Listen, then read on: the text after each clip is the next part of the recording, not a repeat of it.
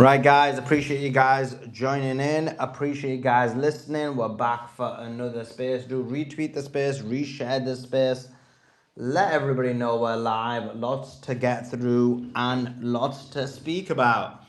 Obviously, I'll go through the news in a second, but if in the meantime, if you can retweet the space, if you can quote tweet the space, that would be awesome. Anyone who quote tweets the space, he will be retweeted.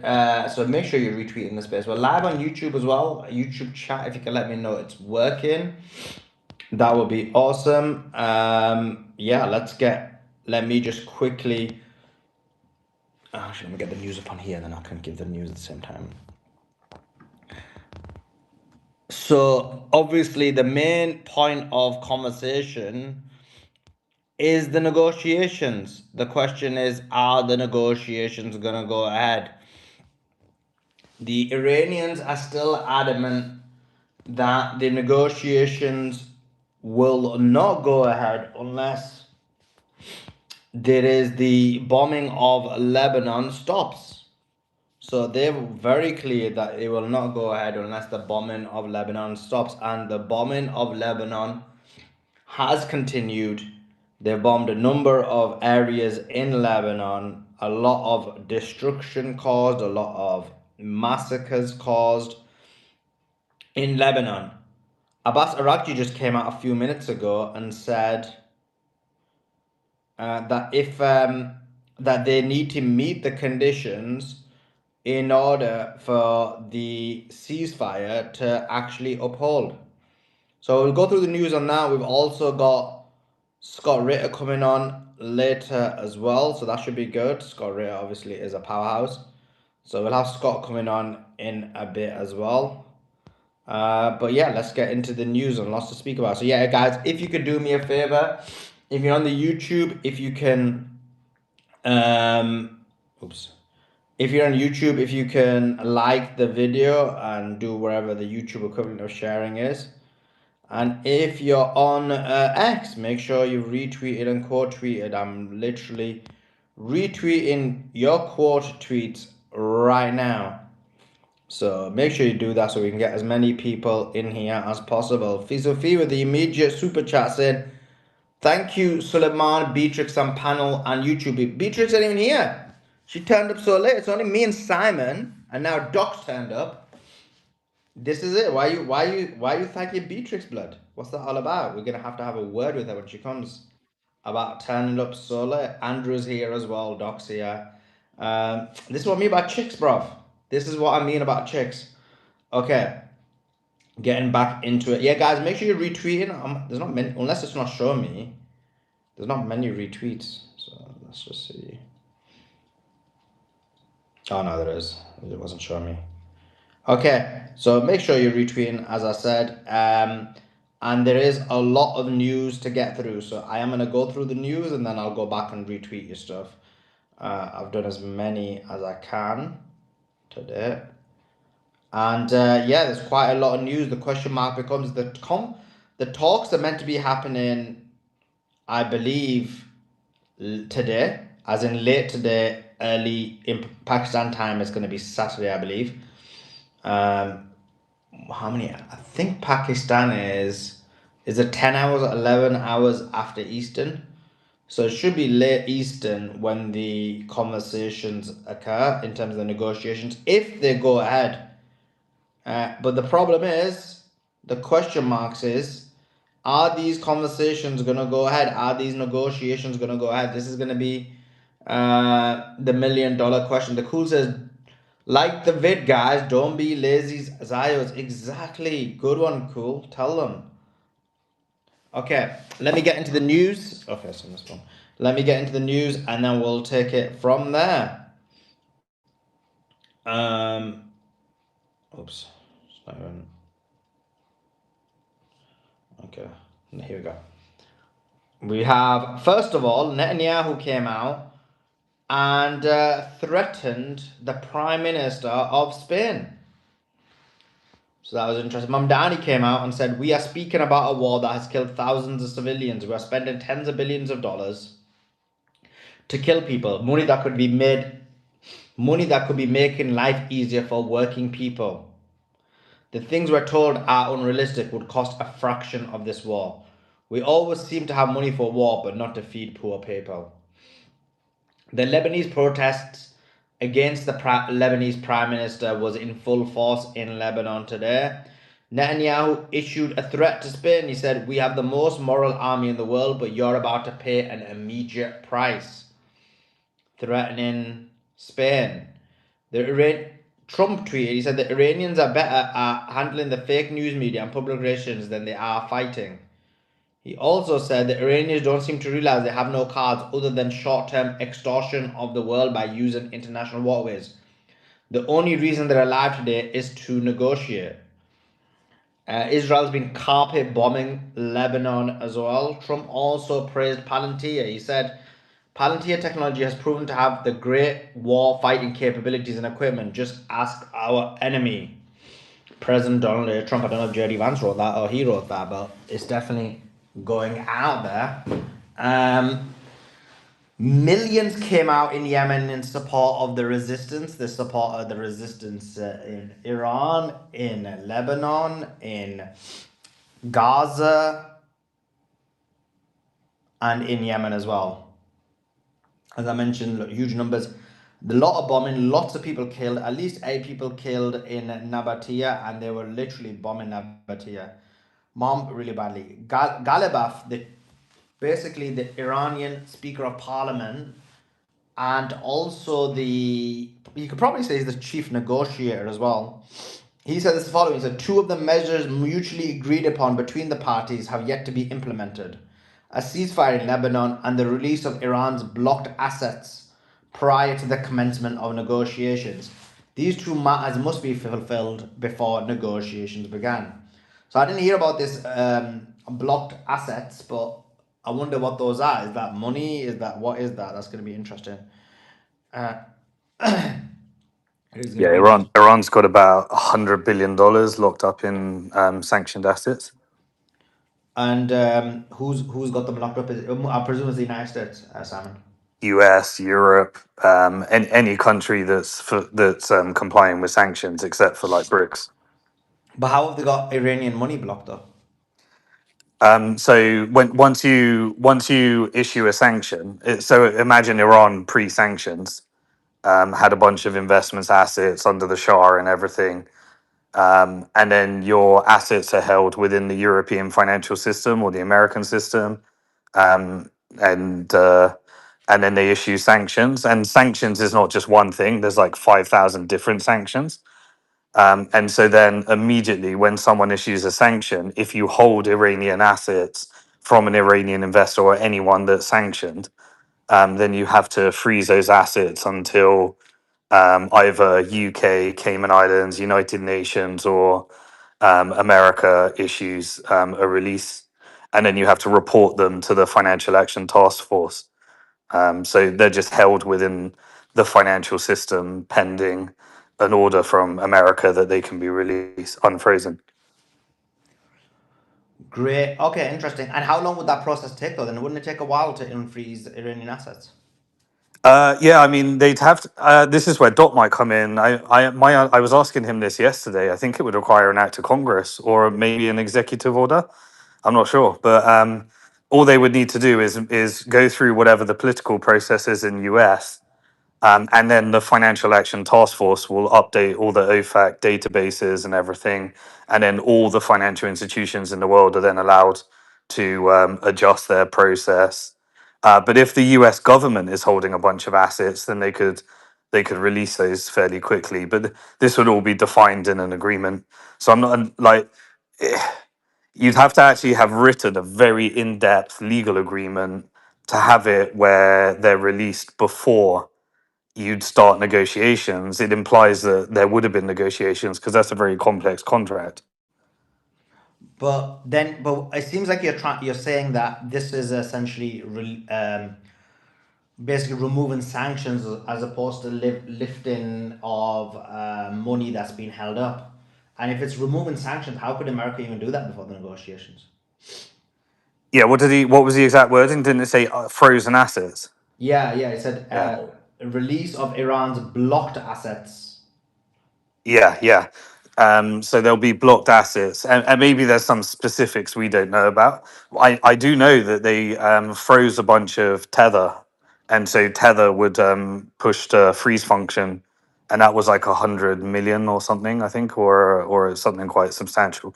I think there was 3 billion in total. So it will be held across a bunch of different institutions, but yeah, the order is so they've already done some sanction relief on oil on water, um, but yeah, if they're holding the assets, they could move pretty quick. But you're right; they would need to remove the sanction before anyone could unfreeze those assets. So Interesting. it's a lengthy process. It doesn't sound realistic to get it done before you sit down.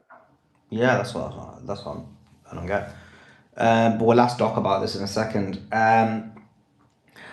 Less than apparently 10 vessels have passed through the Strait of Hormuz, with many of them being dry vessels. So, not many oil vessels have gone through the Strait of Hormuz.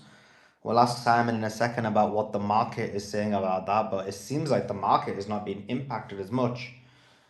Likely because they assume that these negotiations are going to go positively. But in terms of the Strait is still closed. Israel removes Spain from the coordination center in Kiryat Gat over anti-Israel bias. UK to send hundreds of interceptor missiles to the Middle East within weeks. So he's leaving the UK without any defense in order to defend Israel and the Gulf states. Pakistani Prime Minister's special assistance in Lebanon is included in the Washington Tehran ceasefire agreement.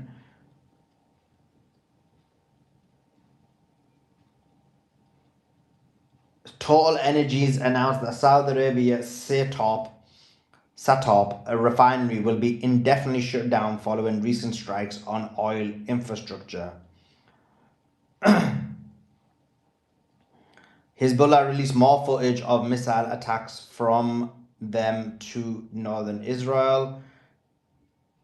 Iran denies, I mentioned this before, that its negotiation team has arrived in Islamabad, calling them completely false, saying no Lebanon, no ceasefire. A US A-10 Warthog was seen flying over Baghdad this morning. And that's basically largely the news since we stopped the space.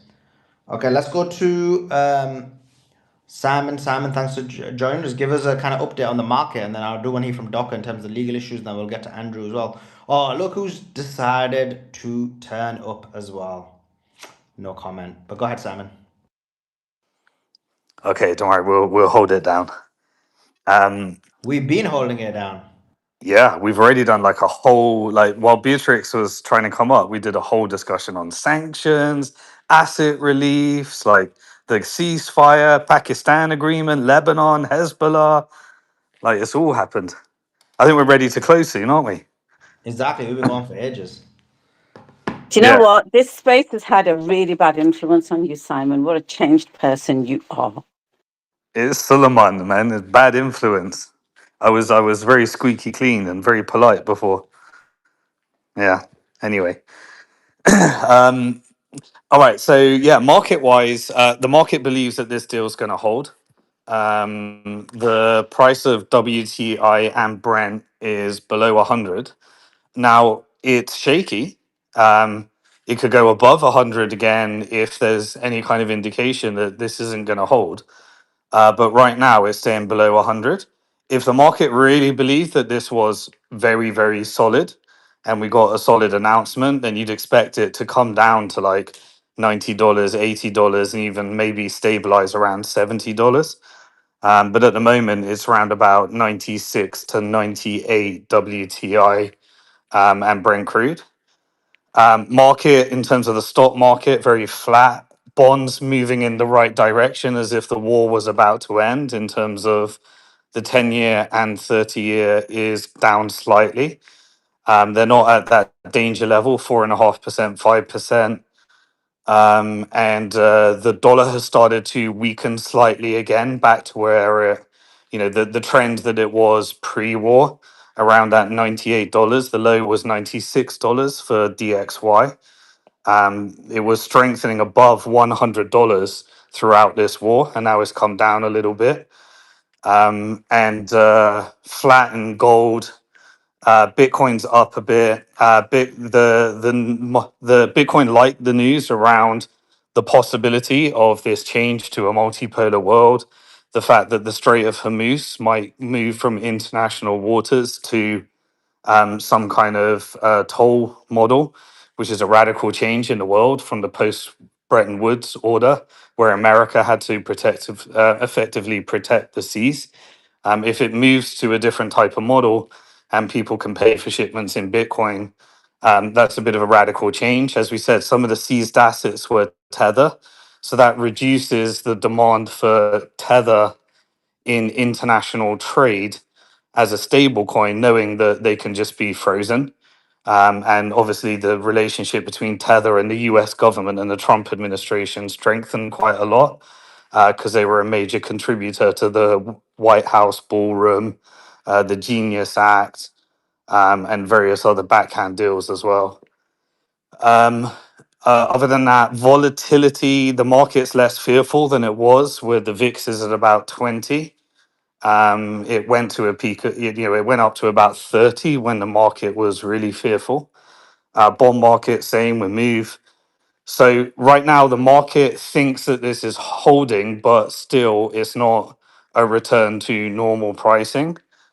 I'd expect something, if we were to see something like a severe breakdown in negotiations, something like maybe America said we're removing the sanction relief. That would be that would change that trend. If Hezbollah were to retaliate very aggressively towards Tel Aviv or in Israel, that might change the trajectory. If Israel or America were to strike very aggressively within Iran, that would change probably the sentiment, or anything. Or if at the moment there's a few shipments going through in exchange for Bitcoin and stable coins, if the Iran were to aggressively put a hard stop on the strait, then that would be a reversal as well. Any of those events would lead to a change in sentiment, but right now the market is trending towards the Pakistan meeting happening, and with shaky turbulence, a deal eventually getting done. That's what the market's telling us now.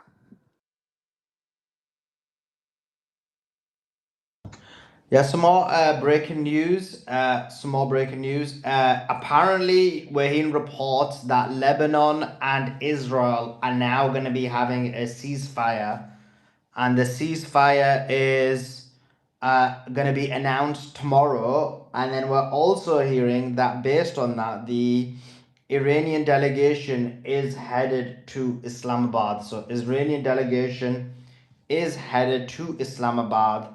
There are reports of what you call it again, that there is going to be a ceasefire between Israel and Lebanon, and that will be announced tomorrow. So that's the latest news on that. So can I jump in with something? Yeah.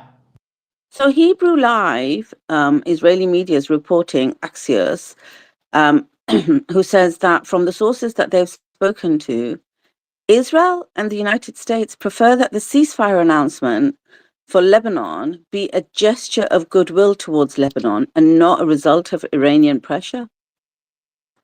Now, that is one of the most mental things to say, because it's like saying, oh, why did you ask us to stop killing civilians in Lebanon? We don't want to do it under your pressure. So we're going to carry on killing until we want to make a gesture of goodwill. Like, a gesture of goodwill is passing somebody a freaking tissue if they've got a runny nose. It's not to stop people being killed. So Israel and America prefer that the ceasefire announcement on the Lebanon front be a gesture of goodwill towards Lebanon and not a result of Iranian pressure. Like, these people are psychotic. Crazy. I just wanted to chime in with that. Yeah, but that's what been the whole thing, that they've Netanyahu and Israel have always negotiated with civilian and children and women's lives. That's been the whole. Every time the heat gets too high, you get mass civilian casualties and humanitarian disasters. And then Netanyahu's like, tries to leverage it like it's pure terrorism to the highest degree. It's disgusting. Literally, I tried to keep a bit of an eye on the news today, and when I opened my app at one point, all I could see was like people being killed across Lebanon. That's all I saw. And I thought, I don't know, like the United Nations chief, the UN rights chief came out today, just now, actually, and slammed what he calls an unrelenting pattern of killings in Gaza. Like, why are you slamming it? It's not now. You could have said the pattern was there a year ago, 2 years ago, 3 years ago, 4 years ago, 5 years ago, right back to the history of the blockade. This is the pattern, but they've literally just come out now. Al Jazeera's got it as breaking news that the UN rights chief slams unrelenting pattern of killings in Gaza.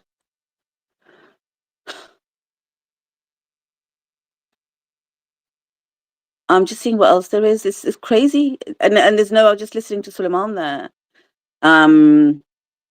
That there's like maybe not a ceasefire tomorrow, and then the meeting to go ahead based on that.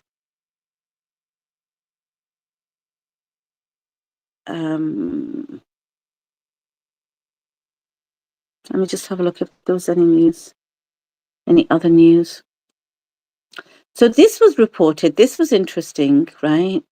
I read this, that basically Trump's, this is Reuters, said today that, Trump's Gaza reconstruction plan with his board of peace, it's stalling because their funding has fallen short. And what they said was that so Trump's board of peace received only a small portion of the 17 billion pledged for Gaza, which has limited his ability to advance his plan for the Strip's reconstruction. Like, he literally was like, you can pay $1 billion to be on my board. My board's going to be well good. You can pay $1 billion as well. It's going to be well good. Seems like not many people want to pay the $1 billion despite the pledges. And one of the sources that spoke to Reuters said that 10 pledged donor countries, only 3 of the 10, only 3 have actually provided the funds. And that's the UAE and Morocco and America themselves. He's taken $1 billion from the American government for his board of peace. So only 3. And the total contributions are still below 1 billion. So they didn't even give $1 billion each, these countries. They gave a contribution. He hasn't even raised $1 billion. And he feels that the US-Israeli war on Iran has disrupted his progress. To what? To rob these countries of $1 billion each and worsened existing financial problems. They're literally writing this. Worsened existing financing problems. That will most likely be the Gulf countries holding out, apart from UAE.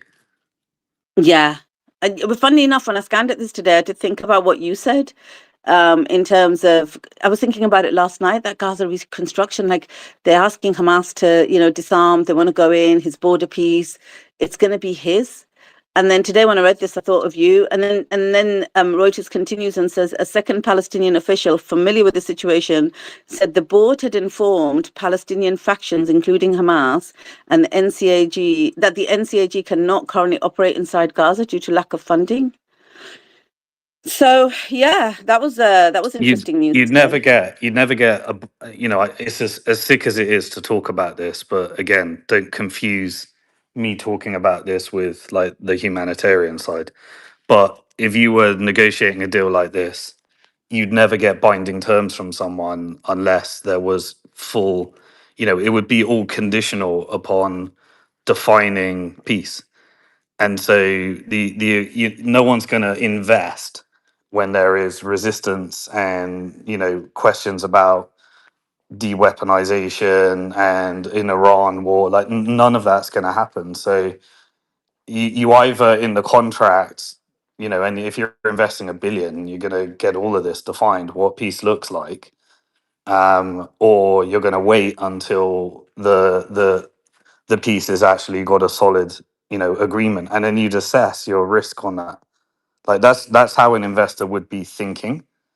And so it creates a holdout mechanism for progressing whatever comes next as well. As sick as it is to talk about that, but that's how it would be working. So Simon, if that's the case, and investors aren't going to invest because whatever definition of peace Trump's given them, it doesn't include Hamas being armed still in Gaza, that's just going to make them go all in again and start the genocide again and say we need to disarm Hamas because we need peace and the border peace wants peace and they can't go in at the moment. Yeah, Like, that's one way. Or the other way is to use your investment in order to force a goal. So just like if Saudi were saying, I'm not joining Abraham Accords unless there is a Palestinian state, you could say, I'm not investing unless this, and this has happened. So it's a way of you use your money in order to achieve a goal. oh, I see. Okay. So the terms won't just be about Hamas disarming. The terms could be broader than that. And it would be, you want all these billions, we'll do it, but it's got to be on these conditions as opposed to just Hamas disarming, because that's all America's focused on. Yeah, Hamas the needs to disarm. investor, this is what I was trying to say. The investor sets the terms. If the deal is oversubscribed, then then the board of peace would set the terms because they'd have like 100 billion of pledged investment and they only wanted 15. But if it's undersubscribed, then the investors set the terms, and I guarantee you the investors are the Gulf countries, and now they've gone into this economic situation as a result of the Iran war. This is just a mechanism for the Gulf influencing this in the direction that they want it to go. And of course, affinity capital would be one of those mechanisms for bribing Trump into what you want. And then that's how it will go. Good to hear that. I'm just going on the YouTube as well. Good to hear that, Simon. It'll be interesting to see what happens there. We're going to keep an eye on it. We're going to keep letting you know what's going down, guys. The deadline, I believe, is tomorrow for Hamas to disarm. You might even get a really out of the box deal where Iran says, "Why don't you put some of sanctioned our sanctioned funds into something like this," and then it would be tied to normalization, and then they'd all lever it and say, "Well, only if you do a gas pipeline from Iran to via the GCC." So everyone will lever the investment in order to get the optimum outcome that everyone's trying to achieve, and then you try and tie them all together through some kind of when no one deviates based upon economics. Like that's just there's one way to try and enforce a deal. Yeah. Okay. That I thought that was interesting news. The other bit of news that I saw today, and I haven't really been on it, but there was a couple of other bits, was that when the US and Iran ceasefire was announced, Israel struck Lebanon 100 times in 10 minutes. 100 times in 10 minutes. Because they claim their goal is to weaken Hezbollah. 100 times in 10 minutes. I thought that was like horrifying statistics. Also, a doctor in the UK has been suspended, and this was surprising because he or she did not get suspended for speaking up for Palestine. It was for sending an Islamophobic message about Gaza to a colleague. So when they say colleague, they mean like a Muslim person. It must have been because Cindy Nonu Cohen, her last name, Cindy Nonu Cohen, she claimed her colleague supported Hamas and beheadings and burnings of civilians, so basically the beheading of babies, and for sending a petition in support of Gaza. So her colleague must have sent a petition to say, please, can you sign this to support Gaza? And in return got a mouthful from this lady, Cindy Nuno Cohen, saying you support Hamas, you support beheading, the 40 beheaded babies, burning of civilians. And she got suspended for that. Now, the thing that's really annoying is it may have been the right decision, depends how long for. If they suspended her for 2 weeks, I'm sorry, it's just not good enough, because 2 weeks would be fine if you were also suspending people who've spoken up for Palestine in an aggressive or anti-Semitic manner for 2 weeks. But you're not. You're actually stripping them of their career, and they haven't even really been. Some of these doctors simply spoke up for Palestine from a humanitarian perspective. And the other difference I noticed was, I mean, this is good decision, but you won't hardly have even seen it in the media. Whereas the other cases where people were pro-Palestine were plastered across mainstream media news with every headline, front page news. So I thought that was interesting. And I don't know if Suleiman covered this, but Galibaf, the Speaker of Iran's parliament, said two of the measures mutually agreed upon between the parties have yet to be implemented: a ceasefire in Lebanon and the release of Iran's blocked assets prior to the commencement of negotiations. These two matters must be fulfilled before negotiations begin. So let's see what happens there. That's all the news I had, really, to be honest, that I'd The seen other today one, that I thought. the other one I had, Beatrix and Suleiman, is I've noticed, and you've probably all start to notice that JD Vance seems to be everyone's grooming him to be like the anti-war guy that's going to solve the problem. And then we simultaneously get Trump like absolutely, destroying himself and acting like a madman. Coming after all of the podcasters and all that stuff. And suddenly JD Vance is looking like the very rational one that was against the war in the first place. That suddenly is going to go to Islamabad and create like a peace deal. So there seems to be some shenanigans going on there, and then suddenly Trump comes out and starts pushing Palantir and the price of, and just really everyone's like buying Palantir stock. So there's definitely a technical industrial complex agenda that's being pushed, and JD Vance is obviously not what he says he is, and he was funded by Peter Thiel, and everyone's always pointed that out. But I've started to notice that there is a grooming operation, that but we don't want to vote Democrats, so it looks like JD Vance might be the guy that they're trying to get in there to implement this police and surveillance state and technocratic nightmare. From the political perspective, there's only J.D. Vance involved, right? Because Kushner and Witkoff, the other two people, are there, as you say, to look after the kind of income generation for Trump. So there really is only, from the political aspect, J.D. Vance. Nobody else is involved, which is just crazy. Yeah, I mean they're just there to represent, Zio's investment vehicles. Like literally, they're just like real estate dealers connected to Zio mafia and Trump real estate transactions. They're just there to get the deals for Larry Fink and everyone all lined up. They're making that effort, certainly, the Trump administration, Zionists, to try to distinguish J.D. Vance from the policies he's clearly endorsed for years. I think it's a show. I don't think it's going to work. I'm not voting for anybody in November. I'm not voting for conservatives. I'm not voting for Republicans. I'm withholding my vote in protest of the uniparty. That's just not going to change. I tell you, I think the majority of MAGA is with me at this point. Not with me personally, but with the issue.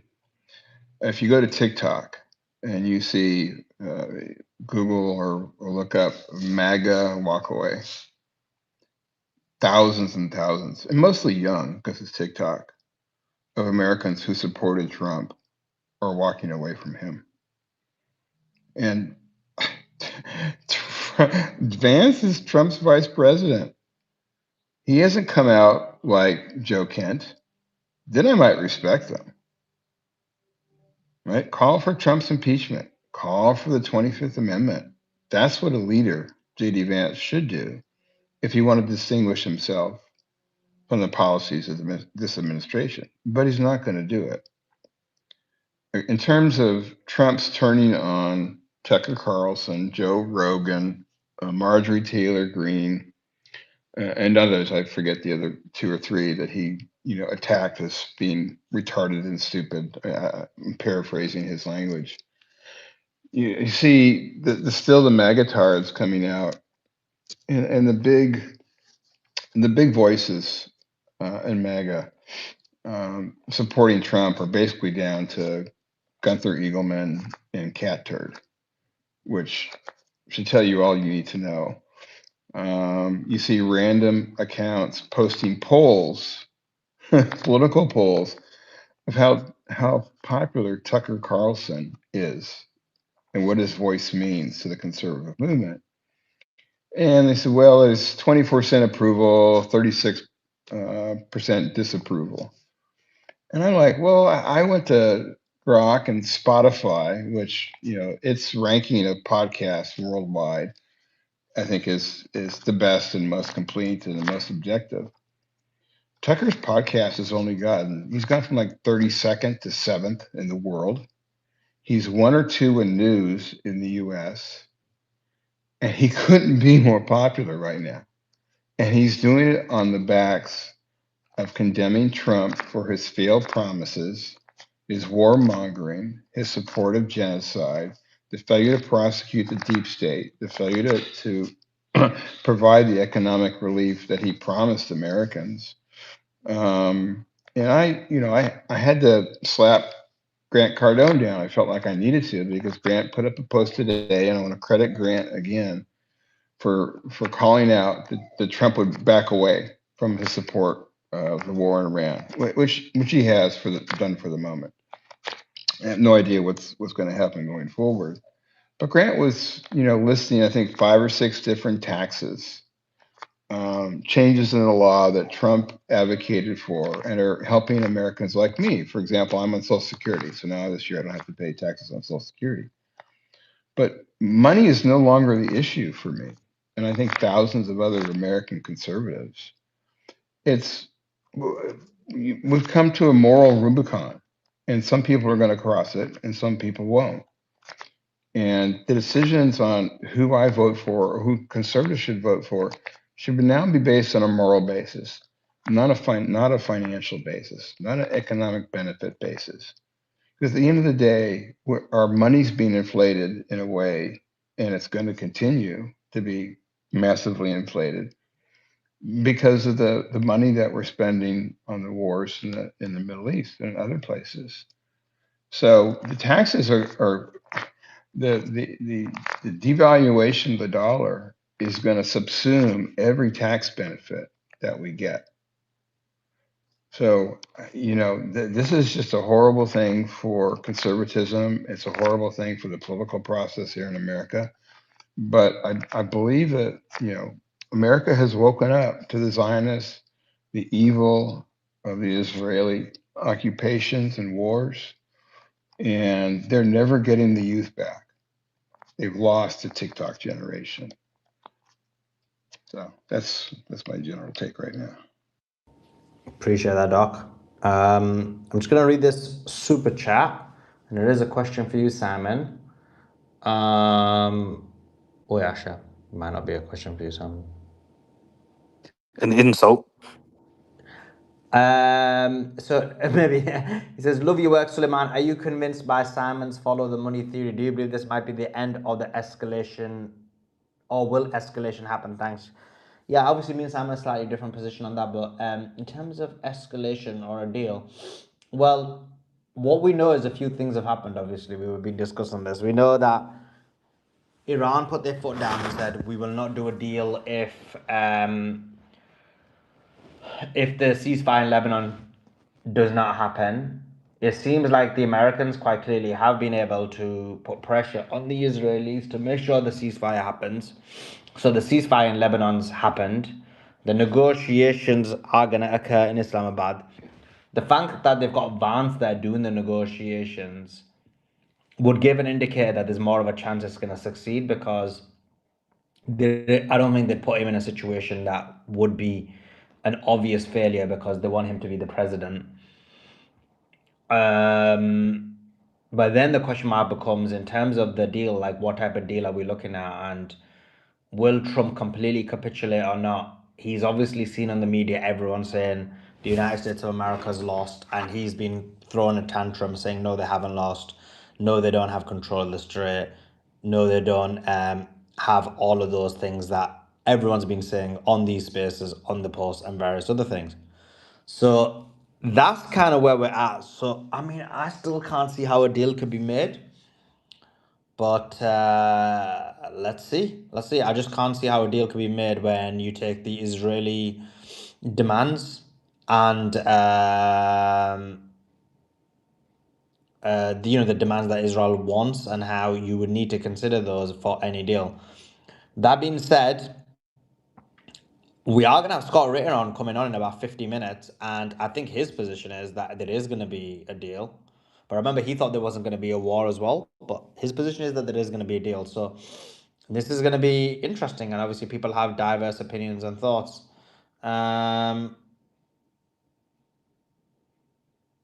what do you think about that, Simon? And then we'll bring Gary. Go welcome Gary in Resistance.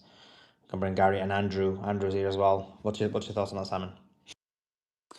Yeah, I think Israel is becoming like there is no chance that everything that Israel hasn't done isn't going to have severe consequences eventually. Like I know it's just we're dealing with lives, we're dealing with like the most horrific actions, but Israel is the most pariah state in the world. I think most people, if they could, would rather trade with North Korea than Israel in America in terms of like, and Iran has been rebranded in the eyes of many Americans. Like, I actually think there was, I don't know what the size of the faction was, but there was a faction of Americans that were rooting for Iran in order to be America first. Make that make sense. But that's what happened, right? Because they hate Israel so much that they figured out if Iran can free us from Israel, then America might become America first. And I think this was the perfect illustration of that. And I think there are a bunch of people, and it comes from, just that build up from the Gaza genocide, but that didn't catch everyone's attention. Then it turned into the Epstein files. That didn't catch everyone's attention. But then when it hit the gas pump, that got everyone's attention. And a lot of people, are now like, am I paying this? Am I screwed up right now because of our relationship with Israel? Now, a lot of people haven't figured that out, but a lot of people have figured that out. So this is going to economically cripple Israel into the future. Like there is, and then a deal gets done, which I think everyone, or at least like in the America First type of camp, that isn't some weird Zionist, like weird perverse incentive, or just someone that's watching Fox News as their primary source. I think they had a massive relief when they thought this ceasefire deal was gone, and then they go and do this, and then they attack Lebanon, and people are just really starting to see that Israel is, as soon as this gets to a deal, which is why Israel needs war with Lebanon, as soon as this gets to a deal, like the state of Israel is going to be economically a failed, not a failed state, but a state that is going to be in severe distress, with severe ramifications. And so, this will cost them long time, long term. You can't carry on like this. This is all very short term. And so, look, um, it's just what is the amount of leverage that needs to be applied upon Israel? And there is a lever point. Everyone has a lever point. So directionally, we might get some, we might get some hiccups. We might get some. But to me, nothing stops this train. A deal will be signed. and Israel is not today the same state with the same power that it may have had like a couple of years ago when no one really knew a lot of this stuff. Yeah. Let's go to Andrew. Andrew, hope you're doing well. Thanks for joining us. Give us your thoughts. Good morning, Suleiman, Beatrice, Simon, panel up here. And another day in the moral resistance against the Epstein class. And Doc said something that is really coming down to a moral decision. We are in the valley of decision here. We, meaning all of us, humanity. This valley of decision means we can no longer go along sitting on the fence, just going along to get along. And more than ever, I've seen the courage, and I'm talking about moral courage of you, Suleiman, Beatrice, Simon, the speakers that have coming up here and have dedicated their time and effort to fighting this good fight in the moral resistance. Irregardless of one's political, ideological, whatever thought, it comes down to morals. It comes down to the God-given right to love one another. And for too long, we've gone along to get along, and meaning to say, well, let's just look the other way. And I'm not bragging. By God's great grace, God knows my heart, I'm not bragging, but I figured it out years back when I stopped voting in 1972. I said, I'm done. And I know I was only just still very young, but I figured out it's rigged. And I wrote a whole study on it. But here's the thing. We have to, quote, boycott, walk away from the system and say, your system is polluted. This uniparty system is done. So work at the grassroots level. Okay, I don't do politics, but we do have to work in the grassroots level and look at great men with moral courage. Like we see Dan Blazari and these others come along. We see, of course, thank God for Anthony Aguilar coming in these other alternate parties. We got to get out of this, but I don't want to go into all of the politics, but back onto the geopolitical stuff in this space. People, please keep fighting a good fight. Repost the space. I know we hear it over and over again. Oh, I got to repost. Yes, do it. Because if we don't get the word out, I'm seeing results. People often say, what good are we doing? I heard a young man come in here, I think it was a couple of times, actually. I've heard young people come in here. They start mocking Suleiman. This young man was calling him things, names, saying, yeah, well, we were, insinuating that we're just in some kind of a, quote, echo chamber, that we're just rambling on. We are in the battle here. We're sharing in the psychological war. I'm seeing the results in the fringes. I have my own daughter. She's now rapidly getting involved in this. Her teacher is now saying, well, we'll give you the extra platform. She pulled down material from Suleiman's videos. The archive is like a Library of Congress. She's using a system. She's pulling down excerpts from Simon, all of our inputs, the military analysis and all of these inputs, and she's writing out this major presentation. They're going to give her more time at her school to present her case. And I'm in that quote, I'm in a MAGA Bible Belt. I don't choose to be here, but I'm here for a time. But here I'm in this heavy MAGA cult society here, and they're like listening to her, which shocks me. Her school counselor called her into the office and said, I just want to make sure you're not anti-Semite. And thank God she's educated, she studies, and she's an anti-Semite. God forbid, no. And she laid it out, and they're like, whoa, man. So I'll get back on the track here. I really think this buildup is a feint. It's not. We're not going to do an invasion. We can't do it. I have all the paperwork and evidence and receipts there in my studies. But this is a rambling. I'm sorry, this is rhetoric to push the deal. Simon is right. I agree with Simon 150%. We're going to do the deal. I don't like it, but we're going to do the deal because ultimately it comes down to either that or we're looking at apocalyptic endings here. But I'll land it here, Suleiman. Thank you so much and love you all. Thank you very much. Thank you. I appreciate it. Let's go to Resistance. Resistance, thanks for joining us. Hope you're doing well. Give us your thoughts about this ceasefire deal. Hi, sorry, Sully. Can I speak later? I'm Yeah, just course. listening. Thanks. Doctor, do you want to jump in on something? If not, we'll go to actually. Let's go to Bye Bye. He's been waiting a while. He always comes up and never gets a chance to speak. Bye Bye. Thanks for joining us. Give us your thoughts. Oh, thank you. I love you guys. Listen to you. Now it's a habit. My wife doesn't particularly enjoy as much as me, but just wanted to say thanks. I actually have to go right now, which is why I come up and down often. But I will come back up shortly. I did have stuff to add, but I don't have time to talk about it. Thank you. Okay, please can you not come up if you've not got enough time to talk about things? That's just a bit I annoying. I Okay. Let's get back into the conversation. Doc, what do you think about this ceasefire? Do you think it's going to happen or not?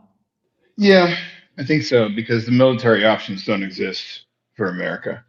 It's still a question. I think we brought this up and focused on it a couple of days ago, whether or not Trump can and will control Bibi in Israel.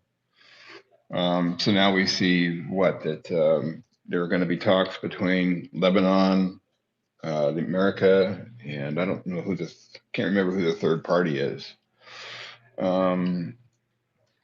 So yeah, I think it's going to. I don't think there's any choice for Israel and America but to find a way to at least convince the world that we have the potential for a long lasting agreement.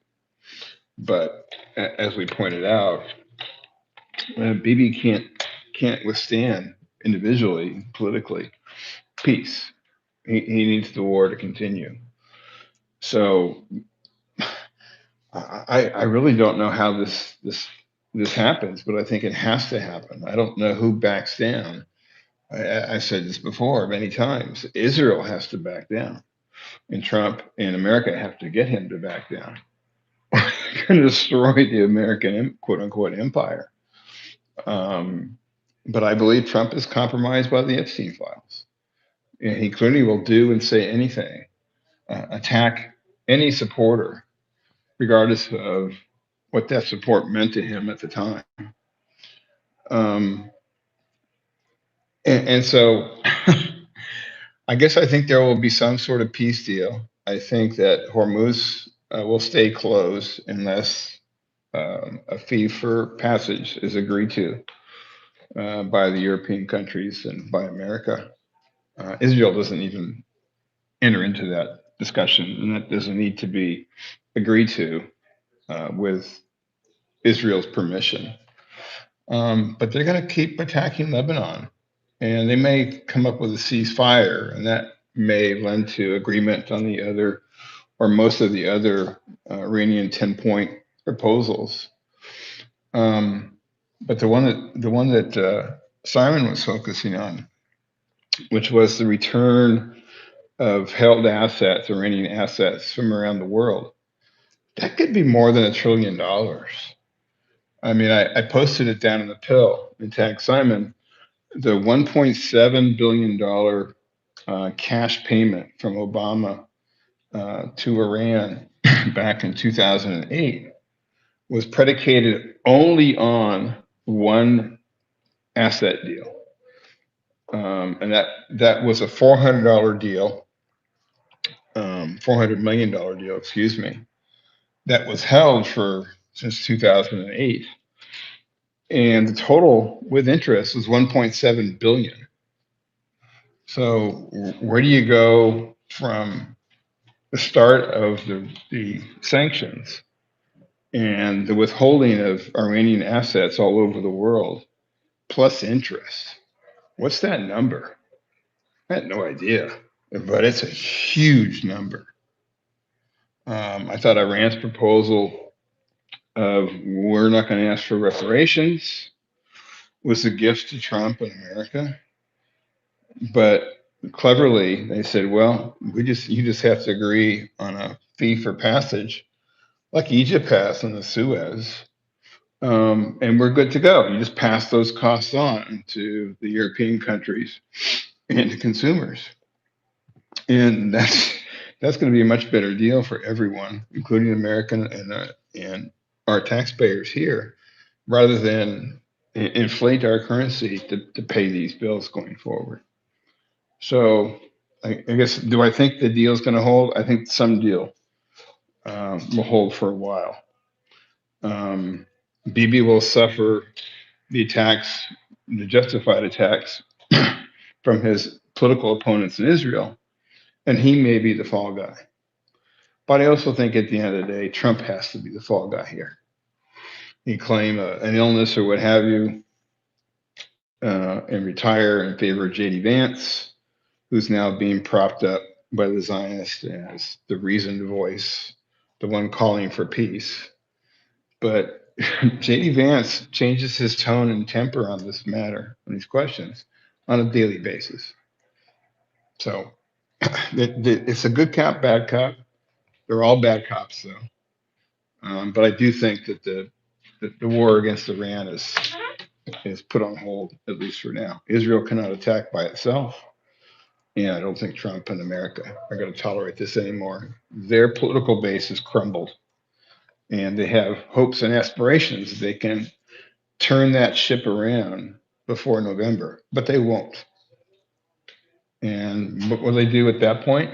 Where, like Trump, we have a bunch of conservative politicians heading for the exits, with the Democrats coming into control in January of next year, with control of both the Senate and the House.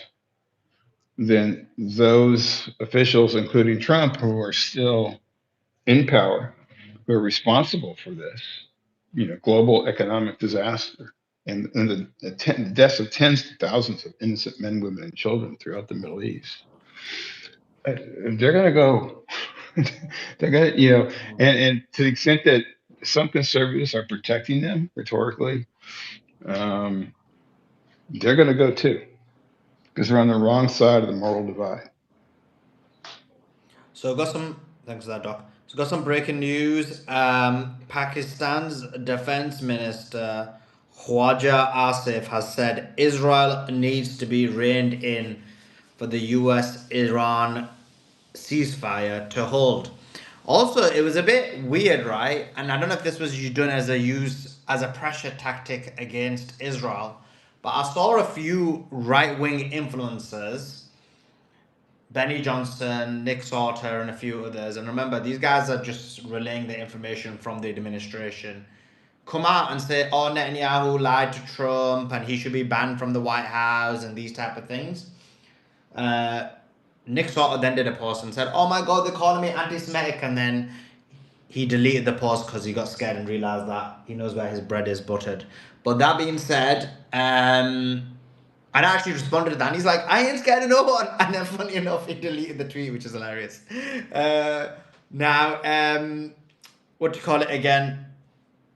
So that may have been used as a pressure tactic or whatever it may be, but it is quite clear that Netanyahu has agreed to a ceasefire in Lebanon, however tenuous that ceasefire may be. Simon, question to you. Oh, Gary. Gary, thanks for joining us. Hope you're doing well. Gary, I'll go to Gary first and then Simon could jump in on the same thing. Gary, only one oil tanker has got through the Strait of Hormuz today. It seems like the Hormuz is still shut until these negotiations are go well, or until the bombing of Lebanon is completely ended.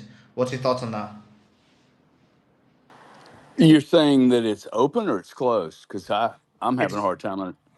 it's closed. Only one tank has gone through. Yeah. Well, I Gary, mean, it's open to Bitcoiners. yeah. Well, it's going to be open to anybody that can show up with something other than non-U.S. dollars. I think. Uh,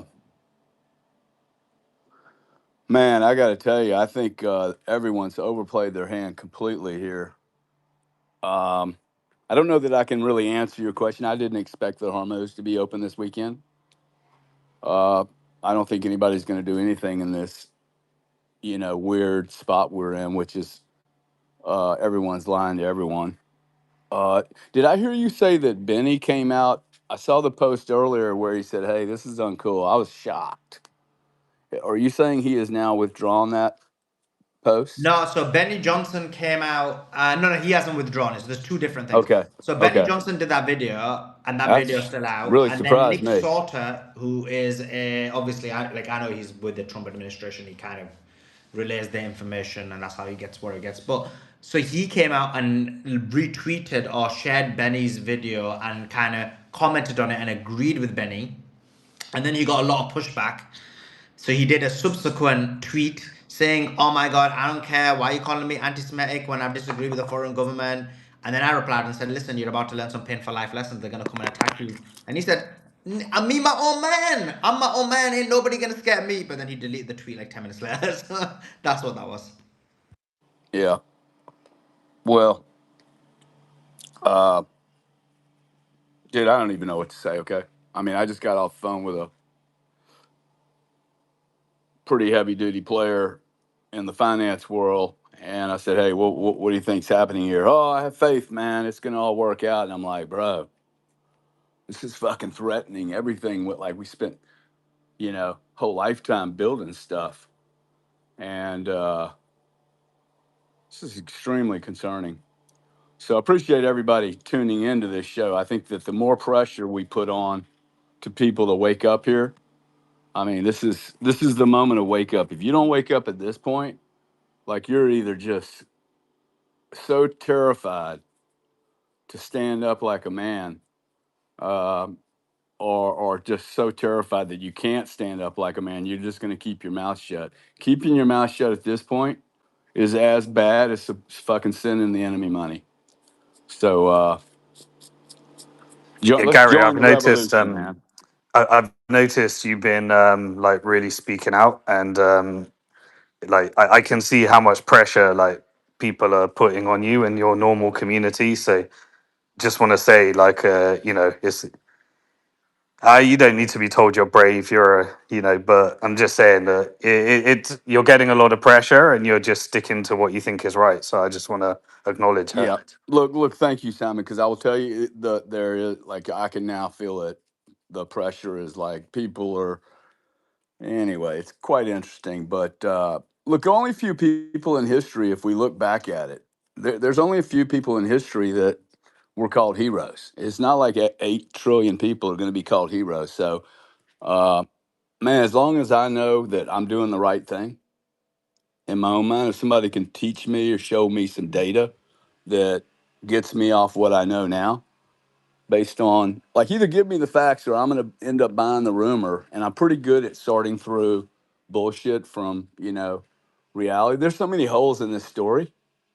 It's impossible to defend at this point. So bring it.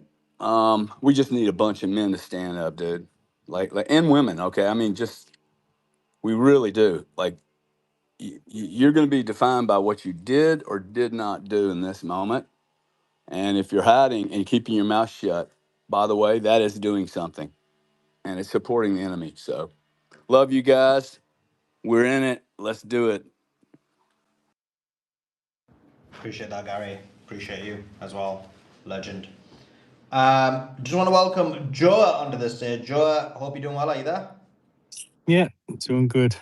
Yeah, Uh, Joa, Joa, I sent you the tweet because if you the what tweets I'm talking about, I sent you them yeah. before one of them was deleted, and it was to kind of say, oh, like this is what you said, Joa. I'm sure you said something about the fact that you thought that Israel would get reined in.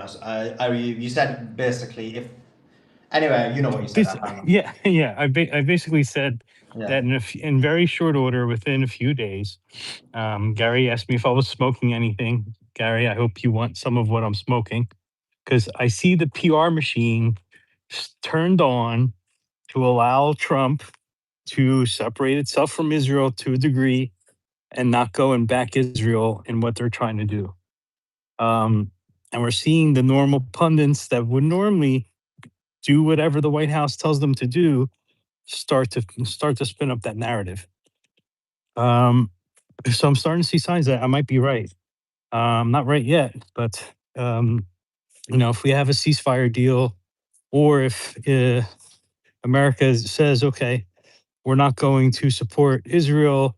We're starting to see not England, sorry, EU. I think it's Portugal, Spain, Sweden, and one other country, maybe France, is proposing to the EU that they cancel the contract they have with Israel, which allows for trade with Israel. That's going up for a vote as well. You're starting to see the separation. I mean, it's clear as day that Israel is the one who tried to stop this ceasefire deal. They're willing to put the world in harm's way for their own good, for their purpose. And we're going to find out: does Israel control America, or is Israel just a little brother who we've supported and we've gotten them out of trouble many a times? But sometimes you got to let them fight their own fight and cut the cord. And I'm really, really hoping and starting to see some signs that that's about to happen. Yeah, if I mean, I'm still not convinced that's gonna happen. And guys, make sure you like the YouTube video. We have got Scott coming on, and make sure you retweet this space as well. Let's get as many people as possible. I don't see as many people on the space. Maybe people are chilling saying there's a ceasefire. We're not really bothered.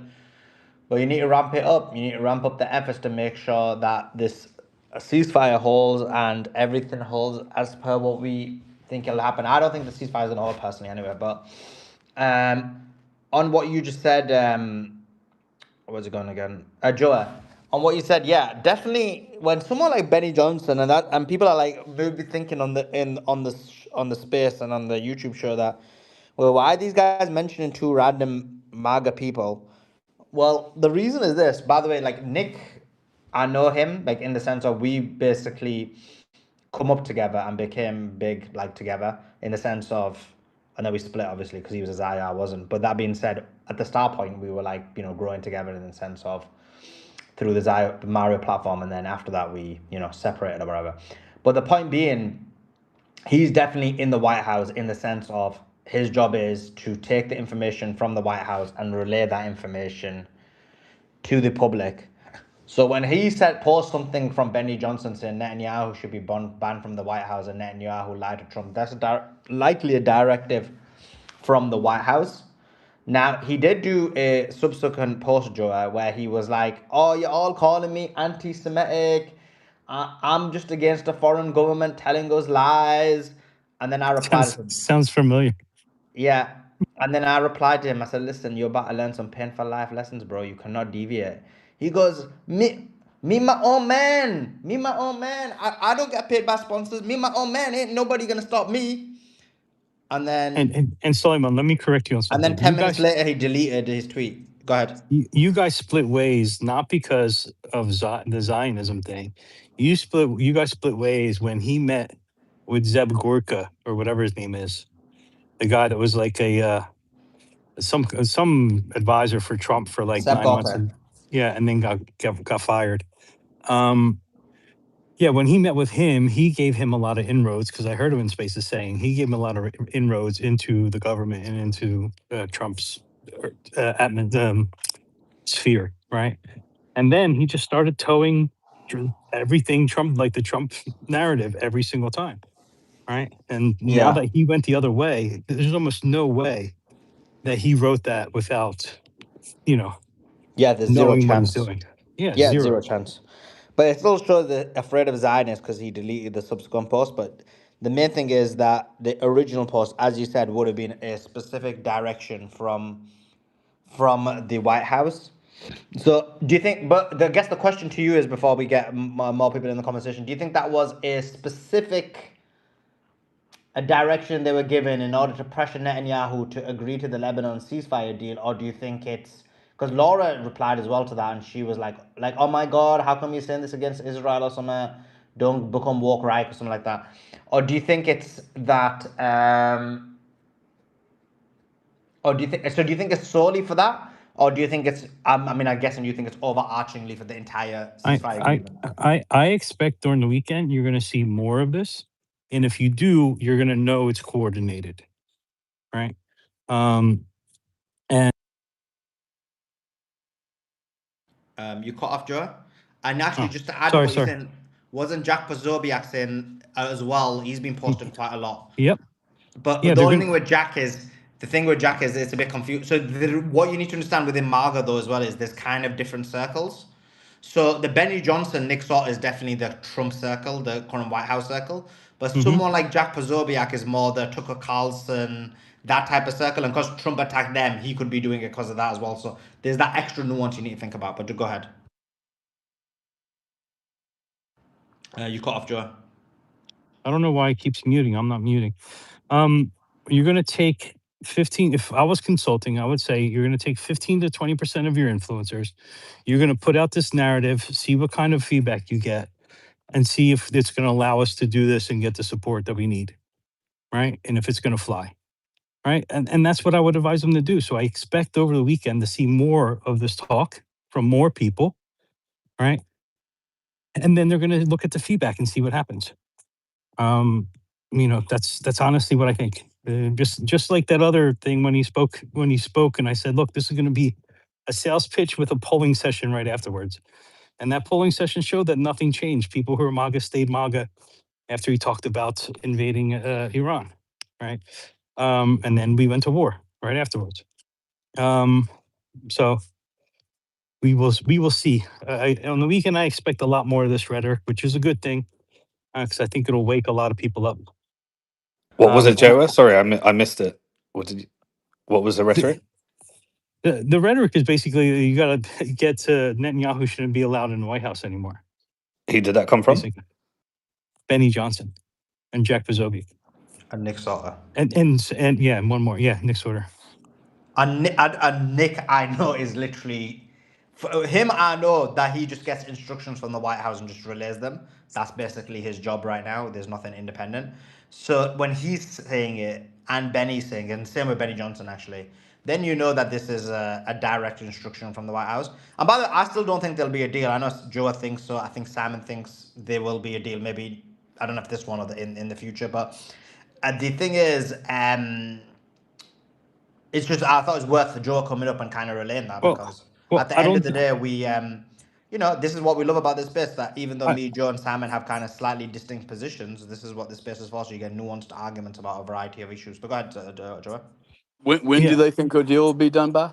I don't Because I think. think Look, I'm I more Before on don't. your the side, before Charlie. the Xi Jinping meeting, which I don't is know if I May don't know if there'll 15th. be a I don't know if there'll be a deal for only How many one people are reason. going to die before then? Yeah, for sure. No, but But way before then. I think they're leading up to everything being settled then.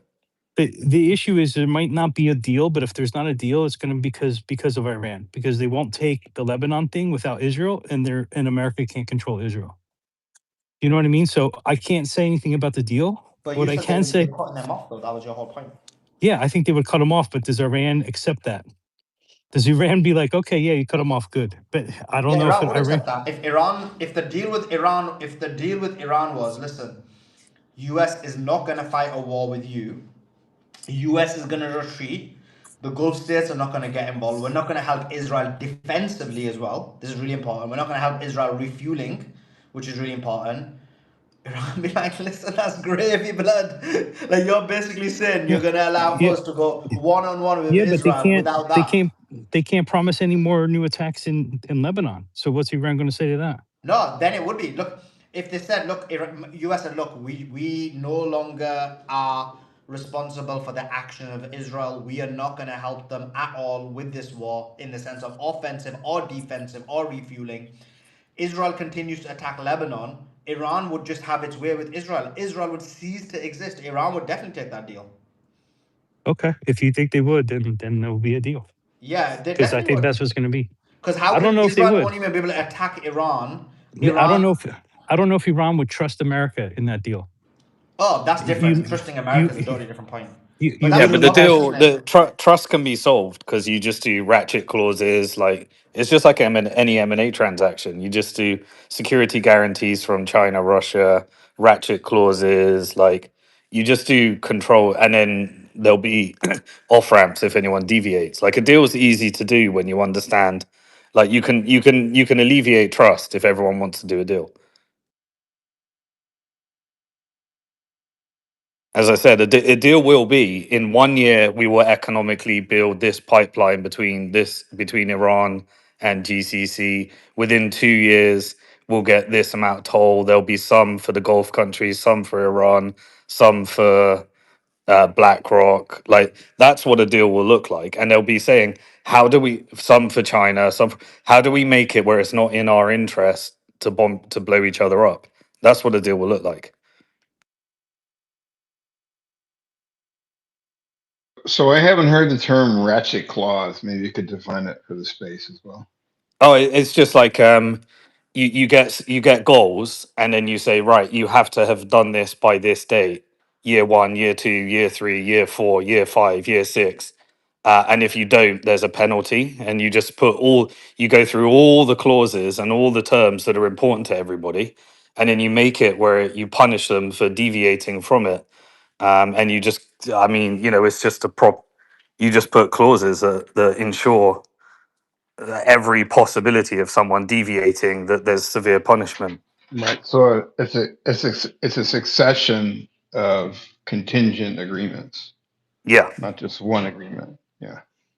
Yeah, I mean, and that's what it will be. There's ports here, there's defense contracts, there's financial, when you open the sanctions, and then they'll be saying, right, you've got $100 billion sanctioned.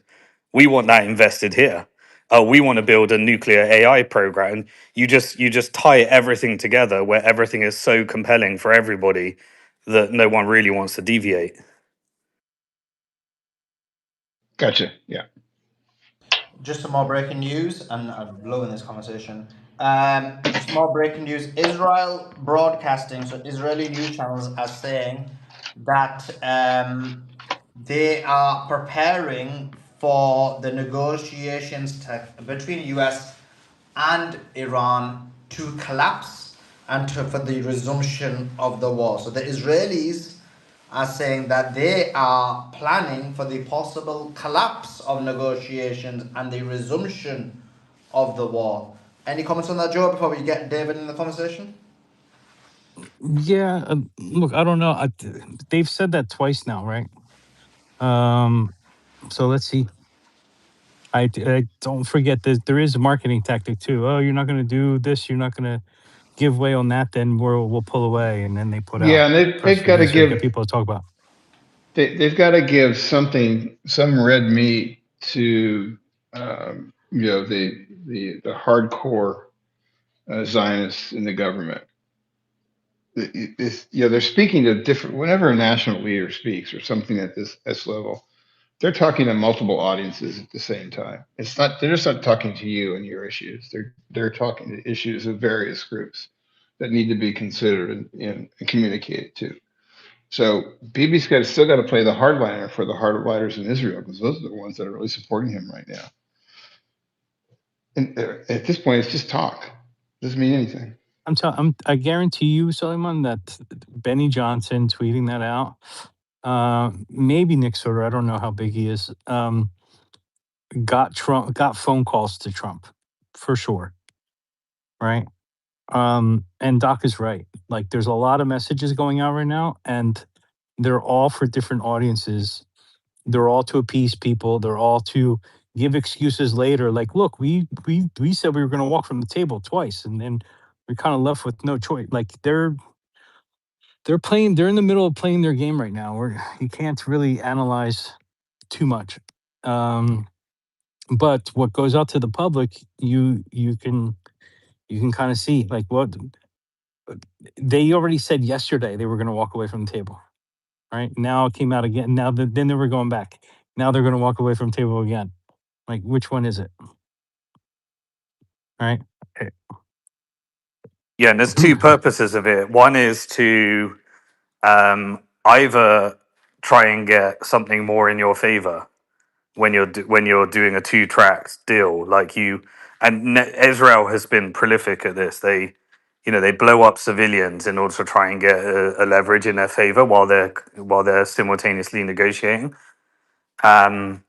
Or you're just doing it to appease like the radicals within your community because you know that you're leading up to something, and you need a certain faction of power within your local political system to be appeased, so that they don't derail the plan. And remember, you're dealing with like deep state actors here. They could assassinate you Like if someone thinks you're trying to do a deal and they don't want you to do a deal, these are the assassination markets. These are the highest level of lawlessness. So it's a crazy game. Even if you want to do something, you're not.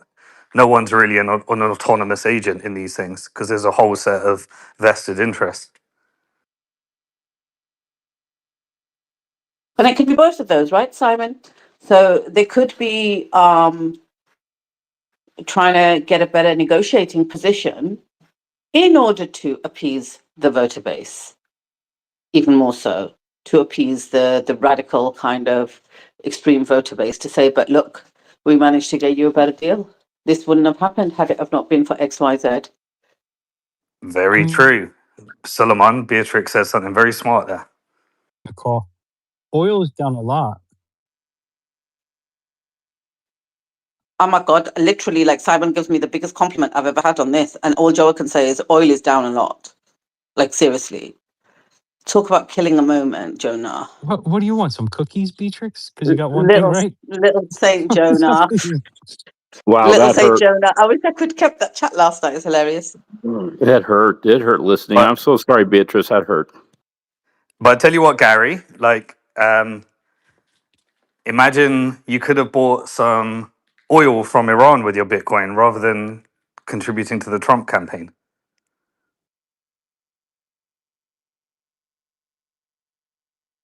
Okay, moving on.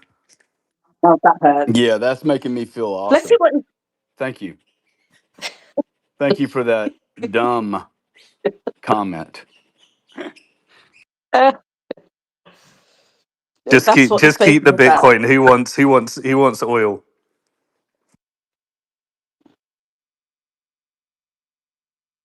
I'll tell you what, though, Simon. I mean, the way the market's trading, it's very like contrary to what is going out there. Very, very contrary. It's Unless quite our strange. perception of what's happening is different from the market and the market is smarter than us. No, well, if it was my perception, it's trading in the right direction, but I wouldn't think that many people would have the perception I have that there is going to be a deal and they're going to cut away from Israel. But remember who controls the market, the people that know that are negotiating this deal. The oil companies, the investment banks, the financial industrial complex know the projected outcome and how a deal's going. Yeah, I realize that. But normally, look, I've watched the chart second by second. For example, when um, we said we were going to, when we went to war, the market ticked up 2% and then dropped, and the Bitcoin ticked up 2% and then dropped like a brick as soon as that happened, right? So sometimes it is like a bull squeeze, right? Um, Yeah, except but right wait, now, now it's guys, not you it's guys not are saying, following that pattern but right look, now. you're saying this market's going to turn around. Can somebody tell me like within what time period we're going to No, have this piece? Are y'all talking this weekend? I don't think it'll turn around on the weekend, Gary, because then you don't have access to the Yeah, but I markets mean, to look, do what you but got you to guys do. This saying that this it's going to month, turn Gary. We're around talking about this month or this something. month. So we have what, 40 days? About I 40 actually, days. I think we're coming to a deal. It's not going to go. It probably won't go back down if we have a deal. I can't see America like I like imagine America doing a ground invasion now. Like Solomon, do you think that's possible still? I think that is what we're doing, buddy. I think we are doing a ground invasion. Like, I would be shocked if that doesn't happen. I mean, what we do have is a buildup of assets and resources. The problem is, like, we can discuss this from a logical manner and say, like, it makes no sense. There should not be a ground invasion. But we said that about the start of the war. Logically, there shouldn't have been a start of the war. But we're not dealing with logical decision making. We're dealing with decision making that is done um, for Israel, basically. So, based on that, look, there's only two options, right? Escalation or de-escalation. The issue is, I know Joe feels like America's cutting Israel off right now, but I mean, I just don't think it is. I mean, I think Trump's always been a Zionist. His son-in-law is massively linked within that entire administration and the entire Israelis, as is his daughter, as is many of his children. To just think that he's going to just betray them all now and be like, sack you off, I just can't see that happening. And so if that's the case, then there has to be escalation. And then the only escalation is some form of ground invasion, whether it's into the islands or the mainland. Also, this thing of America's cutting Israel off, I think I caught the tail end of what you were saying when I joined the space, Suleiman. And America's told Israel to back off on Lebanon. And Israel said that they've agreed to cease fire any attacks on Lebanon until after the negotiation meeting in Islamabad, in Pakistan. But the announcement for this is not going to be made until tomorrow, which is the kind of masterpiece, the modus operandi of Israel. Because they've delayed the announcement until tomorrow and it's going to be immediate, that means from now until when the announcement is made, we get to go all in on Lebanon. Which is not then an instant ceasefire. It's just going to be instant after the announcement. And Israel's always done this, by the way. I'm talking even before October the 7th, when they used to go in, even if you look up the records of like Car Sled and the other operations, when there was ceasefire announced, they'd say on a Sunday, okay, ceasefire will go into effect on Tuesday. And then between that Sunday and the Tuesday would be the most horrific time because they'll just, 10x what they were doing before. So I don't think America can even hold off and get Israel to agree to an immediate ceasefire. And it's not an immediate ceasefire. They've agreed till tomorrow. So it just adds to your point. Yeah. Let's go to David. Let's see what he's got to say. We've got Scott coming on in about 6 minutes, just so you're aware. We've got Scott Ritter coming on in about 6 minutes. But go ahead, David. Hi, Suleiman. I just want to give a viewpoint from the illustrious ex-USSR. All the commentators, analysts are saying that the ceasefire is not going to happen and that this is only a temporary stall for the war to proceed. Now, the reasons given is that if you look at behind the scenes, what is standing behind all this? This is not just, a tit for tat little confrontation in with Iran and Israel. This is a major chessboard playing. Look at it this way: Russia and the Persian Gulf would control, if indeed the vassal states were to capitulate, Iran took over, etc., etc. Russia would be standing behind it, and then you would have 40% of the world's oil being orchestrated through Iran, Saudi, and Russia. Over 50% of the world's gas, over 60% of the world's secondary products. So it would be a narrowing of entities that would control and dominate the world's market for 3 continents, maybe 4 if you include Europe, Asia, and Africa. But the Russian analysts are saying that this is going to play out, that this war is going to happen, that Iran will get demilitarization, that Israel would not be able to function because what's going to be determined from Hezbollah, Hamas, and indeed the Houthis down below, who are absolutely 1,000% on a path for revenge with the Saudis. There's no containment with them. Unless the Saudis want to give off 30% of their wealth, they may pay them off.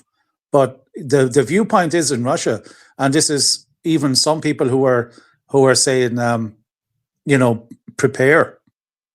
But that interview you had yesterday with Stas, if you look at where Russia is standing on this, as Stas rightly said, we are at our limit. This is Russia, in dealing with Ukraine and 50 countries.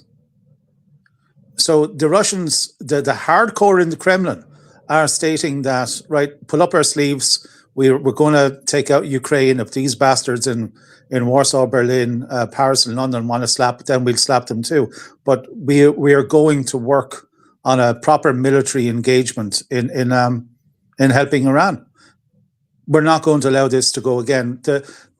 The communication is really justified in Russia because a lot of people, as you heard Stas say, I have never seen such animosity, aggression, total condemnation of the European NATO elite that is happening now in Russia. They don't care if they have to suffer a little bit more and maybe a lot more. They're going to continue it. It really has to be.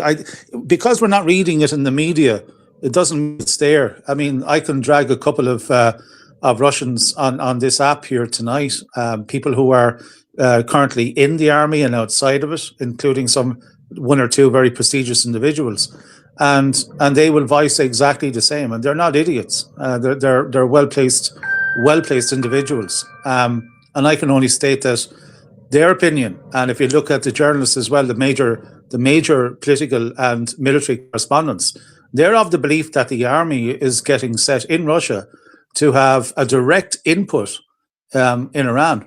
And that structure is building up at the moment. Now, if there was any point that a ceasefire was going to be negotiated or whatever, absolutely not. But the Russians have a major existential point on this as well, is that they have taken and they've destroyed NATO in Ukraine. And were it not for that engagement, Iran would be in a very, very, very precarious position, because Russia depleted everything in NATO. Everything in NATO was depleted. We talk about Vietnam War, 7 million tons of munitions sent into 3 countries. But what's happening in Ukraine is more than Vietnam. It's actually 3 times more than what went on in Vietnam, what's gone on in Ukraine. And that involved even more troops. It was 2 million, give or take, Vietnamese and almost 1.7 million on and off American soldiers. So if you look at the size of it and you look at the context of where Russia is seeing this, they're of the opinion, go for it. Any advisors that are in Iran from Russia, that's what they are hearing. And I said that to our mutual friend last night, and we were supposed to have a major interview today, but due to the war in SMO in Ukraine, it's been put off for a couple of days. But that was one of the questions I was going to be asked. I'll fill you in just as it goes on. But that's the position of Russia.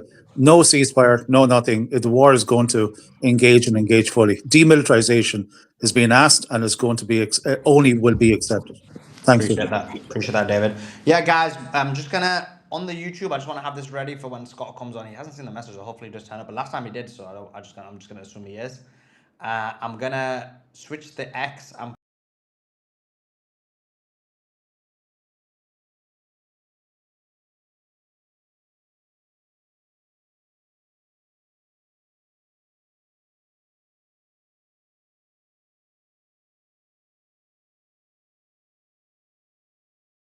Here we go. Yeah, let me know on the YouTube if you can hear me.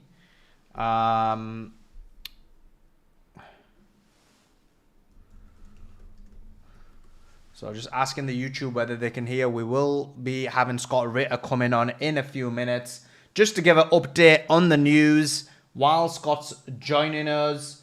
Okay, I'm not. Yeah, okay, brilliant. So we can hear you.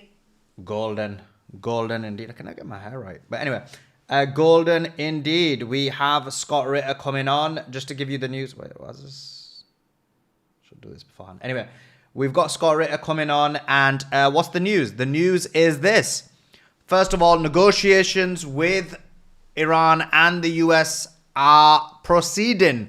We now have reports that the Iranian delegation is heading to Islamabad for these negotiations. The negotiations will not be direct.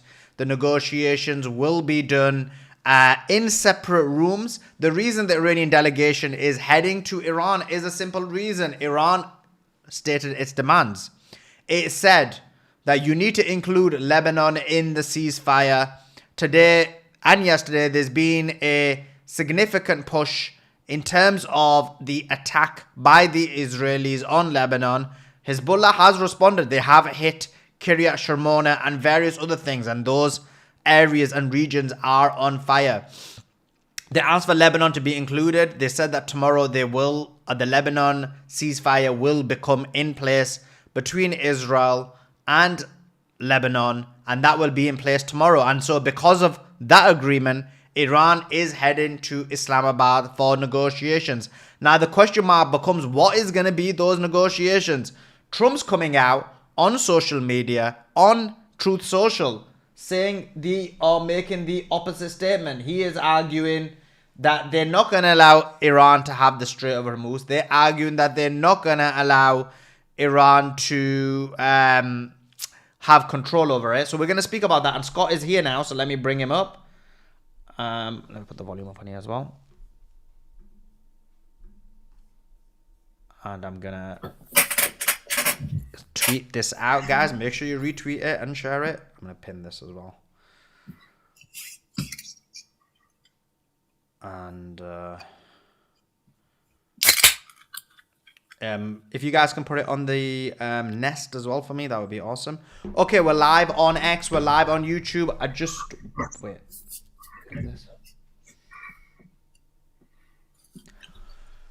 I just want to welcome the one and only Scott Ritter. People have been begging for you. People have been clamoring for you on my show. And I'd be like, I'm going to get him. I'm going to get him. So thank you so much for taking your time out to join us. We're in the midst of a ceasefire negotiation. Scott, thank you for taking your time out to join us. How are you? I'm doing well. Thanks. Yourself? Yeah, I'm doing great. Want to speak about this ceasefire negotiations. It does seem like just a report 20, 30 minutes ago that the Iranian delegation is now heading to Islamabad. Reports are claiming that Israel has agreed to have a ceasefire in Lebanon, which will start from tomorrow. If you can explain to the audience the kind of geopolitical conversations that were occurring in order to get to this current situation. Well, I mean, there's a lot of gamesmanship that's being played and will continue to be played. I think we need to understand at the foundation of this, this is a ceasefire that the United States desperately needs. And Israel desperately needs as well. But they can't acknowledge that Iran won the war.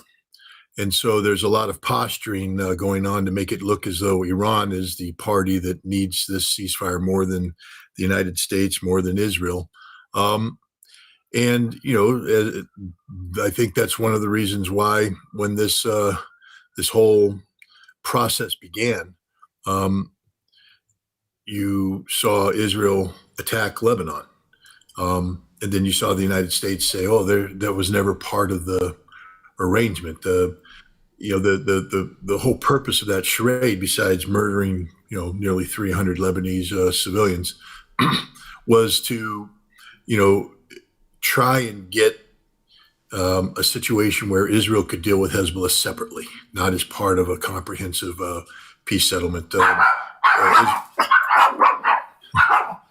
There's a big fire going on right around the corner, so there's a lot of fire trucks going by, and now the dogs are barking. Also, it seems like the dogs may not be in agreement with this ceasefire negotiation as well. But do continue. Well, I'm sure they're in agreement with the ceasefire, but they want it to be done the right way. Yeah.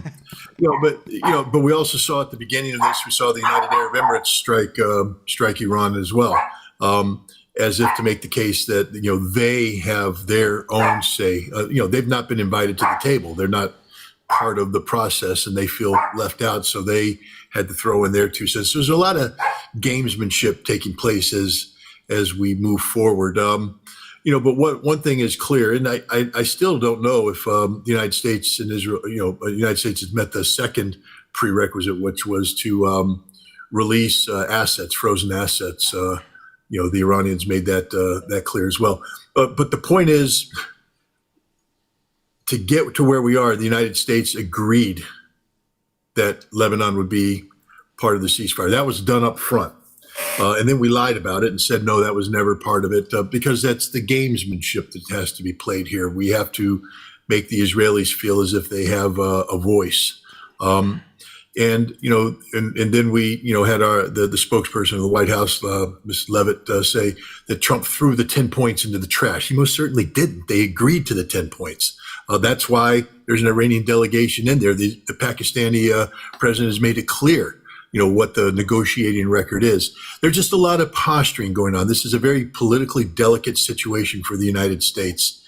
And, whether or not Iran has enough finesse in it to get what it wants without, putting the president of the United States in a corner that he won't allow himself to get boxed into. This is going to be a very delicate process. There will have to be some compromise on all parties' part. The Iranians have to be aware of American political sensitivities, and the United States has to be aware of the fact that Iran won this war, and the victor sort of gets to dictate the outcome. Usually, that's how it works. But on that, you mentioned quite eloquently that there is a multitude of factors that need to come into consideration when making this decision. One important component is obviously Israel. And what I mean by that is the Israeli demands are very different to the American demands, which are different to the Iranian demands. How can there be a deal when Netanyahu just came out a couple of days ago and said he wants the same deal that they were asking for before the war started?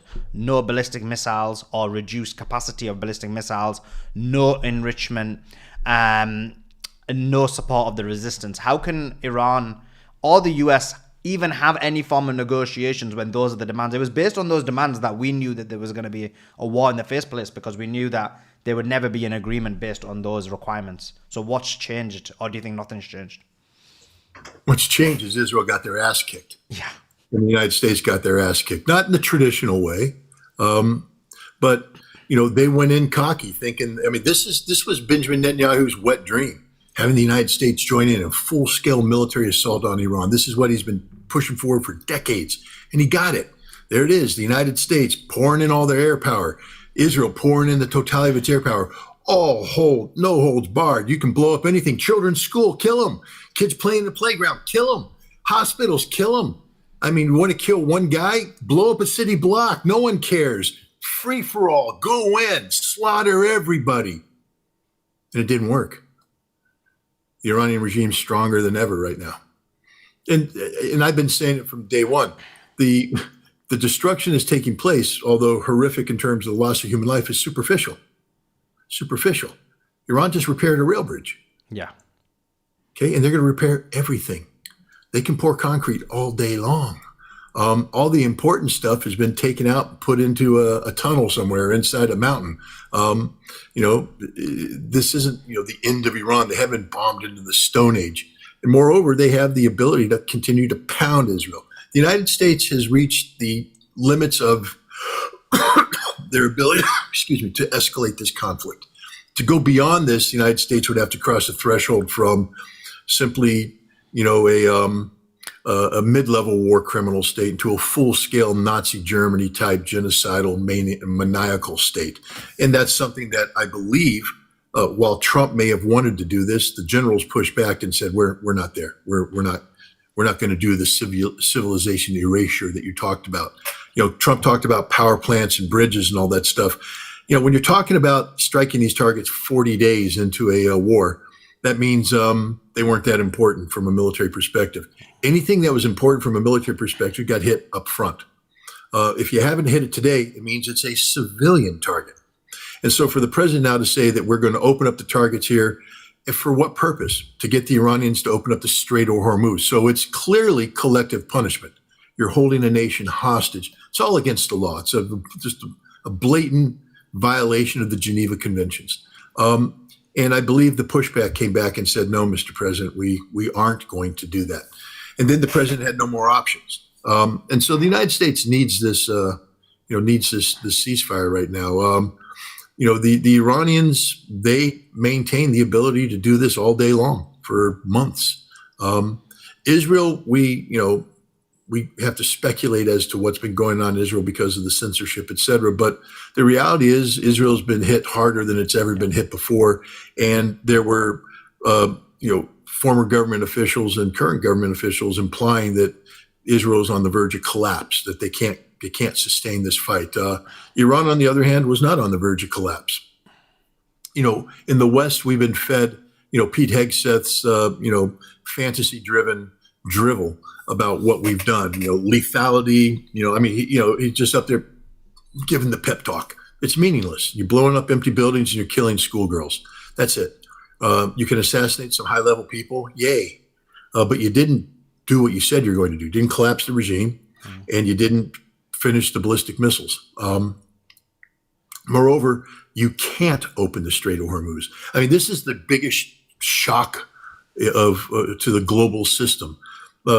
Analysts who study things like this, me, said, "You're never gonna, it's never gonna open a Strait of Hormuz. Cold. If the Iranians close it, it's closed forever. We can't do it. We don't have the power to do it." Now the world recognizes that the reality of that statement, and that's ultimately the trump card. That's Iran's nuclear weapon right there, because they now have their fingers on the throat of the global economy and they're throttling it. And the United States can't withstand the geopolitical damage that's being done to it right now. Around the world, every strategitic relationship we have has collapsed, is meaningless. I mean, literally, this is the end of the empire. We just go. Let's start in Northern Asia. The South Koreans and the Japanese, with their tripartite strategic relationship with the United States, that includes a nuclear component where they can sit down and plan nuclear war against North Korea, because they don't have to worry about the North Korean missiles, because the United States guarantees their security through this, robust missile defense shield. That doesn't work, by the way. The Iranians just proved that, and it doesn't exist anymore because the United States dismantled it and took it to the Middle East to, beef up the Israeli missile defense shield, which didn't work. So now the Japanese and the South Koreans realize that this treaty relationship is useless to them. It just exposed them to risk. And now, because Iran has the stranglehold, they're starting to ration energy. I mean, they're looking at the economic collapse if this continues. Moreover, if you're the Japanese, you're like, wait a minute, that's the Strait of Hormuz. Our energy goes through there, but it also goes through the Strait of Malacca. Can the United States now guarantee that strait stays open? Nope. It goes through the South China Sea, where all those Chinese islands are. Can the United States guarantee that? Nope. The bottom line is the Japanese just realized the United States can't guarantee anything. That Japan is totally hostage to a series of strategic, lines of communications that can be interdicted at any time, and the United States can't keep them open. So what good is a relationship with the United States? And the Japanese are going to have to reconsider this now. So too the South Koreans. You work your way down, we got the AUKUS, Australian, United Kingdom, United States. Well, Keir Starmer just said he's fed up with America. He's done with America. So it's now AUS, because there's no UK. The UK's gone. But the Australians, they're like, we don't have any diesel. We don't have any goods in our store. Our nation is literally going to starve to death and die. What good is this relationship with the United States? We need to actually start dealing with the principles. We need to deal with the Chinese. We need to deal directly with the Iranians and get the source of the. So that's the end of AUKUS. What was the other, the big one? The India, Japan, the United States. The Gulf It had states. a name. The Gulf states. What did they call it? The Gulf states. They are in a complex situation. There's a special relationship going on with the Indians, the Japanese, and the United States, and maybe Australia. They called it something, but that's gone too. All the strategic relationships are gone. Now the Gulf Arab states, we have people talking about the NATO-like status that many of these nations enjoyed. What use of it? First of all, NATO's gone. That's the other one. Finished, gone, goodbye. We're pulling out 100,000 troops, and we're going to stop funding, and it's dead. There is no strategic relationship left for the United States that survived this. This is an empire-terminating event, and the Iranians did this, and the United States knows this, and we've literally emptied the cupboard of all of our long-range standoff precision-guided munitions. We don't have any left, not in sufficient quantities. What's that tell the Chinese? That you don't have to. That's why the head of the Kuomintang, the opposition in Taiwan, went to China to meet with Xi Jinping. Because Taiwan's waking up to reality. America's not there for them. America is shown to be the emperor who has no clothes. And when you're Donald Trump and you have no clothes, that's a pretty unsightly thing to be seen. So this is a big deal. This is traumatic for the United States, and the Iranians have won. They need to be careful, though, not to punt this victory away. There is going to be requiring some political finesse.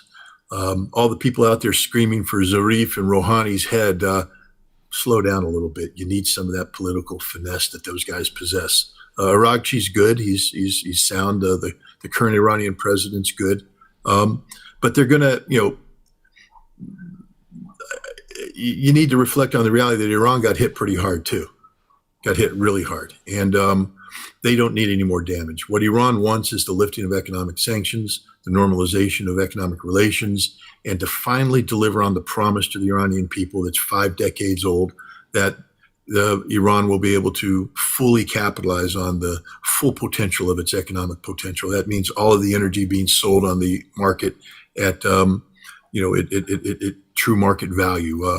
The transformation that Iran's about, has the potential of getting ready to go into is mind-boggling for the Iranian people. I'm very happy for them. I hope, they sacrificed a lot, not just over the past 40 days, but for the past 47 years. And now's their moment. Now they're going to get the chance to do this if they can pull this off. Now, I've had a lot of economic specialists on my show, and they've said the same thing. They've said that if this sanctions were lifted, if the Iranians had control of the Strait of Hormuz, they could become a $2 to $3 trillion economy within 2 to 3 years. And after that, the sky's the limit. They could become a top 3 economy, or equal to or close to a top 3 economy in a very short period of time. That being said, many people are still not happy with these conversations. And the reason for it is, and you can see the Iranian public out in large numbers wanting or not wanting this agreement to go ahead, or this ceasefire to go ahead. And the reason is because they feel like they've got the America and Israel exactly where they want them. The concern is that if they make an agreement now, these people may come back again in a year or two. Trump alluded to this a week ago, where he said, even if I stop, another president or someone may come back later and do it. And so why would, I guess their concern is, and right now you've got a situation where the entire public is on your side. You may not have that situation in the future. So just navigating that situation, what's your kind of response or your thoughts to people who say, look, you've got your boot on the neck of the Americans and the Israelis, just do it now. They're running out of defense interceptor missiles. They're not able to defend themselves. The radar system is out. They weren't planning for any of this. Next time they may make better plans. What's your thoughts on that? Do you see any boot marks on my neck? To the people you're on, you don't have boot on shit. Okay? You haven't beaten us. We beat ourselves. Okay, we're in a politically untenable situation. The only reason why this is bad for the United States is that Donald Trump's legacy is going down the drain. We have a midterm election that you don't frickin' control. Stop patting yourselves on the back. You survived. That's it. You didn't beat us. You survived, and I applaud you. But if you think for 1 second that you defeated the United States of America, you didn't. You defeated an orange-faced buffoon who postures as a president, who told people lies, and now he's in political trouble. But there's that saying, FAFO, fool around, find out. Keep fooling around and you'll find out, because we have stuff that you can't touch. We can touch you all day long. Okay, we haven't brought out the big guns yet. You want to get existential on us? You want to play Strait of Hormuz? We'll terminate your existence as a nation state. It's not what I want to do, but you're playing with the United States of America. Okay, we are the largest nuclear weapons armed power in the world. You don't have your boot on anything. So take the victory, take the win, deal with reality. This is a political victory. You did not defeat the United States military. 13 frickin' dead. 400 wounded. I got a memorial in Washington, D.C., the Marines who died by the thousands to take Iwo Jima. Do you understand, if we ever truly click into war mode, where we mobilize the nation, what will happen to you? We're not in war mode. Okay, this president went to war without a plan. He went to war because somebody told him it would be easy. But in doing this, he lied to his political base. There's your strength. Your strength is in the fact that this president is in a political crisis. This is why you have to be patient and you have to deal with this responsibly. But if you think for 1 second you got the boot on the neck of America, no, you don't. You don't. How many of our ships have you sunk? How many of our planes have you shot down? You guys do know you shot down a couple. Yay, good job. Yay, Iran. The Iraqis shot down a hell of a lot more during Desert Storm. And we beat them. Don't turn this into something it isn't. Okay, you did a good job. You survived. Your missiles showed the ability to continue to launch to bring harm to regional actors. But you brought no harm to us. None. Except the embarrassment, the political embarrassment that comes for not being able to do what we said we wanted to do or needed to do. But don't think you have your boot on our neck. You don't. You're not even close. All right? So don't let this turn into something other than what it is. Wars are politics, it's politics by other means. You're winning the political aspect of it. That's the big deal. That's how you win a war, politically. But don't change the political paradigm here. All right? Don't. Because if you do, your victory goes away. The moment the president is no longer politically embarrassed by this, the moment the president says, to hell with it, to hell with my legacy is now going to be the physical destruction of Iran, then now we're where you don't want to be. I'm not threatening you. I'm just being realistic here. We had a war based upon the politics of quick victory, and we lost. You beat us. We didn't defeat you quickly. But you didn't hurt us at all. At all. You didn't do any damage to us. None. Zero. So, you can talk about blowing up radars here. Those are fixed installations. Okay? Trust me, we have things up in the sky that can, replace that. You haven't initiated a strategic victory. The only thing you have right now is the Strait of Hormuz. And in order for us to take the Strait of Hormuz, we'd have to take it to the next level. And politically, the president can't do that right now. But if you want to push him, then we mobilize. Now you watch the United States mobilize 1.2 million people. And then you watch the United States get their defense industry in line. You watch the United States build up the capacity to come in. You don't want that. I don't want that. Nobody should want that. You won't beat us if we fully mobilize. So don't let us fully mobilize. You won this war. You won the phase of it. Take the win. Get those sanctions lifted. Move on. We're not coming back. Trust me. It isn't going to happen. I just told you, in order for us to take it to the next level, we have to mobilize. Politically, that's almost impossible to do unless you help make it happen by talking about the boot on our neck and not wanting peace and all this kind of stuff. We're going to leave the Middle East. Not because you're telling us to, but because we can no longer afford to stay there. It's no longer viable. You get this peace plan in place, and you get economically integrated with BRICS, with the Eurasian Economic Union, with the Shanghai Cooperation Organization. You start getting that economy going, and no one's going to be talking about war. No one's going to be talking about war. You're going to be talking about a totally different thing. And the United States won't be able to politically justify coming back. The Gulf Arab states are going to kick us out one by one as they realize we're not a reliable partner. That's the victory you have. And it's total victory. Don't redefine the conflict to something that it isn't right now. That's all I'm saying. I think what it is when you look at Iran winning, and when we say boot on the neck, it means a strategic win. And it's not just a Strait of the Hormuz. You've got it where they've put the United States of America in a complex situation where the option is escalate, de-escalate, or continue on with the same situation. And the problem is escalation means ground troops. And we've seen already the attempts that many military analysts, including yourself, have said that is going to be a bloodbath, because it's different when it's offensive war compared to defensive war. United States isn't defending its homeland. They are staying away quite a bit. Of course, they're going to have less casualties. But in terms of actually looking at it as a strategic military victory, and you look at, for example, them removing themselves from the Middle East, that is because of the damage that has been caused to the Gulf states. That's the damage that's been caused to the US allies.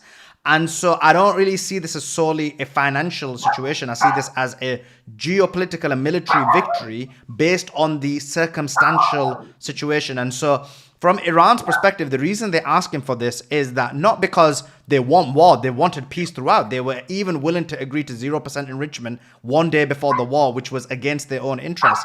The point here is, if the United States of America and Israel do not agree to their demands, and their demands aren't problematic, it's sanctions relief, it's having control of the Strait of Hormuz, it's making sure that they can basically have it so their country can prosper, and they want some form of enrichment for civilian use.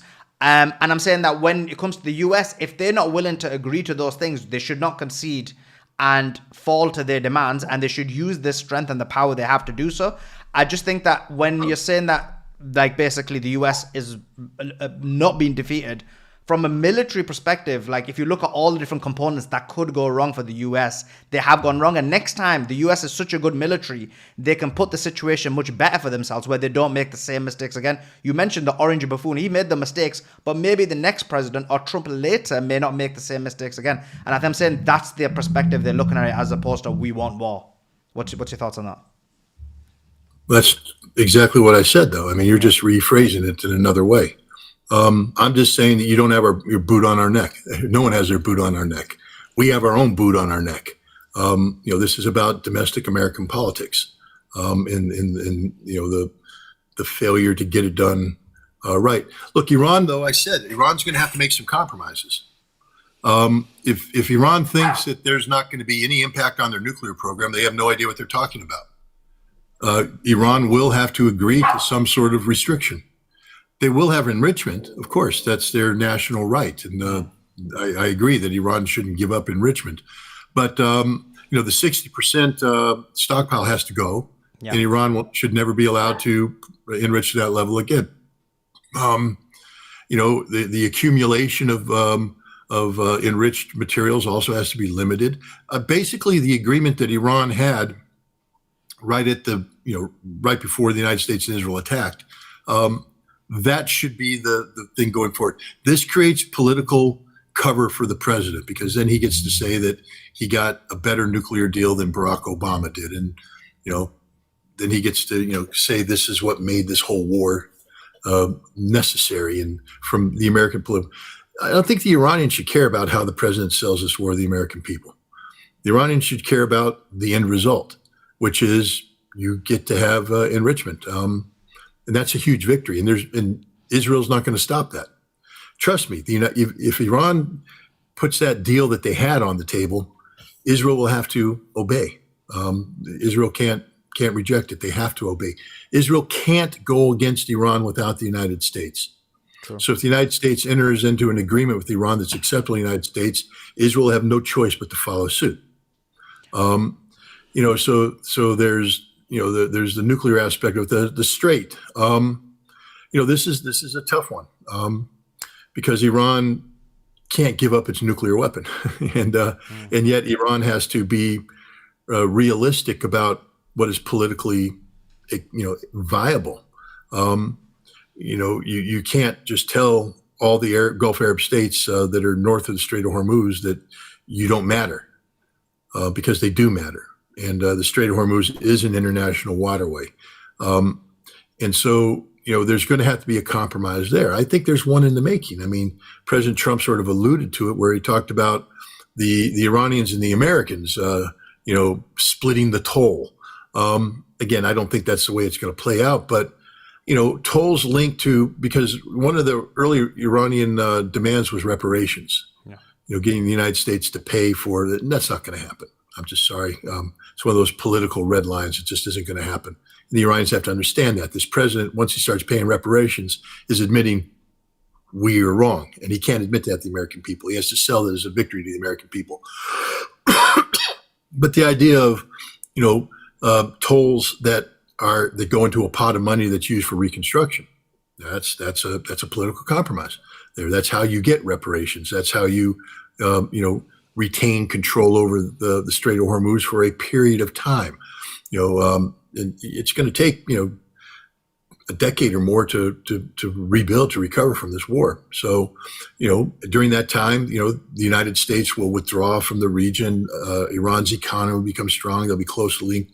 And, the success of Iran economically and politically will become its own security guarantee as the United States withdraws further and further, and the Gulf Arab states have to adjust to a new geopolitical reality. And this is what I'm talking about, the need for compromise. The need to be open-minded here, to get what you absolutely need and demand, but to do it in a way that allows the process to go forward. Iran's not going to be able to just sit there and pound the table and say, it's our way or the highway. That isn't going to happen, because that will be a political embarrassment to the President of the United States. And the President of the United States is not going to allow himself to be politically embarrassed. So this is what I'm talking about. Iran's going to have to do the, and the Iranian people, I think the moment sanctions are lifted and they'll see changes instantly, stabilization of currency, things of that nature.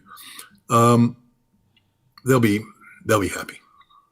Well, that's going to be the question. And what you said is right. The Iranians have already said that they're willing to concede on the reparations and use the toll as a form of accumulating money for the sanctions. So you're quite right. They've already agreed to that. I think the enrichment is going to be interesting. And the reason for that is because you basically have it where they agreed to 0% before the war, one day before the Omanis came out and said it.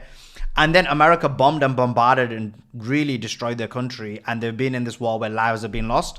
And so if Iran was to come back and say, guess what, we've now agreed to a deal better than the JCPOA, that I think may cause an issue within Iran, and it may cause the color revolution that they actually wanted, but from the opposite side, where they feel like that they have not supported their public.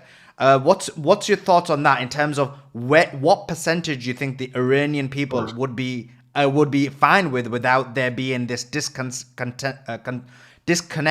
from the public with the Iranian leadership? As an example, Professor Morandi, when I've had him on the show, he said there's no way we will agree to an agreement that is as good as the GCPOA, which was very beneficial for America, was very weak for Iran, but we agreed to it because we just wanted a deal. Except they did. Yeah. And they said that they did, but this time they won't, is what they said. That's absurd. I mean, Professor Morandi is a very close friend of mine, but he will say that he doesn't represent the Iranian government, that he's speaking about him and his feeling on this. I disagree with him. I had other disagreements with him about Iran pursuing nuclear weapons. I said Iran will never pursue a nuclear weapon, and Iran can't and won't. And he disagreed with that as well. I respect him immensely, and he's of course Iranian. He's there, he knows. But I'm not trapped by the emotion of the trauma that's hit Iran, and I can think more clear-eyed than this. And I'm telling you right now that this nuclear issue, if it's going to be resolved, is going to require Iran to commit to 3.75% enriched uranium capped. That's it. And there's going to have to be, arrangement with the Russians to reprocess fuel. It's not going to be. It's going to be a worse deal than the JCPOA. The JCPOA will never be allowed because the JCPOA allows unrestricted enrichment, and that can't happen. That won't happen. Because Israel won't accept it. We must be able to tell the Israelis that we have shut down the pathway to an Iranian nuclear weapon forever, that the terms of this agreement are such that Iran will never be able. See, under the JCPOA, Iran was going to have, if they waited a certain period of time, unrestricted enrichment. Yeah. Which means that their pathway, we always talk about a 1-year breakout scenario. Their breakout scenario would become measured in weeks. That's politically unacceptable. I know Iran has a right. I can just imagine the comment section. They're not happy. They're not happy with a lot. They're not happy with a lot of your comments. Bomb and you're this and you're that. Screw you guys. I don't care about you because you're idiots. I mean, I'm losing my temper because I'm just fed up with it. We just had a war. Don't you want peace? And for all the people out there pounding the table saying, Israel has a bump. Where are you? sitting on your fat asses somewhere far removed from the conflict. It's very easy for you to hold this very principled position. But try being, the people that pay the price for this war. And try being the government responsible for the people that pay the price for this war.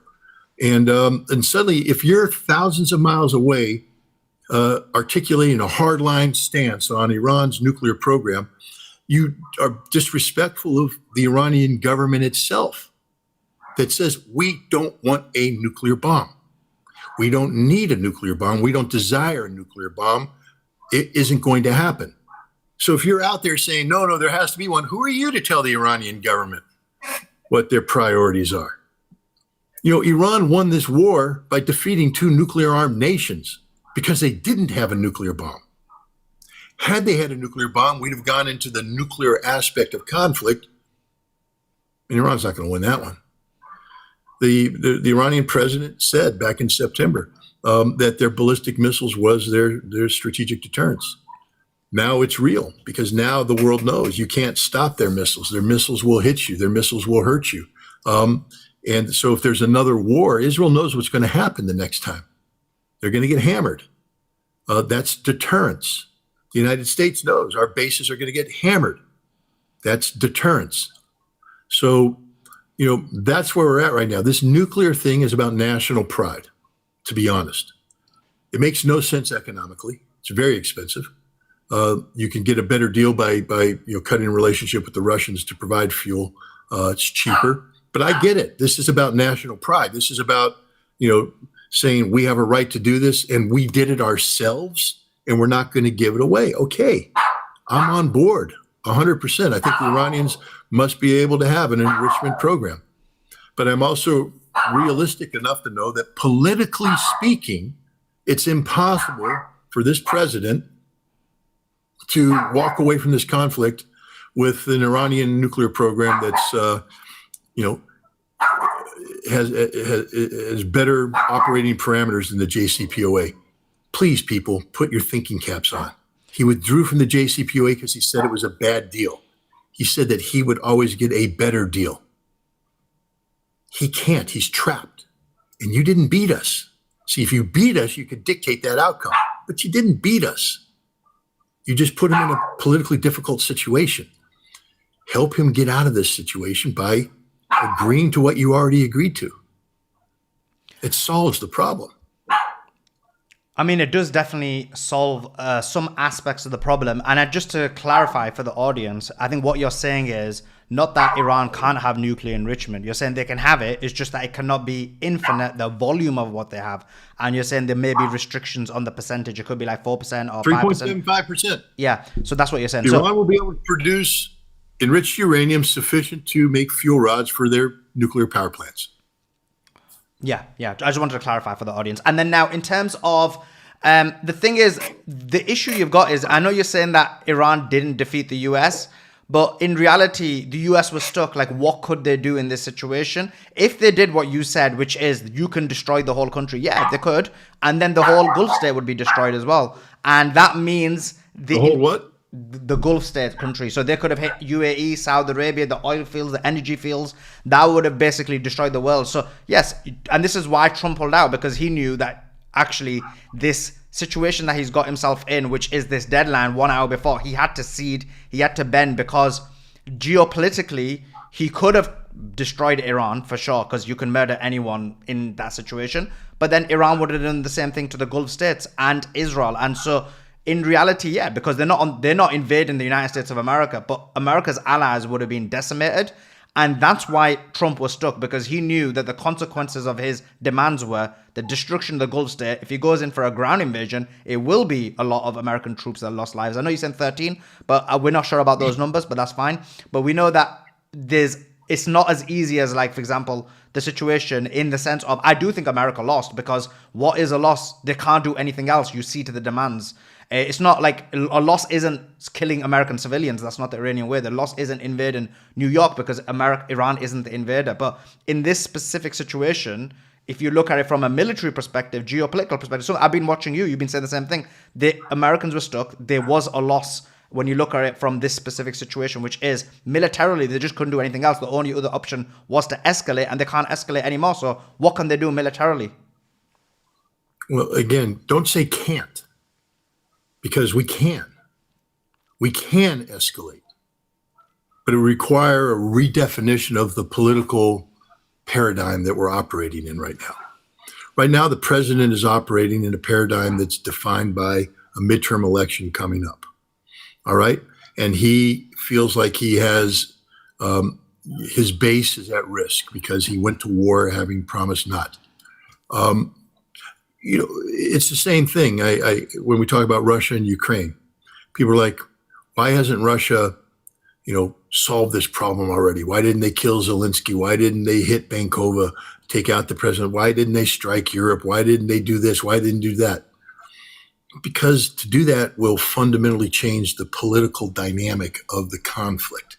Russia's winning right now because it hasn't allowed that escalation to take place. But if the escalation does take place, look at what's happening with Russia right now. They're rolling in money because in order to have energy security, the United States had to basically lift the sanctions, and Russia's just selling energy. And we're pulling out of NATO. Imagine if Russia had struck NATO, as all those armchair people said, the same kind of people that talk about Iran being tough on nuclear and all that. Strike Europe, you cowardly Putin, you red lines, and they cross over the red lines, and you are weak. He's winning. He's the only nation that's won. Totally. Russia's won everything in this. Why? Because they kept the political dynamic the same and constant. They didn't break out. Had they attacked NATO, the United States would have mobilized. And I'm just here to tell you right now, you don't want us to mobilize. We don't want to mobilize. But if we do, game, set, match, it's all over. All right? Because we can bring far more resources to bear on a problem than you. And now we've redefined the political aspect of it. So it's no longer about how we look in a midterm election, because now we'll be at war. Iran doesn't want to be at war with the United States. See, if we declare war on Iran, formally declare war on Iran, and we mobilize, the politics that are in Iran's favor right now no longer exist. You've rechanged the political map. That's the point I'm trying to make now. What do you mean by that, though? What politics? I just told you the president is in trouble right now because of midterm elections. Please understand that's the only thing this is about. This isn't about anything else. This is about Donald Trump looking at November, saying, I've got to change what's going on here so that I can roll through the summer and recapture my base so that I don't get crushed in midterm elections. That's the political dynamic. This war was supposed to be a really quick gotcha moment that would further enhance his stature, like the Venezuela moment, Everybody said you can't go. Do you remember that? Everybody said you can't go to war against Venezuela. Millions of Venezuelans are going to rise up. The militia is going to come up and all that stuff. And Delta Force went in there, snatched Maduro, and that was the end of it. And now Trump controls their oil and all this good stuff. Trump wanted that same dynamic, and he wanted to take Venezuela and Iran and take those two heads and meet with Xi Jinping in April and throw those heads on the table and say, now let's talk Pacific. This was the fantasy of Donald Trump. Peace through strength, quick, easy victories. We're not the path. We never got bogged down in that long-term, never-ending war in the Middle East. Except now we have gotten bogged down in that long-term, never-ending war in the Middle East. That's a political problem for this president. What you don't want to do is change the political dynamic so that it's no longer a political problem for this president. Right now, to mobilize is a problem because he said he doesn't want to get involved in that. But if you make it so that we have to mobilize, that this becomes an existential issue, you just change the political dynamic. Now he goes to Congress. He makes the speech before Congress. Congress makes a formal declaration of war. You just fooled around and you found out. You don't want to do that. You don't want to change the political dynamic. War is an extension of politics by other means. Leave the political situation the way it is right now for Iran. Iran is winning right now. They've won this political, it's in their favor. That's why they control the negotiations. That's why the United States is, telling the Israelis, you have to come on board. That's why, ultimately we're going to give Iran, probably 8 out of the 10 points that they want pure and negotiate around 2 of the others. This is a huge victory for Iran. As long as you keep the political dynamic the same, don't alter the political dynamic. See, I'm not too sure that the midterms is that important for Trump in his mind, or he's making a lot of bad decisions. Because if you saw his tweet yesterday, he came out, he attacked probably the biggest pro-MAGA political streamers we've seen. For example, Alex Jones, Infowars. Highly likely Trump doesn't win the 2016 election without Alex Jones. He attacked Candace Owens, he attacked Megyn Kelly, he attacked Tucker Carlson. And he's attacked them viciously yesterday. And so if it really was to keep his MAGA base intact, he's already worked against that in terms of his tweeting, and actually the split that had occurred, it was still tenuous. Like Tucker Carlson would still meet him. Candace Owens was not being too direct in attacking him. Megyn Kelly wasn't being too direct. And so I would say that if that was really his motive, that he was concerned about the midterms, that would have essentially, he wouldn't have made that move. And in reality, I don't think it's more about the midterms, and it's more about his current situation where he's got the Gulf states pressure him, like, we don't want our countries destroyed. He's got the pressure, and he's got he's got so many deals with them, with the Saudis, with the Emiratis, with the Qataris, that's actually the political pressure that is being pushed on him. And so you're saying mobilization, the ground event. I don't think that would succeed. I don't think Americans... There's no political pressure. There's no political pressure being put on Trump by the Gulf Arab states. Explain. How can you put political pressure? They're about to die. Okay, do you not understand that these monarchies that were installed by the British during their colonial period, they're dying right now. They lack legitimacy whatsoever. They're scared about irritating the United States. They have no leverage over the United States, because the moment we say, screw you, we're out of there, you're done, you're collapsed. You've got no plan B. So no, I disagree with you fundamentally about any leverage the Gulf Arab states have over the United States. They've got nothing. And I also say reread the tweet that Donald Trump wrote, because it was all about the MAGA base. It was all about MAGA. He kicked these people out of MAGA because he is solidifying the MAGA base. He's getting rid of dissent. This is about doubling down on the base that won him the election. No, I fundamentally disagree with you that this is all about November. It's always been about November. Because again, you got to understand, if the Republicans lose the House, Donald Trump's presidency is over, finished, because he will spend the next 2 years being impeached nonstop by a Democratic Party looking for his blood. And if he plays stupid games, he could lose the Senate.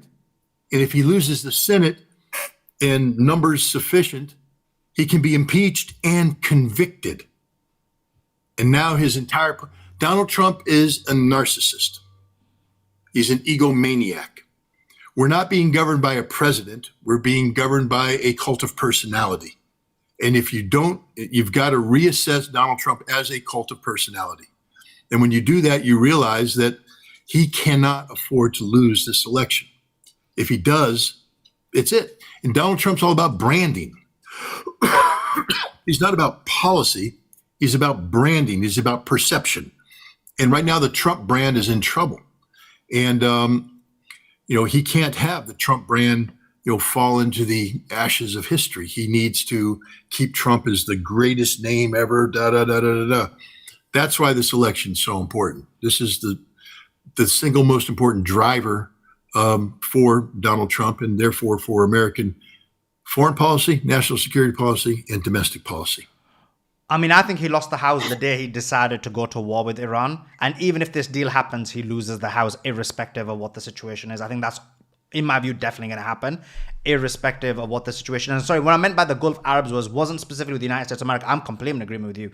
I think they worship the United States of America. I'm talking about Trump's specific, direct personal deals that he's got for Trump, for Kushner, and his kind of oligarch family where he's basically enriched himself through those countries, and certain deals he's got in place where he needs those countries to still function and not be destroyed by Iran. I meant it from that perspective, not in terms of, I agree with you. I think they're subservient to the United States of America. They worship the United States of America, and their mind has always been colonized. But in terms of coming back to this point, I think we've kind of covered a lot of those issues.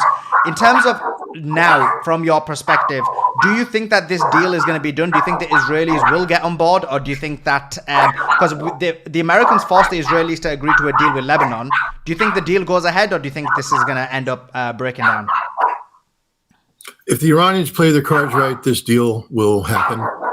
There will be a ceasefire, there will be a conflict termination, and we'll be moving towards stability, because let me just give you a quick class in American politics. Anybody that's calling an election that's taking place in November, in April, it's not how it works, man. Okay, this is American politics. It's where the American people are in September that matters. All right, not today. Today is irrelevant. Everything can change. It's all about perceptions, and Donald Trump is the master of shaping perceptions. And so he hasn't lost anything. He's in danger of losing things. He can dig himself into such a big hole that there's not enough time to swap things over. But no, it's about where we are in September. And, so just remember that. We can't be calling elections based upon April. We don't even want to be calling elections based upon July. Too many things can happen. The American people are fickle. It's about, we come down to Bill Clinton. It's the economy, stupid. If you think the American people really give a rat's ass about the Middle East, you think American people are going to vote because the United Arab Emirates is mad at Donald Trump? Because the Kuwaitis and the Bahrainis have their underwear in a bundle? They don't care about any of that. They just care about prices. They care about economic health. And Donald Trump is going to be working very hard to get away from this war, so that nobody's talking about this war in September. In September, what he wants people talking about is the hottest economy in the world. We're chugging along. We're doing great. All because of me, Donald Trump. Boom, boom, boom, boom, boom. The con game is on. That's what he wants. This war has to be finished, though, has to end. And he, some of the damage that's been done by this war can be repaired economically. Again, it's not about real. It's about perception. Perception creates its own reality. And in American politics, where we are known to deceive ourselves frequently, Donald Trump is the ultimate con man. He's the ultimate used car salesman. And there's still great potential for him to turn this thing around. But he has to bring this war to an end. And so that's the big driver here. And again, that's why I keep telling people, just take the victory you got. It's a good victory. It's a big victory. But don't change the political dynamic, because the moment you get Donald Trump reaching the conclusion you just did, I've lost the midterm, then he needs to win the country. And what that means is we need to go to war. That's the next escalation. And we don't want that. Okay, we'll have to wait and see on that one. But Scott, obviously, I always appreciate. I know we always sometimes have slight disagreements on these shows, but that's what makes it entertainment and fun. Appreciate you taking your time out to join us. Where can people find your work? I know we all watch you on YouTube, but where else can people find you? Well, when you watch me on YouTube, you're probably watching me on other people's shows. Exactly. Because I have a very modest YouTube channel that I put out Ritter's Rant on. Because if I try anything else, they'll shut me down. No, I'm serious. I'm not allowed to it's funny. I can go out and talk on anybody's YouTube program as I want to talk, and their YouTube channels thrive. But if I put out content similar, I get a warning and they're going to shut down the channel, and it's hilarious. So you can go to scottritter.com. That'll take you to my Substack page, Real Scott Ritter, and there you'll see all the videos that I do, either generated by myself or I have links to shows like this. My writing, the articles I write, documentaries I make. It's a free subscription, but if you want to subscribe, that pays what I call my salary. And then if you like what I do, I just finished coming back from Russia. The 10-day trip, we're doing a documentary film on Chechnya. And we played a we contributed, let's say, to the dynamic of getting Russia politically involved in resolving the Iranian case. If people think that's worthwhile work, that is only done. I'm an independent journalist, so that's only done with donations. So you can go to the donation page, and there we have a big trip coming up in June. Can't really talk about what we're trying to do, because if you talk about it too much, then people try to make sure you don't get to do it.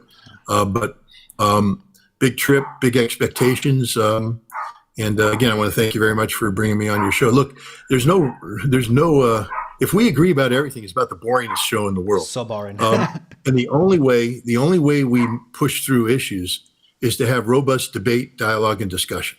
That's it. And I think that's what we had here. It's not about, me winning debating points or you winning debating points. It's about having a fair and free dialogue about these issues. Sometimes it can get heated, sometimes it can get emotional, but hey, we're talking about a war where thousands of people have been killed. If you're not emotional about this, then you're not human. So thank you very much for bringing me on, and I hope that this dialogue contributes to, the empowerment, empowering people with knowledge and information, because that's how you make the best global citizens, is to empower them that way. I completely agree with you. And we've got 5,000-6,000 people listening from the various platforms. And about 70% of my audience is American. And we do talk about, how it's going to impact Americans directly. And I think hearing from your perspective in terms of, we do have a lot of discussions. We have a lot of unique positions, but I think yours was very unique compared to what they've heard probably recently over the last couple of days. And for them to hear that actually maybe, Iran must, in certain situations, just give a little bit, and the Americans will give a little bit, and then we'll come to some kind of agreement. I think it was worth it, and at least the Americans, the entire audience, but as well as the Americans within the audience, which is about 70% of it, I think they will over time appreciate what you had to say. So thank you so much for taking your time out. We really do appreciate it. Thanks. Appreciate it. Thank you so much. Okay. Bye. That was Scott. Guys, make sure you give him a follow on his channel. He is doing great work, and follow him. I know maybe he didn't agree with a lot of what people thought on the comments. The comments were going wild. But that being said, that's what makes it good. That's what makes it interesting. I mean, I liked the discussion personally. Obviously, I didn't agree with some of the things he said. We agreed with a lot of the things he said. But that's what a robust, as per what he said, a discussion is. You discuss things, you agree to certain things, you disagree with certain things. Let me just get the X space back up, and then we can have the conversation.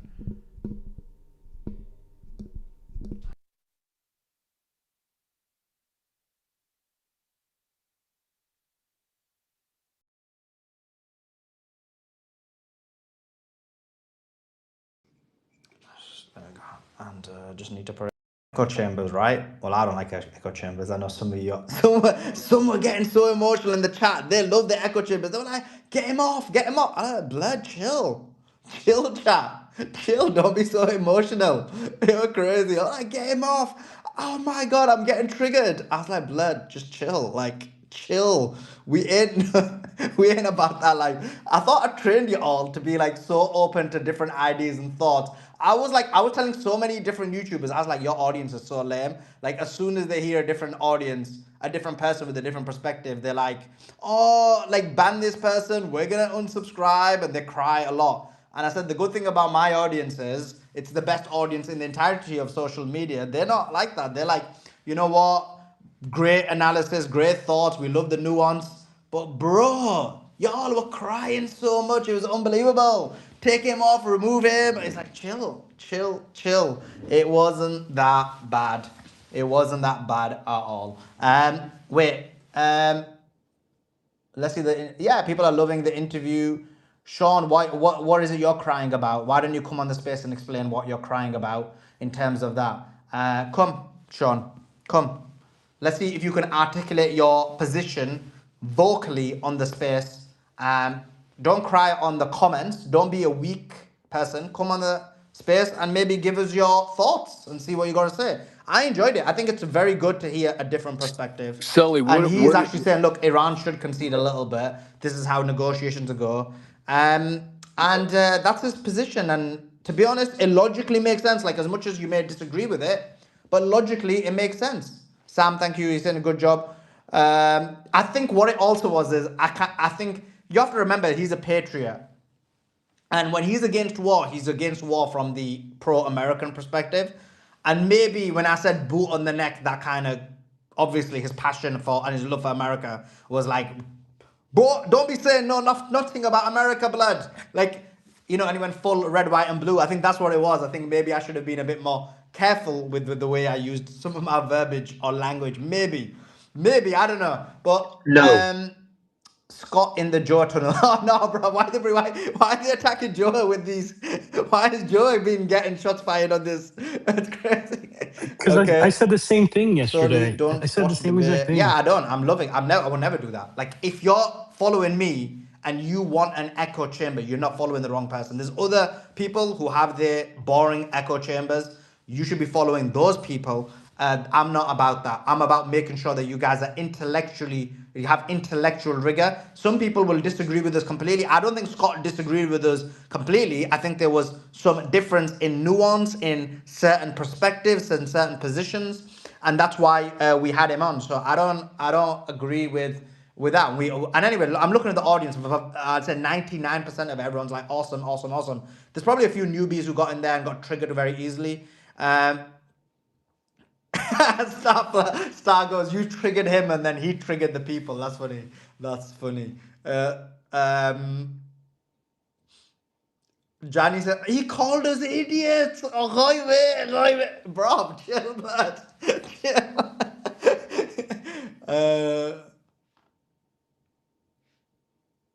Was it? Scott was saying, don't poke the bear. Iran was attacked, no concessions.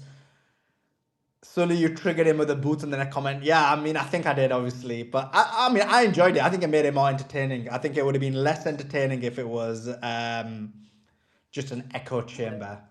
I'm just reading some of the chat. This is just hilarious. The chat is just hilarious. I'm just reading it with it.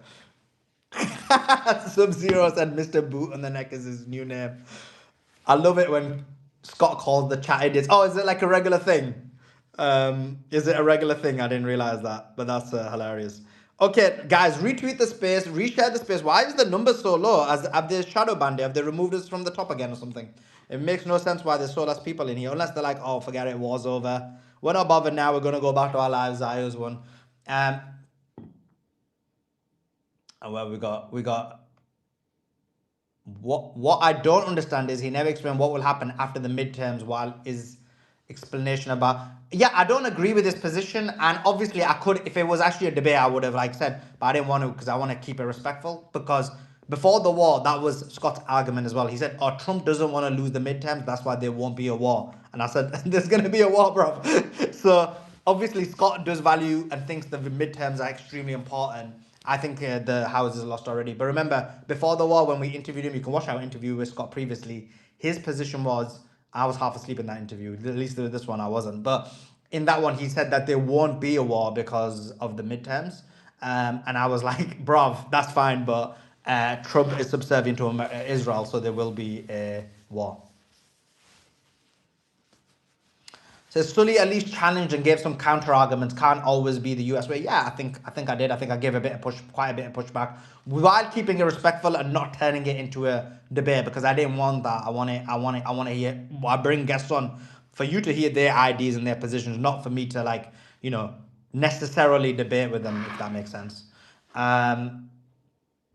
Sully, you were very respectful of the guests. Nice to see that. Bro, what are you talking about? I'm always respectful to my guests. Blood, what is this Zio propaganda against the King of X? What is going on?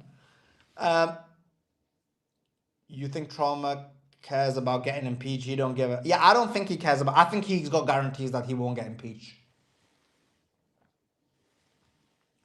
Scott is right, though, that it's only September that counts. Nah, I'm very confident on this, that I know you're going to be like, oh yeah, but you said the House is definitely going to be lost. Like, I'm very confident about that one. And it's because you have to look at what results in a situation, and Trump going to war, the financial impact. There will be an economic recession, at least, maybe even a depression. All of these things are going to be happening. When is Danny Davis coming on? He cancelled last minute, and we're going to reschedule for next week with Danny Davis, and so did the other guy, Jeremy. He was like, "I've got the." He said he's got man flu.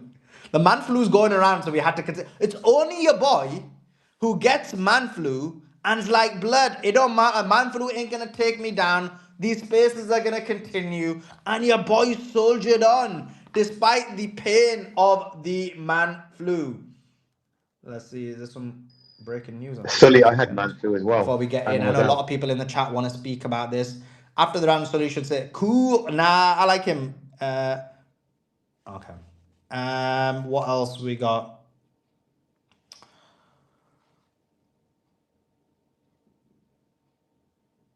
Okay. What we got here? Can Beatrix do news or recap? Forget Beatrix, bro. I don't even see her on Spaces anymore. Do you guys even see her on Spaces? I don't know. Okay, guys, let's have a conversation. Let's have a quick chat about this Ritter interview. I know a lot of people want to jump in, and then we'll take it from there. Let's go to who wants to jump in? Hassan or Resistance, or anyone want to jump in on? Oh, I Beatrix have to is Can I here. say, jump in? firstly, in my defense, Since they that I'm mentioned me. always here. No, Thank we you can't very hear her. much. Beatrix, are you here? I told you she's a part timer. He She I'm knows lives about on always this here. You here. life. never know.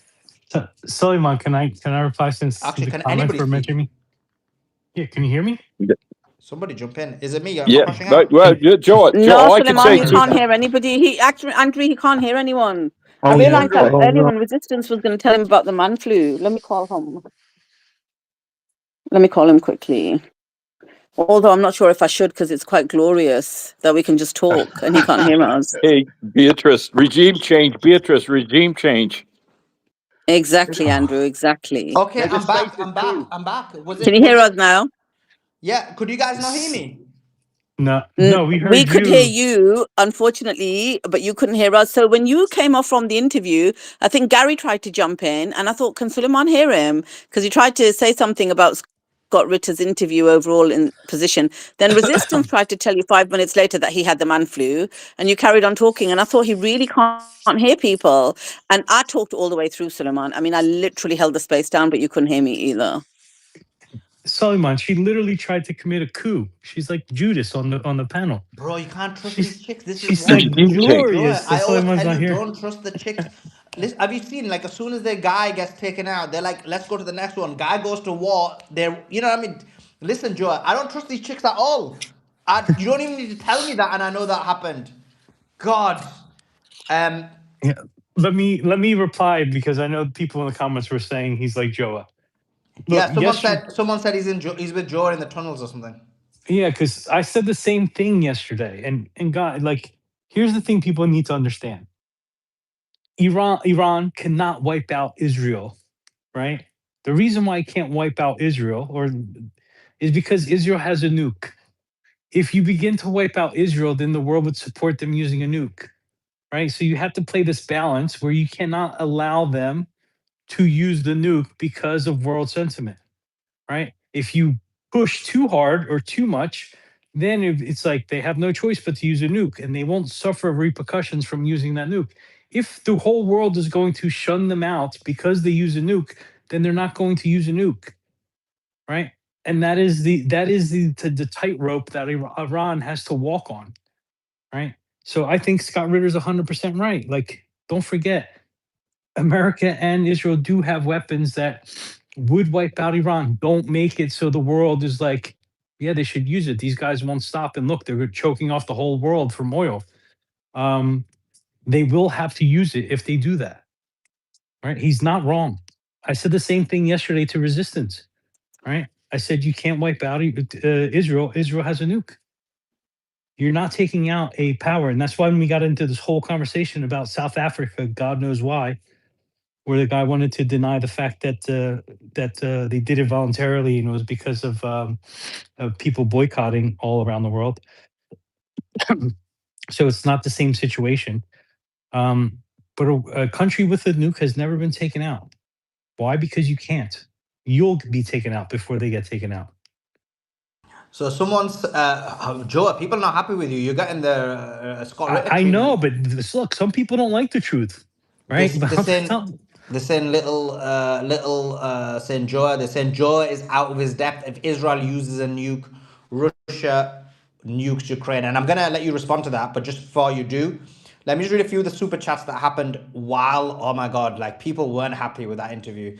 I'm surprised. I thought everyone loved Ritter. I'm really confused about what's going on here. But anyway, if Kimberly Clark fires a false flag, am I an idiot to think the Muslim name, the guy burning stuff is weird right now? Sorry for non-relevance. Thanks. I don't know what that means. You'll have to elaborate there. Hussein Shafi Hoz with a great and huge super assassin. Keep up the great work, Sully. Yes, we will try. Loki saying, thank you, Sully. Appreciate you. And thank you for the huge super chat, Hoz. Latrina says, at the end of the day, even the best boomers are still boomers. This is against, obviously, Scott. This is it. Gumba was losing it. Can we stop this interview, this fraud? Don't you want peace? Aren't you the guy who called Gonzalo Rira a fraud and then celebrated his death? Screw this guy. I don't think he did he? I thought Scott Ritter was on the side of Gonzalo Lira because the Ukrainians basically killed him. Unless you're talking about me, and I was on Gonzalo Lira's side as well. So I'm not sure whether, do you want to elaborate on that, Gumba? Scott's dog is barking at Mossad just off screen. Boys, Scott, if he met Lego Sacred Defense Army, our neck is right there. Scott, you've been pounding too many Diet Coke. Scott, hold off on the Diet Coke. People are not happy with Scott. They were very, very not happy during the interview. Fear the army of our broke kids who hate us. For Americans, money before everything. Morals. Americans don't care about Epstein. Scott's right. Sully, bro, you truly need to be nicer with people. We go crazy with others when others go Middle East problems, and when they do, you have to be nice. I don't get you, Amar. He said I was too harsh on him. Is that what you're saying? Let me know, because most of the audience was saying I was being nice to him. Man flu must be a breeze, unlike woman flu. Yeah, woman flu, there is no such thing. Like, man flu is worse than even women giving birth. But Joe, do you want to respond to some of that, because people weren't happy with you? Yeah, look, the truth is the truth, right? If there's different rounds of negotiations and America positions it as Iran is the one saying no to the negotiations, and this goes on for another month, right, or even two, and oil's at 150, there's a lot of people suffering all around the world. Many of them will be like, just make it stop, right? And if you get to a position where the world's just like, just make it stop, they're going to okay a nuke, right? They're not going to look badly on America if they use a nuke. And that's why I'm saying you can only go so far, right? You can defend yourself. You could do what you guys what's happening, and it's a good thing. You know, I support it, but you need to be very careful of how far you take it, right? He's not wrong, and I know people don't want to hear that, but that is the truth. And that's why I keep saying the propaganda thing is extremely important, because opinion does matter. What will people do? How will sentiment shift if this keeps going on for a very long time? They're not going to care who's at fault. They're just going to want it to stop. And Right? Joel, can I add on to that? Sully, Yeah, go ahead. what? Yeah, Joel, absolutely. I know exactly what you're saying. We all are, of course, in agreement with what you said. That's what Scott was saying. He was saying, and let me translate into English. Okay, first of all, you have to understand Marines. I lived with Marines for 3.5 years. They are wrapped quite differently. The Marine came out, he was triggered when he heard boots on the neck. You want to take a Marine, just say something like that, you'll trigger the hell out of him. Marines are machines. They go from 0 to 150 in 0.5 seconds to a killing machine when they're called upon. They're a tremendous force. I respect them. But here's the thing.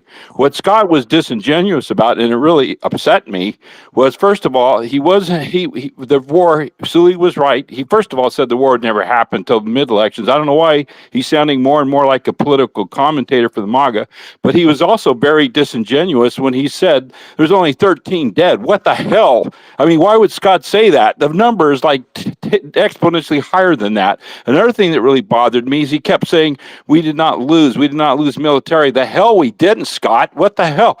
Scott needs to extract his head from his cavity. The United States Navy shut down. Our carriers were pulled back. We did lose militarily. But Scott's right. Yeah, we can win if we nuke the ever-living daylights and bomb them. If every one of our nuclear SSB and submarines start doing a full package launch, well, of course, Scott. that? I mean, is that what you're trying to say? But as far as Scott saying we're going to mobilize America back into a World War II economy and go boots on the ground, kinetic again, come on, Scott, stop it. Stop it. I wish Colonel McGregor and them could come in and I'll land it there. Thanks. Andrew, let Oh me ask you my something. God, guys! Now my mom's texting me, blood. This interview has gone crazy. Even my mom's texted me. She said, "I think you did not notice. Scott was horrible. The audience is right. Okay, mom, chill. People can disagree. Oh, he was so mean and aggressive, bruv." Someone said, Someone else said, I love the face Sully made when Scott started screaming. Do you see a boot here? I'm gonna frame it and send it to you. I don't know what boot I made. But I'll be honest with you. You know when he said it, he was like, "Do you see a boot here?" And really, you know what it is? I'll tell you how my setup is. I'm actually not looking at the guest when I'm interviewing. I have to look at the camera, so the guest is on the right hand side.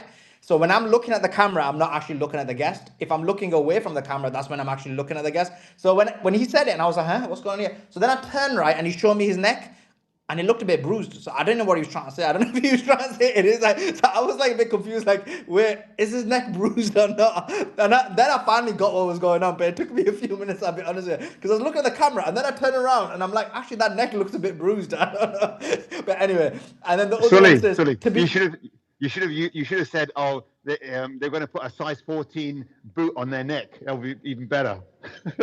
Yeah. And then Pro One Two says, to be honest, the conversation lately has been boring and detached from reality. I'm thrilled you brought Scott in. He brought much needed logic back to the space. Thank you. Yeah, mum. Just because you don't like logic. Okay. Joe, go ahead. What were you going to say? No, I was going to ask Andrew or any American that's on the panel, if this went on for 2 months, you think Americans care who started it anymore? No, sir. What can they do about it, though? That's a problem, right? So, one thing to do They about it. they have ICBMs, Hassan. They don't even need to go close to Iran. So you want them to nuke them? Is that what you're saying? Sorry? You think they'll use a nuke? That's what you're saying?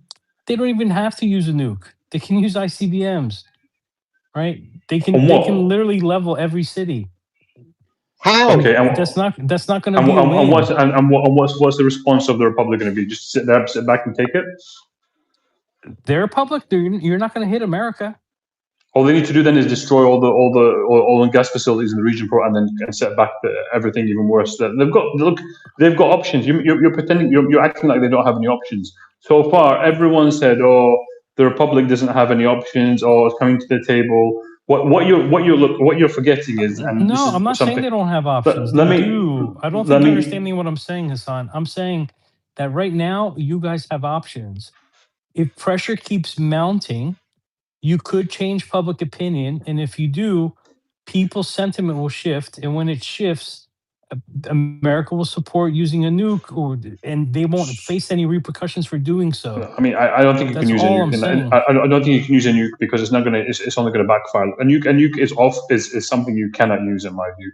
But look, regardless, the thing that Scott missed out, I think, was that the Islamic Republic and the Iranian, the Persian nation, we call them, have been underestimated. The lies have been sold about them. They don't. They're an ancient civilization. They're very smart, very intellectual. And I'm sorry, but America is not what it used to be. When you look at America's got lots of intelligent people, but you've also got lots of stupid people, as we see with the election of Trump and the hillbillies that you've got. And look, I still call that America the Great Satan, whether you like it or not. Obviously, not all America. Hassan, you just cut off, or is it me? Guys, Yeah, me? he cut off. He cut off. Oh, okay. You need to let me know because then I need to reset. That's why. Hassan, you cut off. Joe, you're getting attacked again. Someone said, I need whatever Joe and Scott is sipping ASAP. Solomon, you understand? Do you understand what I'm saying? If sentiment shifts in America, they do have weapons that would make Iran stop. They Correct or don't incorrect? blur. This is what I was trying to say to Scott. I was saying, what else can they do that they haven't done yet that would, cause the harm that you're saying, that then Iran wouldn't attack the Gulf states. And the Gulf states, the reason But they Trump is wouldn't trying. care about the Gulf. They wouldn't care about the Gulf states. Trump does though because it's his finance. If you, unless you believe that Trump doesn't care about his finances, his financial wealth, the fact that these guys are basically personally making him and his family basically wealthy for the rest of their lineages, then okay. But I think he does care about that, and that's why the Gulf matters for him specifically because he did. I agree with Scott. Like the Gulf worships America. I agree with that. They have no leverage. But in terms of Trump himself, I think he is thinking about his financial wealth. But I guess there may come a point where he's willing to, and I guess you're right about that. There may be a point where he's saying, you know what, sack the Gulf as well. But sacking the Gulf means you just destroy the world, isn't it? Yeah, sorry, I'm back now. I hope it's clearer now. Yeah, I was just saying to you, I think Scott Ritter, there's contradictions in what he was saying. I think it came across a bit arrogant with regards to what America is and what the state that America is as a nation now, and the direction it's taken over the years and the crimes and the slaughters and the massacres and genocide is done basically. So yes, it has it is the empire, it is a hegemon, but at the same time, it's not a very wise or a moral actor. And so, the Republic, the Islamic Republic, is a ancient, before it's ancient civilization, highly educated people. Everyone there values knowledge and wisdom and philosophy, and so it might not be as much militarily, but it's definitely far superior to it when it comes to intellectually, morally, ethically, and many other parameters. So that does go a long way to counteract the military prowess of America. And again, the American military is not what it used to be. When you look at the attacks it's received in the region, I mean, just look at the resistance groups you've got: the Yemenis, the Lebanese resistance, the Iraqi resistance. All of these are punching above their weight, and they're able to take hits much more than the Americans, take much more pain, and they're able to dish out as well. So I don't think it's as simple as what he was saying, that America is this bully that can go around and do whatever it wants. I just don't think that's the case. Joa? I never said America can go around and do what it wants. What I'm saying is, if the sentiment shifts to where the American people would support using a weapon, European people support using a weapon because they're suffering because of the strait, then you have a different animal, and they could level Iran. They have the firepower to do so. That's all I'm saying. I'm not saying they can go around and do what they want. But can he do that though, Joa? Can he do that? Yeah. How can he not do No, that? I'll explain to you why. He Why can't do that. after. He can't do that now, though. I just don't think. I'm not saying it's not possible. It's obviously logically possible, but habitually, what is you just look at his actions, and this is what I was trying to explain to Scott. And obviously, I could have pushed back on him more, but I thought like let's move on. I don't want to be stuck on one point and just debate that one point rather than get a good interview out of the whole conversation. But if you look at Trump's tweet yesterday, he basically alienated probably the people who hold the biggest audience for people who are within MAGA or the MAGA movement. Who do you leave now? You leave people like Levin, Laura Loomer, Dave Rubin, maybe Dan Bongino, Crowder. So that's it. Those are the ones you've kind of left, but you've alienated the biggest market share of your voice. And they now, after attacking them personally that hard, they're probably going to go even harder against your actions in the war. They will be impacting the audience a lot. X on and so, and then obviously social media now isn't just American; it's very global in the sense of, I guess, other than TikTok now. But I'm not sure he can actually propagandize the American public as easy as what you're saying. I'm not talking about propaganda. I'm talking about Israel does not have unlimited options the way some people make it seem, where they can forever keep it closed and forever just do it, just transition oil for one people, or forever say no to ceasefires. That's all I'm saying. There are repercussions. Every action has a counter reaction, right? Um, and you are dealing with nuclear powers. If Iran was a nuclear power, I would say the story is very different, right? It's not a nuclear power. That's a problem. I think. So I think the reason that one of the reasons they haven't used a nuclear weapon on the Republic is because of the enriched uranium, the 60% enriched uranium. And one of the reasons they keep coming back to that is a kind of deterrence, in my view. Being a nuclear threshold state means if somebody uses a nuke on you, and having the ability to, let's say, get it together within a week, 2 weeks. Look, we underestimate that. We always underestimate the Iranians. Do you know how many people, analysts came out and said before the 12-day war that they've only got 100 missiles that can reach occupy Palestine, or 500 or 1,000, whatever it was. They're always underestimating. And they are very technologically smart. If they estimate, in my view, that they can put together a nuclear weapon in 2 weeks, they can probably do it in a week.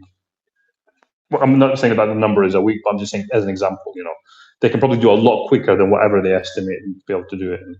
And that's the thing which has probably, in my view, kept them from using a nuke so far, because they know that there's a possibility that it can be used back on you. So the minute that Tel Aviv uses a nuke on the Islamic Republic, then becomes open game. They can have one used back on them. So that's in my view, that is a form of deterrent. The other thing is that they can, if you're saying that they can't keep the stroke closed forever. If they use a nuclear weapon on Iran, then the whole world's economy is destroyed, because let's say the contamination in the region, the oil will not get out. Everything will just be destroyed. Everyone, basically, that nuclear option. The Gulf states will be destroyed. The Gulf states. Well, they won't be inhabited. The whole region won't be inhabitable, and that means that no ships will sail anywhere. Forget about it. The whole world can forget about getting any oil from that region. There'll be mass starvation. There'll be mass famine. There'll be wars and people fighting over resources. You're talking about complete and utter chaos. So unless the Republic I don't pushes know it. if you understand. I don't know if you understand that that's exactly what will happen if they keep the strait closed for 2 months already. So what's the difference? No, because they don't need, because they'll never completely close it. They'll just restrict it, right? That's all they'll do. So the closing is only done if certain red lines is breached. So at the moment they're doing genocide in Lebanon. Okay, look, we can't tolerate genocide. Stop genocide. Therefore, we close the strait. They only pull this when all red lines are crossed. You killed our supreme leader. All right, screw you. We'll close the strait. Now, as long as you don't breach those red lines, then we're not going to do that. So they're dealing very rationally, very in a common sense way. It makes 100% sense. And like I said, they will never push it to the level where the whole world turns on them. They'll say, okay, look, you want your But why access to the not? resources. Why not, Let me Hassan? explain why. Mm-hmm. Because the Iranians are very wise, they're very calm, they're very patient, Mm-hmm. and they're rational and they're pragmatic. So what they'll say is, okay, East Asia, we'll give you access, just pay the toll. Forget about America. We'll give you access, no worries. America, you can't have it tough. Sorry for now, because you're committing genocide. Come back in the future when you're ready to do a deal. So I don't think that they always said it's not closed. It's only closed for the genociders, basically, right? Genociders and the terrorists. If you're a terrorist, you can't have access to it. That's the restriction. So there's nothing not pragmatic. There's nothing Okay. unreasonable So about that. what are you saying that's different than me? I literally said, depending on how far they go, they could turn the world against them. And now you're telling me they're not going to go that far because they're wise. And all I'm saying is, if they go too far, they could have the world turn against them. We're not saying anything All right. different. No, But there's you something trying to slightly make it different. seem like it There's, is. there's something slightly different. One is they can turn. They're not going to make enemies of everyone in the world. But the problem is you're dealing with America and you're dealing with this cancerous entity in the region. They will keep, as we saw, they will keep reaching deals. So then the Republic will have to keep closing the strait on them, saying you're not allowing your ships to go through. So we'll keep going back to this. We'll keep going back to the same situation, because they're not willing to give Iran that, or not give, to allow Iran to have that power and to recover, rebuild, and become a major power. They're not willing to do that. So it's not left with any. The only option it's got, which is not a violent one, is to say, okay, because of your behavior, we're going to have to keep doing this. And the problem is that this is causing chaos in America. It's causing chaos in the entity. It's allowing the republic to dictate terms and keep coming back, keep restricting negotiation. We just saw what happened now with in the Pakistan negotiations, where they said, all right, we'll release the funds now. We'll have the ceasefire tomorrow. Now, there's only so many times they can do that before again they're going to go ballistic. In fact, I don't think these negotiations are going to go anywhere, because at the moment they're doing it because they're forced to, but it's just to buy time to go and attack them again, because they can't accept the situation. I said this from the start. There's no way an empire is going to come and say, all right, we're going to allow you as our enemy, Iran, to have this amount of power. So this is all just at the moment like in flux, if you see what I'm saying. Joe, are you there? Yeah, I just don't see it different from what I'm saying. Joe, just while you respond, just consider this point as well and just add to it. Hmm. What's your thoughts on what Scott Ritter slash Joe, Joe Jr. or you Ritter Jr. had to say? And everyone doesn't even know your guy's history. You don't even like him, but anyway. Someone Yeah, said, I Joe, don't. please. Sorry. Yeah, I don't. Yeah, it says, Joe, please leave East Israel now. I like that. I like that. But anyway, Joe, what's your thoughts on this kind of conversation about the enrichment that Scott thinks it'll be 3.25%, lower than the 5% that was agreed in the JCPOA? And that way you'll get some kind of agreement. So it means Iran needs to concede to lower than 5%. And we just got a super chat that says, I believe the limiting factor was launching equipment. China gave Pakistan in 80s ability to deploy. There have been many ghost ships, by the way, China and Iran since the assassination of Khamenei. I believe they have what they need.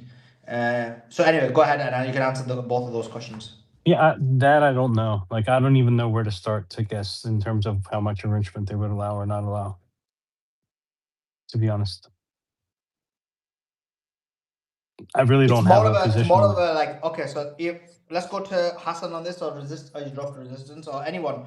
So Yeah, with like I said before, for me, the reason I think one of the reasons why Iran hasn't given it 60% uranium is it because it knows that if it was like, look, if it was to reduce it, look, I'm just putting myself in Iran's position. Let's say it goes down to 3.25 and it hands over the 60%. I think it get nuked. It get nuked at that point, because I think that's a leverage and that's a deterrence, which is like, it's like you're saying you've got a semi-nuclear bomb. It's like not a full one, it's like a semi one. Like that's the reason why they try to do the operation to get it out. That's why there's so much focus on it. Keep coming back to 0% enrichment. They want to remove the material so they can nuke them. Basically, that's what I genuinely believe they want to do. They are just worried. Look, all that needs to happen is a nuke happens on the Republic. They haven't got the means to respond. They're screwed. But if they have, then the entity's over as well. Do you see what I'm saying? So I think that leverage can't be let go. They're not going to get let go of it ever.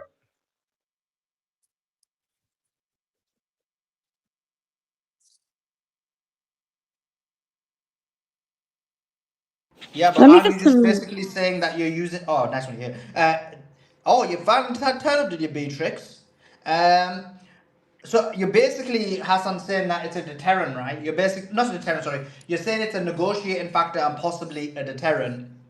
But I guess what the argument here is, if you come to a conclusive ceasefire deal, which everyone is happy with, what deal would be fine from the Iran's perspective, where the nuclear enrichment is, they expect certain percentage. And why I'm saying the percentage is because before the war, obviously Iran was willing to go down to 0%. The difference is they've seen thousands of their people being murdered, including children.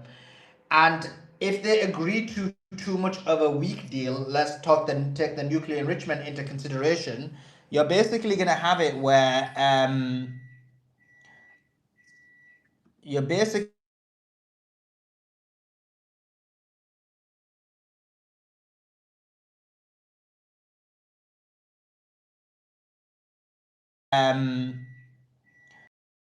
sorry, yeah, so that's with the three, if you agree to 3.25%. 5% was in the JCPOA and unlimited quantity of enrichment. So I guess from Iran's perspective, if they've won the war, which is what we all believe, then what Goose, check your own thing first, bro, before you tell us. Like, you made us reset, now people lost out in 20 seconds. Oh my god. Goose. This chat blood. Anyway, jokes aside. So like what I'm saying is what I mean for me, I just if Iran agrees to anything lower than 5%, I just don't think that's a good decision, personally, So, based on the so, circumstances. But I guess his argument so is look, what's the objective of what is the objective of America and Israel? It is to basically destroy the capability of Iran from defending itself, and they want to do that incrementally. So from their point of view, the first step is remove 60%. Okay, attack them again. Next time, bring it down to 20%. All right, next time, 0%. And they want to, and then after the 0% is right, you need to reduce your ballistic missiles until they eventually leave them that they can't defend themselves and they can attack them when they want. That's all. That's their sole objective. There is no objective, so that they can destroy the country however they want, whenever they want. So this is just incremental. Now, what's happened as a result of this war is now it's pushed it beyond that point where they're not even discussing the 60%. And it's about the Strait of Hormuz, and it's about ceasefire in Lebanon, right? So they want to bring that back. They want to bring that back so that they can hit genocide Lebanon at will. They want to regain the Strait of Hormuz, and then they want to start discussing the nuclear enrichment. They want to get to the point where they can nuke them, basically, because now they've seen that they have the means to defend themselves. okay, So, okay, that's fine. That's their objective. I'm saying put yourself in Iran's shoes, Hassan. You currently have them in this specific situation. You are winning for sure. Huge loss of life. The infrastructure has been damaged. What do you agree to? Like, if America says hypothetically all sanctions are lifted, your what's the other one? Oh, you have complete control over the Strait of Hormuz. You can charge, I don't know, like $1 million rather than $2 million per ship. You can rebuild your country. I mentioned sanctions lifted. You can still keep your ballistic missiles, but nuclear enrichment, it needs to go down to 3.25%. What do you say that no, they should walk away from the deal in that scenario? well, the issue is you're dealing with somebody who just threatened to wipe out your civilization. So if you negotiate down from 60%, then the inevitable expectation is that 6 months or 12 months later they'll come and attack you again and try to bring you down to 0%. So that's a problem you've got, and then you can't defend yourself against a nuke. So this is the issue is because of the behavior, the erratic behavior, and the genocidal behavior of both Satans, the greater and the little Satan, then you're going to be in a situation where you face an existential threat if you don't have that 60%. I think that's why it's been there all along. To be honest with you, people think it's just leverage, and I think that's true when they say it's used as leverage. But the underlying reason to have it is if you imagine a country that's smart, that can build its own nuclear capability under sanctions, under bombing, under assassinations. Do you honestly think they haven't got a roadmap to turn that 60% into a nuclear weapon rapidly if they need to? Like, there's no way that those discussions have not been have not taken place, and there's not enough scientists who've not figured that out. Should they need to do it? Do you see what I'm saying? They have the ability to turn that, in my view, very quickly, run very quickly, and it effectively means that if they get nuked, they can nuke back, and you don't want to lose that at any cost because of who you're dealing with. That because of I think that's what I honestly think that's what saved them this time. Otherwise, they would have been nuked.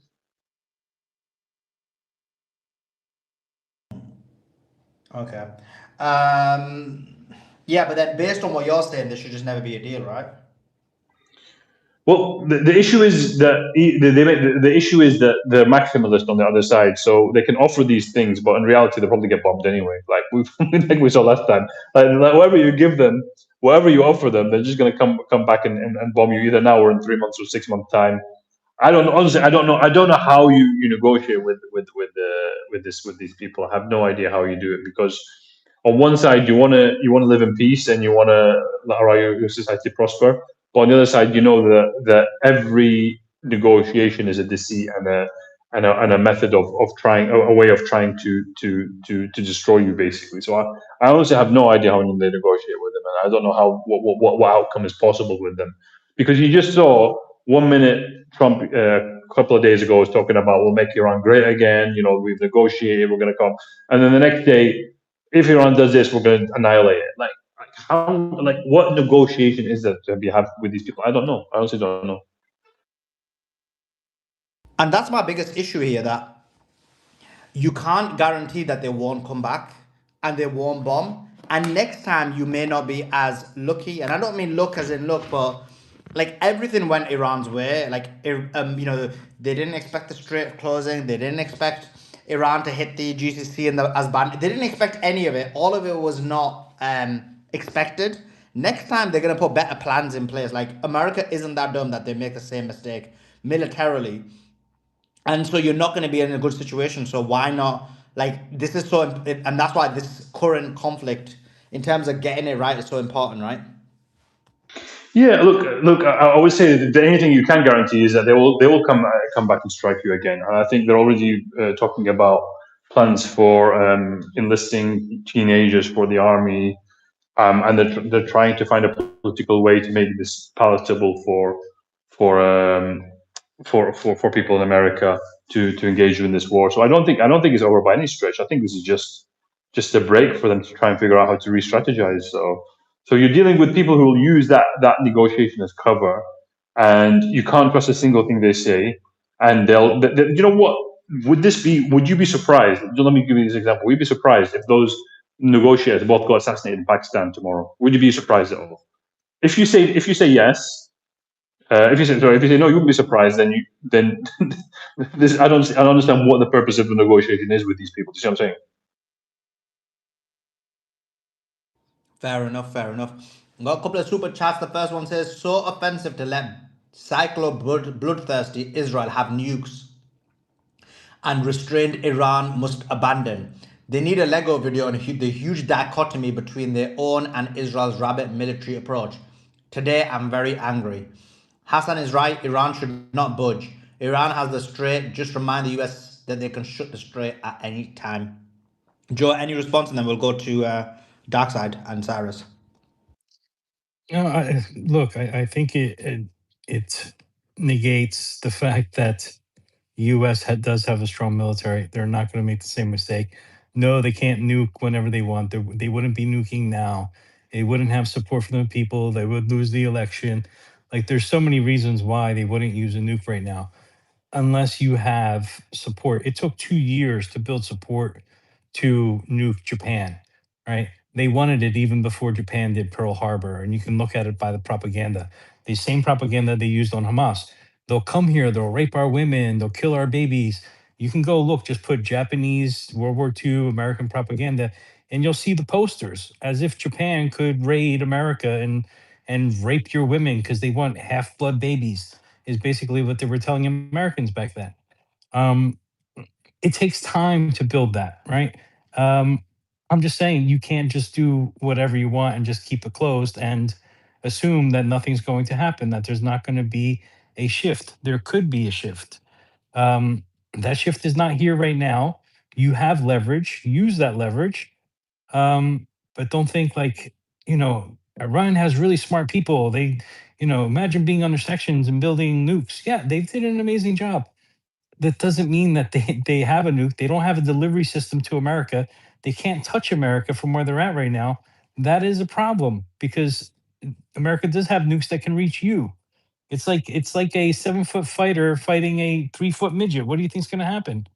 Right? And I'm not calling Iran a midget. I'm just saying we can reach you with a great arsenal. You can't reach America.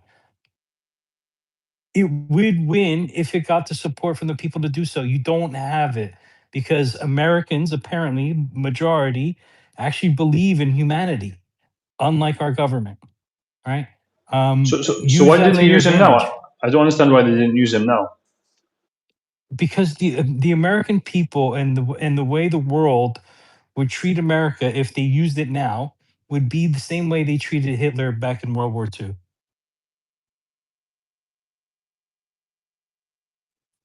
Do you I understand? don't understand how. I don't understand That's what the how you fallout can. would be. I That's don't what the understand how at any fallout would point be. there can be a justification for genocide. What you're saying is that there's a point comes where genocide is okay, basically. Yeah? Yeah, if you put enough people suffering that other people are starting to die because of your actions, then yes, right? They'll say that you're trying to commit a genocide, and they'll convince people of it, right? Because food isn't going to grow, homes aren't going to be heated. What do you think that is? Hassan, That's you committing genocide. yeah, Joa, I really let me just say this, Hassan. What we're really saying here, and I think you have to agree with this, when the United States of America has its back against the wall, and people are literally starving. I mean, worst case scenario, which this would play out to be Armageddon, that the United States of America, right, wrong, or indifferent, it doesn't matter. The morality and all that stuff goes out the window, son. Come on. We got to look at reality here. They're going to launch. Every split second, 24 hours a day, 7 days a week, our submarines have a launch code ready to go when called. Could it happen? Yeah, absolutely. This is what Ritter was talking about. This is what Joe was talking about. Don't go into the moral aspects of it, please. I mean, come on, bro. We can't go into that. But we know that's the end game. That's the end. That's the end of the world. So that's all we're really saying here. So we have to look at this now realistically, geopolitically, militarily, in a conventional sense. And come on, Ritter knows that we lost it. Hang on. And it really, it also upsets me that Ritter says he's best bros with Professor Morandi. I doubt that, but I don't want to go into that. It's very ethnocentric and white supremacist of him, and it pisses me off why he would think Iran. No, they don't need a nuke. They don't need no. Iran should have been a nuclear power, and we wouldn't be in this mess. Yeah, I agree. I think that was Let a me just read supremacy these coming through. super chats, Hassan, and then you can jump in. Iran might not be able to reach America, but Russia and China can. Also, Iran can keep the Yeah, strait no closed. shit. Also, Iran can keep the strait closed to the US for years, just like the sanctions the US put on Iran. It's the same thing. Another super chat. Sorry, Joe. The entire world views Trump and Netanyahu like hell already. We have zero allies. Sorry, go on, Hassan. No, I was saying that the idea that they'll start nuking just means that they'll make a bad situation worse. So you're saying if people are starving, right? Let's say there's because of the war and the continuous strikes on the Republic and the refusal to allow the people to breathe there, that the Republic keeps the strait open. This is what you're saying. I'm just playing it out with you, okay? So then what happens is they say, look, if you don't open up now, we're going to nuke you. So they go from a situation where there's food that this fertilizer could come out to we're going to destroy the whole region and we're definitely going to go into famine now. That's what you're saying, basically. So we're going to go from a situation where potential catastrophe to actual catastrophe. Is that what you're saying?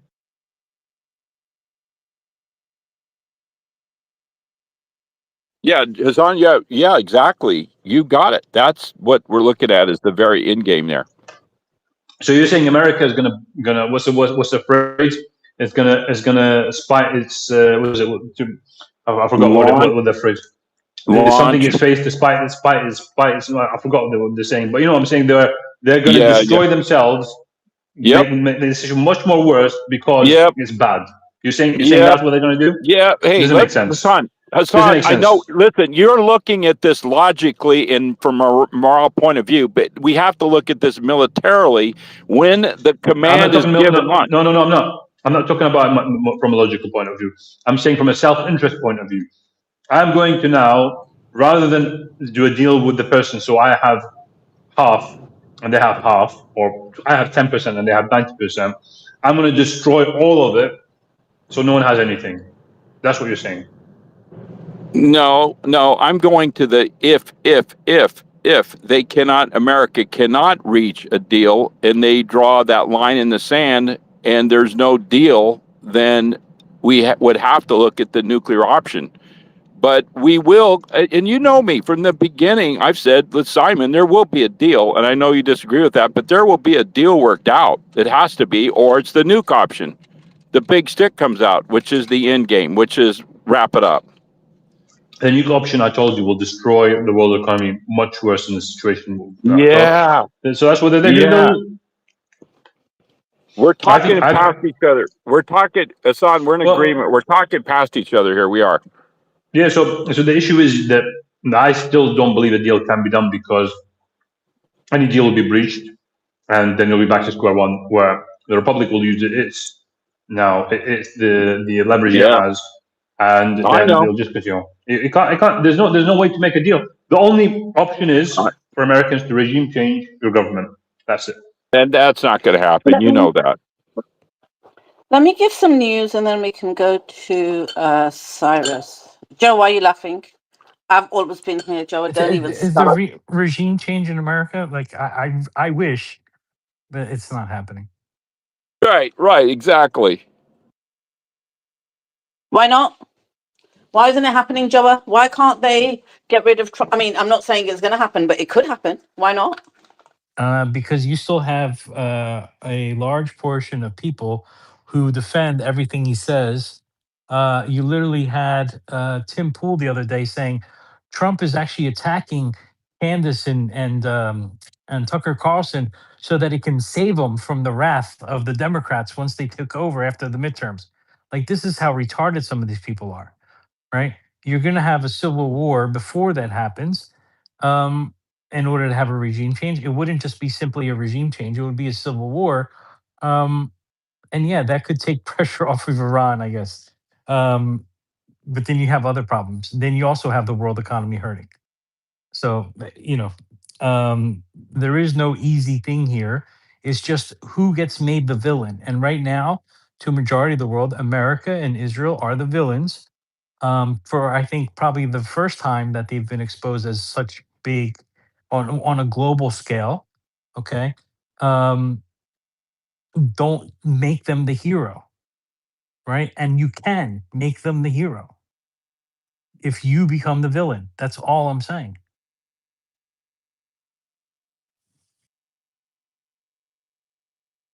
Yeah, but what Hassan's trying to say is that right now, if your argument is that Americans, like basically the world is going to suffer because what's going to happen is America is going to be murdering Iranians are going to shut the Strait of Hormuz, then by using the nuclear option, you basically accelerate that world starvation anyways, his point, Joe. Look, while they could reach many oil wells, they won't reach all the oil wells, and that will be better than no oil coming through, right? Um, but the world would have to turn against Iran, and I'm saying that it can. Um, it would take a few months, but it can if it makes the wrong choices. That's all. Like, I'm not saying anything crazy, guys. It's propaganda works. Okay, um, it really works. It just takes money and a bit of time.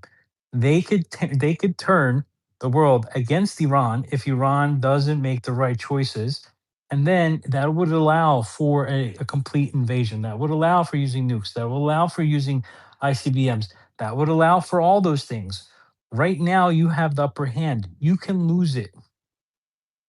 It is not a guarantee, right? So I mean, look, even if Iran had its eyes on every single oil field in the Middle East, you think they're going to take out every oil field? Thing is, I believe the Republic will finesse it so it continues to keep legitimacy while inflicting pain.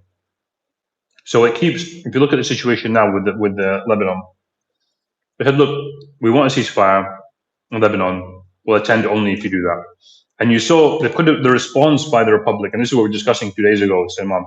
We wanted the Republic to hit this entity really hard for the genocide it just did in Lebanon. And that's how we felt. But from a strategic point of view, it tightened the news by closing the strait, saying we're not going to attend negotiations. Screw you, unless you do this, A and B, and they're very reasonable demands. Everyone already in Europe came out and said they want Lebanon to have a ceasefire, right? So that immediately put the pressure on America to then say, "Go, look, no, we need a ceasefire." So it's going to use the leverage it has in a very strategic and patient way. Sometimes it will look to us like weakness and too much patience, but it's never going to go to the extent where it's going to cause mass starvation. What that will eventually mean that the entity will likely lash out with a nuclear weapon or collapse. I don't know which one it's going to be, because eventually it's going to be either isolated from America or America's going to come in and invade because it's not getting the success. So that's why we're expecting further escalation. Does anyone actually see this being de-escalation at this stage? I don't. Yeah, I think Joe, Simon, Andrew, I think all of them think that this is a de-escalation. But just on this, we've got some more breaking news, which is the US is reinforcing its military presence in the Middle East. One flight and attack aircrafts have just arrived. Almost 2,000 troops from the 82nd Airborne have arrived as well. The USS George Bush is on its way as well. The USS Boxer and 11th Marine Expeditionary Unit are also headed to the region from the Pacific as well. So there is a lot of movement of military assets still moving towards the Middle East. We also have a super chat that says just need to take Trump out.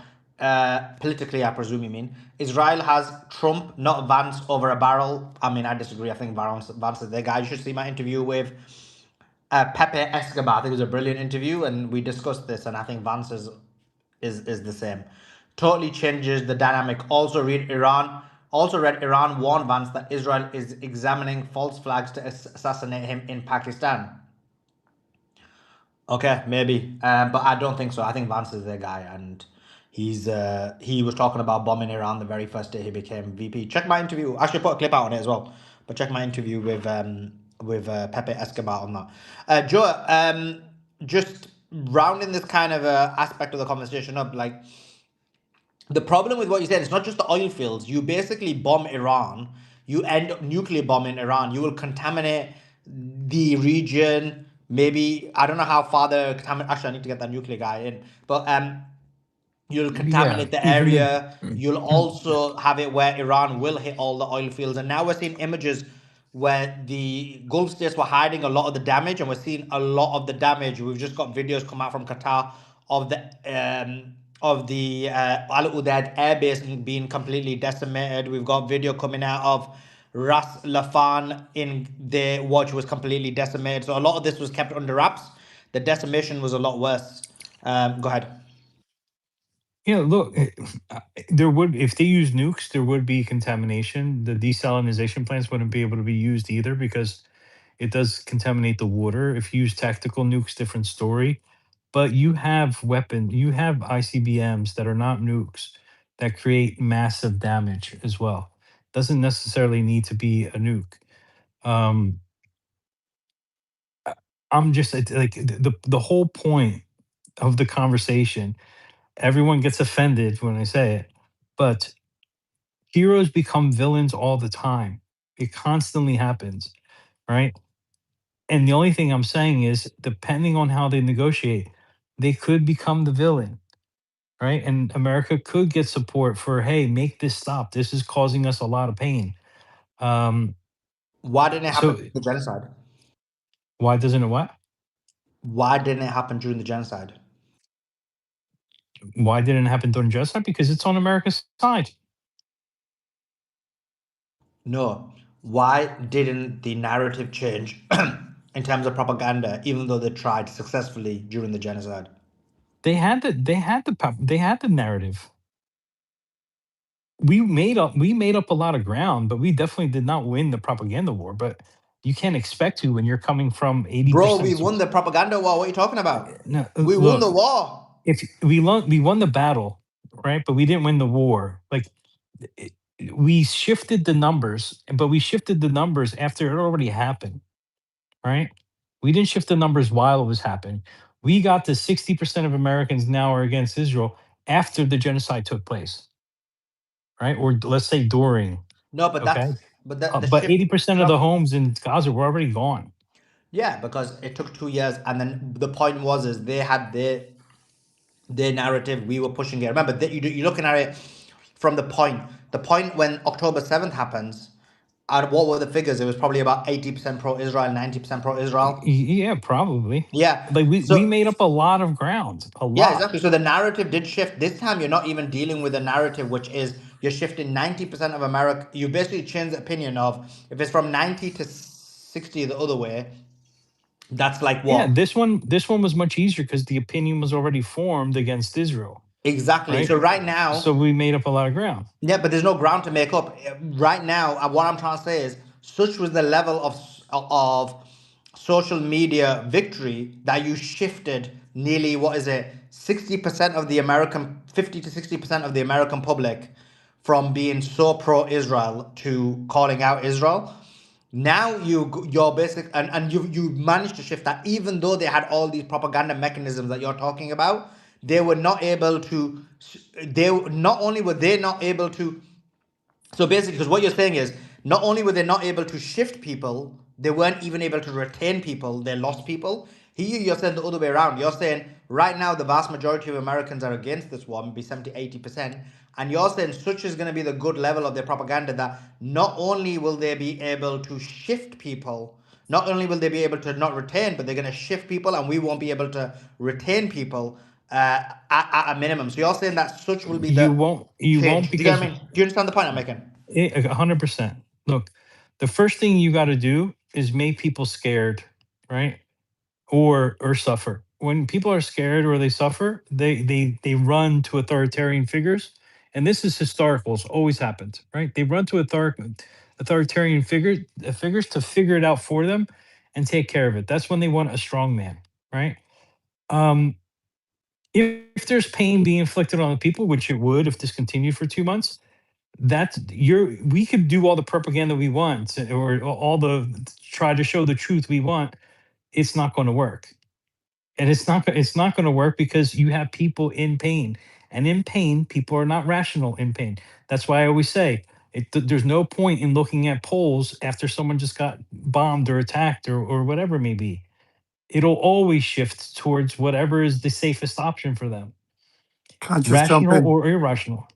Joe, can I just jump in? I've been listening to you Yeah, and I've yeah, been go ahead, listening to jump in. everyone else, mate, just for two, and I won't be long and I need to go because I want to watch Candace. Joe, if America, as Scott Ritter was alluding to, having their big guns and this, that, and the other, the reality of the matter is planet Earth will go dark. You will end up with only 80 million barrels, okay? The world will change, and no president or any American administration is willing to do that. If you were to nuke Iran, it would not stop what would happen to the Straits of Hormuz. Because you cannot bomb all of Iran, ICBM everything, and be able to get to the what's it called, to every single one of these what's it called, missile cities. And you know what? It takes two or three missiles to hit the oil terminal. And if you remember right now, they've had the east-west pipeline put out of action. That's 600,000 or 500, 600,000 odd barrels a day gone. So that means the exit of oil going to the west coast of Saudi Arabia, that's now stopped. And that's not going to be open for God knows how long. If America was stupid enough to up the ante with Iran, Iran has still got the teeth to do so much damage to the world's economy that there'll be nothing going through the Straits of Hormuz. You're not going to be able to dismantle what they've already got in place. And it doesn't take very many drones to basically keep the Straits of Hormuz permanently shut down and mine it. And you're going to need three or 400,000 people as an absolute bare minimum landing in Jordan and then walking across Iraq and going through Iraq and then coming into Iran and hoping that they can come down the east coast or down the east coast of the Persian Gulf to go down there and stop maybe the local stuff from happening. It doesn't stop the missile cities that will be firing from every point of existence in Iran. And you know as well as I do that Iran can pinpoint and put their missiles pretty much within 100 meters. And you don't need much more accuracy than that to be able to cause a problem for the Straits. Yeah, Why do you pause. think? All. Let me finish, Mhm. and then you can go. Okay. Why do you think America come to the table? They've come to the table because they don't want oil to be at 150 or $200 a barrel, and that is the reason why they're here. And Scott, while he, you know what upset Scott was the word the your boots on our neck upset him, and as an American Marine, he doesn't like that. But the reality of the matter is, Iran does have its boot on the neck of the world's economy. not America, the whole planet's economy. And that is what you've got to accept. And that boot is literally, there's nothing anyone can do about that boot. Not America, not Israel, not all the combined forces of the planet, yeah, and I mean the western side of the planet, can come over and unblock or stop the Straits of Hormuz. That can get mined in about one evening. One evening is all you need.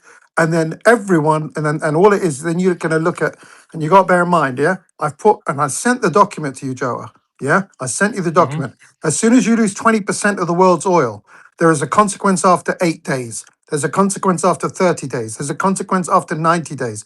And if you don't get oil coming out of there, that is a cascading problem that will just make things worse and worse and worse. And the problems for fertilizer, for helium, these are all things that devastate the world's economy, not just the oil dependence. There'll be no food for people. A third of the world's people will be going without food. That's a billion or 2 billion people. So, so we need to come out of this mindset of America, the all powerful, could do X, Y, and Z. If it could do it, I promise you, he would have done it. He can't do it, and neither can anybody else. And quite frankly, they shouldn't be allowed to go and murder people in Lebanon. They shouldn't be allowed to get away with killing people in Gaza the way they have done. And the whole world right now hates Israel. They've lost the narrative. You know, when you're talking about how the people, what's it called? Like, we lost the war.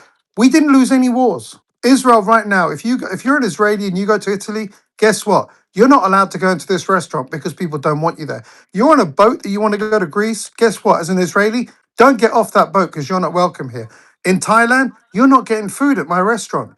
That's what's happened. They've lost the narrative because they have destroyed themselves. No one has done it for them. What they've done in Gaza, what they're doing in Lebanon today, is the reason why Israel has lost because they're not normal human beings. They have no humanity towards other humans. And they consider everyone else to be lesser cockroaches, not lesser humans. So that's all I wanted to say to you, my brother. And I'll leave it with you to tell me whatever you want to tell me. Yeah. Hey, Saint. Look, the other day you had a conversation about why Iran helps Hezbollah and Houthis and things of that nature. The very next And day there was Venezuela, and yeah, Cuba, and South Africa. yeah, and and look, the very next day there was a space about you and about your position that we've all been psyoped. This is really about Shia taking over the Middle East. Haas said it. You should have saw Suleiman's face. His whole face dropped when he said that. And I stood on the panel for 2 hours defending the thing and mentioning Venezuela, mentioning South Africa, mentioning all that stuff, right? So and this is someone who has been a space host and has staunchly defended Iran as being, the moral actor here. What's Um, this? uh, Wait, Joe. What's? I didn't even hear this. What? Say that again. yeah, it was the other night when we were having conversation about I forget who asked Haas why do they defend Hezbollah, right? And some people interpreted that as, oh, and I think you even asked the question, Salman, where you said, so they only defend them because they're Shia, right? And Haas explained no, It was because look, me. It was me. I was yeah, here, Joa. yeah, It was me that asked that question because Hozard referred to the Shia cause so many times that I said, right, so then they only support them, this whole thing. And he said, no. He said, it's not just Shia. And I said, but then which one is it? And he said, no, they do support, they're all for humanity. I said, so it's not for humanity then, it's for the Shia. And he said, no, it is for humanity. He right. said, no, absolutely, it is for humanity. And that's what I went onto that space, which I normally wouldn't go to. I went onto that space to defend what Haas said, and that this guy was misinterpreting what Haas said, right? But you can see how quickly a narrative can shift. And this is someone who has regularly held spaces, on the side of Iran, like saying that Iran is being the moral actor here. And the only thing I'm saying, Haas, is that Iran has a very good position right now. They really do. And yes, a lot of damage could be caused, but this being closed will also cause a lot of damage. At what point do countries begin to, which right now you have the hearts and minds of a lot of the people of those countries, do they shift? And you will not be looked as the humanitarian because you're the one causing them pain, or they're going to look at it as if you're the one causing them pain. Why are And we that's causing the pain, Joa? well, right now you're not. I'm not saying you are, but if they keep coming back and like, look, we'll give you everything, but we're not going to give you Lebanon, and you keep saying no, I'm just putting out an example. There Okay. is no there is no world, there is no planet Earth where we are going to abandon, okay, anyone Mhm. that stood up for the resistance. That's it. I mean, I If America thinks for one split second that somehow or another Lebanon is going to be left to its own fate to go and fight against a what nuclear if what superpower, if what if they say, okay, look, we can't control Israel. Israel's going to do what Israel does, but that's your problem with them, not with us. absolutely, and we will smash the living daylights out of Israel. Have no compunction whatsoever that Okay. Israel will get And flattened, and and it's and up to them.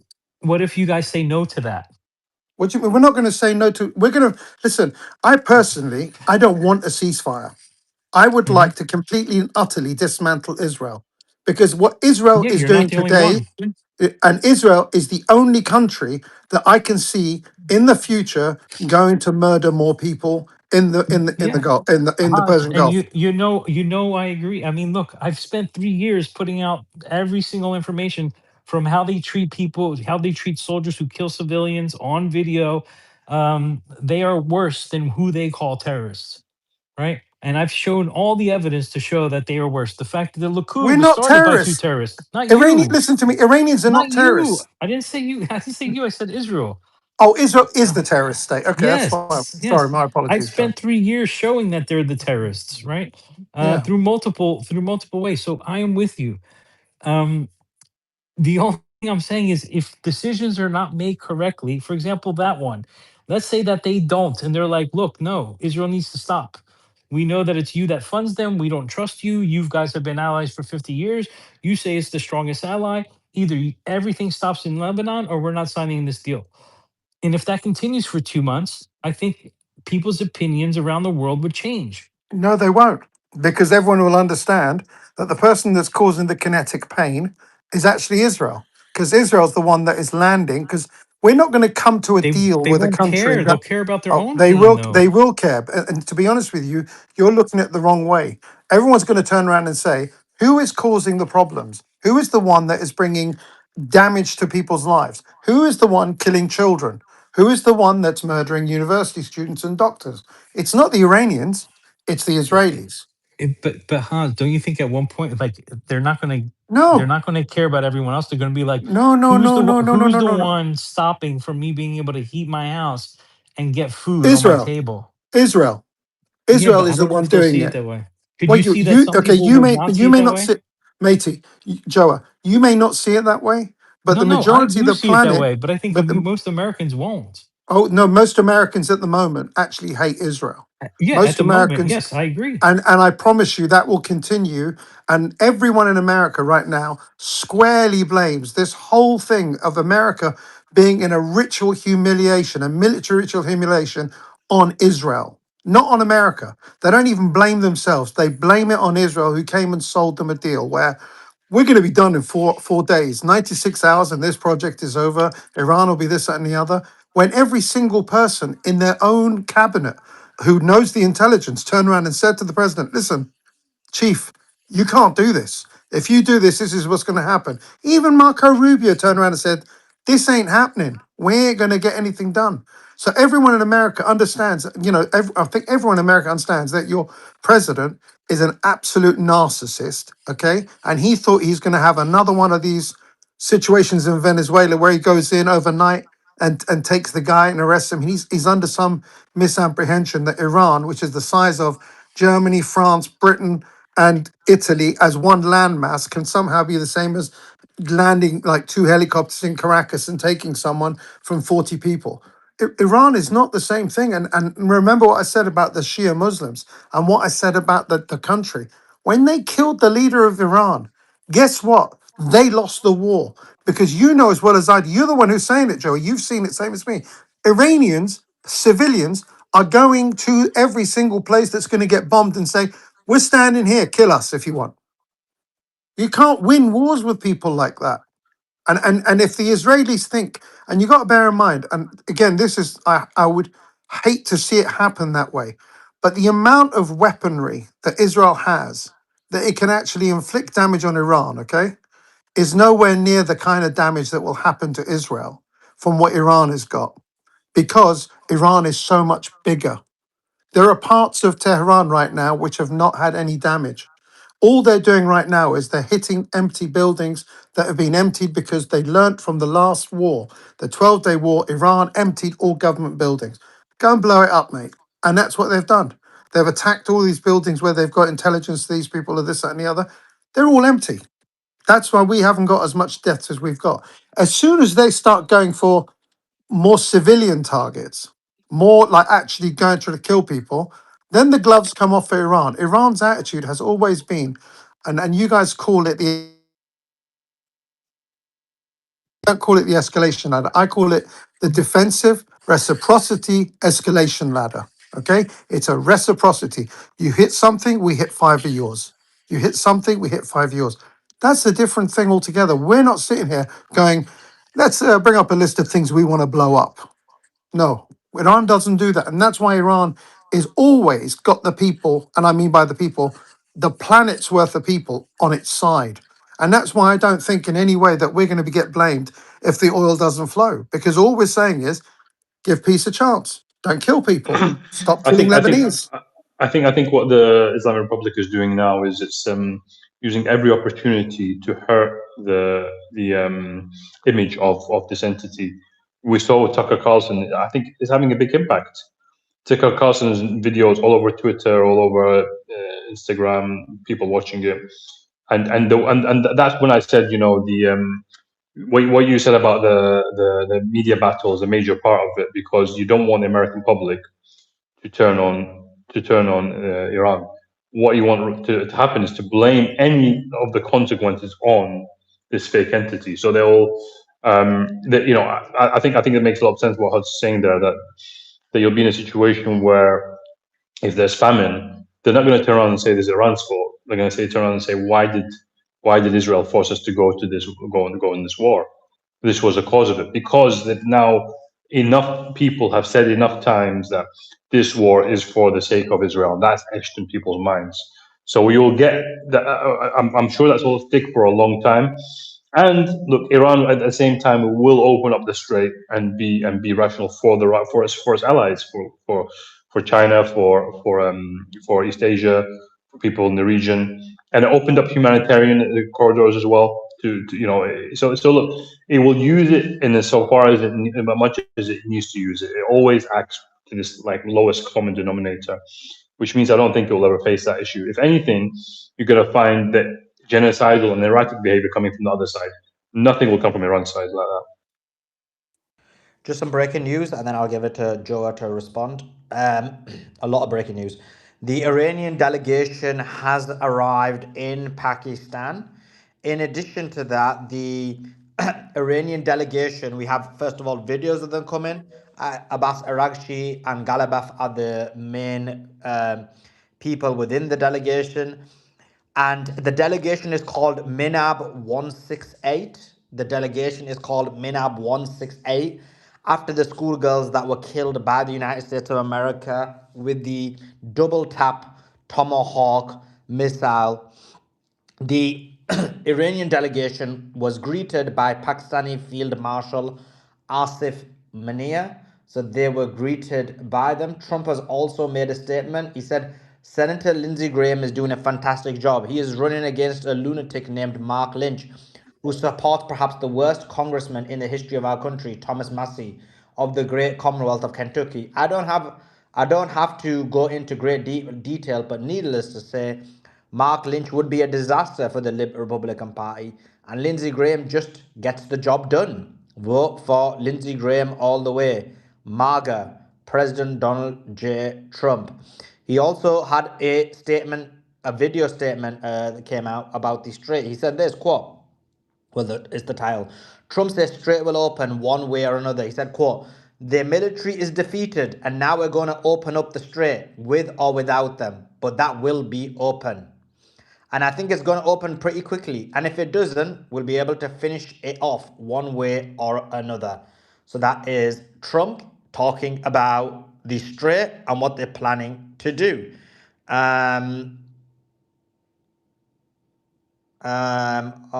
Okay, and another Galibaf has posted an image of his basically his plane and the seats within his plane. Oops, and his seats within the plane, and they have images of the fallen children of the Minab school. So he just posted that and he wrote, quote, "My companions on this flight, Minab 168. Obviously, lots of news coming out actually at the moment, so I will jump in, but I'm actually tweeting this out at the same time. But Joe, is there anything you wanted to add?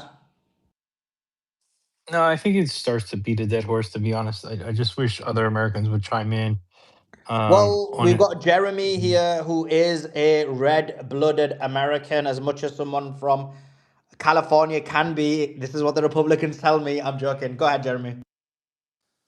Hey, dude. Well, before I make a comment about this conversation that's taking place right now, just a couple of corrections.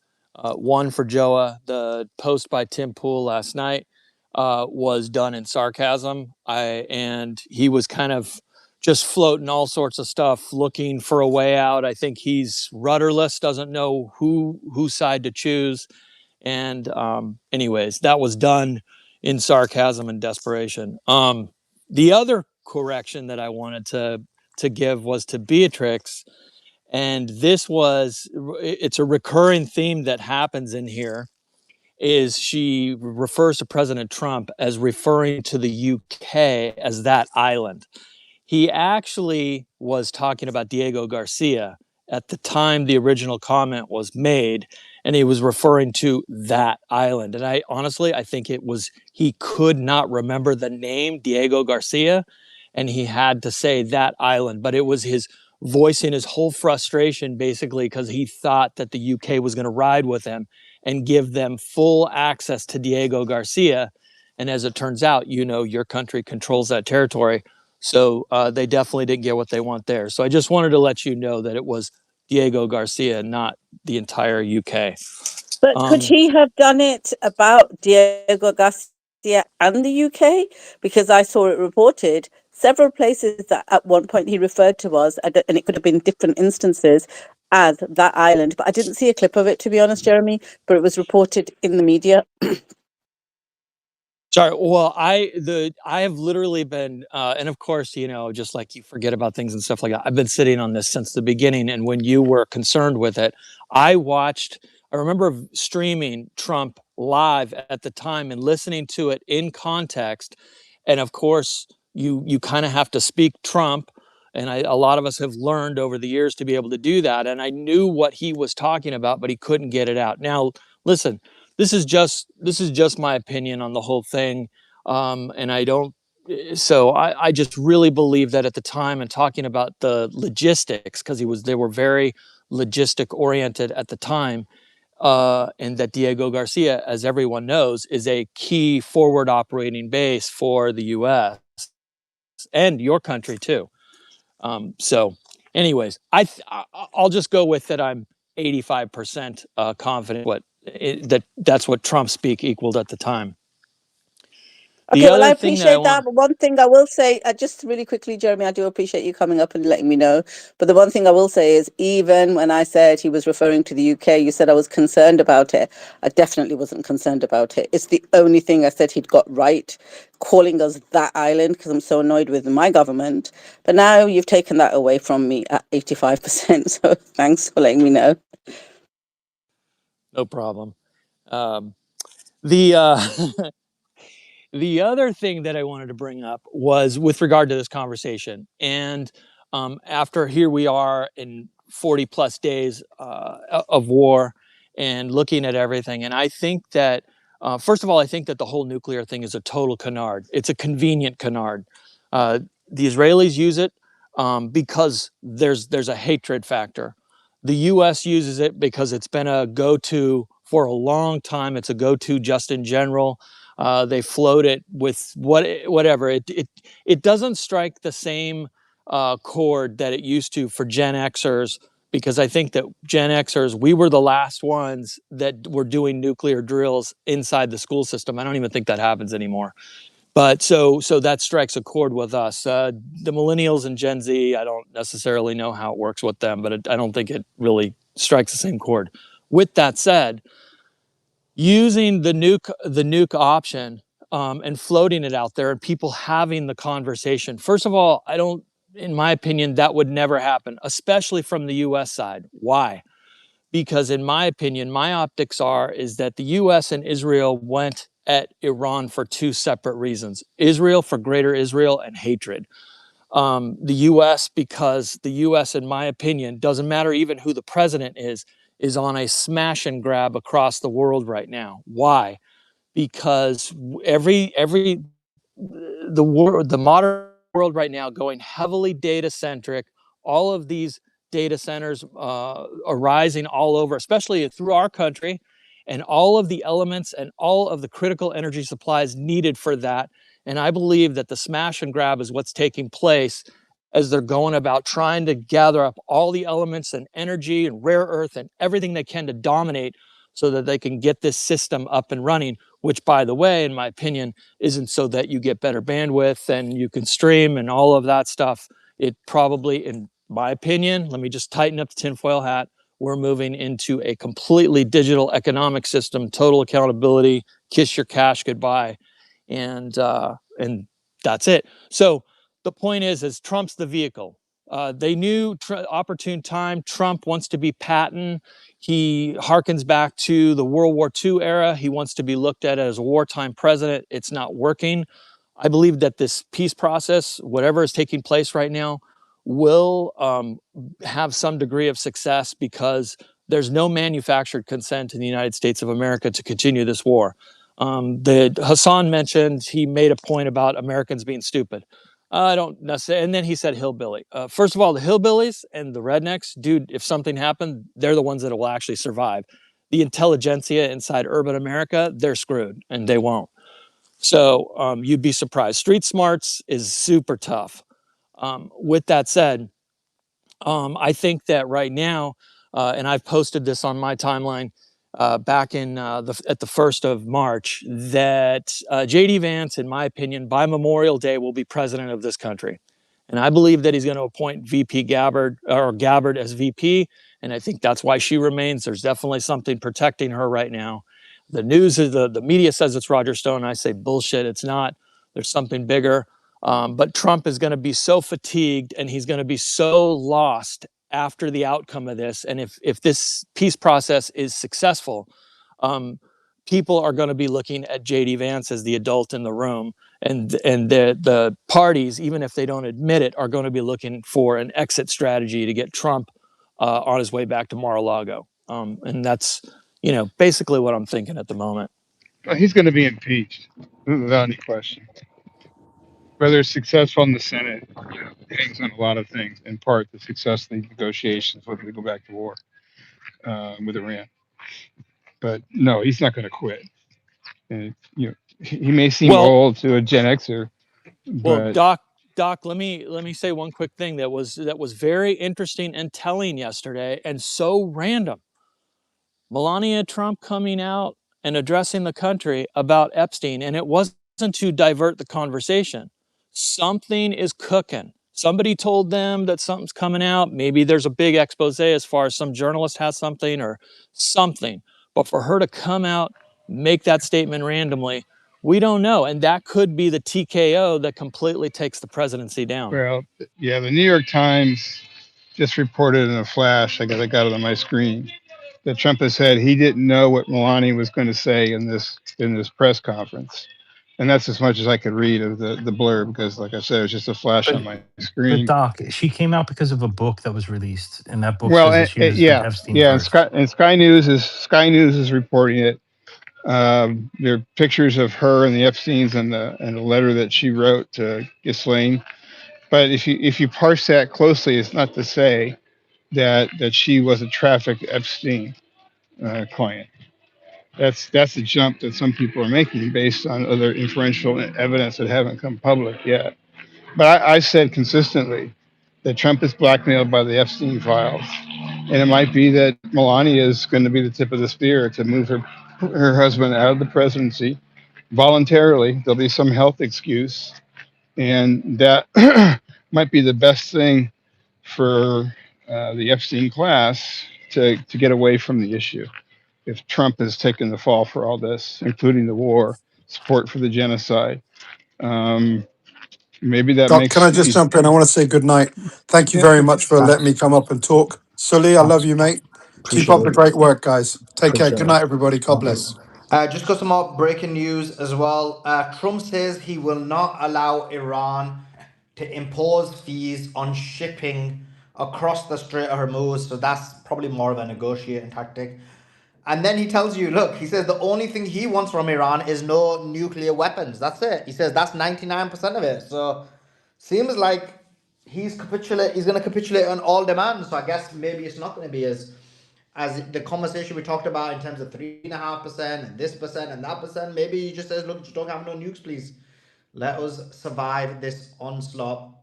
There's another super chat that says there is a woman, Amanda Ungaro, who began threatening her on Twitter directly. That led to the speech. Worth reading it. Very damning. Interesting.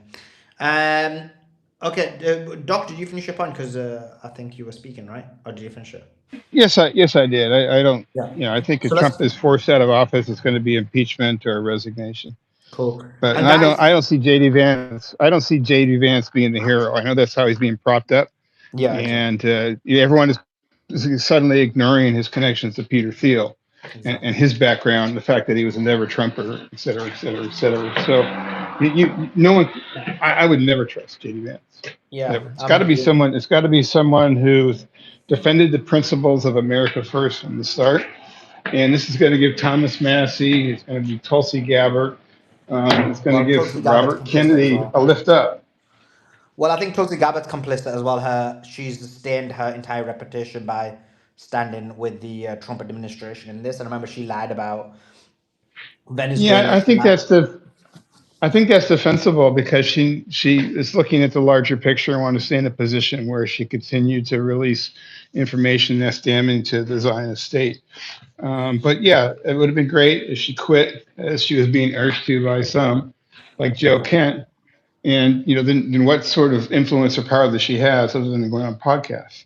So I Yeah, yeah, yeah. remember I'm talking Tulsi about being her. anti-war, going to Yeah, Syria, trying yeah, to broker a peace of sorts, ex-military, yeah. and was sort of apolitical in the sense that she joined Trump's administration. Yeah, I'm talking about her public statements of lying that Iran was close to a weapon, and also her public statement about Venezuela as well. Yeah, But I think she was ordered to say it. yeah, it's And you unacceptable. can excuse, you can It's accuse JD unacceptable. Vance or You excuse can't. JD Vance for the very same conduct. Yeah, no, I don't. I'm with you on JD Vance. I'm just not with you on Tulsi. The let's bring in Resistance into the conversation. Resistance, hope you're doing well. What's your thoughts about this entire conversation that we're having?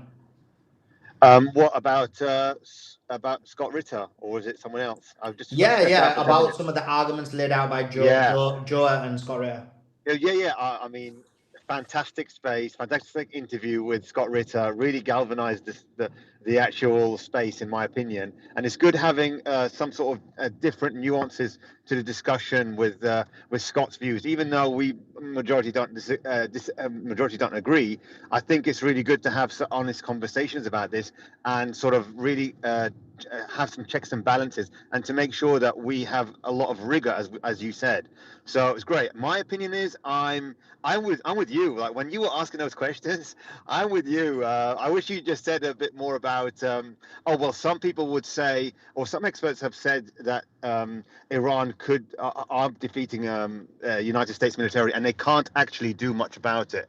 But anyway, you did very well, to be honest. In my opinion, I think you struck the right balance. In my opinion, I personally think that Scott is wrong in terms of the fact that he says that if America wanted to, they can really defeat Iran. They can militarily, if they wanted to, and set about a war economy. I'm absolutely 100% agree with Andrew on that, in the sense that if you play it out like a chess game, the only thing that they'll have, you'll have the pawn to pawn, and knight and rook, etc. It's after 7 moves, the United States will have to tip its king. Basically, they'll have to concede, because unless they want to use nuclear weapons, and that's basically what he was intimating, that the United States will have the balls to use nuclear weapons, which I don't think so, because I agree with Joa. Joa said, "Oh, it's all about the propaganda. It's all about what the public think. Public opinion matters. Public opinion matters. Propaganda matters." Right? So if you start seeing, they can deploy all their air force, all their navy, they can deploy 450,000 troops.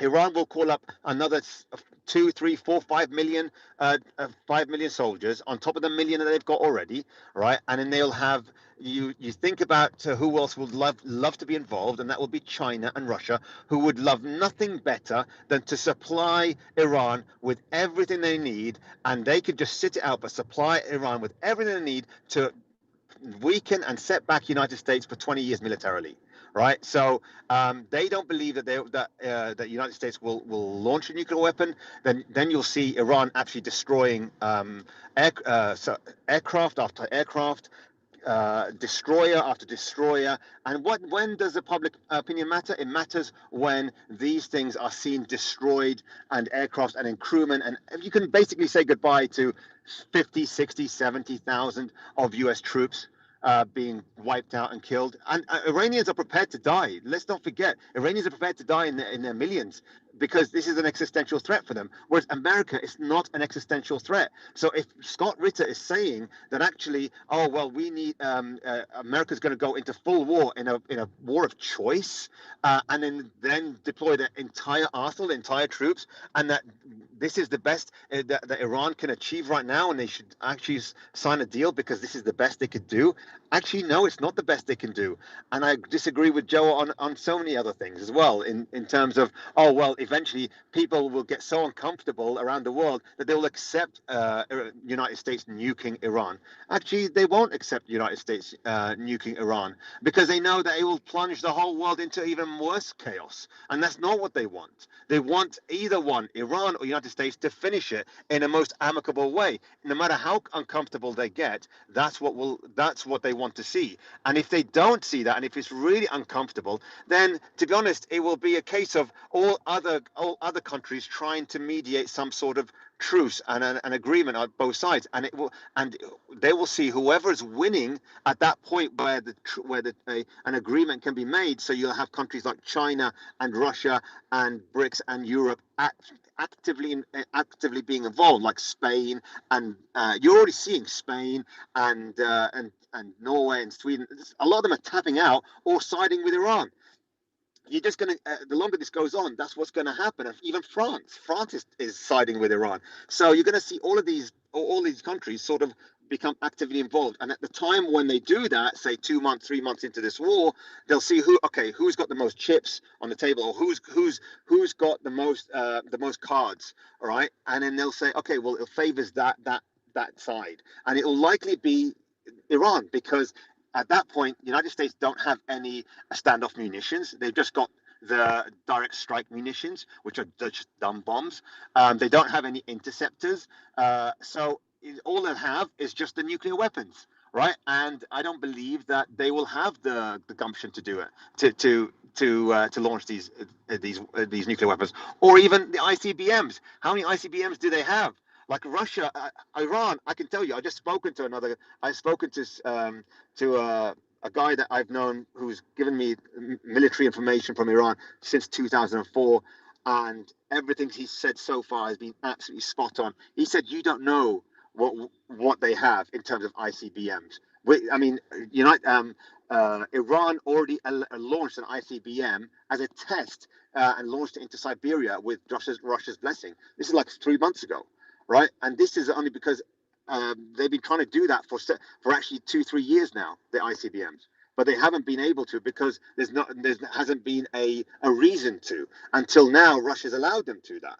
We don't know the extent of that. I'm not saying the ICBMs are going to go to reach the United States, but the ICBMs can take out all of Tel Aviv. Two ICBMs. They don't need to. They're playing this restraint game, and so I personally think that Scott Ritter is wrong. If you play it out like a chess move, you'll see that the United States will be forced to either tap out, in which case concede on all the grounds that Iran has, or they launch nuclear weapons. They're the only two conclusions they have. And if Scott Ritter thinks that this is what they mean, but he means by, oh well, United States can defeat Iran. Well, that's what you think can defeat Iran. Then that's the end of United States, in my opinion, because I don't think that the world will just stand by and basically every country will start arming themselves with nuclear bombs. They don't need to make them. They could just buy them from every country. And North Korea will be happy to supply so many countries with nuclear bombs. They even said they'll supply Iran with nuclear weapons. Like, what's the difference? Right, so you play it along. It de-escalates, and if Scott Ritter's saying they can win easily or they can defeat Iran militarily, I think that's a little bit of marine talk rather than actual reality of military strategy. Like Andrew is saying, I don't think so. They're gonna, and obviously public opinion does matter. So I would be, if I'm Iran, I'd continue this war as long as possible. I've got all the cards. The Strait of Hormuz, no one is going to make me open it. I can keep hammering anybody I like in the region if I wanted to, if they're attacking me, and I'll just continue. And I'll continue until the terms that I set out are agreed upon. And on top of that, I've got my own people who are marching in the streets and telling me we shouldn't be doing a deal. Because this is what even all my Iranian friends, whether they are reformists, conservatives, whatever, they're all aligned. They said this is just yesterday. We should not be having some sort of agreement. We can't even trust the Americans anyways, and certainly obviously not Israelis. Why the hell are we doing this? We are winning, right? The damage, yes, we are literally absorbing damage. But actually, look, we built the Hyderabad bridge was destroyed and was damaged in April the 9th. We rebuilt it just today. Have a look at the pictures. I said, okay, cool. I went to check. Yeah, they did. A lot of these, some of the damage, they're already rebuilding it. And actually, he said, I have like friends as well who are basically in Tehran, and they are basically their families of friends that I know all around Europe and America, and they all say to me, look, they're fine. They're in very good spirits. They want to continue the war. They're trying to push the government to continue this and not be deterred and not be fooled by any sort of agreement, and soon to be made agreement. Don't do that. And we're just trying to push the government not to be naive. And that's the only concern right now. It's not even to end this war. It's really to make sure that their rights are actually imposed on the region, which is their natural human rights and the international rights and sovereign rights that need to be imposed on the region. So I'm led to believe that actually this war should continue, in my opinion, based on all the variables that Iran has laid out. I disagree with Scott fundamentally. They should not take this deal. This is the first deal they've got, and Americans were prepared to accept it, except for the Israelis. Now you hammer the Israelis more after another month. Let's see if they are willing to accept anything that's on the table. Yes, right now Iran, if they accept the deal, they'll be launched into almost a superpower overnight. Right, because the fact is they've got the Strait of Hormuz. But you know, and we all know that the GCC countries, the deceptive cucks that they are, they're going to try every trick in the book to try and spoil this in some way and prevent the monetization of the Strait of Hormuz for Iran. So they're not going to. No matter what they say, don't believe them. Outwardly, they are like this, but inwardly, they're snakes. They should never be trusted. None of them. Right, look at Oman. Oman, even the best of them, they're about to sign a deal with Zelensky for their drones. Like, why would you sign a deal with the European devil? It makes no sense. And anyone that's talking about, oh well, why aren't they including Palestine in this? Why aren't they including Palestine, Gaza and stuff? I agree with you, Sully. The fact is they didn't they haven't been mentioning Palestine. And I spoke to several of my friends. I sent it to Khaleesi, some text messages of what their opinion is. They basically have their own agreement, right? They're not in the conflict. They've got their own agreement in Gaza, right? And that is a sort of a complicated issue. Like you said, Sully, you're absolutely spot on, in my opinion. It's a complicated agreement. And I've spoken with my family back home, and none of them are in Gaza. They're intense. And none of them have said, I wish Iran can fight for it. I wish Iran can make agreement for us, can do this. They said nothing like that. They said, look, we don't care about this. We want Iran just to keep hammering Israel. Keep hammering Israel. And the final point I'm going to say to land this plane is Joe has said that, I told resistance that basically Israel can never be destroyed because resistance said Israel will be destroyed, but they can't because they've got nuclear weapons. Well, I'm sorry, Joe, but if you listen to me for the last 20 days, and I've said it so many times, I've said it to Simon as well, Iran will not destroy Israel. They will help destroy Israel. What will destroy Israel is the Palestinians that from inside. So they don't really need a nuclear weapon, right? Just because Israel's got the nuclear weapon, what will happen is Iran will destroy Israel deteriorate Israel to decimate Israel to such an extent that there'll be mass exodus. And I've said this, and you remember now, there'll be a mass exodus of Israelis, and they'll go everywhere else because they're all 95% of them are dual national citizens, right? So a lot of them will leave in the first instance over the next year. If this war continues another 4 or 5 months, you'll see 3, 4, 5 million go, right? And all of a sudden that country implodes from within because all the jobs will be taken over by Palestinians because they won't have anybody else, right? There won't be other people, other nations coming in. It will be the first ones that they choose will be the Palestinians. They'll have to, and the Palestinians will swarm them like ants. And then all of a sudden, the borders will crumble because there's no soldiers there. Because remember, these are all reservists, so they all leave. And so all of a sudden, the security instantly declines, and then all of a sudden you get the Palestinians armed through the borders. There'll be lots of weapons being smuggled through Jordan, through Syria, Lebanon, Egypt, etc. And then you'll see a takeover over the next 5 years, and that's how Israel will implode. So I'll land my plane there. Thank you. Yeah, Thanks for that. so Suleiman, can I ask you something? Of course you can. And Really can I just important. read Because this? Oh, sorry. Can I just read this breaking news? yeah, And go then ahead. definitely ask me something. And then there's another super chat about you, Joe. Joe is like the new mango of the space now. I'm gonna say. Oh wait, where have I got? Where has it gone to? Anyway, can I switch it off? Okay, I'll have to get the super chat in a second because I don't know where I've put it. Okay, let me get on here. So the first one is breaking news. Tucker Carlson's come out and attacked Donald Trump.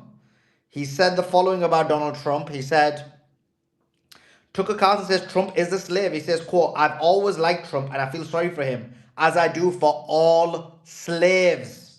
He's hemmed in by other forces. He can't make his own decisions. It's awful to watch. And then we have this super chat which says, almost 60K in Vietnam, more in the Korea, Middle East, now hundreds or 13 dead, according to Trump in this war. Yet Joe thinks Iran will get nuked because of the Strait is diabolical. All right, go ahead, Joe. Ask me your question.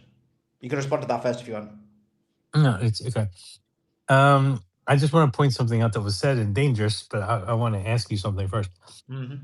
If Americans knew that Iran had 60% enriched uranium and missiles that could reach America, do you think there'd be so much support for Iran still, or would it shift?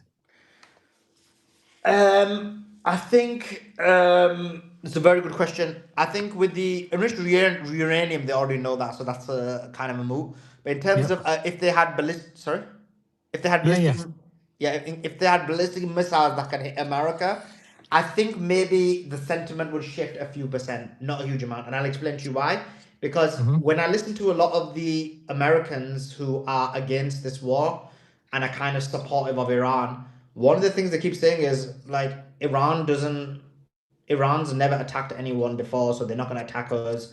So from a kind of narrative perspective, Iran could definitely push that out more, and that would impact a lot of people. But maybe it would do a percentage shift on a few people. So maybe 1 or 2% Mhm. shift, few percent shift. So, okay. So we need to be really careful when we say something that isn't true, resistance, about ICBMs. Iran does not have an ICBM.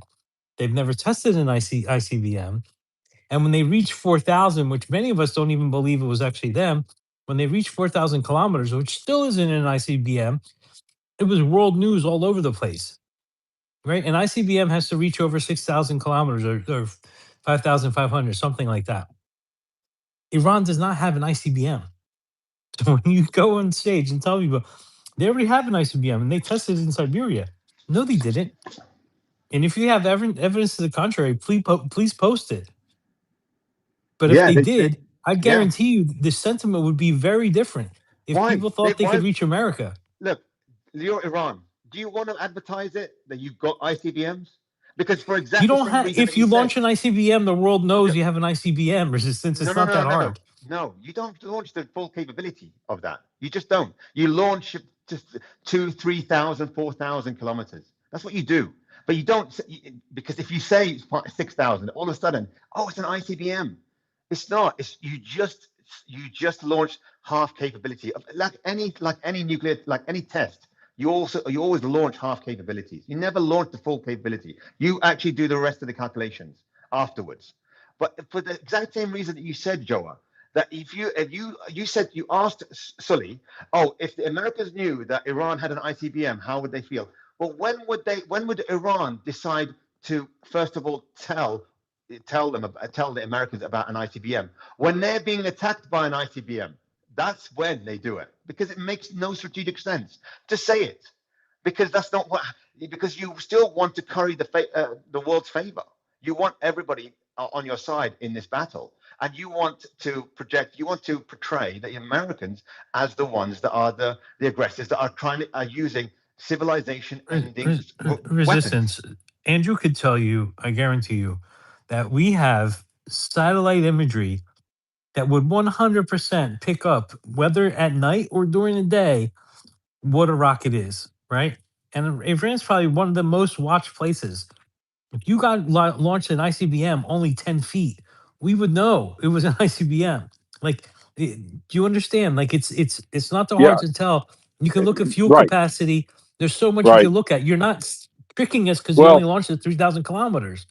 maybe we're looking technical. We're getting into the semantics here. ICBM. The IC means Intercontinental, intercontinental. yes, So yeah. yeah, okay. So maybe what resistance is talking about is ballistic and the ballistics, and that No, gets in. That's over my pay grade. I don't know the no, actual it's ballistic. ICBM. But It's an ICBM. It's well, an wait a minute intercontinental though. ballistic missile.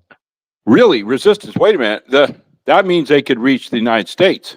You're saying No, it's that. intercontinental, so it could be Europe. Oh, okay. Yeah, Joe. Joe. Honestly, I don't want to get into an area, but Joe is right. The U.S. would know exactly if they saw that, and it would be. Just like the US knows that Iran's only got what 2,000 missiles. Yeah, again, I think no. Let's talk about that. They know. 150 They know more launches. than what they've said. Believe me, I think the U.S. understands exactly that they've got far beyond that. That's just what we're not listening to Trump's BS. But all Western sources are saying Iran's got 2,000 to Yeah, but 2,500. that's all part of it, brother. That's all part of the false narrative. They know. They've Yep.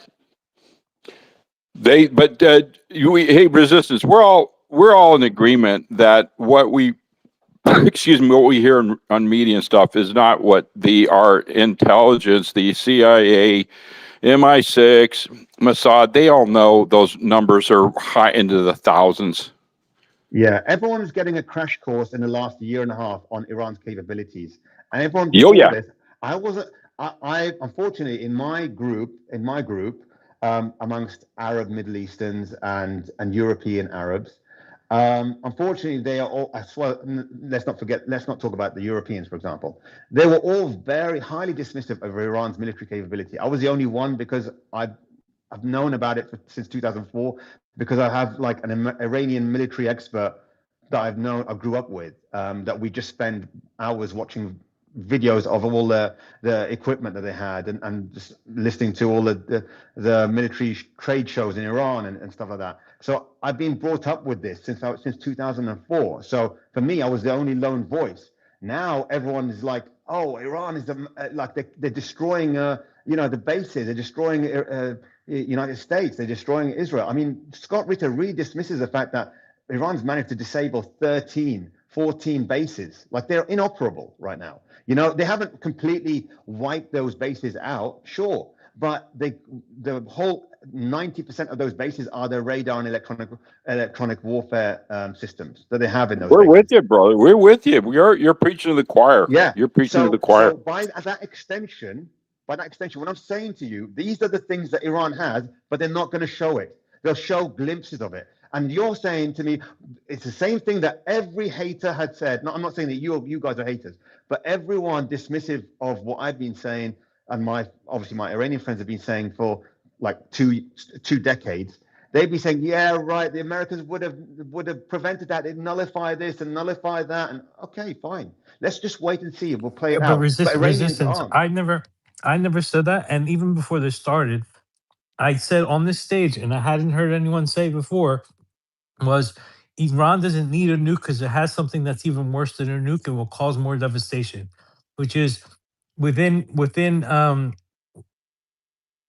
radius Minute. of the reach, they could blow Yeah. up every single oil field in that region and close off the strait. And I said that way before. So the nuke doesn't even matter, I said. Plus, in war games, America lost in the war games because they would fight an asymmetric warfare, which we could tell by what the Houthis did in the Red Sea, right? So So Joa, I'm you're not now saying that. yes, An but you're ICBM is something you would have to test above ground. America would know. That's all I'm saying. so Plus, yeah, so Joa, so yep. this ICBM thing that you were saying now becomes irrelevant, right? Because you said, oh well, United States don't need to use nuclear weapons to defeat Iran. They could just use IBMs and destroy everything in Iran. That's what you said. And now you're Yeah. saying Yes. actually Iran doesn't need to use any nuclear weapons or ICBMs because they could just destroy all the bases in all the sort of Yeah. Yes. infrastructure in the Yeah. region am I saying to defeat United States? Am I saying that right? I'm asking you It what wouldn't you're defeat. It wouldn't defeat the United States. It would put it put the globe under famine and a depression never seen before in the entire face of the would it earth. make America Maybe the stop? Black Plague. Would it make America Well, concede? I don't know. It depends on. This is my whole point. It depends to Because what Scott Ritter level. is saying that he's not. It's Scott Ritter saying they will if That's they not what wanted he's to. saying. That's not what He he's said saying. he said if we really wanted to put the neck on You guys are Iran's getting as offended as no, the no, boot in I'm the not. neck I love comment. the conversation. I love the interview. I actually really, really enjoyed it. Thoroughly enjoyed it. Because it allows me to do a lot of mental sort of stretching in terms of warfare strategies and analysis. So you just go through every single iteration of each step. So for me, it's like Scott Ritter said. He said, if we really wanted to, we can defeat them. If we put all of our forces in and we had a war economy, we'll defeat Iran. He said this. You can go back and watch the video. And this is Yeah. where this is where I Yeah, they object to did that. say that. Yeah, that's Yeah, we so we're now agree. agreement. Resistance. You're No, preaching to the choir, brother. We heard Joe him. just said Scott Ritter didn't say it. I just said to him he did. I just explained. So anyway, let's go back to it. So now we can say that actually this part, and this is what you're arguing about. I'm telling you, this part is you're talking about the ICBM. I'm saying to you because it relates to the who wins the war, whether it's the United States or Iran. I'm telling you now. You've basically said that you've nullified the ICBM point. I'm telling you that basically there's no clear winner here. That's for sure. And if anything, it will be Iran doing a lot of the damage to the point that when countries start actively participating in trying to stop this war, they'll see who's winning at that point. And America would be foolish to start a war economy and go all in. Resistance here. Straight question, no BS. Can Iran defeat America? In what setting? So in the case of Defeat United America. States, Wipe, wait. wipe it out. Wipe out No, America. Okay. no, Can America no. do that to Obviously not. Iran? Can America do that to Iran? If they launch all their nukes, yeah, they Okay, could. that's my But that point. They can. no, because that's the point. That's the big. That's the crux. I said this to you. You could play this chess game out, and the only thing they'll have is the nukes. Otherwise, they'll have to concede. And a lot of people here, don't believe they're going to use the nukes because it will be the end of their civilization. Because I don't believe they can live in a world where everyone will coexist with the United States of America, I destroying a nation like that. Yeah, and I don't think they'd use the nukes.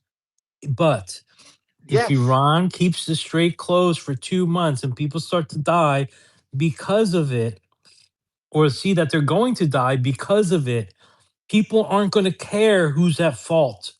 They're not going to care if it was Iran or America or Israel. They're going to care is how the fuck do I open it? And that's all they're going to care about. And if yes, that and means nuking Iran, they're going to think of nuke Iran. Get me back my food. Do you no, understand? because all these countries don't. They're not like that. The countries don't work like that. They countries look at what happens afterwards, right? So they don't think, oh well, we're just so fed up. It's like this, like toddler. We're so fed up. I'm just angry, and I'm just going to lash out at whatever because I'm just annoyed. It doesn't work like that. They look at the consequences of all the actions because to invoke nuclear weapons is something that is catastrophic for the world. So it's not a case of, oh well, I'm just so frustrated, my bills are going higher, and we're just so fed up with this war. Oh, inconvenient, go on and just launch the nuclear weapon. It does. It's not. You're not launching a little. You're not launching a little rocket. In your neighbor's back garden. You're basically launching a nuclear weapon that will kill millions, or potentially tens of thousands, depending on if you deploy a low yield or high yield. You're spot on, except for the fact that Israel is the only irrational actor that will actually use nukes. Yes. Yeah. Everything else is spot 100%. on. The U.S. is not in our calculus for multiple reasons. One, we don't want to set the precedent. Tomorrow, when there's a tactical war, Russia's going to pull out their tactical nukes. China's going to pull out their tactical nukes. We cannot set that precedent. Only Israel is crazy enough that when they're in a losing position, they're going to do that to throw the world into chaos. They're willing to torch the whole earth down for their lunatic purposes, right? So also, going back to the ICBM thing, whether Iran has it or not, even if they had a miniaturized warhead, North Korea has it. Iran is a rational actor. Iran has proven over and over again they're a rational actor. All that would serve as a deterrent so nobody would nuke Iran. Right now, I think you guys really mistook Scott Ritter's this particular interview, and I know exactly why he took this posture. If you guys have listened in the last couple of years, I've been listening for longer. He's on the side of truth. He's on the side of justice. He doesn't want to see Israel win. He knows this is Israel war. However, he came today and he put the face mask of a U.S. commander. He showed up as a U.S. decision maker. He's saying this is how. Did he just cut out, or is it me? Primacy work. Still hear me? Hello? Can you guys still hear me? Yeah, we Can can you hear guys you still now. hear me? Yeah, you were just Sorry cutting about out. that.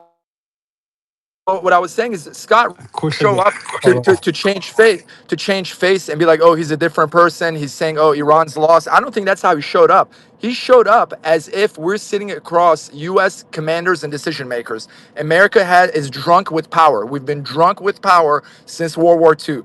It's called American exceptionalism. It's called American primacy.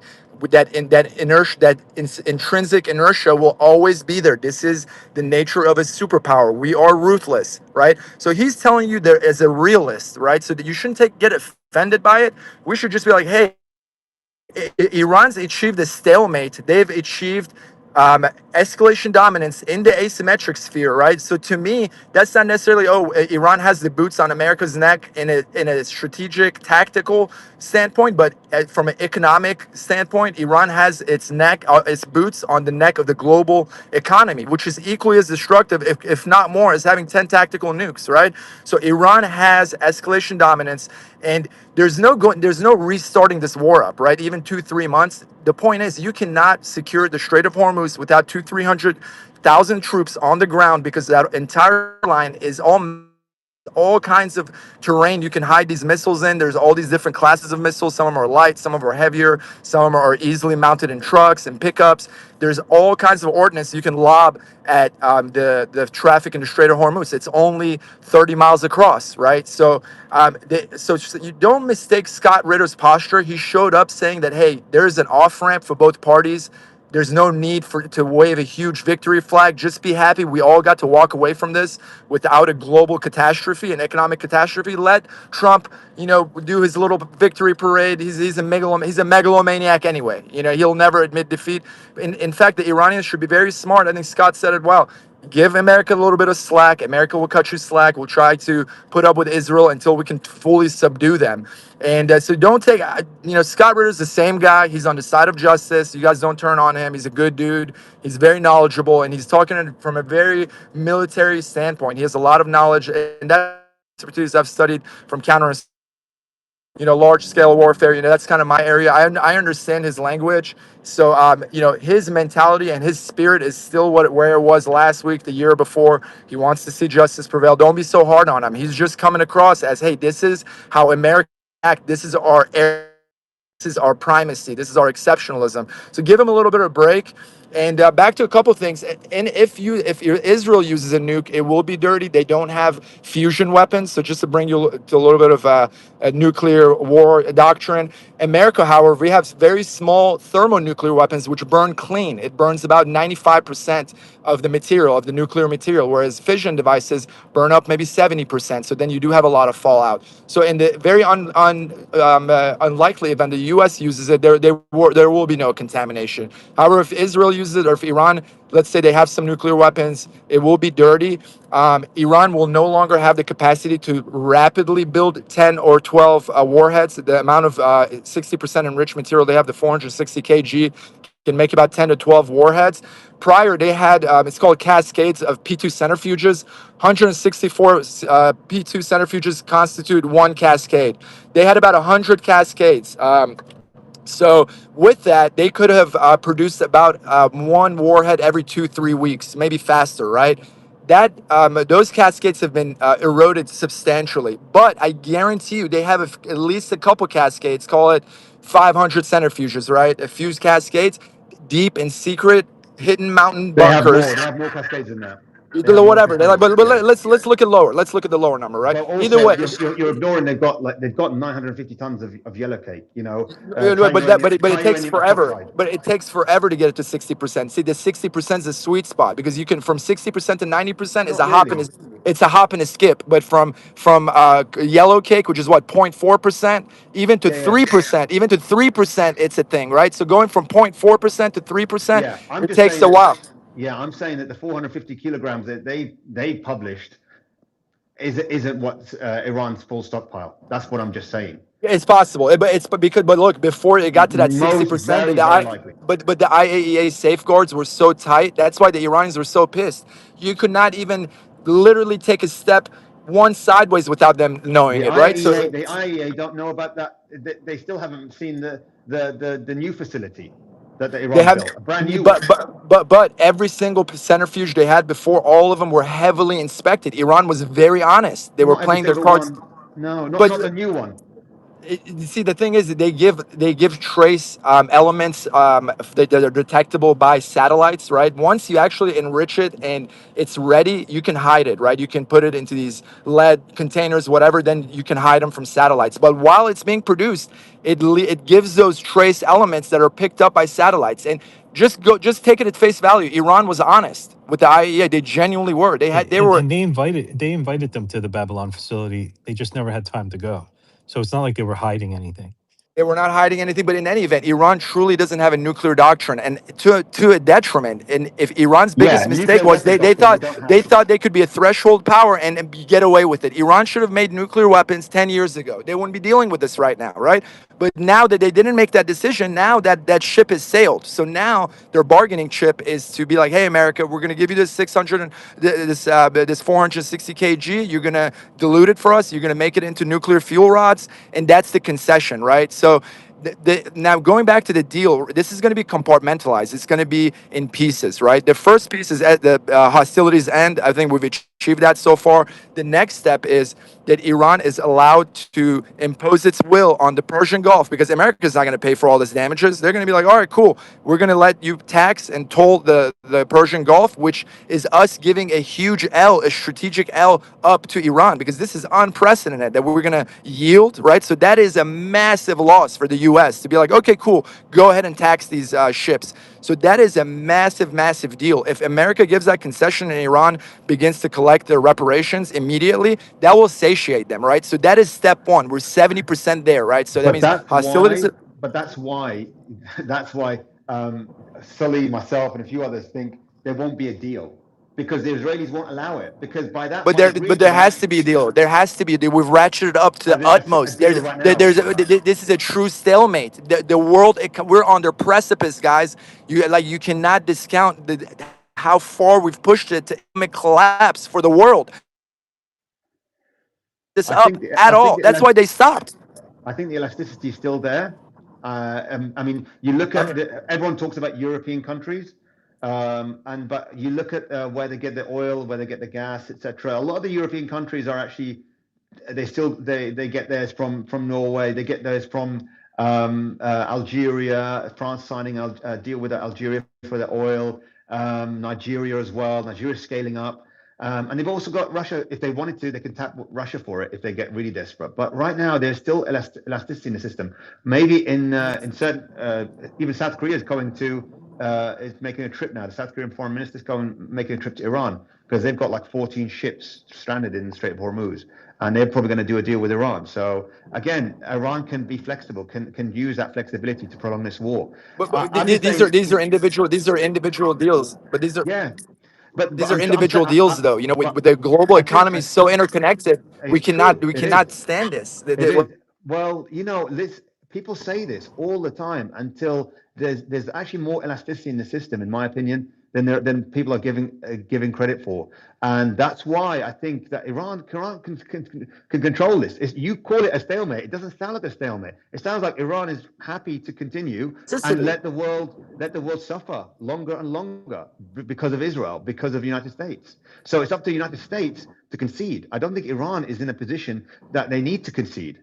The people are certainly in the streets saying, "Don't make an agreement. Don't make any agreement. Continue this war." And in Iran, to be honest, if you're Iran, the same players are still there after the war.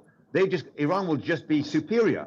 But the same players like Israel and GCC are still there, and the United States are still there in the region, and that's not what they want. And for me, that's not maybe that's not what some of the government officials want. But to be honest, for me, if I was Iran, I think, well, I want to really, really weaken all those players, for me to have a best chance, because they're going to come out after me. They're not going to allow me to charge the Strait of Hormuz toll. 140 ships, average. This is the average for the last 2 months. 140 ships a day, right? So they're not going that's $100 billion. When you look at it, it's mind-blowing numbers, right? That the GCC would absolutely hate, and you could see what UAE has been saying today and yesterday. They said Iran cannot be allowed to monetize the Strait of Hormuz, right? And that's what they're saying. So do they want to see that? No. And this idea that UAE is the second biggest trading partner for Iran, so Iran needs to be nice. Not really. The only reason why UAE is used as the second biggest trading partner is because UAE are the number one money laundering nation in the world, and they use that to circumvent sanctions. But if the sanctions are lifted, they don't need the UAE anymore. So that's a moot point. So Iran, when you look at it at the conclusion of a deal, it favors Iran. But for me, Iran, in my opinion, if you're Iranian, you want to continue until your foe, your enemies are all really, really weakened. So that's what I would say.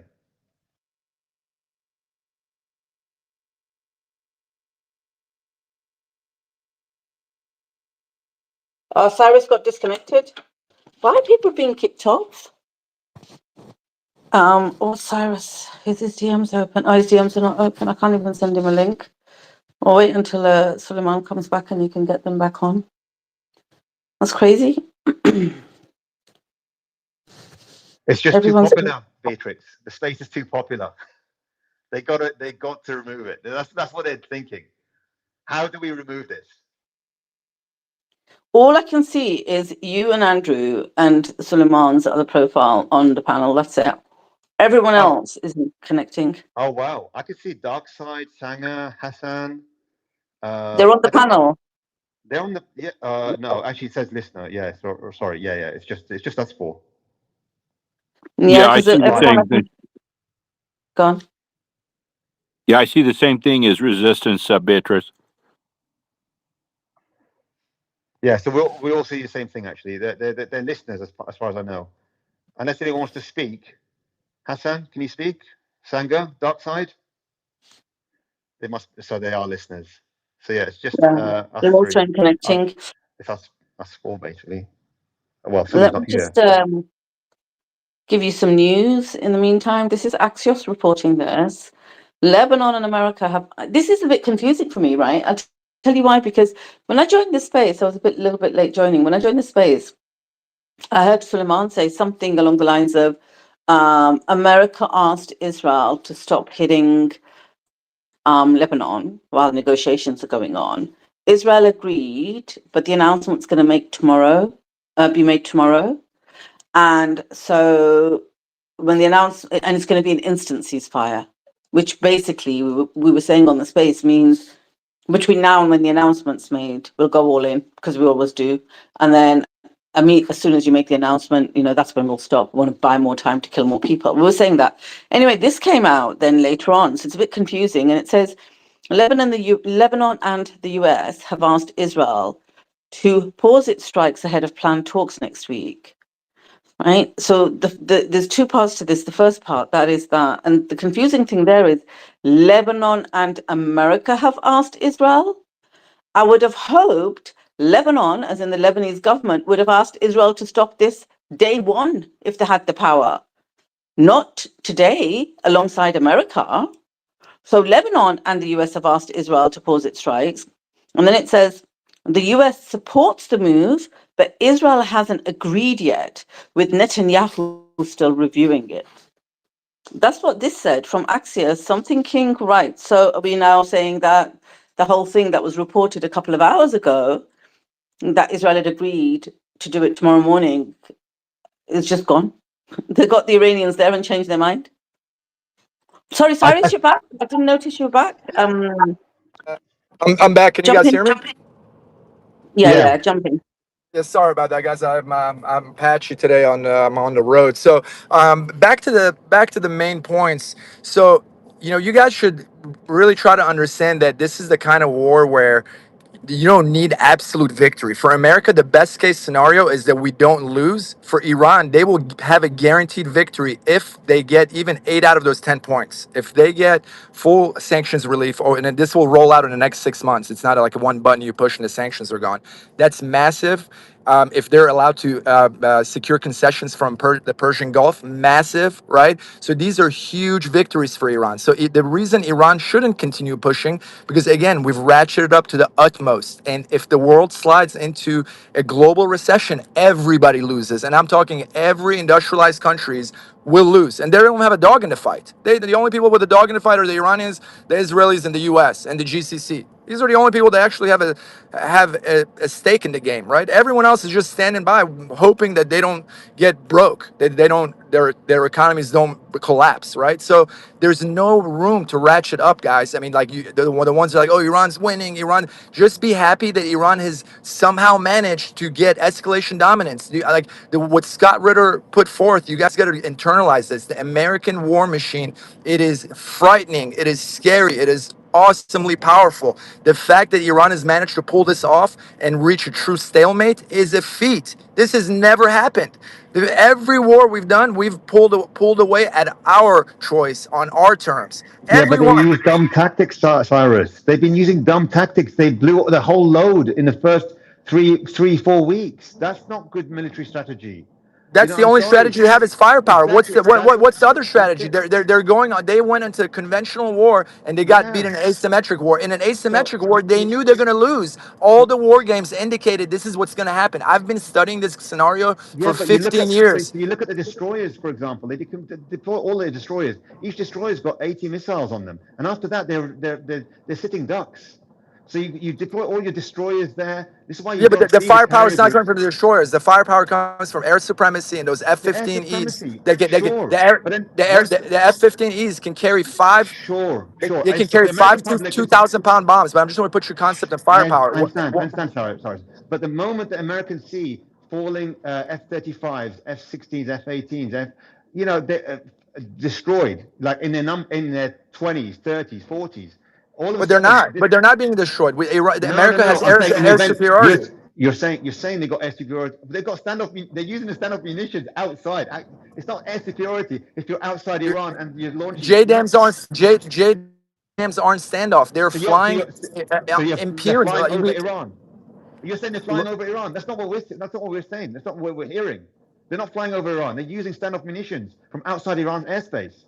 And when they start getting in, you see them pop off. And then Iran hasn't been deploying any of it, hardly anything of their air defense missiles. They're waiting for They the. don't They're have air waiting for the. defense anymore. The only air defense that No, were you decent, think they they don't were the have. S3, No, the S3. no, Listen, the S300 PMU2s, right? That was the only formidable air no. defense Iran had. No. No, they don't. They don't. They got the Magi. They've Look, got Oman. They've got so. I wish that was the case. Look, They've got. They got the I Bahan. wish that They was the got so case. many. They do, but they don't use them because they're waiting for that moment where the You don't, American. Even you Scott don't Ritter know how said these this. you don't know how these systems Even work. They're he, large systems. They're easy to detect. They're easy to take out. For I'm telling you, I wish that was the case. they America has a hide them. qualitative edge. They haven't deployed them. They haven't. They used them. They're willing to sacrifice right now the Americans to use these standoff munitions and sacrifice infrastructure, buildings, etc. Because they know that it's no point using them right now. They knew because they know that they're going to be using America's going to be using their standoff munitions from Hey, outside look, Iranian airspace. there's a video of an unexploded 2,000 pound bomb that went through a building. They dug it out, right? They're dropping massive amounts of JDAMs, right? That is not a standoff munition. One F-15 can carry five 2,000 pound bombs. Sure, One tomahawk missile. The sure. They warhead is probably about 800 to 1,000 pounds, sure. and that's only one, right? Sure, you're So probably sure. But I'm going to say to you, this is exactly why that failed mission, the failed invasion happened, because the reason, and again, even Daniel Davis said this, even Scott Ritter said this, even and a few others, even David Z said this. The reason why is they will allow the occasional F-15, F-16 to come in combination with the F-35 launching from outside Iran space and the F-15s, fewer than coming in here and there, just peppering them in with the JDAMs, right? Because they know that's not going to be the What full you what you complement. what you're saying is accurate. So What you're saying is accurate for the first 4 days of the war. That's not the no, case anymore. They no, have no, air no, superiority, man. They have it. no. They don't. This is the thing. You think they have it. If they did, You then can't the demonstrate mission would that. have. Well, The mission would you have. cannot show, but you Well, the can't proof demonstrate that with is the facts that we've invasion. seen on the The ground. failed no, but the failed invasion was proof of that. That was the proof. The moment they even used one of their air defense systems, the moment they used that, that's it. The whole mission failed. The ground Look, invasion failed. This that extraction it's mission easy to failed. say that from That was proof. it's easy to say that from the comfort of our couches. It's easy to say that the But Iranians are every military facing the expert onslaught. that's spoken in the last what 4 days, they've all said this. And Sully was the first one to analyze it and said this looks like a ground invasion. It was, and every military expert after that said, yeah, this looked like a failed extraction or ground invasion that went badly wrong, and that's why now America it became so desperate that they wanted to end in an agreement, and that's why we're having Trump actually said, look, we're going to end this civilization. We're going to do whatever it takes to end this civilization. So for me, that seems like they've run out of options, of serious legitimate options. For sure, they have ran out of options. They've ran out of targets. They have nothing else to blow up Yeah, except civilian because infrastructure, which would devastate Iran. That is not look an at the way option that the Iranians Charles, want. look at the way that Iran has been conducting this war. They've deployed more than 3,000 decoys. Some of them inflatables with heat signatures, and some even aren't. Some old F4s. I mean, some old launchers, some old like 30-year-old tanks. I mean, this is just ridiculous. This Look, is really ingenious as well from Iran. the only reason Iran is still relevant militarily is because they were so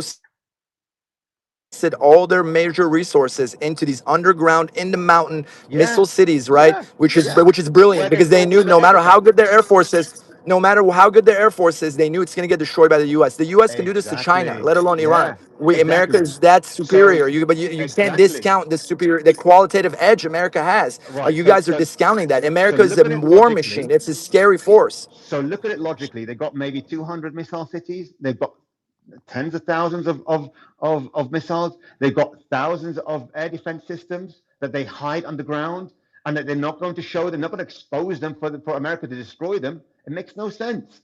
So they're going to keep them until a real air invasion comes to pass or happens. That's when they will start picking them off one after the other, and you're going to see it on CNN and Fox. All these But look, down but the F-35s and reality is, F-16s. the reality is it's all a moot point because Trump said it best, right? In that tweet, in that on that conciliatory resigned tweet, the first one, he was You're like, saying Trump. You start with Trump said he it was best. saying, no, That's the Trump said last. they had enough. Trump said they've had enough, and frankly, we've all had enough, right? Nobody wants to smoke anymore. Nobody No, no, wants to no. smoke. That was the first time Trump said Well, we've had Israel enough. used to. That's a Israel big does. statement for America to make. That's the first say that. Well, That's a look, he's just backtracked. Cyrus, he just backtracked. He said, "Oh, I just heard that the Iranians are going to impose a $2 million tariff on the Strait of Hormuz per ship." No, that's not going to happen. No way they're going to happen. He backtracked on all the points that he actually posted that agreed on those 10 points. He backtracked on three key ones. How can you say that Trump said this, we had enough, etc., blah blah blah? Then nothing that comes out of Trump is anything is reliable, coherent, or trustworthy.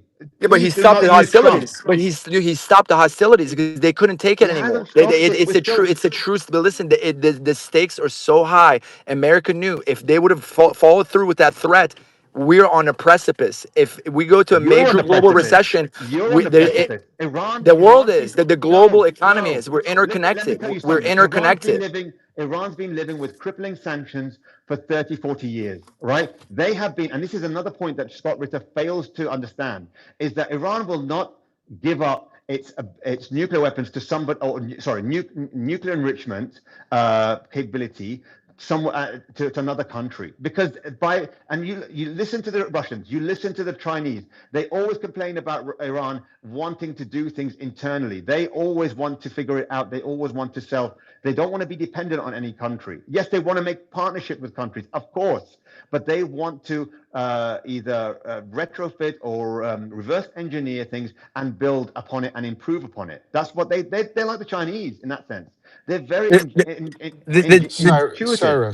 Cyrus, I think where you're missing the boat here is you're kind of painting the picture of two forces conducting a kinetic war, and that's really not what's happening here. You have one force, United States and Israel, that they're conducting a kinetic event, but from the Iranian position, winning is damaging the currency. That's why they have the backing of China, and that's why they have the backing of Russia. When you say the whole world will go into a recession and it's a catastrophe for the whole world, well, maybe, but it's not a catastrophe for Russia, for China, and for Iran because they're not on the dollar system, right? So I think where you're missing the boat is that you're focusing purely on the kinetic military side of this when all Iran needs to do is to bring the Western financial system to its knees, whether that be in Europe or whether that be in Asia, right? If banks, But you at know, what cost? When their entire power grid is out and they have no power for 2 years, that is a very scary prospect. That's what I mean by I they've know ratcheted it's up to the scary. maximum. No, it's They scary can't for take the pain. it's Neither side is willing to take the pain. no, Neither it's side. scary for you. It's really scary for you because you've If never lived if it wasn't without. scary for Iran, they wouldn't have come to the negotiating table. It's scary for any rational Well, thinker no, for them no. to. You have to understand. Iran is fighting in the court of public opinion, in the international sphere, but ultimately for them, the victory is in destroying the dollar. The dollar is the weapon of violence in this fight. The dollar is what causes violence all over the planet. That's why they're using Bitcoin. Bitcoin is an asset of peace. It demonetizes violence, right? So you just have to understand the bigger picture here. For whether it's China, Iran, or Russia, They want to see the dollar destroyed. If the dollar is destroyed, the war machine is destroyed. We're destroyed. If oil is at $200 a gallon, China's economy will collapse. So China doesn't want No, that. I it'll see the bigger absolutely. picture. You don't. China has, listen, China had 1 billion barrels of oil in reserves. Their economy doesn't collapse. You The you price, you think that you're missing. it's an interconnected global economy. They cannot take No, it. it's not. It's not, man. China's not on the SWIFT system, right? Like, I think you're missing the bigger picture. I understand what you're saying, and that doesn't mean there might not be pain in China. Of course, there'll be pain in China, If not that was the because of the. case, Iran wouldn't have come to Hey, negotiating hey, table. I'm If not, Iran wasn't worried, they wouldn't have come to negotiating bro, table. It's simple. You bro. see I'm the not, results Cyrus. I don't interrupt because you. they have more of a backbone than we do, right? They're more resilient and they're more badass than we are, and they came to the table. Cyrus, Cyrus, you need to stop interrupting people. Let them finish the point. Go ahead. Yeah, again, for China, they have the oil, they have the electricity.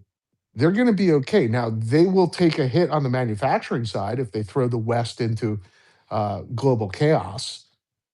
So that's the calculation they have to make if they want to stomach that. But then on the other side of that, coming out of such an event, their economy will be much stronger as they will develop a consumer based economy.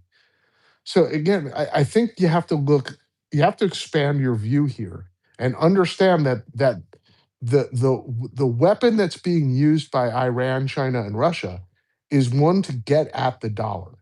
It's to try to take down the European banks, the Japanese banks, which in turn take down the US banks, right? Because we are on the Federal Reserve, Bank of International Settlements, Western monetary system.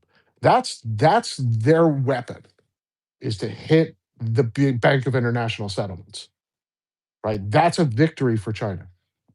That's a victory for Iran, and that's a victory for Russia. It's also why Europe is already pushing back, saying America has no authority in giving Iran the permission to do a toll when that is international waters, and we're not going to pay for the damage that America has caused to Iran through being taxed by Iran, and Yeah, but that's that already starting to get pushed back. see, I think that's a ridiculous statement. You're talking about $1 a barrel of oil. It's the tax is nothing. I realize it adds up to a lot of money at the end of the year. Look, I think Europe, and when I say Europe, I mean the EU, Brussels, and the lunatics that are running that place. They want to see the destruction of Europe. They want to issue in an absolute collapse so they can issue their central bank digital currency and have total control over their populations. So, look, I think Europe's cheering this on. Quite to the opposite. Yeah, but they don't want to have a tax when they're not even They don't involved. care. They don't give it. They want to Well, issue in. They that's want not to what's issue happening in right now. carbon tax. They want carbon taxes. Don't believe nothing of what you hear and only half of what you see. They want carbon taxes. They want the World Economic Forum agenda. They want Agenda 2030. But They that's want. money that goes to them, Dark. They get that money. They won't They're going get to the make up their. tax in Iran. Dude, in a central bank digital currency, money doesn't matter anymore. They have all the money they need. They just create it. That's the whole concept of an authoritarian money, which is what they want. They want to see the dollar disappear so they can take control of their continent using their own, you know, central bank issued currency, and therefore destroying their own banking system, which destroys ours. The real question here is, what team is the Federal Reserve on? Are they on Team America or are they on Team Europe? What team is JP Morgan on? Well, it should What be team is. obvious. It should be obvious after. Have you seen the whole WorldFi debacle? Yes, I saw They- that. That's just They're, they're, classic, right? they're doing what FTX did. They're using their Yeah. own token as collateral for loans. That's Yeah, exactly why FTX fell.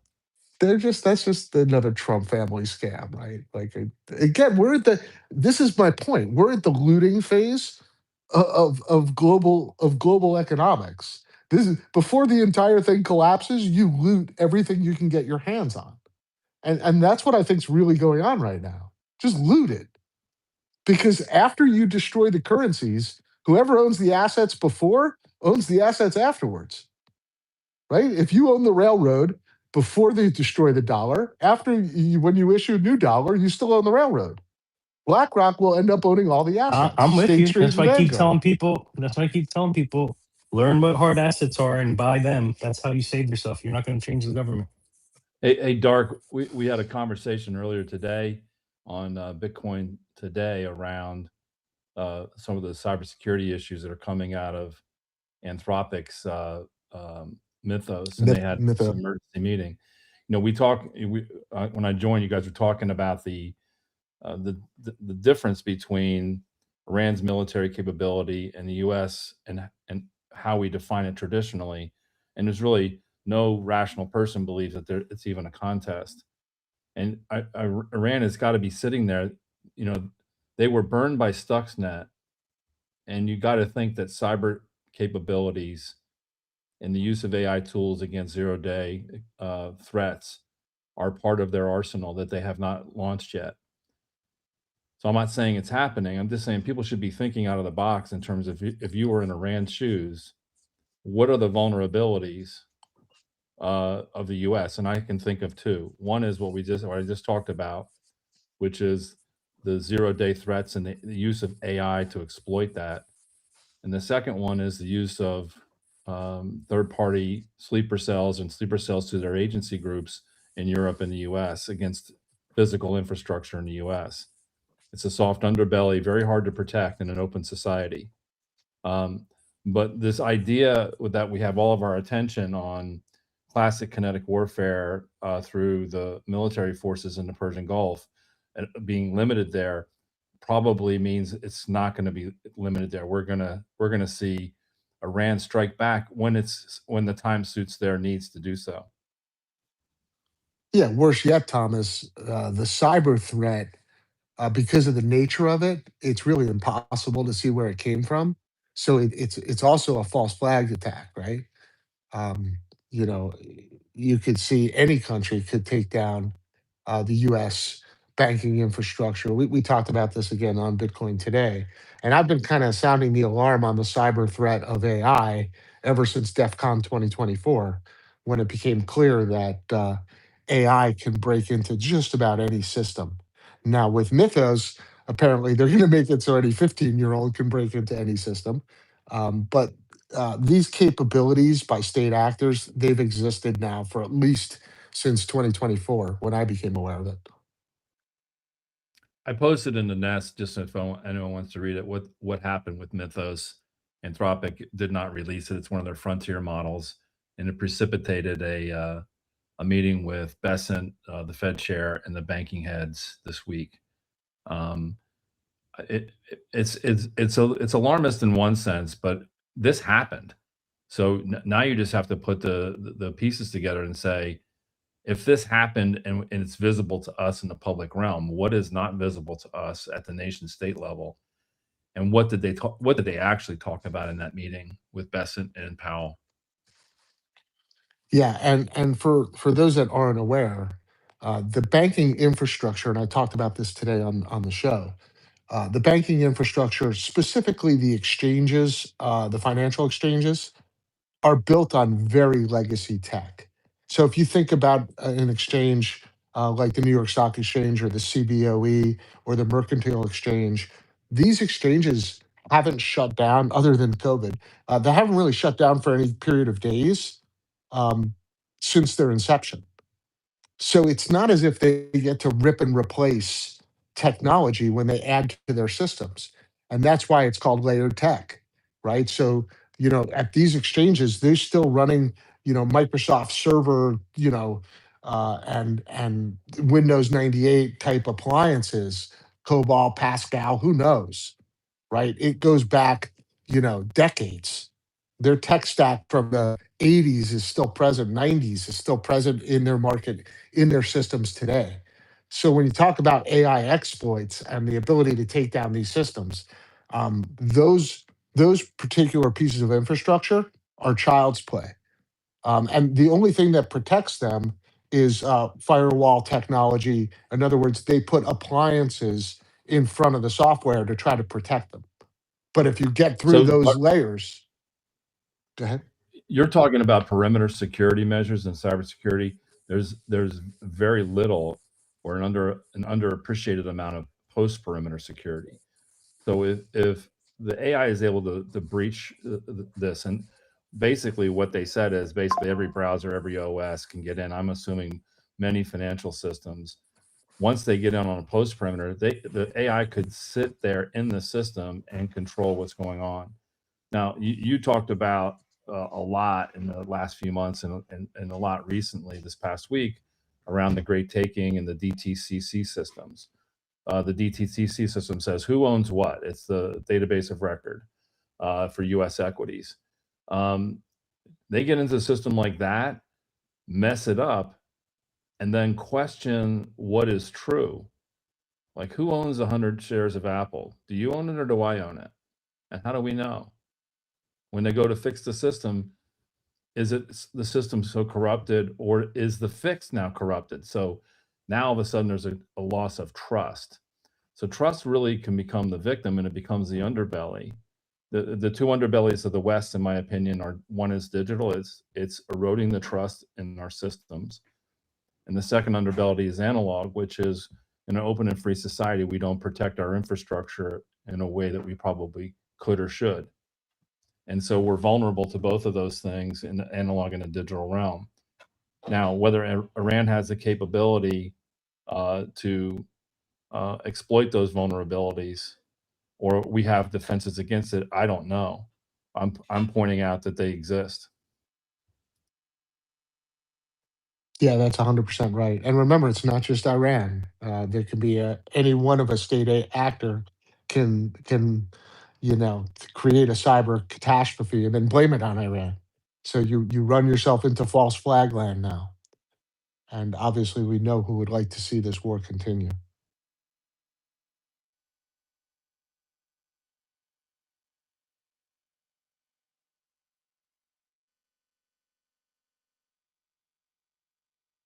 Cyrus, I cut you off. Jump in with what you were saying because I was just there. Don't interrupt it. No, I appreciate that, and I didn't mean to interrupt earlier. I do apologize to our listener, to our panel here. So essentially, I think one thing I noticed about this group, and I always fight very hard to not get emotionally vested. I mean, we are so appalled by the level of injustice that's been brought upon the world, especially the Palestinians and now the Lebanese.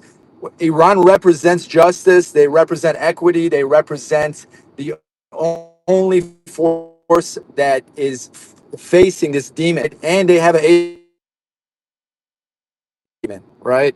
So we all are so emotionally vested to see justice finally prevail, right? But the realities of war, right? I'm a realist. None of that applies to justice. The world can be cruelly, look at what the Mongols did. Multi-hundred years of injustice. Truth, so we got to take our W's for justice. What Iran has managed to achieve is unbelievably impressive. To reach a stalemate against the United States is a big deal. You guys want them to keep kicking ass. It's just not gonna, they cannot impose that kind of will either on Israel or the United States. Israel's too far. If Iran was like the Lebanon in geographic position, yes, they could impose a lot of pain on Israel. But the reality is that their missiles have 700 kg to 700-pound to 1,500-pound warheads, right? They can only do so much damage, right? So, and what the reason it's really affected Israel is area denial. They have crippled their economy. They can't function. That's really where it comes in. And their missiles are very impressively accurate, and they've been able to hit some Mossad buildings. So certainly they're hurting their infrastructure and their military capabilities, certainly, right? But Iran's not in a position to level Tel Aviv conventionally, right? And even if Iran had a nuclear weapon, they're way more rational than even North Korea or Pakistan. Iran, it acts like China. They are strategically patient. They're ultra rational. Even their quote unquote hard lines, super strategic, super sensible people. It's only a deterrent, right? So Iran made the mistake to not get a nuclear deterrent 10 years ago. The fatwa was real. Khamenei said, we don't want nuclear weapons. They were honest about it.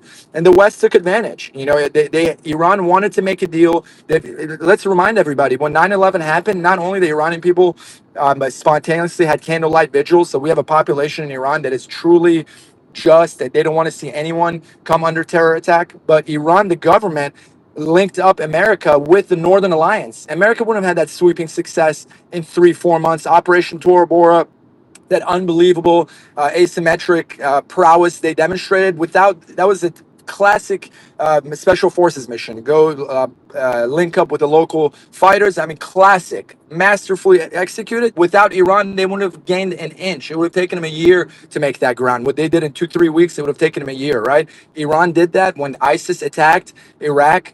Iran was the first ones to give material support to the Kurds. Later, they gave material intelligence and support to the Americans. The Americans admitted this. Every time Iran has extended an olive branch, the U.S. grabbed it and smushed it and broke it in half, right? The So thanks, Iranians have been that Cyrus. rational. Cyrus, let's just keep to. I'm echoing. I don't know if that's the Musad or whatever, but no, that's fine. It's just let's keep the conversation because like you kind of do talk about too many things. The Cyrus, I know Cyrus. What's his name again? At resistance, I don't think resistance position was based on emotions though. I think you're trying to relay it as emotions. It's just a normal technical conversation on military prowess and the forms of using different defenses and offensive capabilities. But resistance, you want to respond to him on what he said? Resistance, are you Hi, there? yes, yeah, I'm Yeah. here. Sorry. Yeah. I think he said your position is based on emotions. So do you want to explain to him how it's not? I mean, And not just I'm him, a sorry. lot of people, and not just him. I wasn't singling you out, resistance. In general, that's the, us that are visualizing this and, on the sidelines, all of us are Listen, emotional. Cyrus, my position isn't based on emotions. It's just based on Yeah, analyzing exactly what's going on. The reason we've been able to predict everything right is because we know geopolitically what's happening, and we're able to basically predict every single move that's going on. So from a military perspective, what you're saying, oh, guess what? They've run out of military targets. Yeah, I've heard the Zionists say that, but that's just completely false. That's not true that they ran out of military targets and then they were like, let me bomb some civilian targets because Bomb some I ran civilian out of targets military because targets. I ran out of military targets. You need to mute your mic because yeah, the You need to Mossad's mute your listening. mic. The The Mossad's Mossad's listening. listening through your speaker. The Mossad, Okay, you need to mute your mic because the Mossad's listening through your speaker. the Mossad. Okay, so in reality, that did not happen because from day one, they hit military targets and civilian targets from day one. So, for example, the girls' school wasn't a military target; it was a civilian target.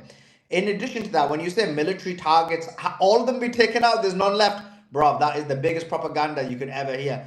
What Israel and the United States have managed to do is hit some of the targets that they believe were military. A large proportion of them were just derelict buildings. That's why the number of deaths when it comes to Iran has been not that high. What they've actually succeeded, when you look at large proportion of the deaths, for example, the girls' school took up 20% of the deaths in Iran at one point. I don't know what the figure is now. I think it's more like 15% now.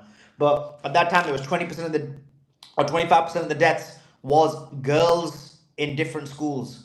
In terms of military targets, specifically what their actual attempt was, which was missile targets, missile launch pads, missile where missiles are held, the deep underground bunkers. So according to our assessment, they've only hit maybe 5 or 10% of them because there's about 200 different locations. They've hit what, maybe five. According to their own assessment, they say 50%. This is according to CNN, which according to them, they believe that there's only 57 of them, and they're claiming that they've hit 25 of them, but there's actually 200. So just on a purely military perspective, when you say, oh, they've run out of targets, no, they haven't. They've not run out of targets. They're just They've that not run different. out of targets. They're just that You need different. to mute But they because can't hit those targets. Those targets are so hard, and they're you need to mute your mic because the problem. Yeah, that's the point. So why are you saying they run out yeah, of that's military the point. targets? So why you said they run out of Why are military you targets? saying? Well, I'll have to mute you because there's But an I'll have to echo. mute you Can you because sort your mic there's an out? echo.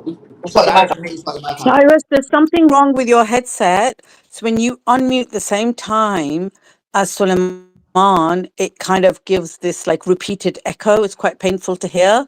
So I think it's your mic or your headset. Yeah, I think you're going to have to change that because there's no way you'll be able to speak until Suleiman's I finished and just muted fixed his it. I mic. took it off. I took it off Bluetooth. I apologize. Thank you No for problem. making me No aware of it. problem. No problem, Sarah. So coming back to it, so that's it. So you're right. Yeah, they can't find those bunkers. They can't. So it's not that they've run out of military targets. They have military targets, but you yourself have just conceded now that actually the military targets they're not able to get to them. They're failing to get them. So they haven't run out of military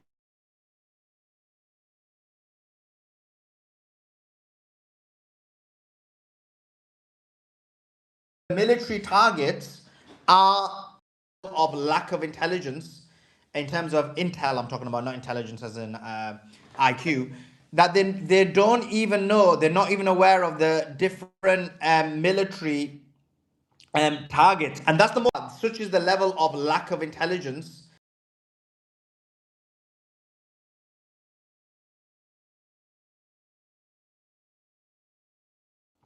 targets. And that's the most important thing. The most important thing in this war, from America and Israel's perspective, was this: find where the ballistic missiles are, find the ballistic missile launch pads, take them out. Find where the nuclear enriched uranium is. How you conceded that what's the issue is they have military targets, but they are unable to find them. They don't know where they are, and they're trying to locate them, because we're seeing that whenever those specific military units or bunkers or locations are used, they hit Israel and the Gulf states very easily. But that's just countering one of your points. But I'm going to pass it over to Resistance to counter your other ones, and then I'll let you go back and respond to him. God, Resistance.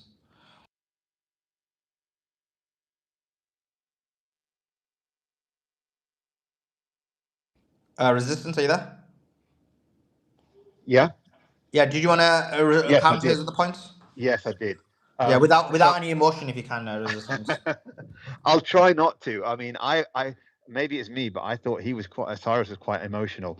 Yeah, all I can say is these are the points just based on exactly what you said, Sully. It's based on the military capabilities of each side, and I'm just looking at what Iran has, what United States have, and by your admission, like Sully said, they've run out of military targets because they've got everything all underground, underneath the mountains, and it's not just underneath; they're 500 meters underneath, and there's 200 missile cities with all sorts of munitions there, and so they are playing this long-term strategy game. They don't forget, Cyrus, they have been planning this war not with Israel, and as Professor Marandi said, not with Israel, but with America, because they saw America was the biggest threat in the region. They were the biggest military threat in the region, so they had to use all of their tactics for America. And even during the 12-day war, if you look at all the Iranian voices, they said, analysts, they said, including Professor Morandi, he said they learned a lot even just in the 12-day war that they didn't even factor in, despite all the decades of preparing for this war. So they're constantly learning and trying, because ultimately their goal is survival, and their goal is to survive at the end of this war. So I'm not looking at it from an emotional point of view. I'm just looking at what all the pieces look like and what is going to happen. And no one can tell us what's going to happen, but it looks like Iran is winning on every front. And so that's all I can say. If I sound emotional, I'm sorry. That's probably the way I am, but I'm just, there's lots of points today, fantastic points by Scott Ritter and everybody. Resistance, for the record, I wasn't singling you out. By far, I was not saying you're emotional. I'm saying this general sense is emotional for everybody. I did not call you emotional, just for the record. And I know Suleiman won't let me live this down. He'll crack jokes about it later on, which we'll all laugh about. But I didn't want to single anybody out. I'm saying the gravity is emotional for everybody, because we've faced injustice in we've seen a genocide play out in 4K, and it's emotional for everybody. I wasn't singling out That's fine, resistance. Cyrus. All I can say to you is I've like my friends keep like I am able to tap into the psyche of the Iranian people through my friends and their family, who I know because we used to live next door to each other, and they're in Iran right now. So I can see what the mood of the Iranian people are. So I'm able in real time. So if they're saying that they're actually in a very comfortable position, the people that is, despite this war front that's going on, it doesn't seem to be so intense that they are so they're in a desperate situation. What you are making out is if the whole state of the world is in a desperate situation. I think personally, I think that's overstated. Yes, we are. It's looking doom and gloom for this year and potentially next year. But for Iran, it's not. It's all about surviving and really imposing their sovereign rights and their human rights, which which the world has neglected them for 40 years just because of the government is not a Zionist government. And that's the reason. So the Iranians are they're actually proud. They're proud people. They're very humble and they're lovely people. So all I can say to you is, from my experience of Iranian people, is they don't seem to be in a desperate situation. Or it just seems like you're conveying a sense of desperation here from what you see in your sphere of analysis. But it's certainly not in the Iranian sphere. I would sense it if that was the case, and they would tell me. And by the way, I do keep up with the folks in Iran as well, and I'm very happy that you have your finger on the pulse and you care enough about the situation on the ground with the Iranians. So I don't think the Iranians are desperate. I wouldn't use that term. I don't think they're desperate. My position is both sides have ratcheted up to the maximum. They've climbed up to the But they very edge haven't. of the top. The top of that escalation ladder until the point where the world goes into a major recession. I mean, you guys are forgetting about this. We're in an interconnected global economy, and you think everyone can weather the storm. China's got 1 billion barrels of oil, all this stuff. We're an interconnected global economy. It's going to take a massive hit to everybody. No, and that's the only reason we're at the negotiating table as Americans, right? We wouldn't come to the table. Americans are the most arrogant, prideful. We're bullies, right? There's no way we would sit at the negotiating table with concessions. Iran has pushed America to the very edge. It's a huge W. I mean, I don't know what else you want from them. They've achieved a huge feat. Why is that not impressive enough for you guys? It's well, I have to ask. I've asked already my Iranian friends, and they said this is not enough. The same players are still there. Like I said before, Israel is still there. You got the GCC are still there. They hate us. This is what the Iranians are saying. The Israelis, they will always come after us. They'll regroup and always come after us, and the United States will facilitate that. And until that, and so there's always going to be that existential threat. So But for that's us, the Iranian and we are not in a population. desperate situation. We're not in a But desperate situation. That's what they're saying. It's not but me. but, but the decision makers in Iran are not. I get what The the public. decision The makers, public.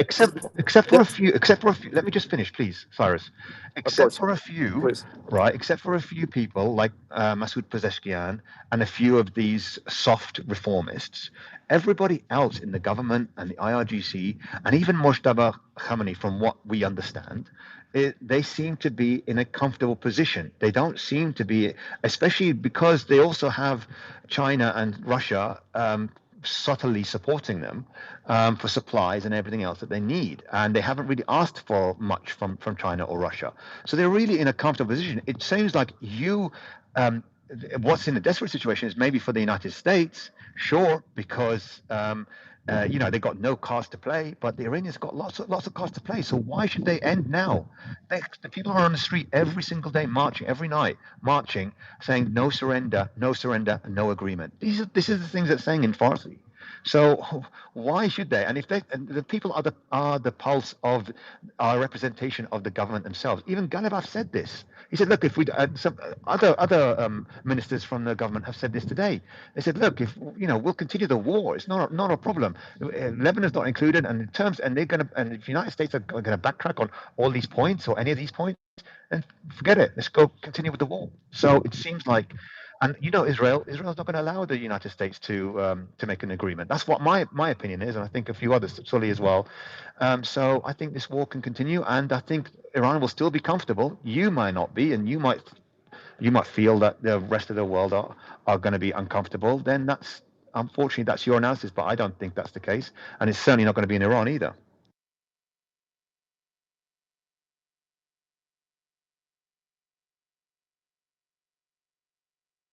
Did you want to respond, Cyrus? Yes. Give me one moment. I'm plugging. Can you guys hear me? Okay. You Second. I'm so can talk. It's a little bit noisy, but just speak up a I, bit, maybe. I'm trying to avoid the echo. I had to switch off again. So my only point to that is Iran has. I don't know if you guys play poker. Iran has a made hand. They have a straight flush right now. They have a guaranteed winning hand, right? America has a drawing hand. Okay. Iran has one winning hand, and that is the mega bomb of global economic catastrophe. That's all they need. Iran has achieved escalation dominance. That is awesome for them. That is gonna end this war. I mean, like, why continue it? When there's an off ramp for both sides, it's not sensible for them to continue. And if you guys think Pezeshkian has any power, they don't. It's IRGC's in control. Iran has a deep state, and Pezeshkian is one of the fruits on this big tree. It is a deep state. Iran has an intrinsic inertia when it comes to these decision makings, right? They're a very sophisticated government. They are multifaceted. They know what they're doing, and that's why they're at the negotiating table. They're doing what I would do. They see what I see. I think the Iranian analysis is similar to mine. They're not desperate. I never say Iran's desperate. They have pushed the world to the brink, and that's enough. I mean, what else do you need? I mean, they have brought America to the negotiating table humbly. America is yielding. That's a big deal, guys.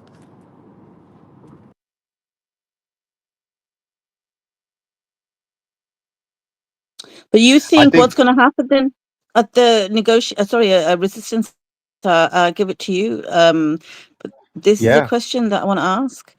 What do you think at the? I mean, like to say they brought them to the negotiating table is just geography, really. that's right. The situation is still the same. Apparently, I mean, this is ridiculous, but they're not even going to talk to each other. They're going to sit in different rooms with a mediator going in between. And I'm thinking, why not just have a Zoom call? Like, what the hell is this? Right. And then eventually, if they think that they can make enough headway and, and agree on like so many terms, then they might come face to face to have an actual conversation. So I'm thinking to myself, in my opinion, looking at the freaking process, this negotiation is going to be a bit of a farce, right? It's going to be like I'm telling you now what's going to happen. What's going to happen is, we made good headway. Lots of positive points were discussed. We're going to decide to hold the ceasefire and again in a week's time because we need to consult other people, and then Israel probably, but somebody's going to do some sort of an attack, and then it's going to be like, oh my God, they attacked us, they broke the ceasefire, now we've got to go all in. Whilst we wait for that date in the future for the second negotiation, because I just think what is there that they will come away with from this one meeting that will put a stop to this? And I actually agree with a lot of what you're saying, Cyrus, right? Um, but practically, I'm thinking, what can they come out with that's going to put a stop or even a holding place that makes it stop until the next meeting or next discussion? And I can't see it because Iran won't put zero toll on the Strait of Hormuz now, and they just won't. They're going to Yeah, charge. exactly, Beatrix. I honestly like if they concede to these points, how would Israel feel? I mean, they are basically it means that like Suleiman said in his interviews with Pepe, if they agree to these points, how could Israel allow Iran to be a superpower practically overnight? I mean, that's the potential of it to be certainly the superpower of the region, by having the toll, and earning 70 to 100 billion dollars a year just from that. And who knows, they could be funding, Simon's favorite word. They could be funding their proxies, right? Hezbollah and Houthis and even Hamas, if they could. But they could be funding their allies as well at the same time. And Iraq, this could be helping Iraq. So with that money, so it will further galvanize their sort of dominance in that region. Not that I personally don't think they want to be the dominant. They want to coexist, but I personally think that they know they cannot trust the people in the leaders, the monarchies in that region, because essentially they only exist because of United States, and really Israel only exists because of the United States as well. So what can they do? What can they agree on? Nearly, well, 3 or 4 out of those 5 points are terrible for Israel. Absolutely terrible. I don't believe Israel will allow them to agree to that. I'm sure if it was left to the United States, yes, they'll agree to all of that. They don't care about Iran getting a toll, and they can say, "Shut up, GCC. Who cares about you guys? You know what I mean? You're gonna do what we say, right? You only exist because of us." So, but because it's Israel, I don't believe that's gonna an agreement will take place, and if it does, I don't believe it will last very long. My question is, if there's no an agreement, what's the end result? Where does this end? And I guess that's my question for the group. The war, for me, I think that you just play it out long enough, the war continues.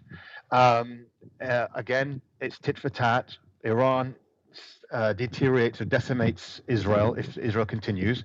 Israel will eventually have to beg because their whole A lot of the infrastructure is destroyed. Their people are revolting in the streets. They can't tolerate being in bomb shelters or just underground car parks 3 times a day, certainly in the middle of the night as well. They won't continue there, and the people will either force the government to make concessions that favor Iran, or or the people leave, and the extreme right, the far right of the Israeli government takes over, and presses on until they are really decimated, and they're in a much worse situation. I just don't see how Iran will certainly will be pummeled, and there'll be escalation, in my opinion, by the US, because they'll be dragged by this government, this Israeli government, but then the same results happen. I don't see how you can usurp Iran from the Strait of Hormuz and take them out, and they've got this mosaic defense system which decentralizes military command structure across 31 provinces. And so if one area is taken over, then you've got 30 other areas that they will just continue pounding. So continue with the war. So I don't see what America could do. I mean, what Israel could do is the war will continue until, the longer it does, it favors Iran more, in my opinion. You don't think there's going to be additional pressure building up by other countries as the longer war continues, and these Well, countries start feeling more of the financial burdens? yeah, there will be. But again, they've shown their weakness. The international community has shown their weakness. Just today, Keir Starmer said that we were launching this a 30-nation coalition to try and force open the Strait of Hormuz. With what? With how? I don't know how they're going to do it. It doesn't look like there's any sort of coherent plan in place, whether military, politically, economically. There's nothing that they can do. And you've got China and Russia vetoing everything, anyways. And so, what pressure? What does the pressure mean? And how much can the world sustain? That's the thing. Because it seems like Iran can deal with the pressure because they've lived with excruciating internal pressure for 40 years, basically, through crippling sanctions. And they've had to internalize a lot of their economy. So they know what pressure looks like internally. They've lived it. That's what they're used to.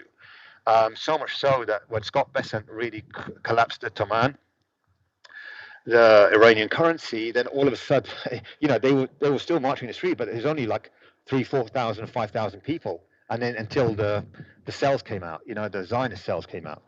But really, that was the level of pressure they really experienced. So I don't know. I mean, I speak to them. They're living, and they've made oil so cheap in Iran. They subsidize it so heavily, that they've got lots in stockpile, so they can continue. And don't forget, the missile cities have got lots and lots of oil and gas generators. They can keep the lights on in those missiles for several months, if not years. This is what the commanders have said. This is what these missile city commanders said. So I just don't see what pressure can be exerted that will make Iran stop, except for maybe Russia and China saying, "Okay, let's now make a deal," and maybe that probably would be the only sort of pressure I could see. But anybody else, the G7, they never gave a shit about Iran. Sorry, excuse my language. They didn't really care about Iran. They kept saying, "Yeah, we'll sanction it." They kept, Iran was attacked twice now, and they said, "Yeah, Iran needs to stop the aggression." I mean, what do they really care about these countries? In my opinion, I don't think they do. So they're just going to wait until those countries come around, like Spain, like Sweden and Norway and a few others, Belgium, and a few other countries that are starting to come around and actually think, "Oh right, yeah, let's just make peace with Iran and agree, and that's it." And all of a sudden things become rosy. It's the last countries will be the traditional colonialist countries like the United Kingdom, America, Germany. Those are the ones that will side with America until the last breath, until the last man or the last citizen has the lights turned off because he's got no electricity or whatever it is. But Iran won't. Iran's used to it. Iran's used to having generate power off for 6-7 hours a day. Lebanon's used to that. Palestine's used to that. People forget. People in the West forget. These countries, they're used to hardship. So any sort of pressure is not going to be pressure on them. It's going to be pressure on the external. But the external countries outside of the region, they're powerless, in my opinion. They don't have any sort of power militarily, politically. So, and they shot their own foot with isolating Russia and also trying to isolate China for the last 5 to 10 years, siding with the United States.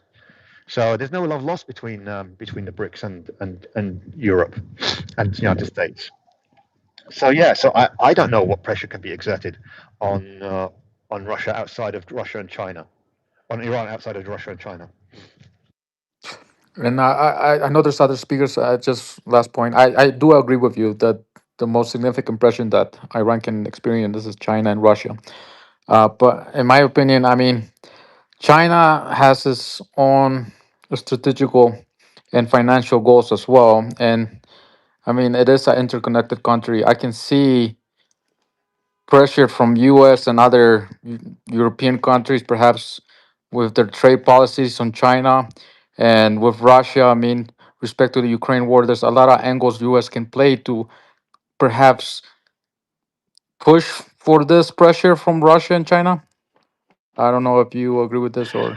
Well, Pepe said yesterday in an interview with Nima on Dialogue Works, he said that there was 3 large cargo ships from China arriving in Tehran yesterday, or before yesterday, filled with various electronic supplies and equipment.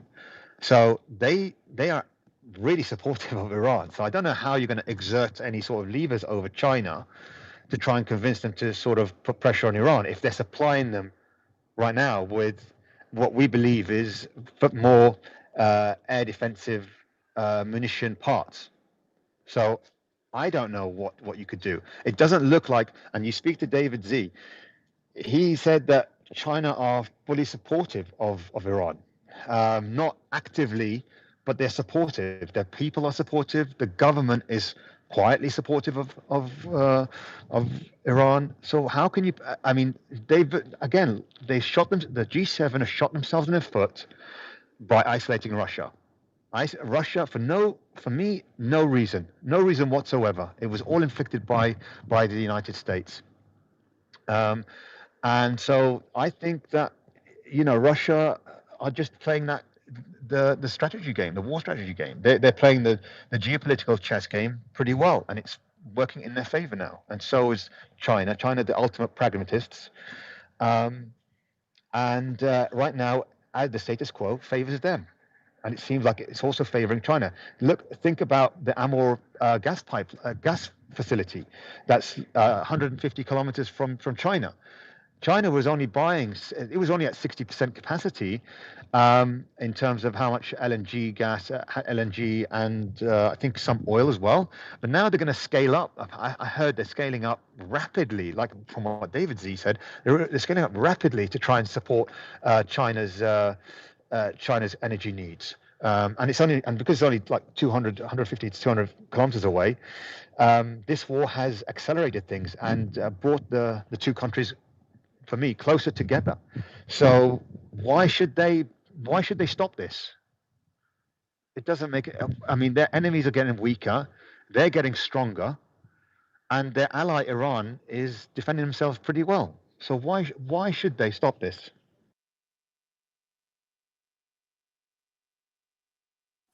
My reply back to that would be that there's uncertainty, right? Uncertainty in the future.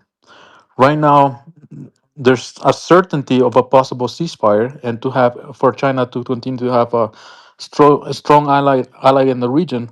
But with the future, I get it. The probability will probably favor Iran, but it's not 100%. So there might be, there's the very possibility that things might go wrong, and Iran might not be an ally in the future for China. They're part of the BRICS, and it's actually, as what David Z said, it's RICS: Russia, Iran, and China. It's not even the BRICS anymore. This is what they think. This is the axis of that multipolar world is those three countries. So they will, the Belt and Road project that really connects China to Iran and Russia and supports lots of logistical and energy and all sorts of trade uh, trade routes through that Belt and Road project to Europe, etc. Through that sort of connection, through that triangle of countries connected. That's really important to China. They're never, ever, ever, in my opinion, going to drop Iran. I just don't see it. And you can ask David Z. You can ask Inevitable China. They won't, unless there's something much more compelling for them that they'll gain, that China will gain, in order to drop China to drop Iran. And I just don't see what that is. What could N- be? No, no, I'm not saying that China will drop Iran, but the kind of situation like happened in Venezuela, right? There's that small probability that at the end of this war, there could be a change in administration for Iran, and that is a risk for China, right? And that is an uncertainty for China. Yeah, that's true. If Iran loses, they lose everything. And China and Russia lose a lot. The underbelly of Russia will fall like dominoes in terms of these countries like Turkmenistan, Uzbekistan, Kazakhstan. All Yeah, of these and will be Zionist countries. that's my point. That's my point. That is a So big Russia risk can't for China afford, and yeah, Russia. Russia can't afford to abandon Iran, and neither can China. Th- They That's know that's that. that's exactly my point, and that is the reason why perhaps they might be pushing for this ceasefire in order to mitigate that risk. But you're right in the sense that I heard from Pepe that China said, "Look, go along with the ceasefire, and see what the Americans do, and just play this out." That's what I heard 2 days ago from Pepe, and because I was actually struggling, scratching my head, why would Iran do that? The people were scratching their heads, why would Iranian government do that? But that's probably the only reason, because maybe China doesn't want this escalation to affect all the players in the region, that it would be irreversible. But that's probably the only thing I can think of. But I think China are pragmatists. You're right. They don't want Iran, but I don't believe they see Iran being in risk of deteriorating. They care. I think they're more thinking about the GCC countries and the rest that are going to likely deteriorate.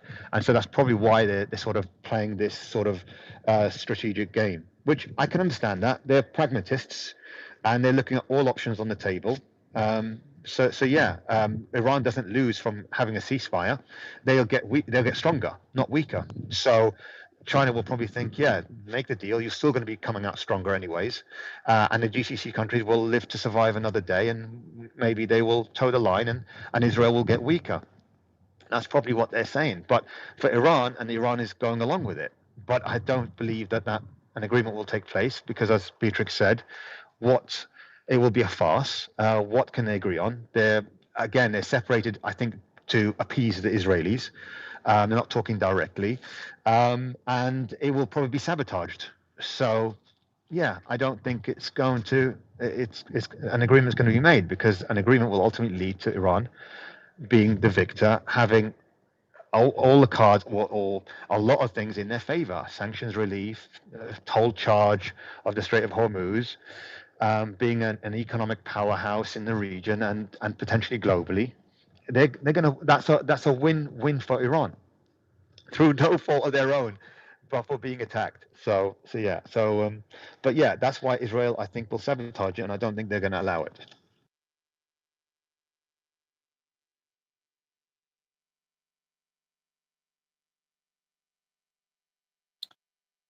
Thanks, Resistance. Any actually, let me go to Dr. Michael quickly. Welcome, Dr. Michael.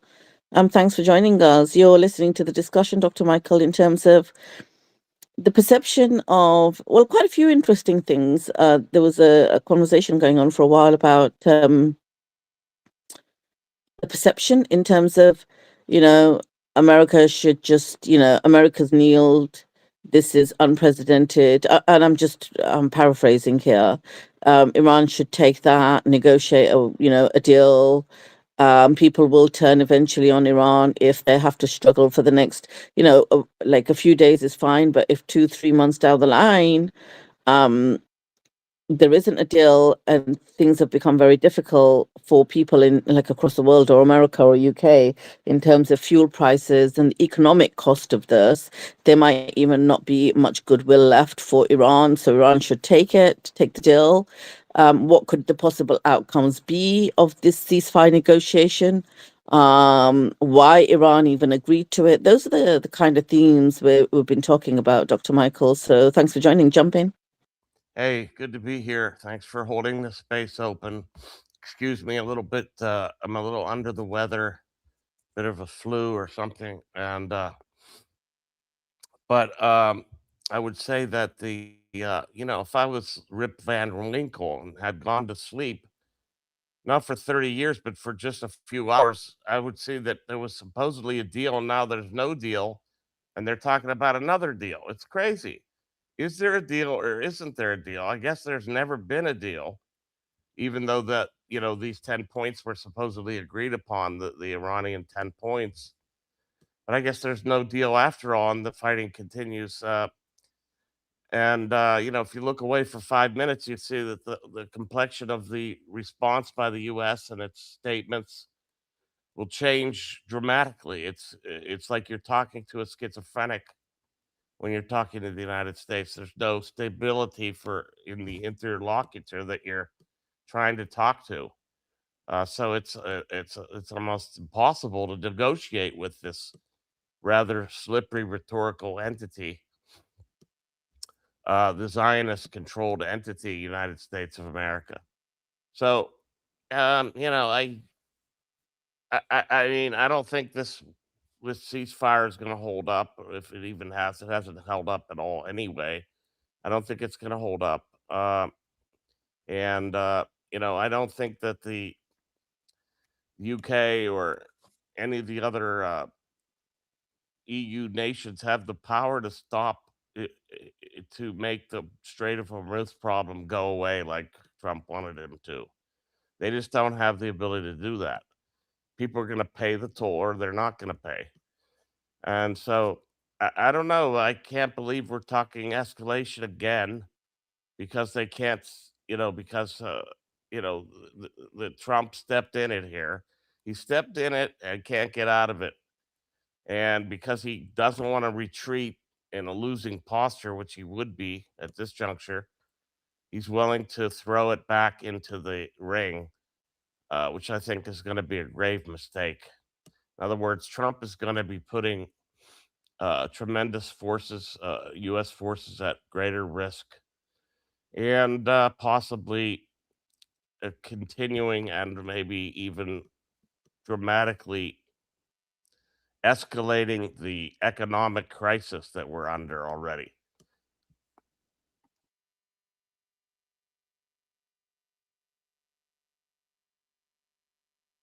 Do you think there's going to be a deal after this, Dr. Michael, or you think no deal? Like Trump's not going to let it happen, or not? He's going to prevent it from happening because of Israel.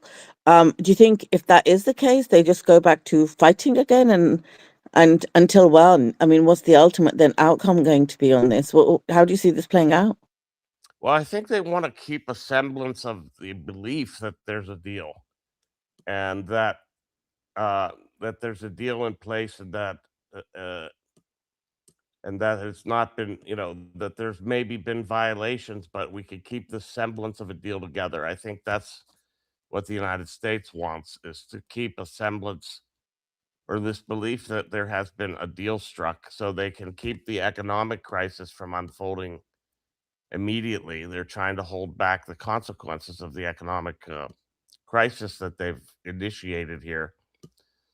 So I thought that the U.S. would try to do everything to try to make it look like the deal has been done and was in place in order to stave off the you know stock market crisis with oil, etc. Uh, so I don't know. I mean, there's no predicting what Trump will do. He's basically the hand boy of Netanyahu, and he acts tough and throws fits, but none of it seems to signify anything because at the end of the day, he just does Netanyahu's bidding.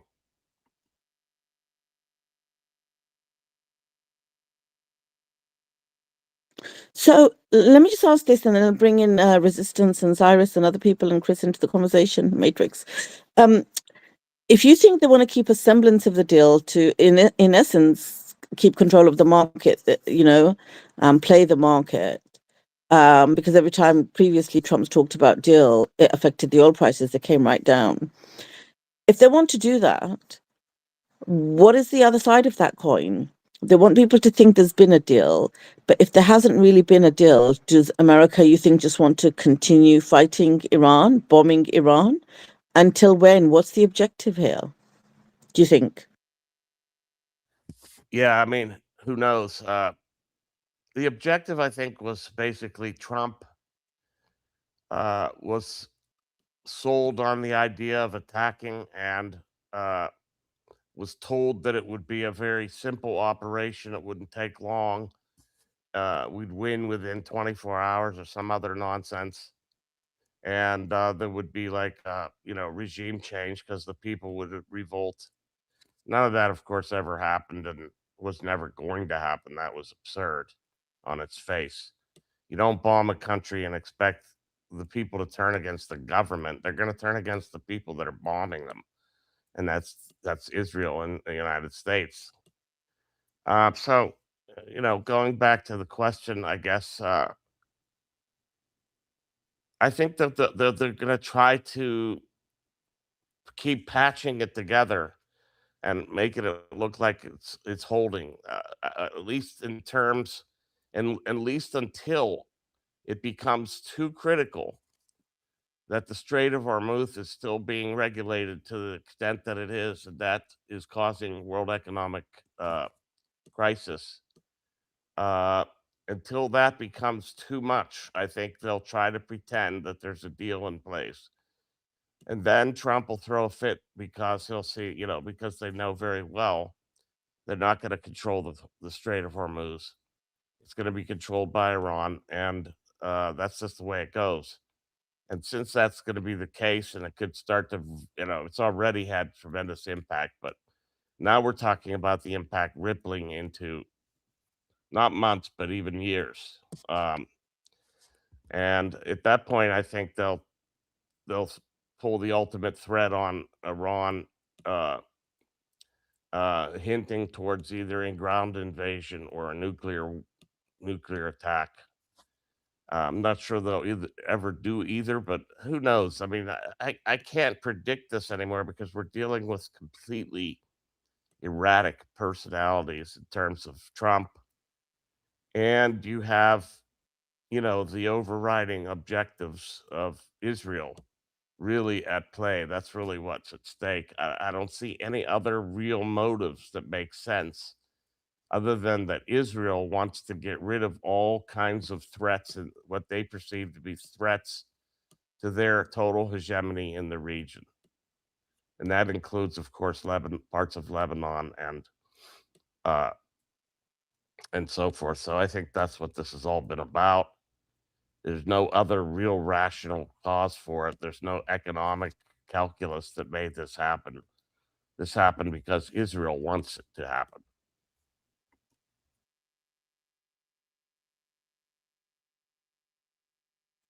Thanks, Dr. Michael. Cyrus, you agree?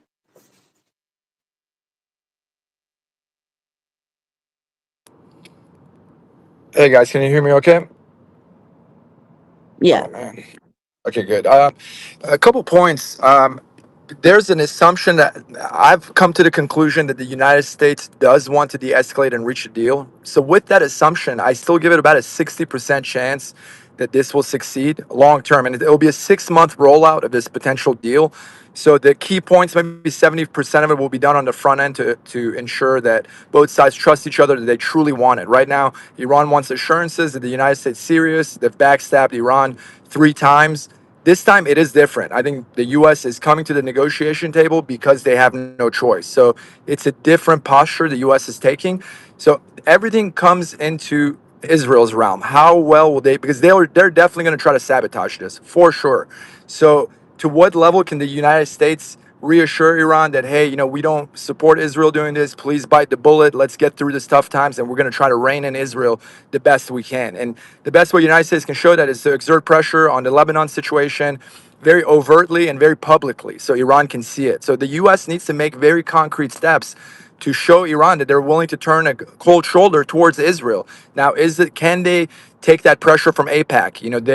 I don't like to call it Zionist control. It's not quite full control. It's this unbelievable influence they have from multiple angles. So they got everything they wanted this time. So Israel has no more excuses. They've been wanting this war for 30 years and they got it. And look at how it turned out. So America's like, hey, look, we gave you everything we wanted. Everything you wanted, we gave it to you on a silver platter, and you still blew it up. It still was a trash strategy, right? So America's reached their end with Israel, and the public opinion in the United States really does matter. Most of America is turning away from Israel, so, and the American deep state is very well aware of that. So this is their last hurrah. Israel, no matter what the outcome of this war is, they're going to be on a decline. Israel's losing influence. They're hated across the world.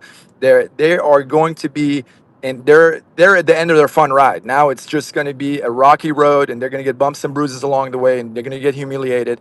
So that's at least the good news, that Israel has played all their cards. They've been humiliated. They've been exposed for what they are. So the main thing is, I wonder who also has that assumption that the United States is actually coming to the with real intent to sort this out. Do you guys share that sentiment that at least the U.S. wants this to end and give Iran at least 8 out of 10 concessions? And Iran will make some concessions as well. They're very rational. I mean, do you guys agree with that precondition and that assumption that I have?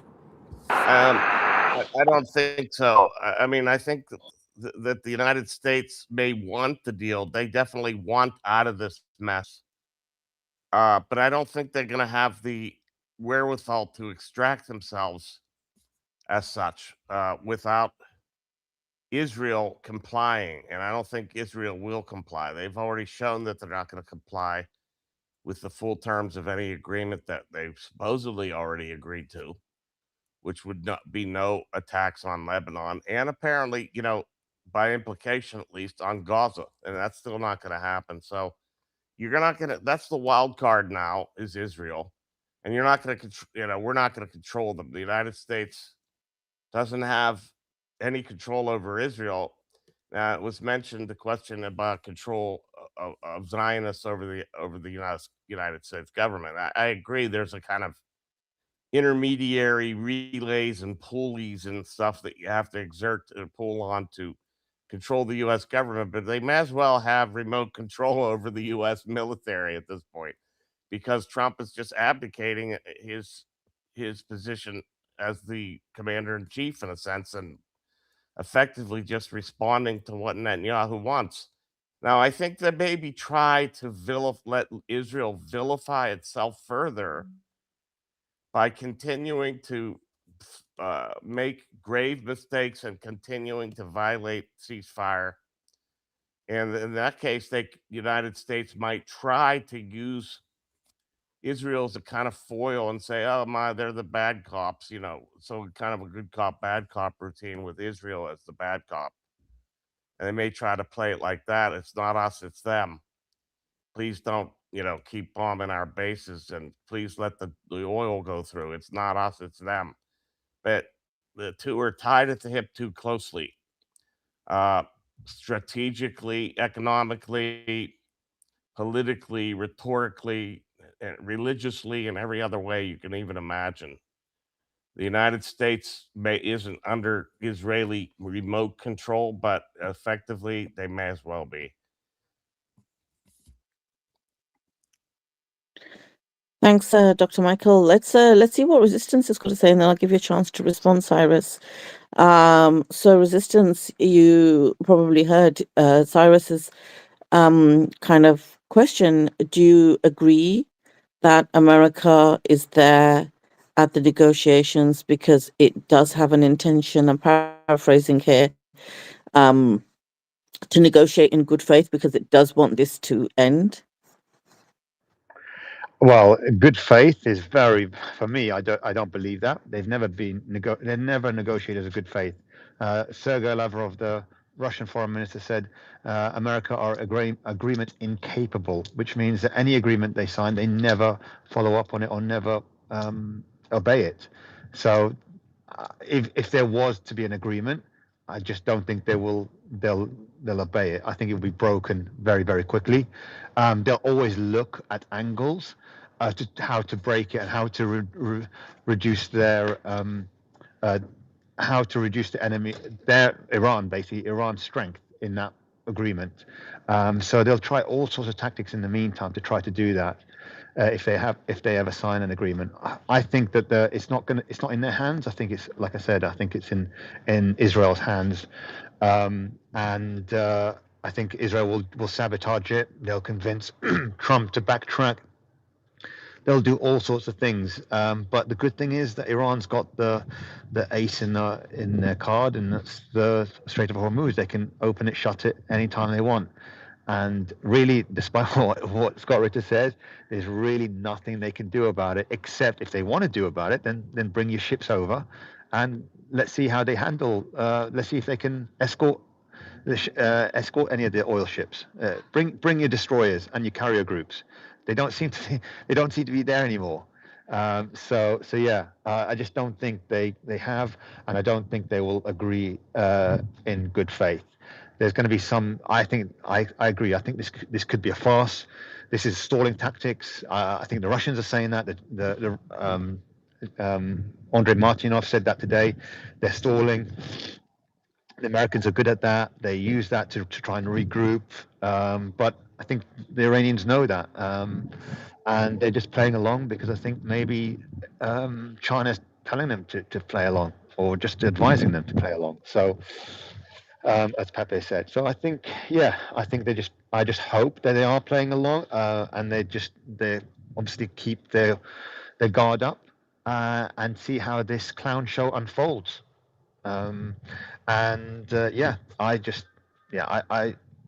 Cyrus might seem that they're desperate to make a deal and because the world will burn, etc. I think that you've got to speak to a lot of Iranians because then they're not feeling that. They're not feeling that. It's the opposite. They're feeling a lot of national pride, a lot of determination, and that's going to carry that sort of momentum carries forward into the government. So I think the government will remain strong because they've got all the cards. It's just a simple. It's like any sort of negotiation. If that person's got the cards, they're going to hold firm on what they are on their terms. Unless there's a compelling reason that they can concede, and it doesn't look like there's any compelling reason that Iran is going to concede any of the points. May I respond to that? Sure. So Yeah. when it comes to the Iranian, the Iranians are fiercely nationalistic. They are very resilient, and it's a very positive thing what you mentioned. But they're not grand strategists like the Iranian deep state. They know what they're doing, right? So the Iranian We lost you, Cyrus. of the choppy. You're Gotcha. back now. I'm okay. Sorry about that. So essentially, the Iranian public, they're resilient, they're nationalistic. The Iranian government knows their people are behind them, but they're master strategists. The Iranian government knows what they're doing. And another thing they have going for them, even if the war reinitiates after 3-4 weeks, the American interceptor missile stockpiles have depleted to very low levels because of the Ukraine war and this one. So they're not going to be able to replenish those, right? So and nothing will change in the Persian Gulf. They don't. If you bring the entire NATO Navy, bring the Chinese Navy, short of them deploying 200,000-300,000 troops across that huge coastline and going into those mountains and doing area denial and literally sending troops to every nook and cranny. And that will take months. So Iranians are comfortable in that sense, right? Anytime you want, they restart the war. You're going to be ratcheted where you left it off. So the Iranians are indeed sitting flush. They're not desperate. So nothing of what I'm saying means that Iran has a weak hand. It just behooves both parties to take ramp. Any rational strategist would do this. And we have rational strategists in the United States. The only issue is there's a good chance that Trump is compromised through the Epstein files, and he's a Manchurian candidate. That is the only outlier. I truly think if Trump wasn't compromised, he would have found a way to finagle his way out of it. And we've stood in the face of Israel. Obama did it. We'll still appease them a little bit, but we'll just throw him a couple of candy bars here and there, just keep him happy, right? But now it's different. I mean, Trump is fit. You could tell in his body language and everything. It's like he is a different man. I think he's compromised. That is the only outlier. And did he give the Israelis enough where they won't expose him, right? So that's the only outlier, the wild card that I can't wrap my mind around. That and Israel is well capable of embarrassing the entire America, right? So they are willing to humiliate their number one ally that has secured their existence. That is how loyal Israel is. They will throw America under the bus in a heartbeat. In a heartbeat. So, hopefully this will be an example for the United States to not buddy up with such unsavory characters, because there's no loyalty there. This is a parasitic relationship. America's the host. As soon as they suck us dry, they're going to fly off to the next host, probably India. So, I'm just hoping that Trump has given him enough where this ends now. There needs to be an off ramp for both sides. There's nothing to gain anymore. There's nothing to gain. I don't care if the Iranian people want to see America burned to ashes. Who cares what they want? We want this to end. We want Iran's sanctions to be lifted so they can go about their daily business and flourish and thrive like they deserve, because they're a very capable, very worthy nation. I think they're an exemplary Muslim country. This is coming from someone that doesn't want to live under Sharia law. I only want to live under the U.S. Constitution. But I can objectively say Iran is an exemplary Muslim state. Treat Christians amazing. Their Jewish communities treated amazing. They have cultural outreaches to everybody.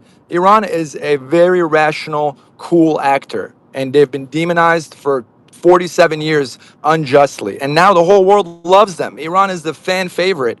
There's so much going for them, and there's so much going against Israel. We have so many W's here. Why is that not enough for you, some of you guys? Like, we have major victories, and if this deal goes through, there's a new power broker in the Middle East, and that's Iran. And the U.S. will officially concede to that. I mean, these are major, major accolades, and it shifts the power balance. I mean, these are globally changing. The dynamics will change globally because of this. And I think that should be enough concession for all of us that want justice, and we want the world to come to a balance where it's fair and just, where people are treated with dignity. We'll achieve most of that if this deal goes through. So I just hope that there's a little more sense of optimism in the group, because we all want the same thing. At least give it a 50-60% chance that this is going to go through, because the outcome otherwise is dire. It's nothing we want to face. Oh yeah, I mean, look, there's plenty on the panel that are not here actually that think that a deal will be made. The markets are showing that the deal will be made. I looked at the tech stocks; they're all going up, believing that a deal will be made. So yeah, that all looks, the majority are thinking a deal will be made. It's actually us. You just happen to be on the spaces with myself, Beatrix, and Sully, who are pretty cynical on that, based on the actions of America in the past, and certainly in the past 2 years. So yeah, I think that a lot of people are. Let No, I agree. I agree. Let's go to two Saudis who's been waiting a while. Bring him into the discussion. See what his take on this is, and then yeah, Brother Resistance, back to you after that. Go ahead, two Saudis. Thank you so much for having such a space that allows us to speak and share our points of view. I've written everything down so there's no ranting. So I'm just going to read this. So I believe that everything is going as the deep state has planned. I believe the deal is an off ramp, and that the U.S. will not re-enter the war. Iran will control the Strait of Hormuz completely. And I have written all of this down, so I'm just going to read why I think this way. So I believe the reason there is disagreement is because of the lens in which everyone is viewing this war on Iran, and like why it's being fought in the first place.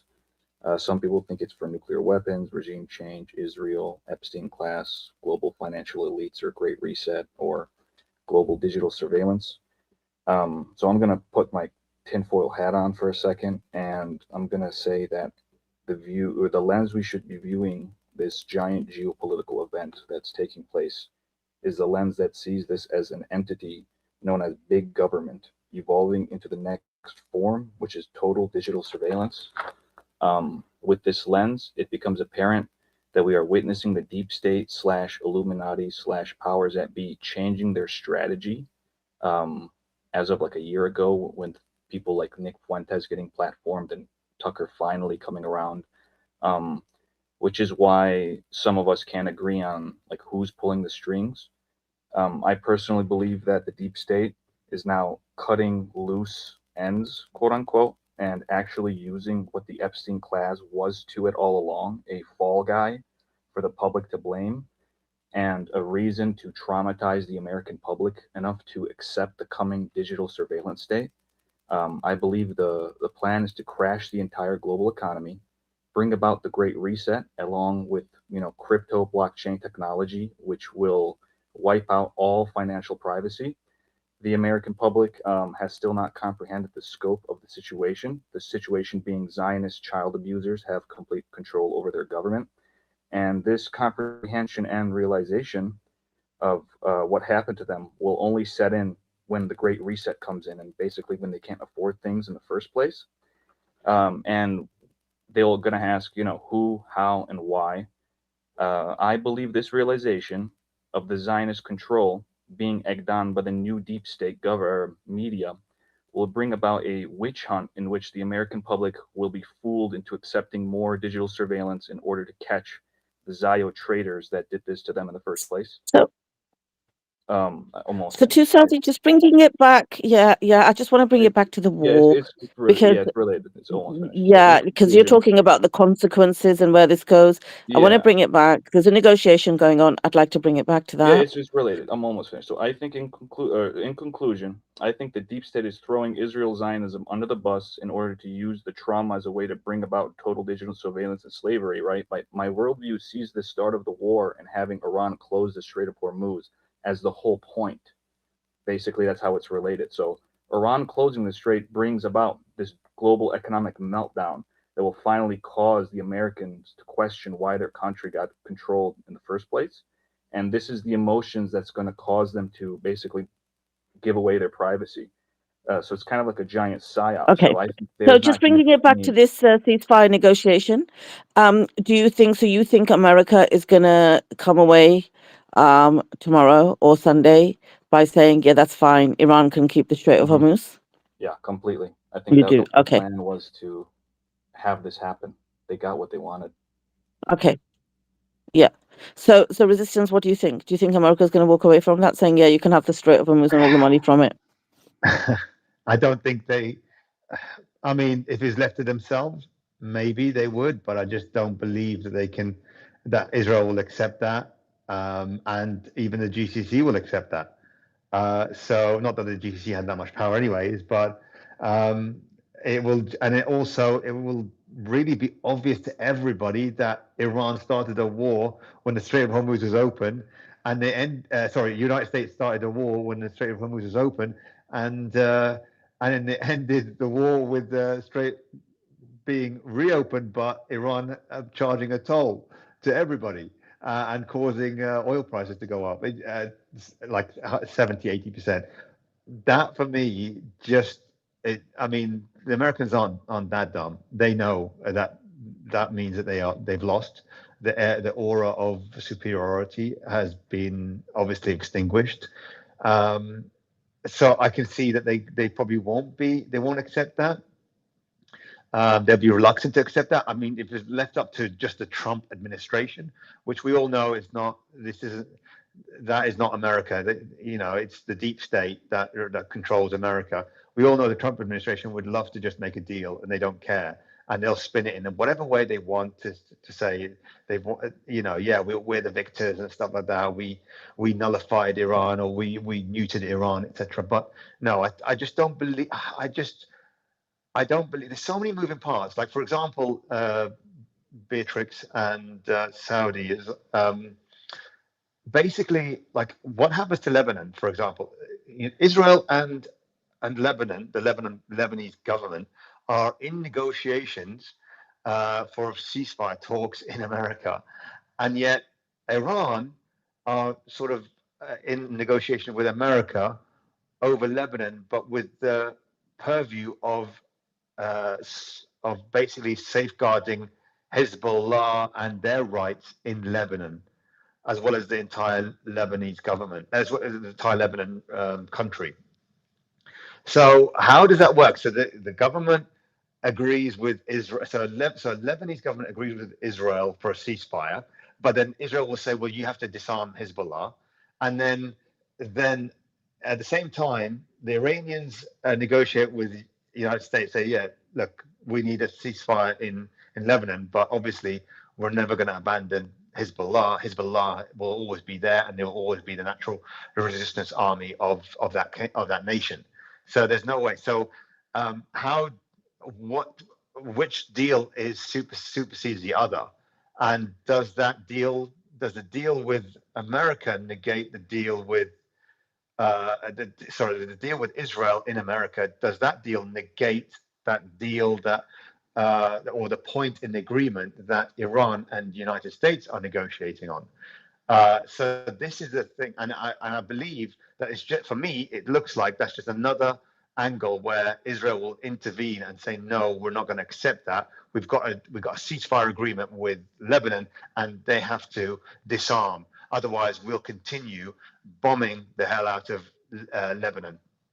We've got a ceasefire with Lebanon, and we'll continue bombing Lebanon if the Lebanese army and the government don't disarm Hezbollah. So that's, for me, it looks like that's their sort of Israel's point to continue in Lebanon. And so in that scenario, if all the other points were agreed and Lebanese government failed to disarm Hezbollah, Israel starts bombing Lebanon anytime, and then the agreement is null and void, is broken. And so Iran will just probably shut the Strait of Hormuz again.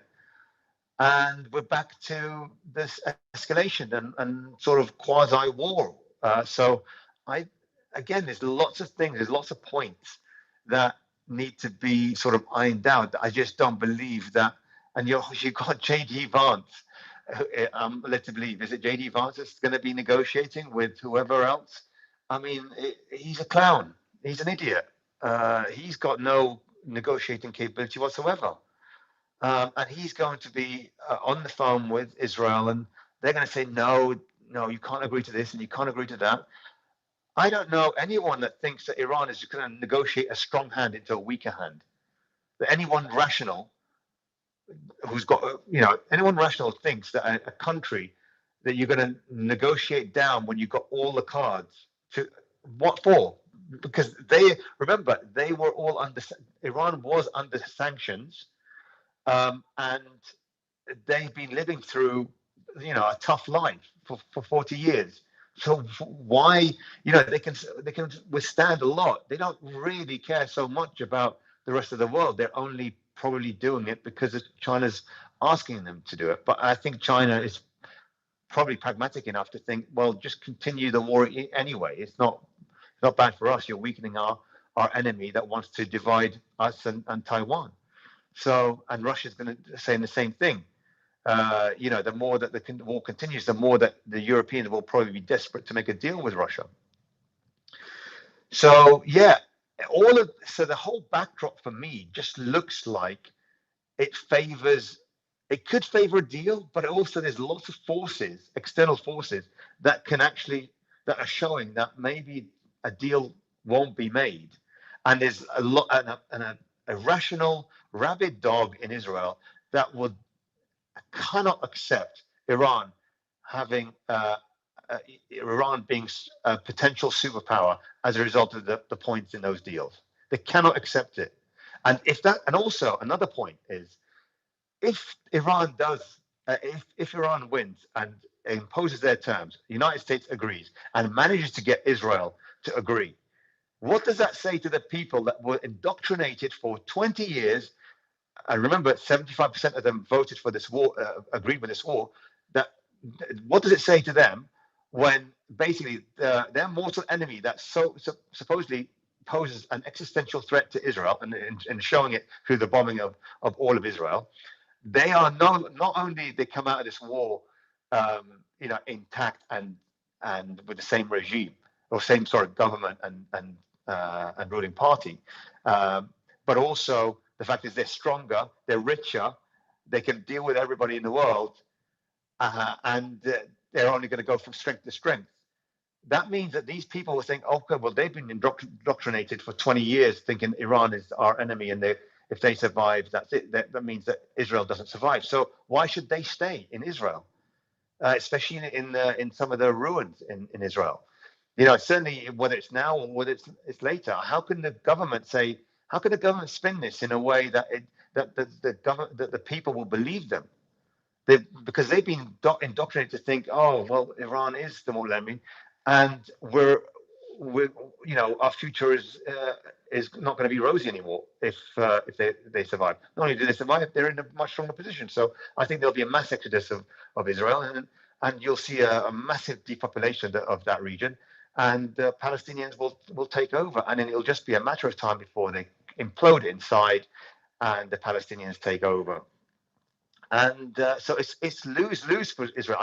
This is why I don't see how Israel could allow these points to be agreed on. These are very crucial, I think, existential points for Israel. I think they are existential. Those points, every point, not every point, but a lot of these points that Iran, if the US agrees and manages to convince the Israeli government and the Israeli deep state that that they have to abide by, if they can, which I don't think they can, then it's terminal. For me, it's like this is the death of Israel, more so than a Palestinian uprising as a result of the 7th of October, for example, or in the West Bank. This is it. This is what allows the Palestinians to take over because of the mass exodus of the people. Thanks for that resistance. Christian, do you want to add something to that? I just was just gonna say I agree with you, right? And I think because of the points you just mentioned, Israel and I think largely U.S. also have specific red lines in terms of the points or the concessions they will want to see to kind of save face or justify this war, right? And I think one is this open Strait of Hormuz. I think that's one of them, and the second will be something to do with the enrichment of uranium, right? Something regarding, hey, Iran has agreed to give uh, all of its enriched uranium and have regular inspections. I think those 2 points are a red line, and if there's no agreement on that, I think this war will continue. Yeah, I mean, look, Scott Ritter said 3.5%. That's all that the Americans will allow. Again, fantastic interview. I love Scott Ritter, and I know lots of people here love Scott Ritter, but you can agree to disagree based on what we understand of logic. How, on what, in what way can you convince a country that holds all the cards, that they've got the capability to enrich up to 65%. They're a nuclear threshold state, to drop all the way down to 3.5%, which doesn't really meet the civilian nuclear needs of the country, and it will be a humiliation for them that they can only enrich to 3.5%. So that point, I think there'll be a lot of flexibility in that. Iran will concede, maybe not 60, maybe 30, 40, who knows? But they've got the card. Maybe that's one area they can sort of concede, but not too much, I would say. I know people are talking about photonics, lasers, etc., plasma imaging, which then you need sort of 65%. I've heard it. I get it. But it's not the be all and end all. So it can be negotiated. But I mean, again, lifting of sanctions, a very huge point. What else did you say, Saudi? What was the other point? I was just gonna say reopen of the Strait of Hormuz and the enriched uranium. I think those are the two things they need to save face and justify this war, right? It's the whole reason they went in is because There's of a no nuclear way. threat. Yeah, I mean, look, if they're not going to if they're not going to provide reparations, which I agree with Scott, it's politically untenable for the United States to give money to Iran and claim that they've won, etc. Normally, the loser tends to pay in a battle, unless the winner is sort of seen as philanthropic and a nation of humanists, which, let's face it, they're not. The government, sorry, is not. So I don't believe that those 2 points, like they will have to charge a toll. They'll have to charge a toll, despite, and I know that the GCC will absolutely hate it, and so will Israel, right? If it's like I said, the Trump administration, they can spin it in whatever they like. They don't really care. They want to end. They want to get out of it, extricate themselves from this disaster of a war, and they'll never. I say never. They'll say they may do, but they will probably not ever enter a war with Iran again in this after this, unless obviously it's broken, and in which case they'll be dragged in again. So those 2 points, they can only there's only so much negotiation on one of the points, which is nuclear enrichment, which the Iranians have been willing to concede somewhat on. But now, and the Strait of Hormuz, no, because they've been destroying the whole country, and this is only fair to recover the losses. I don't believe that the Iranians will concede on that, and certainly their people would be rioting in the streets if they come back from this agreement and they've given up that point, the toll charge. I don't see how this government will be seen as a success. And they'll say you had all the cards and you conceded on the things that you don't need to concede on. That's what the Iranian people are pretty good at. They're pretty good at complaining about the government, despite what the media says, Western media says. That's what they do all day long, is complain about their government. So this is one thing that they will be complaining about. So I don't see those points being negotiated too much down. Certainly one of them, the toll, won't be negotiated, and the nuclear enrichment partly negotiated.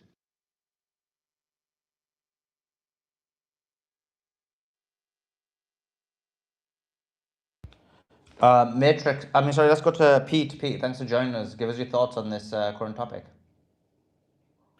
Okay, I kind of completely agree what the previous speaker, Resistance, was saying. Any deal, if you look at the deals, which the United States have been making over the last couple of years, concerning, Ukraine and stuff like that. I mean, it's not worth, the piece of paper it's written on. Okay, reparations, for Iran.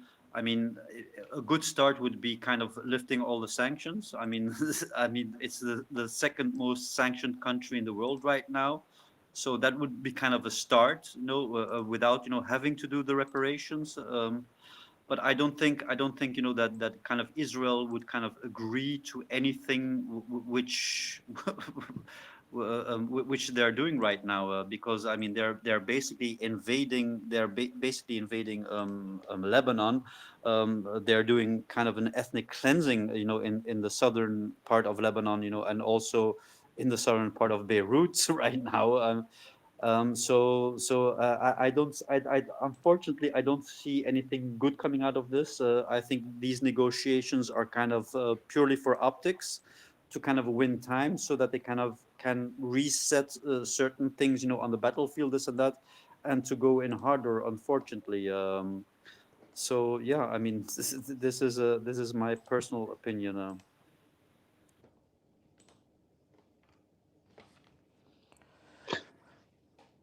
You got Resistance. You want to add something? Yeah, I was gonna say, yeah, and look, it's again, I was gonna say this. Just because Israel has nuclear weapons and they could threaten America, say, look, we'll go all the way if you agree to if you make these agreements with Iran, we'll go all the way, and including nuclear weapons. They don't agree.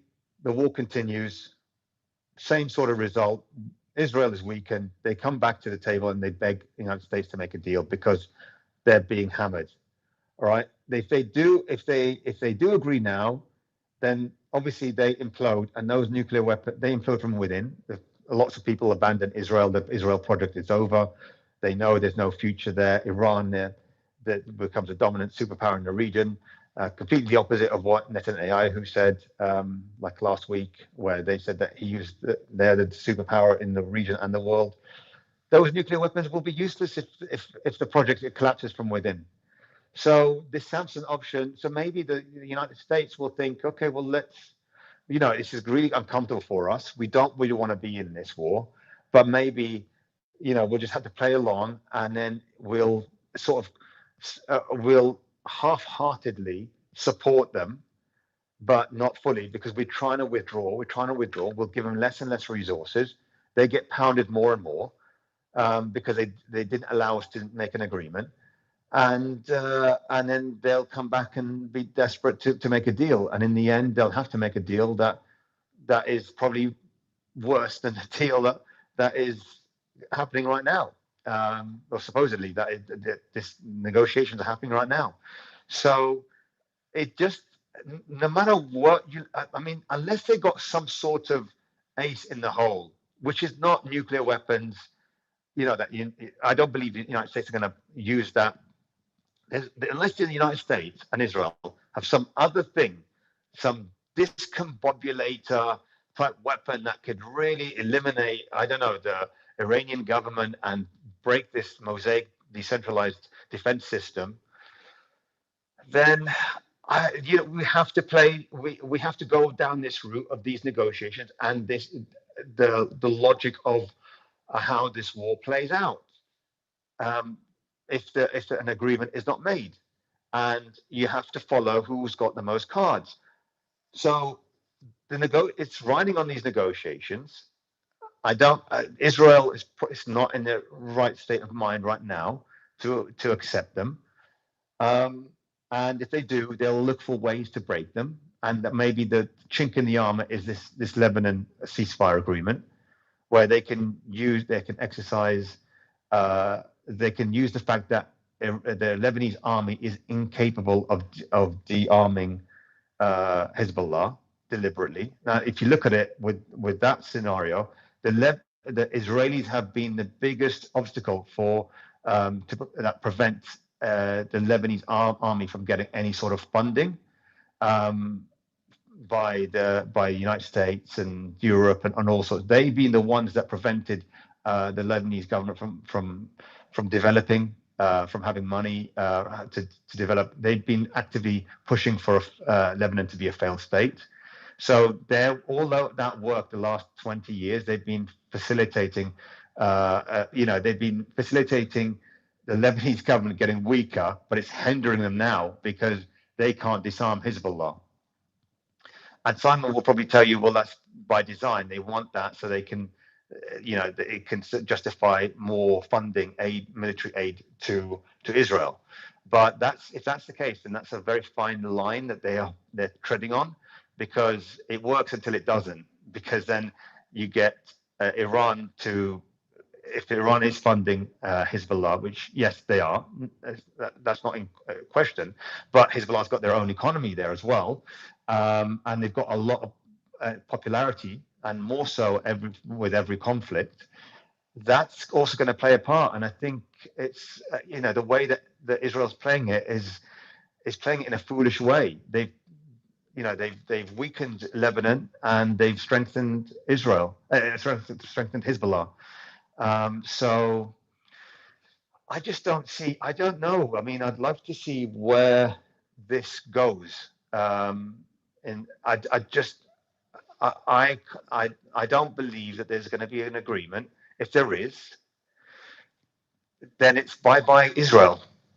If an agreement can be enacted, can be agreed upon and enacted in good faith, which I still don't believe that's going to happen either, then it's literally bye Israel within 5 years. I just don't see it otherwise. So I'm not sure if this news was read when I was gone, but basically there's a few pieces of news The first thing is obviously, the Lebanese delegation is being welcomed by or in Iran. That's the first bit. The second bit is obviously Candace has gone in hard against Donald Trump and saying that he's part of the Epstein class and this is his legacy of abusing women and children. US intelligence admit Iran has thousands upon thousands of ballistic missiles left and can still use their launchers. So this is literally what we've been saying, but obviously now they're admitting it when there's a negotiation going on.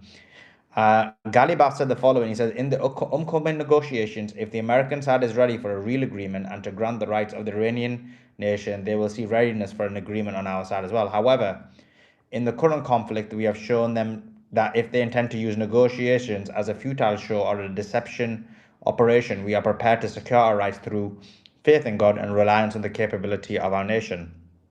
Also, reports coming out that there's going to be a meeting between Lebanon and Israel in the United States on Tuesday. And that agreement is going to be about speaking about going back to the 2024 ceasefire deal, which, as you know, the 2024 ceasefire deal is basically Israel's allowed to bomb Lebanon as much as it wants. It just shouldn't bomb too hard. So that is just ridiculous. They've obviously tried to jump in. Lebanese government have obviously tried to jump in to try and legitimize themselves, but that's unacceptable terms. That's terms that allow for completely bombing of of Lebanon. Resistance. What's your thoughts on that? And B, the second thing I want to ask you was, what's your thoughts on, like, you've spoken at length about how a deal isn't a good idea, but let's say you were in charge, what would be the deal you'd take as a worst case deal, but you'd think it's fine to take? Yeah, so the first point about Lebanon and Israel, I think I mentioned it. I think you were probably reading something while I was doing that, but I basically said that I think Israel could use this point, this ceasefire with Lebanon.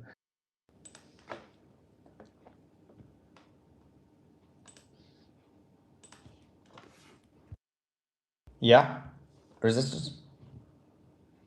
Hello, can you hear me? Yeah. You just Sorry, muted. I don't know.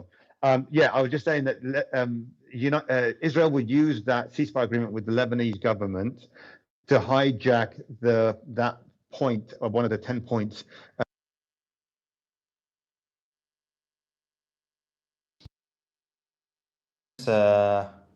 Your side or my side, because this space It's my has been glitching from the start. Like, I think there's something really wrong with the space from the start. I think I've been muted. I've been muted for some reason. So yeah, it's probably me. But basically, the Israelis are going to use that ceasefire agreement to bomb, like you said.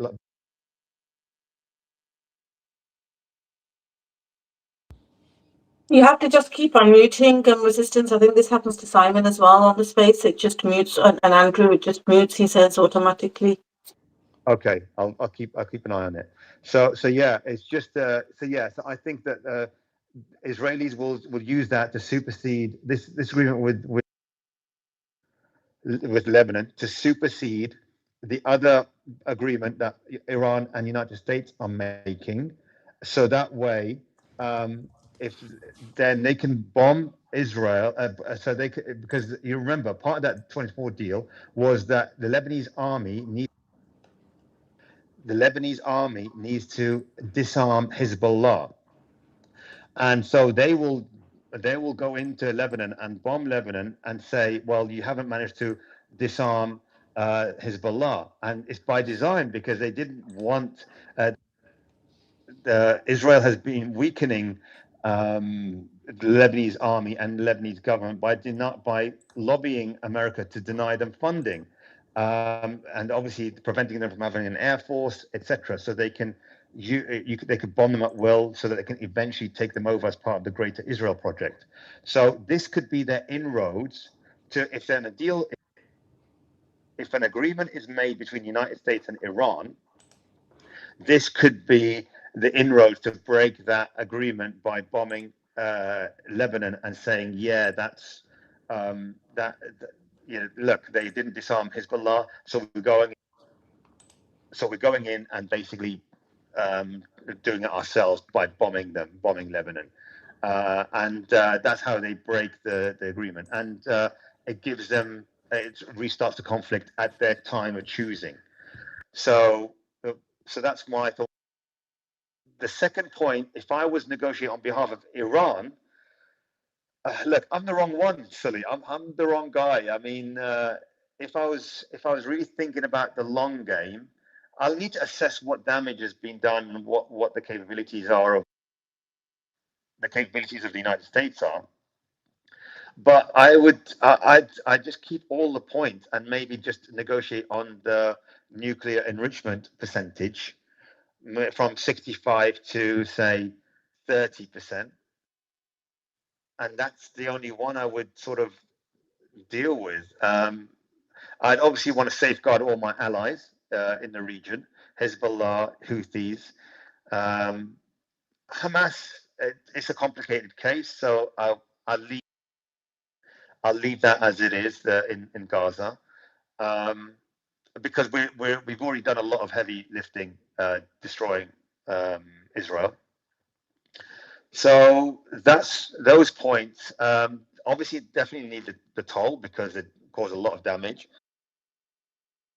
and also I would just be, I'll have to stay firm. I'd have to stay firm because I believe I can get a better deal in a couple of months' time. I think so.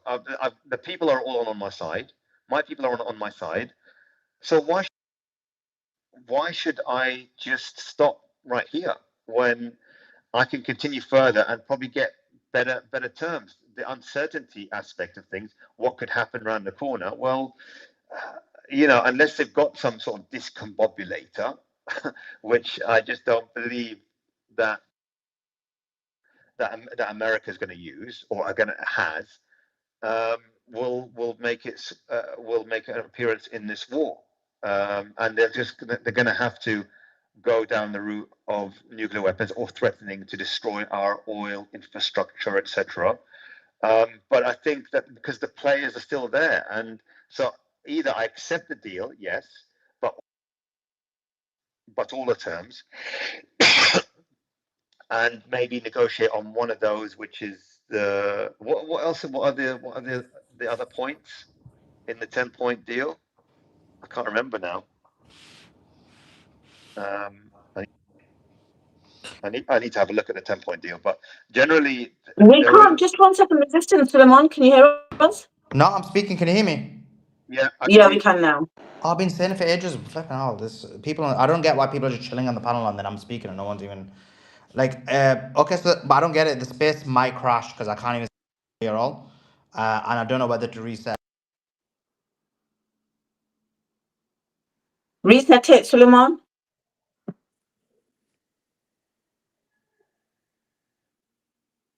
We can't hear you anymore, so reset it. Yeah, but I'm just trying to explain that if I reset, it might crash. So, guys, if it crashes, we're gonna start the space again. Be ready. It's just like literally just completely glitching out. This is what I was thinking. Why the space have such low numbers today, and this is the reason why. Yeah, you've disappeared again, Suleiman. It goes silent. I think this is probably what was happening to Resistance, so we can't hear you at the moment. I don't know if you can hear us. He can't hear us. Guys?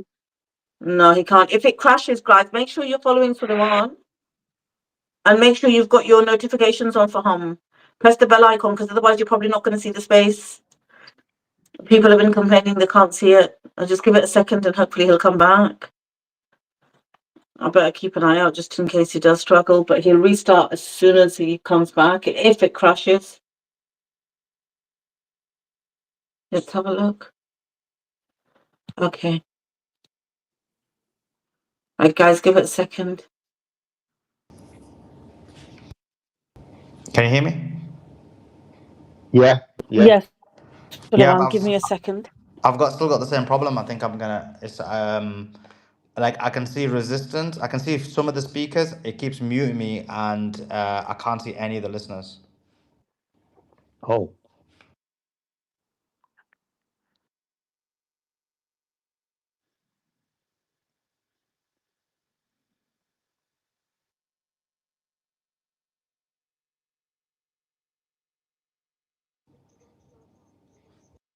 Yeah.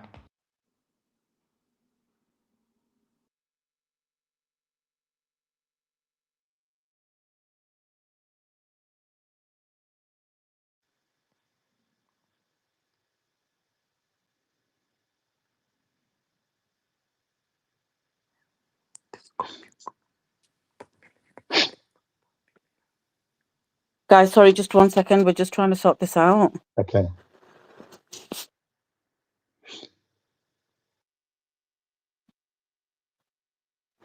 We're just trying to get into the space.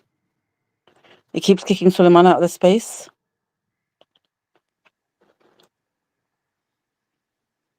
Can you hear me? Yeah, I can hear you. Yeah, we can hear you.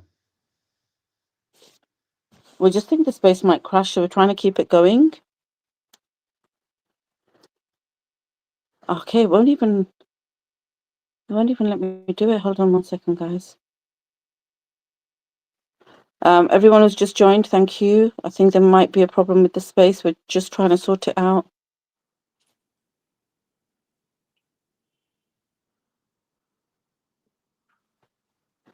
Whenever let me take over. What's going on?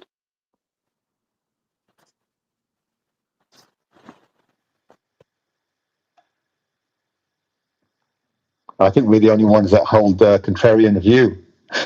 They want to keep it all rosy and positive when it comes to these negotiations. Let's not have a space that actually talks about the negative side.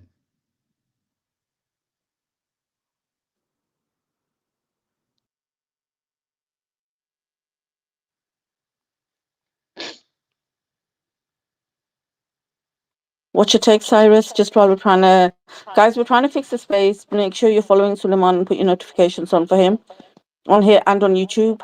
If it crashes, he'll go live on either one of those. And Cyrus, jump in the meantime.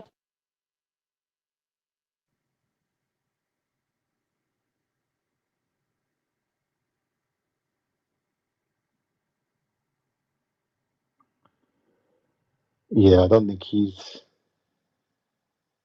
Yeah, I don't. Cyrus, did you hear Beatrix?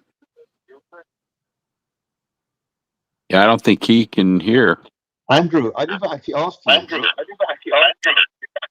I, just regarding about Scott Ritter, what your thoughts are on Oh, that. you didn't. Oh, I heard a little resistance. bit. You didn't get to hear me. You I didn't no, hear my little spiel. I heard your little rant, but that's about it. As in, like, did you speak Yeah, anymore my little about? rant. Yeah, no, yeah, yeah. He really does. I know we have differences. We have to get very different points of view. Of course, we're open to listen to all points. That's what it's all about. I'm glad that Okay. So. Scott closed out what he did. Yeah. Yeah, I'm glad Scott said what he did when he came back and said, "Hey, we're not going to all disagree and all that." It sounded good. I'm glad Suleiman had him on. Don't get me wrong. I like Scott. I've known him for let's see, 3 years now. But very disappointing.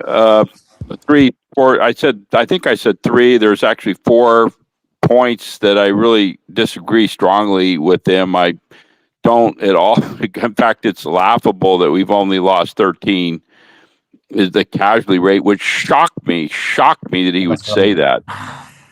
Exactly. Yeah, Yeah. and Who can he believe that number? yeah, Exactly believe that. he can't believe that number, right? Resistance. Yeah, I just Uh, don't. Someone of his intellect, he shouldn't yeah, believe that. I know that was actually. I want to use strong language to say something like shocking and bothersome. Also, it bothers me the fact that the way he was very cavalier about he and Professor Morandi being like close, like he almost intimated like they were close friends and knew each other. And he said he strongly disagreed with Professor Morandi. I don't know if he really know. I think he took great liberty there to say he really knows him that well. I really don't think he does. If he did, I don't know. But then what really bothered me was America lost. I used the let's look at the word to lose, lost past tense. It's done. And for him to say it was also shocking to me. and intimating that we really didn't lose that militarily. Yes, we lost militarily. We lost, completely lost that. It's done.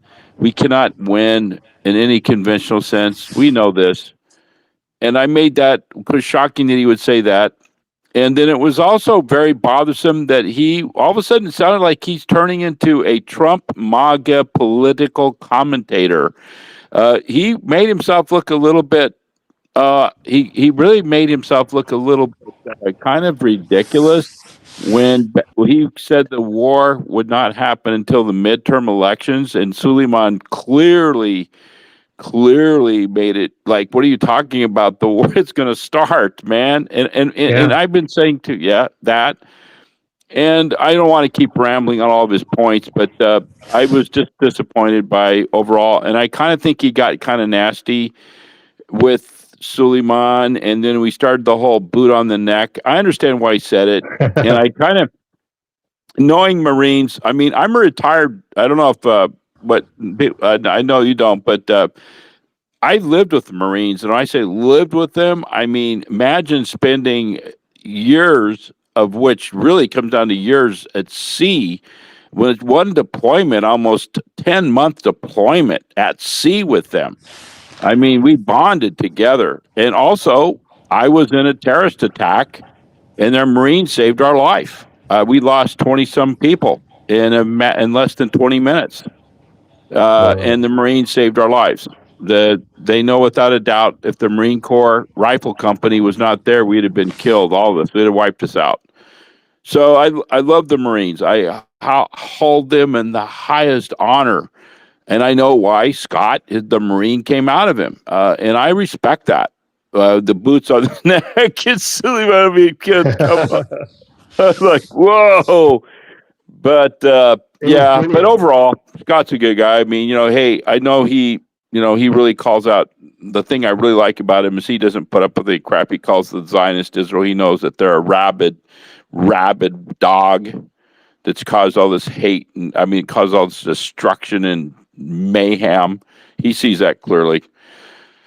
Yeah, so I just want to on what I don't understand. The thing that bothered me when we were in the space earlier, and I don't know if where did he go? He fell off Who? on Milo was up there. Cyrus, where are He's you? I here. wanted Oh, to he's address listener. it, Yeah. He's dropped to but I listener. really was shocked that he was pushing back against you, resistance. Where'd you go, Cyrus?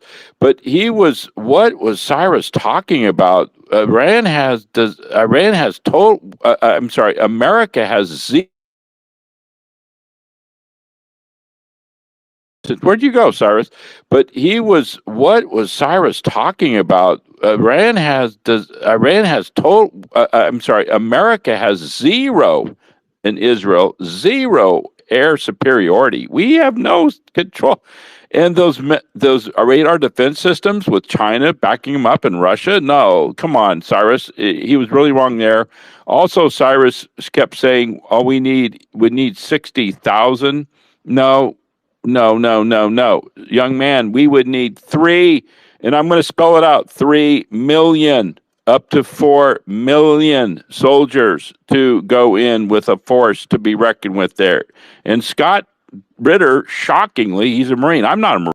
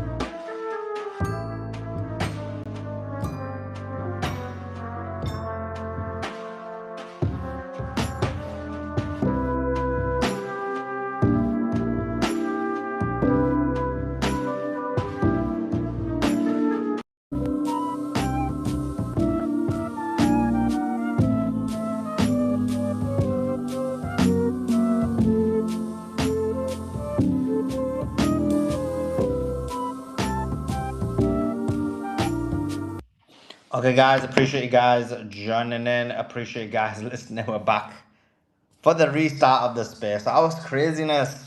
Like, I was literally, I've never had that happen to me in a space where I can't get back into my own space. And I was like trying to get in, got Beatrix to try and get in. She was trying to get in. It was craziness. It was craziness. But we managed to restart the space. We're back. Retweet the space, reshare the space, let everybody know we're live. Yeah. What should I do? Okay. I'm gonna, Suleiman, I've got some news. I know you read out some earlier, but I can read some news out. I'm just trying to, guys, please do share the link for the space. Suleiman could have easily not have opened up the space again. Most people don't after it's crashed, and especially when it crashes at like 1:30 in the morning, local time. But he has reopened it, so please do share the space. I'm sending the link out. You can copy the link. Bottom right-hand side, there's a purple pearl. You can click on that purple pearl. If you quote tweet that tweet of the space, Suleiman will retweet it. Otherwise, just retweet it and then copy the link as well. So the way you copy the link is to the left of that purple pearl is a tiny, like small half a rectangle, a triangle, half a triangle, and then with 3 little circles on it. Click on that. And then once you've clicked on that, you've got some options there. You can copy a link. And also you can post it on your profile. I'm going to post it on my profile from there now. I'm just sending some mics out, which is proving to be difficult, or some links for mics out. Half the time they don't even work. Spaces are really broken. So I'm trying to get these sent out really quickly. Let me have a look if I've got everybody on here. Right, and then I'm going to share the link, and then I'm going to give you guys some news in the meantime. Let me just send some of these out. Right, let me share the space. Share by post. I don't even think I pinned it last time, actually. So I might be able to pin it now as well. If you pin it on your profile, so when you've done your own post, you have to do your own post and then pin it. There's 3 little dots. If you open the actual tweet, there's 3 little dots on the right-hand side. If you click on those 3 little dots, you can pin the tweet to your profile. And when you pin it to your profile, all of your followers get to see it. So that's a good way of letting people know that we've gone live, which is what I'm going to do now. Pin it to my profile. Okay, let me go to some breaking news. So guys, please do share the space and retweet the space. It's not a massive ask. Well, Suleiman could have easily not reopened it, and he may not reopen it in future if it's not kind of, if you don't, because he's doing it so that people will want to listen to it. So really appreciate everyone who is quote tweeting. If you quote tweet it, Suleiman will share it. So Trump has said the strait will open up automatically. Otherwise, they make no money. We will open the strait anyway. Don't forget, we don't use that strait. Other countries use that strait. Keir Starmer, the British Prime Minister, he dropped the bill to hand over the Chagos Islands to Mauritius after Trump withdrew his support. I don't even know what's going on with the Chagos Islands now, to be honest. So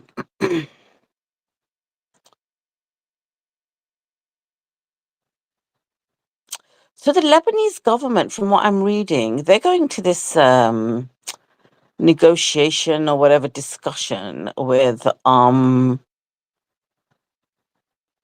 America. So Lebanese government, along with America, both of them are asking Israel to have a ceasefire, like until this is all resolved, not hit Lebanon anymore. The Lebanese government is asking Israel. And so what the Lebanese government is saying is they want to implement the 2024 ceasefire. The 2024, and remember, the government is like, it governs the country, but they pander to America. They'd rather have like Hezbollah just de-armed. This is the Lebanese government.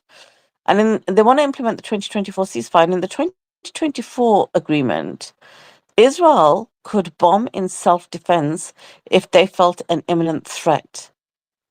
Seeing someone setting up like a launcher to fire, for example. And the problem here is going to be if they do agree, this is what Lebanon wants. If Israel agrees, it's going to be Israel's interpretation of imminent threat. Because if he thinks it's an imminent threat from somebody who claims to be a Hezbollah member, who they suspect of being a Hezbollah member, they could even make stuff up. Then it's on. They start bombing Lebanon again. This is crazy. The Lebanese prime minister is crazy. What else was there? The EU has made a statement that the expansion of Israeli settlements in the West Bank, I think they passed some law yesterday or the day before about they're going to expand so many more. So the EU says that the expansion of these settlements in the West Bank and East Jerusalem is illegal under international law. And they said it was confirmed, this was confirmed by the ICJ in July last year. I mean, what a toothless statement. It's just like, oh, here's a reminder, periodic reminder. I think Suleiman read this one, but Iran's Galibaf said in the upcoming negotiations, if the American side is ready for a real agreement and to grant the rights of the Iranian nation, they will see readiness for an agreement on our side as well. However, in the current conflict, we've shown them that if they intend to use negotiations as a futile show or a deceptive operation, we are prepared to secure our rights through faith in God and reliance on the capabilities of our nation. I don't even know what that means. Because at the end of the day, you're stating the obvious. You're saying if in the current conflict you show that you intend to use negotiations as a futile show, deceptive operation, they literally bombed a girls' school during negotiations. They met in Vienna on the Friday. They were supposed to go to Geneva on the Monday to finalize those negotiations. And when they left Vienna on the Friday, there was very, very positive feedback. A Saturday morning, America bombed. So it's just a toothless statement. I think. And let's have a look. What else there was?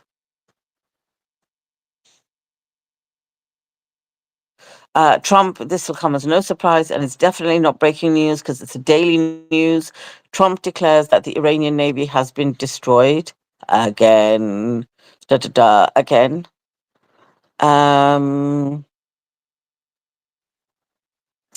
Vance warns Iran not to play at the talks, quote unquote, not to play at the talks. He's a fine one to freaking talk. You bombed a girls' school. It's disgraceful. What else is there? Oh, yeah. And Trump said, we have other countries coming up to help with the Strait of Hormuz. We'll have that open fairly soon. So it sounds like military. I know the UK is trying to put something together. Interesting to see what happens there. So let's have a look on the space. Suleiman, back to you. Brother Resistance is up as well. Good. Yeah, did you see Professor Morandi is part of the delegation team? I saw him post that. Do you think that means he's part of the delegation, or is he just saying? Because the Iranian government asked him to be one of the negotiation teams as part of the not the JCPOA. There's another agreement, and he declined because he didn't feel that they were good faith actors at the time. He said this, so they view him as a really good analytical reader of the situation. So he will be. I'm pretty sure of it. That means Mirandi's not going to let them try and sneak a few things in, right? Exactly. I hope they keep all the terms. That's crazy. So Professor Moran, because I saw his tweet, but I was thinking, does that mean he's actually there, or does that mean that he's just saying like, "Oh, welcome to Islamabad" or something? No, he's negotiated on behalf of the government before. He said, and he turned down several, not several, but one time in particular, which he. So you say yeah. So this is why I assumed that he's part of the delegation team, because the government used him, use his expertise. That is. That's crazy. So I mean, I guess some of the kind of concerns one has about the situation should be alleviated with knowing that someone like him's on there, right? Yeah. I Sarah mean, said he's not on the list though. okay. I mean, maybe not the official delegation, but he's certainly the advisor on that.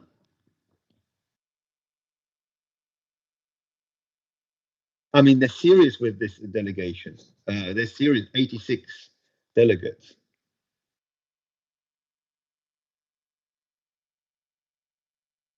He'll be involved. I mean, you'll see. He'll come out and say, look, he's probably not going to say the specifics, but he'll probably say, look, yeah, they asked me to ratify certain these points, and what do you think? Just like he did before.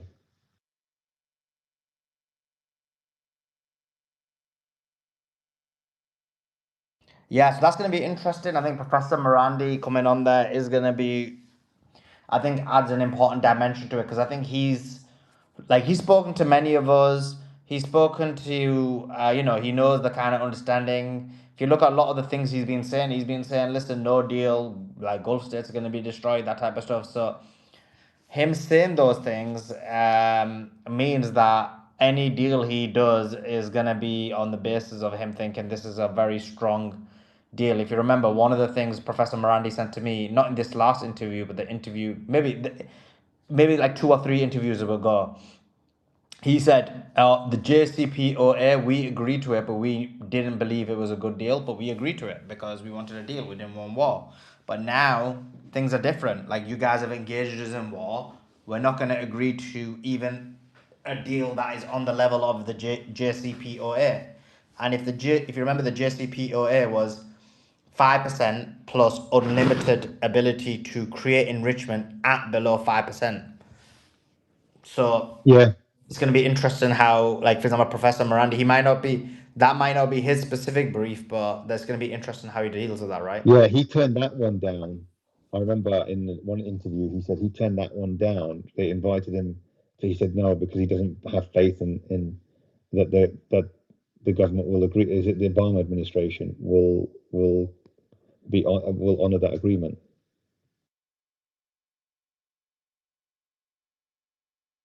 Yeah, that's going to be interesting. Cyrus, what do you think in terms of a deal? What do you think will be a good deal? A good deal would be full sanctions relief, which will roll out probably in about 6 months with, some front end relief that shows goodwill and good faith. Secondly, the U.S. will have to concede that the Persian Gulf and the Strait of Hormuz will be joint areas of influence. The U.S. supremacy is done in the Middle East, so that's a reality that no matter how this war ends, whether it ends. With an agreement and with peace, or if it pushes forward. U.S. supremacy in the Middle East is over. So whether it's going to be done gracefully or it's going to be done at the expense of the global economy, that's to be determined. So those are the two pieces. Lastly, which I think these are components that Iran will not do without, is Hezbollah, because Hezbollah is not. I keep underscoring this, and a lot of the Western audience doesn't understand this. Hezbollah is part of the Iranian revolution. It's part of their fabric. It's not a proxy. And they're wildly popular in Lebanon, not only in the Shia regions in the south. A lot of the folks that are Christian and Sunni in the north, they tacitly support and respect Hezbollah. They know that they're holding it down in the most dangerous southern border. It's a point of pride. They're maintaining the dignity of Lebanon. So Hezbollah is wildly popular, even if it's tacit support. Even folks that aren't supposed to be supporting them, they like them, they respect them. So Hezbollah, both as an organic part of the Lebanese fabric, is going to be there. The only way you can get rid of them is to ethnically cleanse the Shia population, which Israel is keenly doing, and they want to do it unsuccessfully, albeit. Hezbollah is not going anywhere. And there's tiers of partners for Iran. Hezbollah is part of them. They will not abandon them. Now, Hamas, I think they will abandon them for the right price, because also their influence in that area is gone. Iran does not have any control over Gaza and the West Bank the way it does with Hezbollah, and they don't have the ties. They don't have the Shia ties. They're not part of them. It's more of Iran's support for a resistance that is justified. Um, the Houthis, Iran will, the Houthis are not able to be controlled by anybody, right? They are truly a Mad Max army. I mean, they are a wild bunch, and they're passionate and they're convicted. And so Iran never really had full control of the Houthis, nor did they want to. They just wanted to stop Saudi aggression. I mean, Saudi started a humanitarian crisis there. Cholera was running rampant. I mean, it is so disastrous, and we don't see the human toll in the West. We just read the headlines. So I think Iran is willing to try to, tone down their Houthi involvement and try to calm them down a bit, and that would be a concession they're willing to make. But Hezbollah is off the table. So these are the key components. Hezbollah will continue to thrive and support their population. Again, I'll remind everybody they have a wildly popular political movement in the parliament there, and they're the most honest brokers over there. They're famous for not being corrupt. A Lebanese Christian once told me when Hezbollah politicians rotate through their parliament, they come out at the other end the same bankroll. They do not come out at all rich. Whereas the Christian and the Sunnis, they get their pockets padded by the Saudis, by the French, all these other actors, by the Americans. So the Lebanese population has no trust that anyone other than Hezbollah is really acting on their best interests. So for all those reasons, Hezbollah is here to stay. And they're really not, or they're not a terrorist organization. They are a bona fide resistance movement. They attack military targets. So for America to jumble everybody up into, oh, they're all terrorists, Iran's terrorists. No, Al Jolani is a terrorist. ISIS is a terrorist. Al Qaeda is a terrorist. So anyone who cuts off heads, puts it on stakes, anyone who imposes on religious minorities, those are the terrorists. Iran has a thriving Christian community, thriving Jewish community. So, number one, sanctions relief. Iran wants to be treated like a normal nation, be brought into the international community. They've been unjustly punished. And I want to remind everybody, we keep saying how resilient the Iranian population is. I was doing business there before the maximum pressure policy. I was there from 2010 to 2018, sitting with the ministers of health. I was in the upper level of the business community there, and I really got to see it from the inside. The maximum pressure was backbreaking. A lot of those protests, especially the last one, they were due to economic reasons. So there is a pain threshold. I mean, the Iranian average middle class, which they had a big middle class, they used to be able to take vacations to Dubai, to Turkey, to Thailand. They could go to nice restaurants. Those same people now can barely afford chicken. I mean, imagine that you're able to live a normal life and have your leisures. Not only your leisures are taken away, your basic necessities are under pressure. So you keep this stuff in mind when you're like, oh, you keep pushing, fight, war, you beat America, beat Israel. Yeah, oh, that's all good and well. There's a human toll, So the Iranian leaders and their negotiators, they're fully aware of this. They hold their head high right now. They have the winning hand. They have massive leverage, and this is a perfect off ramp. So let's support this. Let's all wish for it. And I'm cautiously optimistic. The gentleman that was here earlier, the doctor, I forgot his name, Reckenbauer or something like that.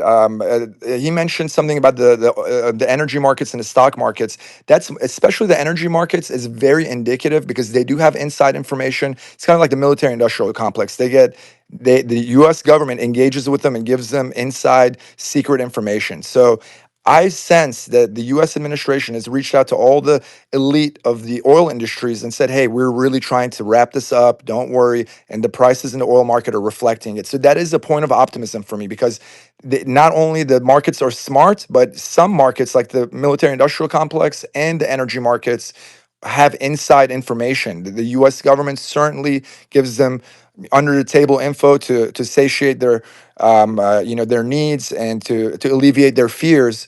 I really think the U.S. wants to wrap this up. They fully anticipate Israel wanting to sabotage it.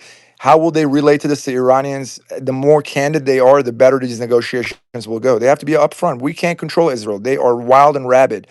They should be like, hey, be calm, be patient. We're going to try to wrap them up and have a smooth exit in the next few months. That's the outcome I'm hoping for anyway. I'm keen to see if because the Iranians are serious. They brought 86 delegates and I'm sure countless advisors as well. I'm just keen to see what the Americans brought because that shows intent by Iran that they're definitely serious and they want to potentially make it, end this war by having 86 delegates. in this negotiation. If they brought Vance and maybe five others, that's telling me that the Americans are not serious at all.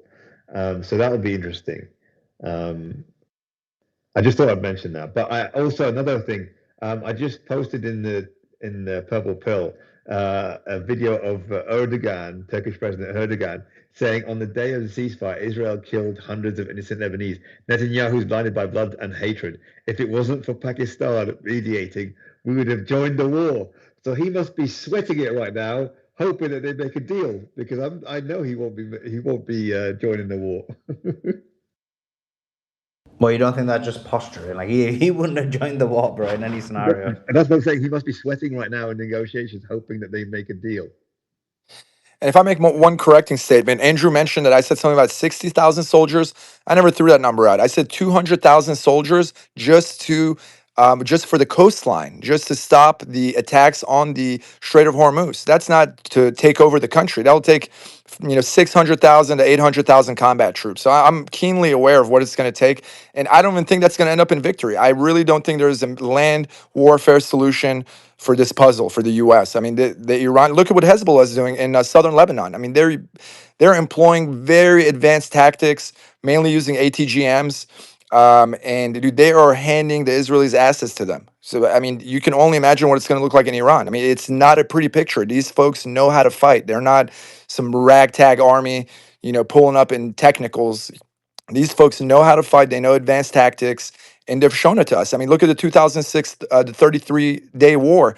That was the Israelis never want to talk about that. They went radio silent right after that. It was such an embarrassing tactical loss. They have tanks, artillery, airplanes, helicopters.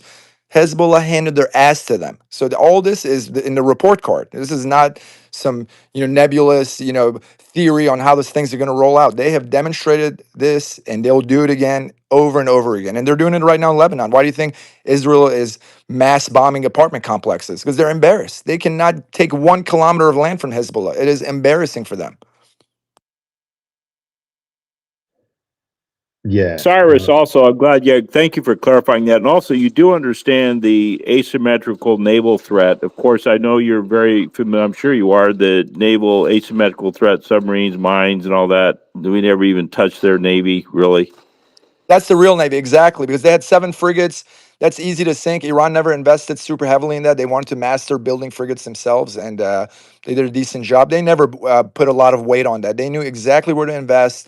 A lot of the short-range anti-ship missiles is one specific one. It's in the Iranian version. It's called the Kosar. It's an advanced copy of the Chinese C-701.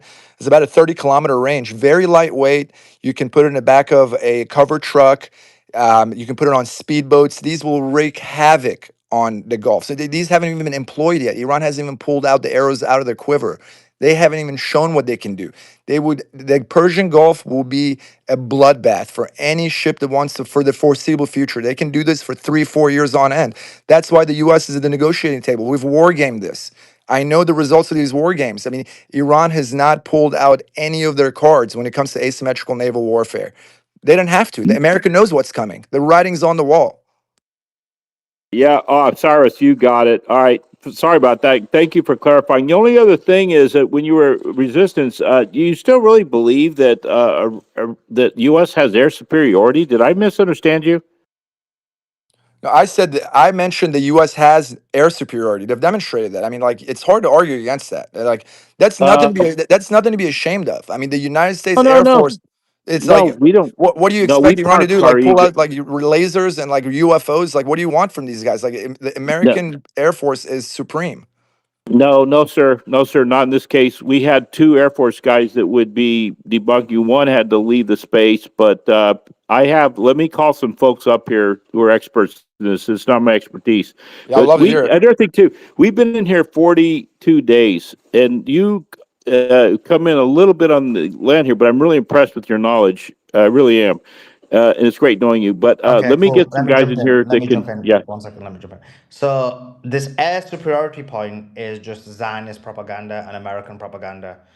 This is literal fake news. If your boys had such air superiority, why is it that they weren't able to take south of Isfahan? Because the one time they actually tried to use the airs of Iran What happened? They got done. They got smashed.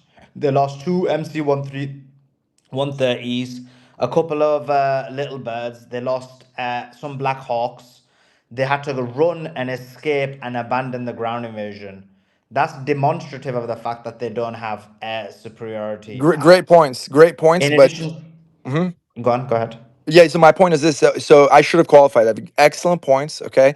All those planes that got in trouble were below 15,000 feet. That's called intermediate altitude. I forgot the exact technical term. It's not low altitude. It's so they have air superiority above 30,000 feet.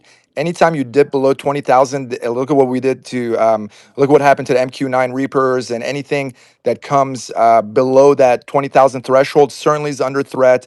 All their major air defenses that would threaten the higher altitudes, like the S-300 PMU-2, that's the best they had. These are large complexes. Like, it's hard to keep these things active. So, Cyrus, mhm. Again, that's not the only ones they have. So they have as, as, Cyrus, excuse me, but yesterday Iran downed MQ Triton, I think, drone.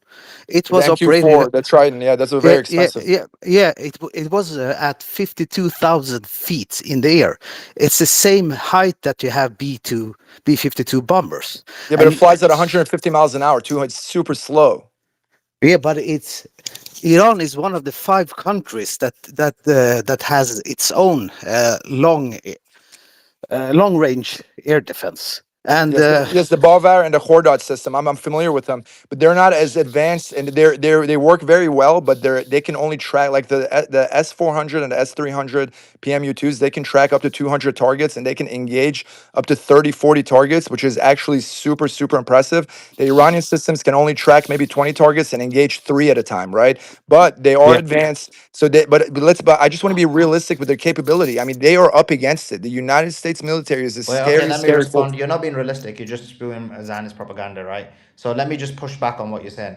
So what you're saying is actually incorrect because what Iran has is a modified version of the Bavar 373. This is why they were able to, for example, locate and basically identify the B-2 bombers when they attempted to come. So there was, for example, many instances where the B-2 bombers were, I think it was like many times, but the most recent one was about a few days ago, maybe 5, 6 days ago, where the B-2 bomber had specific missions to hit specific locations, were unable to do so, and they had to retreat. If the United States of America had air superiority, first of all, you wouldn't have it for you. Okay, so you've conceded the low altitude. Now let's deal with the high altitude. So you've conceded that one. So move on. So in terms of the high altitude, the issue is if the United States of America had such air superiority, as in they were just able to fly through the air. The problem is they wouldn't have a scenario where so many of the fighter jets, when they came on close, would be hit. Whether it's the F-35, the F-15s, the F-16s, and whatever it is. The second thing is, if the United States of America had the specific air superiority that you claim, you wouldn't have a scenario where they've only hit 5% of actual missile locations because they, according to their own intelligence, know about 57 of them. So they should be able to have hit 57 of those locations. But according to their own reports, they've only been able to hit 25. And the reason they've not been able to hit the majority, and by the way, that's their own claims. I don't even believe they've hit them, but let's just concede that for the concede this to you guys based on this discussion. That despite having the those 25 locations be hit, you would basically sorry, the reason they've not been able to hit the other 25 is because they don't have the ability to go so far inland. And so they have, as you said, quite right. I mean, well, as you conceded, they don't have air superiority both below, was it 30,000 feet you said, or 15,000? 20,000 feet and below, 20,000 they're feet. in And danger. they also don't have it above 20,000 feet. Go. And one more point is that the reason that they're unable to hit those And you know the sites. sorry, go ahead. And then Yes. one last point, and then I'm gonna go Yep. to you. And Mhm. just let me just read the super chat as well quickly because I feel bad because I always forget and then I read them and they always be off timing. Mhm. And the other thing is this is why when we predicted, and because you've only turned up now, so I've never known any of your opinions or thoughts. Like you're just like a new account and a new person. But in terms of this is why, what did we say? We said what's gonna happen is as Americans start running out of standoff munitions, they're gonna have to creep closer and closer.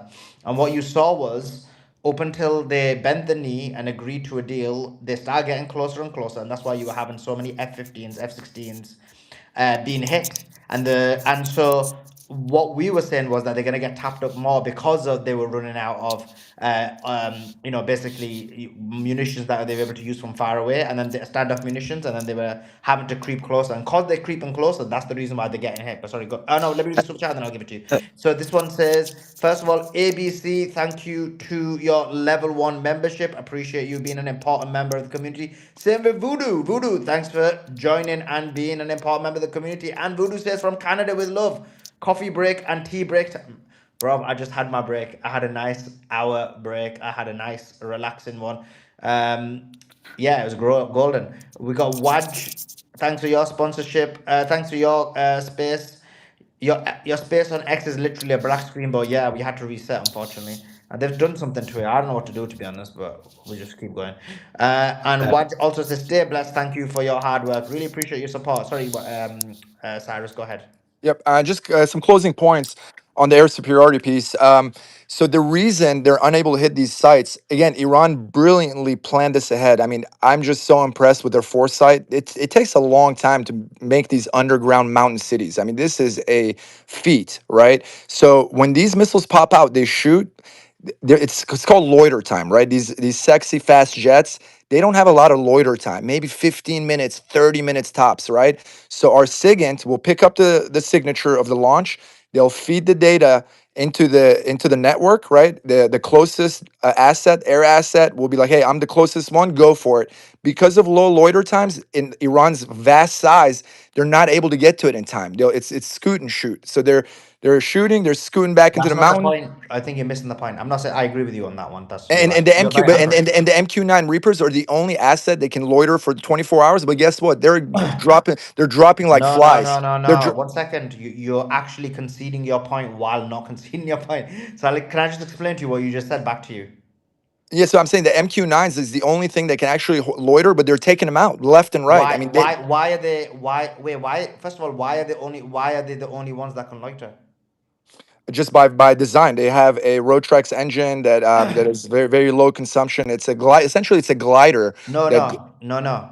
The reason why can't for example, an American, I don't know, F-15, F-16, F-35, right. just, go above Iranian space, loiter there in terms of just, traverse that whole area calmly all through Iran and just look for these. Why can't Yeah, they do so I'll that? tell you. So I tell you. So because the aerial refuelers can't just be hanging out over Iran. They're easier targets. So they have to leave airspace, refuel. It's just how it is. The sorties they run, they're not designed to loiter for more than 20 to 30 minutes. That's just the mission. Unless you have a sortie pre-planned with a pre-target, just hanging around waiting for targets of opportunity, these jets burn a lot of fuel, even not an afterburn. If you put on afterburn, it'll last 10 minutes, right? So they're not designed to loiter. That's why we have assets like the MQ9 and the MQ1s, but they're being taken out. This is the first kinetic engagement America's gone into that they've rendered that capability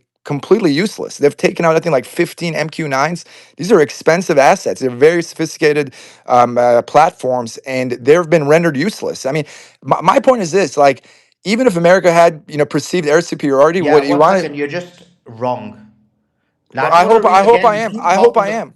I hope I No, no, am. I'll tell you why you're wrong, but you need to just listen because every time we discuss something, you kind of say a lot of information, which is interesting information, but it's just so wrong, it's unbelievable. So, what you just said now is the reason why an American jet can't fly over Iran is because it can only do it for 15 minutes. That is boldly inaccurate. You can basically stay airborne for about 3, 4 hours before you need refueling again. So, where are you getting this 15 minutes from? Well, that's loiter time over the target. So there's a point. It's called No, bingo. no, no, but Bingo that's not the fuel means, point. I'm not talking about that. I'm not talking about how long you can stay over a target.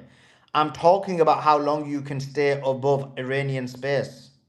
And you but can't being, but and you can't go over a target for more than 15 minutes. The thing is, why you wouldn't go over a target for 15 minutes when you're in an F-15 fighter jet is why. You're not saying it because you know it concedes your point.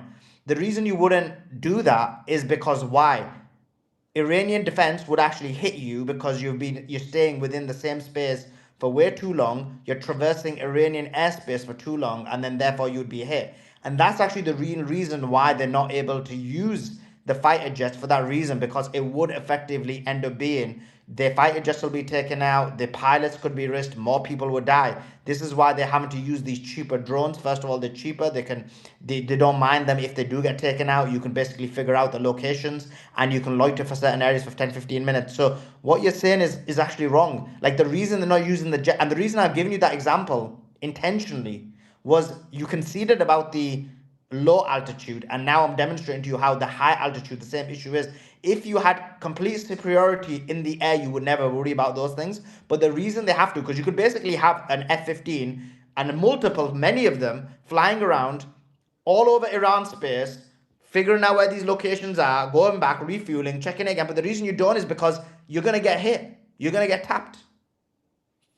I mean, I think like only an expert and like an Air Force person can come in and like tell us what it is. You know, I don't claim to be an Okay, so wait expert. a sec, wait a sec. First of all, I've We talked to many experts. If you And want you to, know a lot, Sulaiman. By the way, I really respect your knowledge. no, You no, know a but ton. we've no, had no, many, Cyrus. We've had many. no. 1 second, Suleiman has had many. I'm talking. So, first of all, we can bring many experts in. We've had many experts. We've spoke to many experts on this space. But that being said, me and you just had a discussion. I do know the information, and now that I've kind of demonstrated that what you're saying is wrong, you're saying, okay, let's appeal to authority, which is fine. We can do that as well. But then But it if you've means you're already done not. that, I believe it. But then I that's fine. believe That you. means that why are you even having this discussion? So the problem is what you're saying is boldly inaccurate.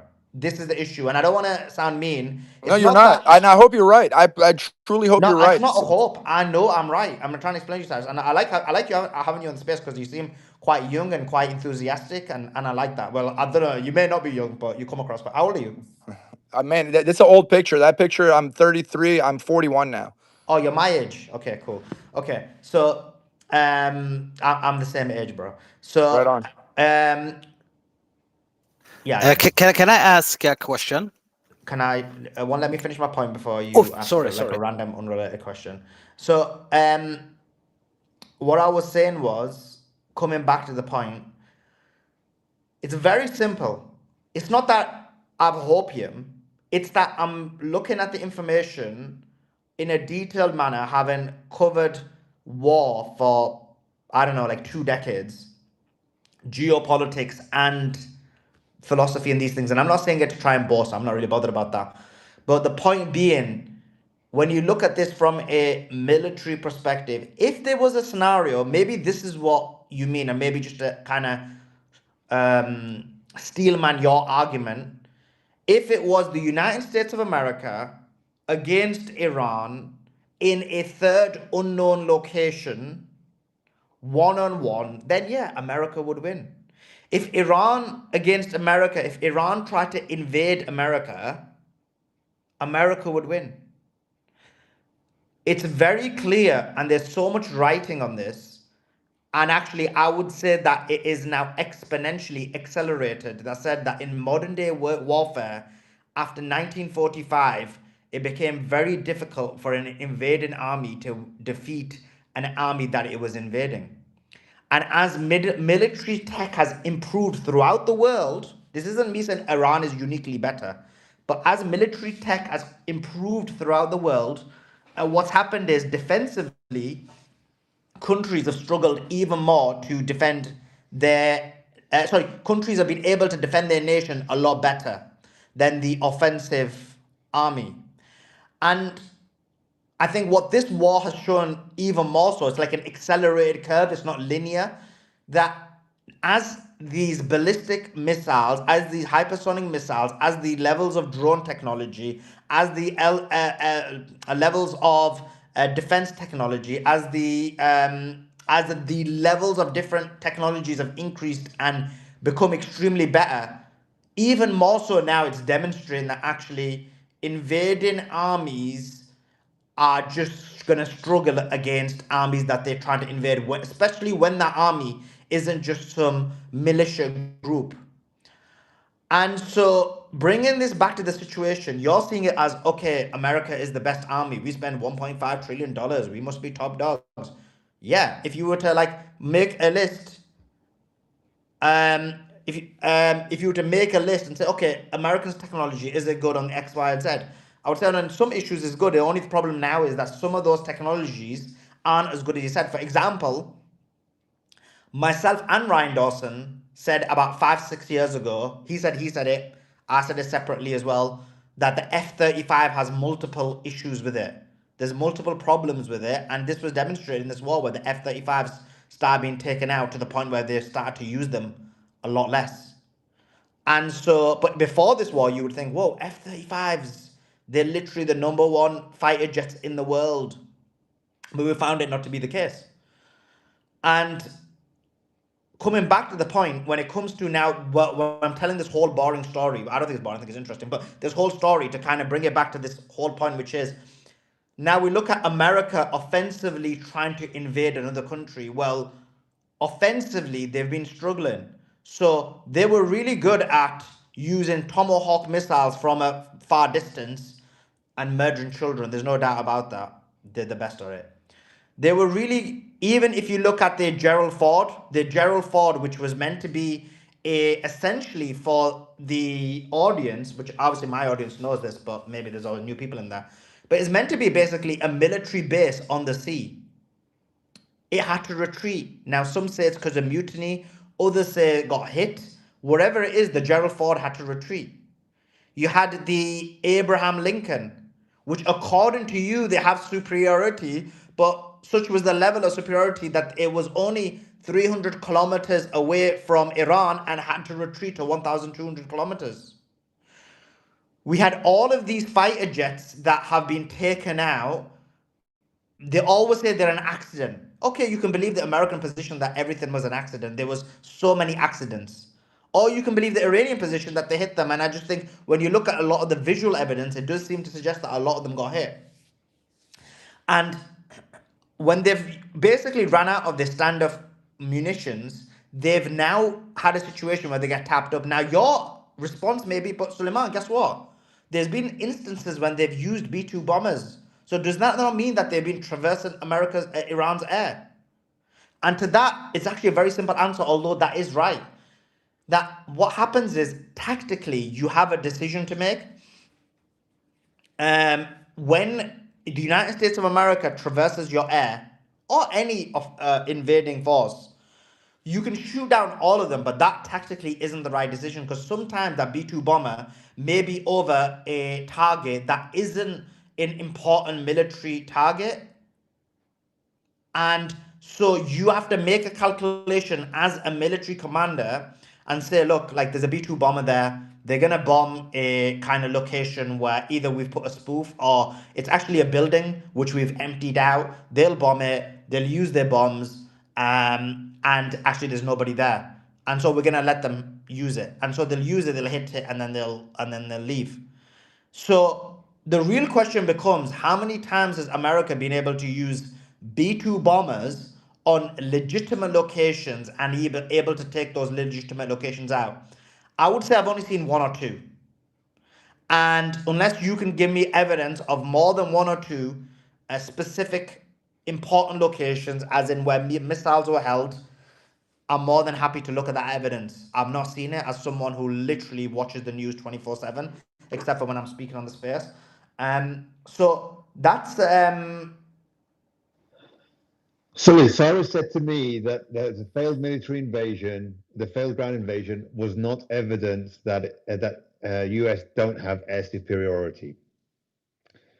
So, and also the fact that that Iran allowed certain F-15s to come in and bomb using JDAMs, which are like the dumb bombs, over some of their targets. Again, is proof. Is for me. I said Iran allows that, and he said no, they would never allow that. I said, look, that is part of the tactics to because they don't want. They're happy to sacrifice that for various targets, and they'll deploy their air defenses when then when they run out and they have to send an armada of aircrafts over, and that's when they can pick them off.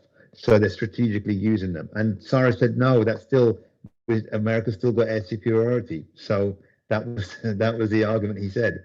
and it's good that he's coming back to our level of thinking. Yeah, and I came to your level of thinking after that incident where America lost the C-130s. I mean, I'm a realist. I was way more confident in the air superiority case until this stuff happened. So for sure, Iran is inflicting pain, and honestly, it's a moot point in the sense that when you look at impact in the battle space, Iran's knockout right hook punch is its missile, is its strategic ballistic missile force, and what they can do in the Persian Gulf. That is what's brought the U.S. to its knees and into the negotiating table. So, I hope you guys are right, and I sense that the truth is somewhere between what you guys are saying and what I'm saying. There's so much fog of war, and there's nowhere to be sure about it. But certainly, Iranians are using very smart tactics. I mean, With that's the ridiculous as well. And so you're basically like the truth is between what you are saying, what we're saying, and the United States of America is saying. That's just simply ridiculous and not no, what true. I'm not what the U.S. is saying. No, The U.S. no, your inflates. position is the U.S. position, bro. So No, I'm it's not. saying It's not. The U.S. says they're way more superior. They're like I think they have they're quite a bit literally of. saying the exact same thing. They're saying they've got air superiority, like you're saying, and I'm saying that's wrong. It's a loose. And the It's a truth term. isn't somewhere in the middle. This is what propaganda is. The truth is in what people can listen to what I've argued, what you've argued, and then people could determine who's right and who's wrong. And I think I laid out a very strong argument for why I'm right. No, you And did. we can let people decide who they think is right, but the truth is definitely not in the middle. You That's make just I you never make like it when awesome people use that points. terminology because it's to like manipulate the public.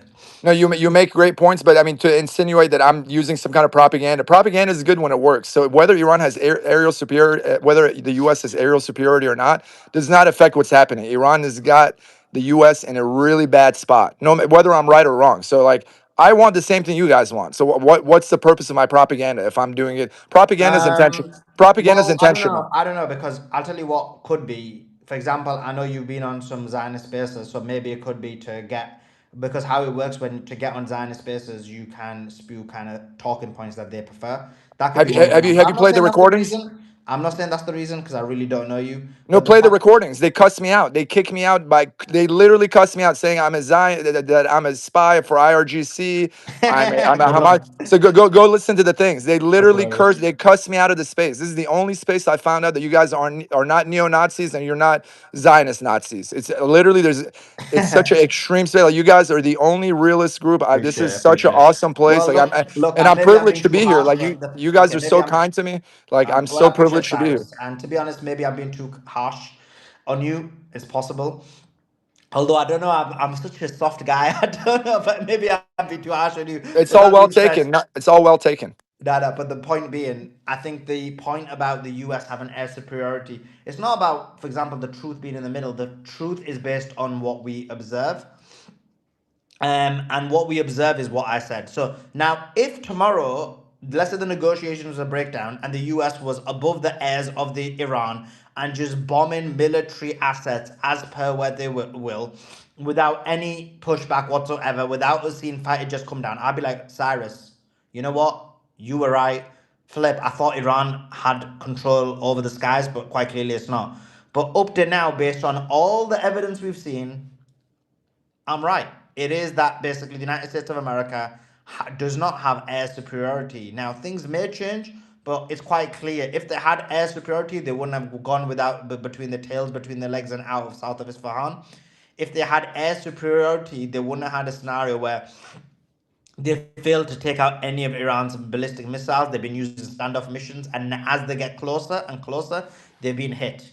Yeah, so that's just that. But anything you want to? But anyway, great conversation, Cyrus. Yeah, And not only that, not I'll concede one last point to make you feel better, Suleiman. I admit, because I've studied U.S. air power for years, from the Vietnam era till now, from the Gulf War, I've really studied this stuff, right? So I probably have a bias towards what I've studied on paper and what's actually being rolled out in combat. I admit it, because not that like, oh, America's so great that I'm a hype man for the Air Force. It's not that. I just truly believe in the capabilities, and I probably have a bias towards it. So I'm conceding that to you, Suleiman. I mean, I'm not the end all be all, and this is above my pay grade. There's areas that I'm an expert on. I can assert my knowledge, but this is not that area. So I'm Cool. not being assertive with No my beliefs problem. here. Appreciate Cyrus. okay. Let me Cyrus, just I just read want to these. say, I want to say something. Do you Oh not yeah, let me just read concede? the super chats and then I'll give it straight to you.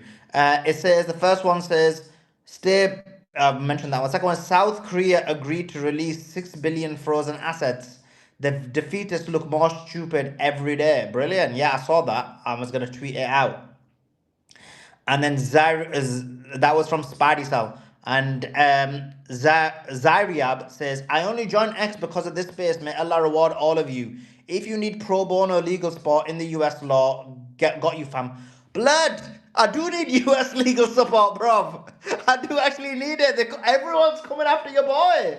Save me from these Zios. Anyway, back to your resistance, and then we'll go to Tamers, yeah.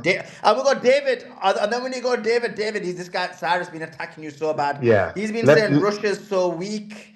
Russia has no ability to defend itself. The American empire is so strong. As David Z, he Yeah, yeah. literally just grabbed your balls and shoved them down the locker. But anyway, go ahead, I'm David. happy to But be the Cyrus, punching bag. I'm happy to be a punching bag, guys. You guys go at Yeah, it. Cyrus, he's pro Russia. You're pro America. You can smash him, bro. This will be a good debate. Go ahead, Cyrus, resistance. do you concede that Iran has got missile dominance over the entire Middle East, Absolutely. especially? They invested 80% of the resources into it. It's so impressive what they've been able to pull off. And the scoot and shoot tactic that I told you guys, I mean, this is unbelievable. They're able to pull this off. I mean, So they got it's so they got air missile dominance over Israel, especially, and obviously all the bases. So they got air superiority there in the missile, yes, through in their the missile missiles. space, yes, yeah, in the Yeah. tactical missile space for sure. And their hit probably has gone up substantially. It's a real thing. Our missile stock, our interceptor missile stockpiles are depleted. The Ukraine war put us on empty. So once So with that said, then Cyrus, why would Iran be looking to make a deal like you keep saying? I'll tell you very easily. This is a very easy case to make. We have ratcheted up escalation to the maximum level before we spiral into a situation that's out of control. The US knows this and Iran knows this. Where both of them have Iran has the real winning hand, the US has a push hand where they can walk away, lick their wounds and try to save face, right? There's off ramps right now. Both of them know it. These off ramps may not exist. We're at a point we can't escalate anymore. You guys keep going, oh, if the deal fails, we're going to go back to escalation. There's nothing to escalate. We've ratcheted up to the max. Iran has asserted escalation dominance. That's all you could ask for. They did it. I mean, why is that not enough for you guys to be like, holy shit, they did it? Amazing. Like they did it. Well, just try walking away, because basically Iran will be left to dominate the whole of the region, the Middle East, and it will not favor Israel or the GCC countries. Well, I So wouldn't say I don't know dominate. how. They have to share power. I'll No, they just won't share. They won't share. Why would they share? The United States, you said the United States will have to withdraw. yeah, but How can they that's one share? point. Yeah, they won't. But and back to Suleiman's point earlier. That's one point they'll have to concede. The U.S. is not going to leave the region. They are not going to leave the region. So Iran has to concede that they have to share power. But that's still crazy that the U.S. is willing to share power anywhere. That's a big deal. Like what you guys want absolute victory and drag everybody like Israel and America through the mud. Like cool, if that happens, awesome. But this is a big W for Iran. You don't need absolute victory. This is asymmetric victory is huge, and they're doing it. But is it a big W when they still they can get a bigger W? At what cost? Well, there's a point of diminishing returns. Is the juice worth the squeeze? What do you mean? Like Bahrain's on the verge of collapse. They're Kuwait, insignificant. Kuwait Bahrain, is who on, cares about Bah- Bahrain? They're nobodies. Bahrain is on the verge of a coup. Kuwait is about to be swallowed up by. The longer this goes on, will be swallowed up by Iraq. They're not You real know countries. These are hollow states. what? But look, Yeah, but they're trillions of dollars in assets, and yeah. it's going to fund Iran for the next 50 to 100 years. That's where it is. And to say that America is going to share power or that Iran will accommodate them to share power is ridiculous. When you're in the David Z, he said, when you're David Z, can you respond to him as well? He said American military equipment far surpasses Russia and China. He said you guys' equipment's so weak. He said this is why Ukraine's dominating you. I did not say that, but we can make a point for it. Oh, look, Suleiman loves me as a punch bag in relation to that. I just pretend that Suleiman is Piotr, and I go a different level. That's a good one. That's a good one. But then I'm gonna cry right now. I'm gonna cry. Good one, Dave. I love that one. Go ahead, David. Look, there was an interview. Let's just put things into perspective. There was an interview yesterday with the head of technology for the Kiev junta in missiles, and he was crying. He cried the whole way through it. He admitted, number one, that as soon as the Russians got their hands within a week of the first HIMARS, they had synced them up. By the time they got to Storm Shadows, they had synced them up. Everything, the testing bed of Ukraine advanced and handed on a silver platter to Russia everything they needed to know about every piece of machinery that was available to NATO. I mean, when you talk about air dominance, the Russians have taken out 700 jets, including helicopters. 700. That's comparable like to 3/4 of the main armies, you could say, of continental Europe. 700. They've taken everything. I mean, they're going around scrambling. The French are trying to give them some fighter jets. The Danish are trying to give them. Norwegians are crying. They've given everything, and it's all piles of junk. Now, what happened? They went to Iran, and they said, "Here's what we have garnered in our experience in eliminating NATO's air power. Here's everything. Here's the frequencies. Here's the technology." Now, in comes Beijing. Beijing gives them the steel-framed infrastructure that you want. I posted about this on a big thread. Everything was there. All 4 different types of radars integrated with the Russian knowledge of 4 years in Ukraine. And to say that, Iran is afraid of America air superiority is completely wrong. Like, I never said afraid. I never said they're dealing with it and they're kicking ass. I never said they're afraid. The last thing the Iranians are afraid. Yeah, but I'm not directly talking to you on this. Let's just go around this for a second. Look at the structure of Iran. Everything is embedded deep, right? We know this. Some of the stuff is 800 meters under granite mountains. There's nothing touched. We now know that if not several thousand of these bogies were brought in from China and some from Russia, and they were positioned all over Iran with heat signatures built in, with mobile platforms underneath them. I mean, these are basically, child toys the size of a house, and you can control them. So they had heat signatures, containers of flammable fluids. They were paying between $20,000 and $100,000 each, which is not a lot for something that looks like a $50 million Pantsir system. And CENTCOM came up and were showing us all these lovely, beautiful videos, including murals destroyed on runways, etc. The point being is the Iranians don't need jet fighters. What the Russians have done, actually, in the last 4 years, they have not only upgraded the Su-57, the Su-34 has now gone to a machine that's as good as an F-35. But the Russians, what they did is they went into missile technology in comparison to what the Iranians have done with longer range, 300, 800, 1200, 2000. But the Russians went into air-to-air missile technology. They can slap anything out of the sky before it even shows up a blip on the horizon, like the R-37M, which is almost 400 kilometers of a kill missile. What we've now found out about the F-35s, I mean, they're now dumb in the sky. They're lighting up like Christmas tree lights on Times Square, London. It's over for the F-35. It's over for the B-1, B-2 bombers. And we now know, this for a fact, that none of the missiles are provided, none of the systems, S-300s, S-400s, there's even a rumor that an S-500 system has gone into Iran. And that's for the big babies when they go to start taking them down. The B-1s, B-2s, if indeed they fly over. None of them have been used. Hundreds of missiles provided, and they've integrated the Iranians. So, bring it on. But to say one thing, Cyrus, to say that they have to accommodate a partnership with the Americans. Listen, number one, nobody trusts the Americans. Nobody trusts them. These are guys that have 5 aces under their sleeves at a poker card table. Nobody trusts them. So to say that they're going to leave them back in again under the door, absolutely not. This is not a Hollywood, Friday the 13th horror film. We're not going to allow them back in again. There's double-barrel shotgun waiting for them. There's no way that the Russians trust them. I mean, they may pay cordial diplomacy. They have to, trying to finish the war. They're using these platitudes on Trump. It's almost stomach churning.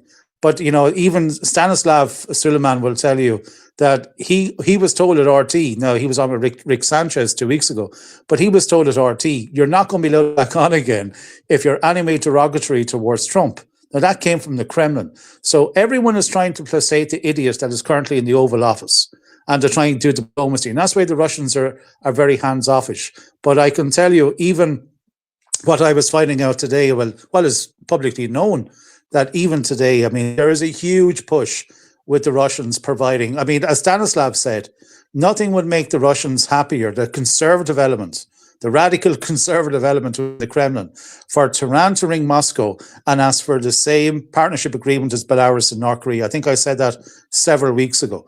And it's more so now than ever. They've beaten in Ukraine. They've accommodated the technology. Stanislav gave a listing of, what has been supplied, but they are. I mean, they are the proverbial, indestructible mountain men. You cannot touch them, and they have thousands of stuff. I mean, I was talking to Daniel Davis there last night for an hour. We are just going over some stuff, and he was coming up with the same stuff as well. It's shocking, he said, and there is nothing in the Pentagon that is admitting any of this.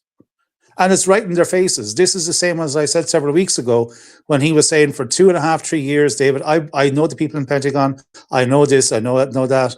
And it's shocking to hear these people, the top of the Pentagon, the advisors, military analysts, that are in the belief that in the respect of Russia, they're using shovels, they're robbing microchips out of washing machines, putting them into their missiles, the army is going AWOL, blah, blah, blah. And they were admitting it as the Russians were advancing and neutralizing 1,000, 2,000 Ukrainians a day, which are almost doing at the moment, which, by the way, they just admitted they only have this is coming directly from the minister in Ukraine, the minister military, defense minister in Ukraine, just came out 2 days ago and said, we're looking to double our forces over the next 6 months to 500,000. So that just goes to show there's nothing left. And hopefully after the victory day on May the 10th, Putin will come on television and say, right, lads, let's go. This is the time now to take them. Everyone is waiting for it.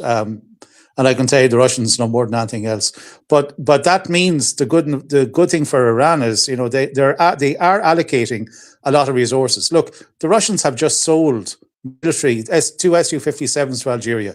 They've just sold a boatload of military equipment to Madagascar, and they're currently in agreement with 5 other countries for massive amounts of military gear. So if they are, not winning Ukraine, how the hell are they able to sell all this all around the world? They just sold 25 billion to India in S-400 systems, which is only phase 1 of a sale. So, Russia are in if anyone thinks that there's no asset augmentation to the Iranian military by Russia, sorry, I have a swimming pool on the moon to sell you. It's just not happening. Thank you, Piotr Suleiman. I'm going to use that from here on out. Well, listen, if I'm Piotr, that makes me an oligarch, David. So bow down. That means I should be head of the Russian Empire, David. And Putin should be bending to my demands, David. Anyway, Cyrus, do you want to respond? His daddy Because- wasn't an oligarch. He was an I do have- accountant for an oligarch. I do have a response. I won't go further into it. I do have a response to that, but just to add to his points, Cyrus, he's attacking. He's saying you're chatting nonsense. The Americans are very weak. They weren't able to take down the Russian Empire. Russian tax is 10 times better. Yeah, Russia's been winning from the. I mean, there's no doubt. It's unequivocal. I mean, listen. He's not talking about. He's saying about the tech. You were talking about how the American tech's the best. He's spot on the air-to-air capabilities. I mean, we can break this down, right? But Russia's Why very are you impressive. conceding after telling us talking smack for so long? I'm not conceding. In some David areas, away? I'm not conceding. Russia is superior in some areas, but in stealth technology and a lot of other areas, America's superior. There's nothing wrong with that. In hypersonic missiles, Russia and China are shining. Iran, in some aspects, is ahead of the U.S. in their Fatah 1 and 2. I mean, there's very impressive technology out there that helps bring parity in these conflict zones. But to make your point, to the last point, Iran is very fortunate for geographically. The Caspian Sea is a hidden corridor. A lot of those ships, because it's a closed space, it's a closed military space. So all those ships can move unimpeded and resupply Iran, also through Turkmenistan. The CIS is still very much so a sphere of Russian influence. So if this war does does drag on to be a war of attrition, both the Caspian Sea corridor and the Turkmenistan corridor will be absolutely pivotal. So to make your point, those resupply lines and the augmented capabilities, 100% in agreement, and they're very lucky to have the Caspian Sea corridor in addition to Turkmenistan. David, someone, was it you, Cyrus, that told me, that asked me, or is someone else that said that they fear Russia and China will just drop Iran like they did with Venezuela? I And don't. I said Russia. Wait. I said Russia can't afford to allow Iran to fall because that will be a soft underbelly for Russia that they want to preserve. They want to harden, because then the dominoes will fall, like Turkmenistan, Uzbekistan, all of those will fall, and Russia can't afford to do that. Never mind about China and the Belt and Road project and RICS in particular. So maybe you'd want to expand on that, David, please. Yeah, but Well, by the way, I didn't say that, by the way, so, about the Russia giving up Iran. Russia will not give up Iran, neither will China. They're very intertwined, and it's the BRICS powerhouse. Those three are the powerhouse of BRICS. So that there's no dropping Iran. It was another guy then. Sorry, Cyrus. Not at all. Yeah, It's okay. I've heard that a few times. Oh, look, Russia dropped Syria. We won't go into that. And Russia dropped Venezuela. I mean, has anyone looked at a map to see where Venezuela is in comparison to the Russian border?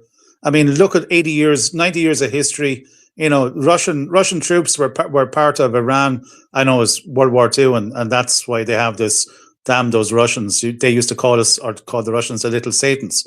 You know, there's no comparison. I mean, the problem. Look, Venezuela needs 10 years and $100 billion to develop its oil industry. You know, it's been destroyed over since Hugo Chavez took over. I was all for, and still am, if he was still alive, Hugo Chavez and what he did for his people. Absolutely fantastic individual. But you know, when you're under sanctions for how many years, and your Eurobonds of 130 billion are stripped off you. I was in Caracas twice for a job on it, and watching as their country was like poured hydrochloric acid over. They couldn't even bring in ships of basic foodstuffs to feed their people. We know the horror that went on there in the early 2010 2013, when you know JP Morgan woke up one morning and said, well, we're freezing all this 130 billion bonds, which were, by the way, the best bonds on the planet at one stage. They were generating the best interest rates. They were AAA rated. They were selling 30% over par. You know, they were really doing fantastic. And then wham, overnight, the whole lot came up. Why? Because, you know, America wanted their oil, and this was a bargaining chip. Look at Cuba, for God's sake. And I just want to say, like, what could they do in Venezuela? I mean, what is being taken over in Venezuela? Like, they're still only getting out a fraction of the oil that is capable of going out of there, and they haven't got the proper refineries, you know, set up in order to take that oil, which is a high sulfur content. So what can they do? They need to mix it with Saudi crude. Look, I made this point earlier, and I went back and I was reading over some of the stuff that has been said. The ultimate objective here is for Russia, China, and Iran to take control in a tripartite agreement of the entirety of the Saudi Arabian Peninsula, right? That's all. Like, we know that Kuwait is gone, 100%. Bahrain is gone. The Al Thanis are completely screwed pooch inside in Qatar. They are gone. Consider it. They've taken their paracetamol and it ain't curing the headache. They're already running out to Paris and London to buy extra houses and casinos and whatever the hell else they want. Another couple of yachts off of some Italian boat maker. They're gone. And like, they're under no, there's no qualms that, you know, look at the allocation process that's going on. There's $100 trillion worth of goods in the Saudi Peninsula. 100 trillion. You add up the new oil and gas fields being found off of Bahrain in conjunction with Qatar, the north-south Paris fields. I mean, they're only barely scraping them. And they estimate that there's $20 trillion stuck in just them. There's $100 trillion there. Now, what the petrodollar is gone. So the petrodollar is gone at what, $2 billion a day. When it goes up to full production, back up to 25 million barrels a day, and you're making, say, $60 a barrel, you figure out the figures. The petrodollar is gone. It's now the petro one. Yeah. So, I mean, if you don't think that Russia, China, and Iran haven't got a plan to take out these little wimps. I mean, that's all they are. They're flies on the back ass of an elephant, right? If you don't think that they have that plan, and to establish a 40 to 50%, if you include Russia, world dominance in oil and gas control and the supply for the world, the global economy will be theirs out of Russia and that area. And they're going to hand it all away. Look, America is bankrupted, broke, Chapter 11. They're on the street with their coffee cup begging. No one is buying their treasuries. No one is buying their debt. Nobody cares about it anymore. Look at Africa. It's all gone away. Look at Asia. What's left? As soon as this happens, Israel is gone. So what the 1.8 million Russians that are in there, they're going to be coming back. It's already been talked about in the Russian Duma. So where do you have it? Of course they're going to take it. There's no military to stop them. The American military is on the other side of the world, and it's, everyone has a missile. Look at the video that came out today of Hezbollah coming out of a tunnel. Does anyone see it? It's like the ones we have seen about the tunnels in Iran. And what have they had? They had four of the Zircon type missiles that are cruiser killers, and they let one rip. So did you see the video with the Scud missile that Hezbollah had? Yeah, it is. Yes. I mean, look, if we only have to judge by the Houthis last year, 2 carrier groups dumping planes off the side of the deck when they couldn't move fast enough to get out of range of the missiles. This is a different world. Everything that we thought was there. This is not World War II. This is not the Battle of Midway or Okinawa. This is a completely different world when a $2 million Chinese factory-produced missile that they can produce them as much as they can do a child's toy at this stage, are able to be drove up onto a beach, launched, and take out a carrier. A $2 million missile will not hold a carrier and put it out of action. But that's what we have today. This is a completely different world. And too many people are still watching Pearl Harbor and watching 100 dive bombers coming in to try and take out one carrier. When Ismail on the beach in Iran driving up in a truck and go 1, 2, 3 fire, and there's a hole the size of a double-decker bus and the size of an aircraft carrier. That's where we are today. This is a completely different world, and America has been stunned into silence. When the real people talking about, even Joe Kent said it. Joe Kent said it himself, and you probably cannot find a better American patriot than what he has. He said the same thing, that we have completely underestimated what is going on with Iran, the new technologies, everything. And Russia has taken over. Russia is now the principal army on the planet. When you look at all the qualitative armaments that are applicable to any modern army, Russia are, and each and every one, they've beaten America in 4 years. So point me one that they have not. Even the biggest weapon on the planet, the Poseidon torpedo, a 200 megaton bomb that would, they're still threatening London and Doncaster about flooding them with a tidal wave, by the way. Everything that is in the military at the moment, the Russians have taken over. And of course, they're interchanging with China. The Iran-Shik missile, the biggest non-nuclear conventional missile on the planet at the moment, was just upgraded by some Chinese technicians in a university I can't even pronounce. The explosive metal material was upgraded by 40% by a couple of young guns in a Chinese university, and the Russians are scratching their heads over it. They've just put it in. So this is where we are. We now do not have just one superpower. We now have 3, and 2 of those are the best of friends at the moment. So this is a different world. And to say that, one question. I just leave it at this, just to Cyrus. Cyrus, your point about is, I say it again, Iran must accommodate America. No. This is the other way around. America is now going to be, and actually Colonel Davis agreed to me on it, and he said it on his show, that America is now going to be a continental superpower. Greenland, Canada, Mexico, let's throw in the central part of maybe Peru, Colombia, and Venezuela. That's the continental power. They've been kicked out of Africa. They're kicked out of Europe. I mean, we know they're kicked out of Europe. And now look at Asia. What's left? Nothing. But the U.S. will not give up power easily. They will not just walk away. I mean, They're not. They're not going to walk away easily. the army should be delighted that they don't have 54,000 dead like in Vietnam tonight. I mean, they should be out. What, they have 100, maybe 200 that we may not know of.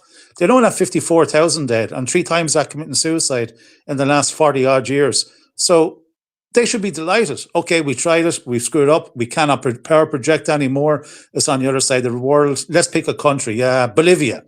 Yeah, that's next month. So the next Wesley Clark will be having a visit, and they'll find out that Bolivia, Uruguay, maybe Argentina, maybe his haircut needs to be done better, and we'll have a go down there. But they cannot do it anymore in Africa or in Asia. It's over. You just can't reach anymore. You can't reach anymore when a guy with a truck on a beach with $2 million missiles can knock out an aircraft carrier. That day is over. Anyhow, thank you, Suleiman. David. Just the last one. America's a declining superpower. It's a declining empire, and in that stage, they lash out. The United States will not give up. They will not give up any type of influence easily. They're not going to just give it to Iran. At best, what Iran can hope for is shared power. America's not going to do it. What you're saying is logical. Sorry, excuse me. We know that, and this is the thing. This is what all the dying empires does, and that leads to the demise of the empire. We know America will go balls to the walls against Iran. And honestly, I'm fucking impressed with Iran because I see them shooting down JSONs. And that means that they haven't activated all the systems from the beginning because they let the Tomahawks go in. And they are building a trap for US. And honestly, I would never ever thought that Iran would have this capabilities. And I'm Iranian. I'm from Bandar Abbas. So I read up a little bit about Iran, but I'm I'm super impressed. And no, US has no air superiority. US uses JDAMs against coastal cities like Bandar Abbas, but they use JSAMs and they used to use Tomahawks, but the inventory is really low now. Exactly. The JSAMs are almost out of the JSAMs. They're like they have nothing left. Cyrus, but then how can you say, like, yeah, okay, America, I just need to ask you this because you keep saying Iran is going to have to, compromise. Iran is going to have to. No, it's going to cost more American lives if we keep trying to do this because we're not going to win. We can't win.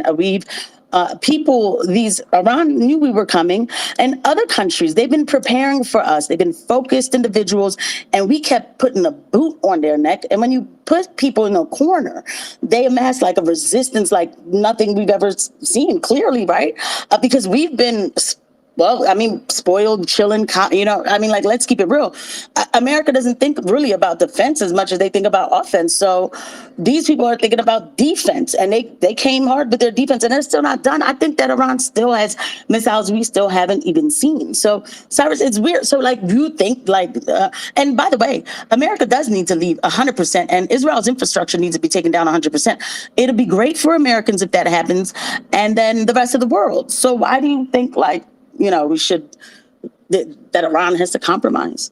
I mean, I'm basing it on how great powers behave. I'm looking at the track record of how empires behave. They're not going to give it up easily. I mean, if they're where I'm sitting at, if both sides are looking for an off ramp, there's no time to wrestle with this. Oh, who's going to get the time that we're operating in an hourglass. We've ratcheted up to the maximum level of escalation.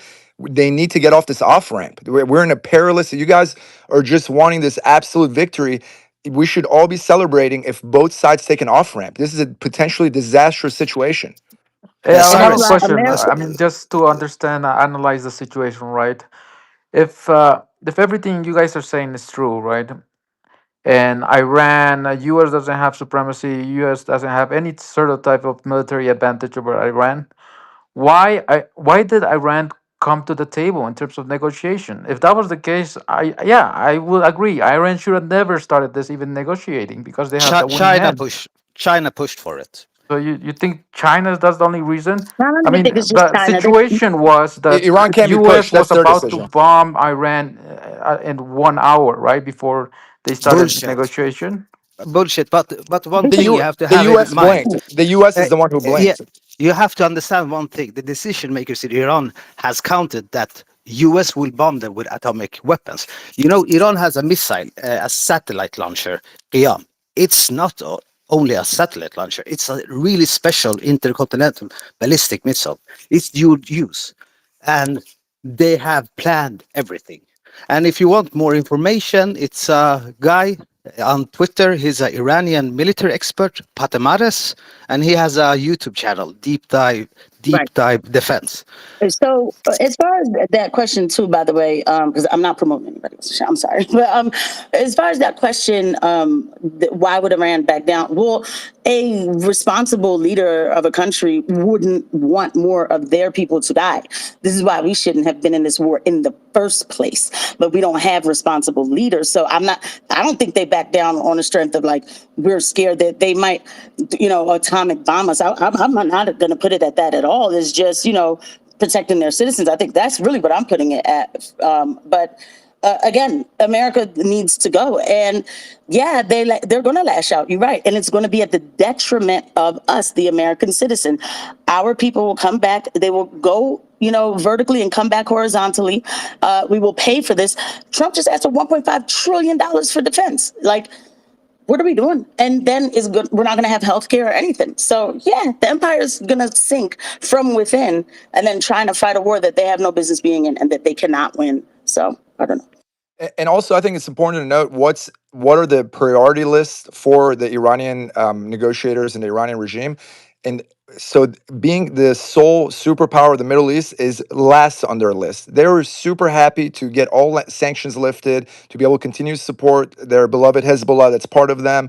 And all the conditions that I noted earlier, if Iran gets those, they're super happy. They're not trying to be, they don't have these expansionist plans like America does. They're rational actors. They're very civil. So they don't need to impose, oh yeah, we're the big dog in the mix. We're the ones in the neighborhood. Iran doesn't have that attitude, and that's a good thing. So it's okay to concede to share the Gulf. They're going to make all their money back. They'll make $100 billion a year. Let's go back to business as usual. It's a global environment. Like we need to end the wars. Let's not root for more warfare. Let's just be happy. They're taking an off ramp. Let's forget about this nightmare and let Iran enter the global community and be Yeah, but treated fairly. Cyrus, you're missing something here. Number one, America's $43 trillion in debt. Nobody's taking it. Nobody's touching it.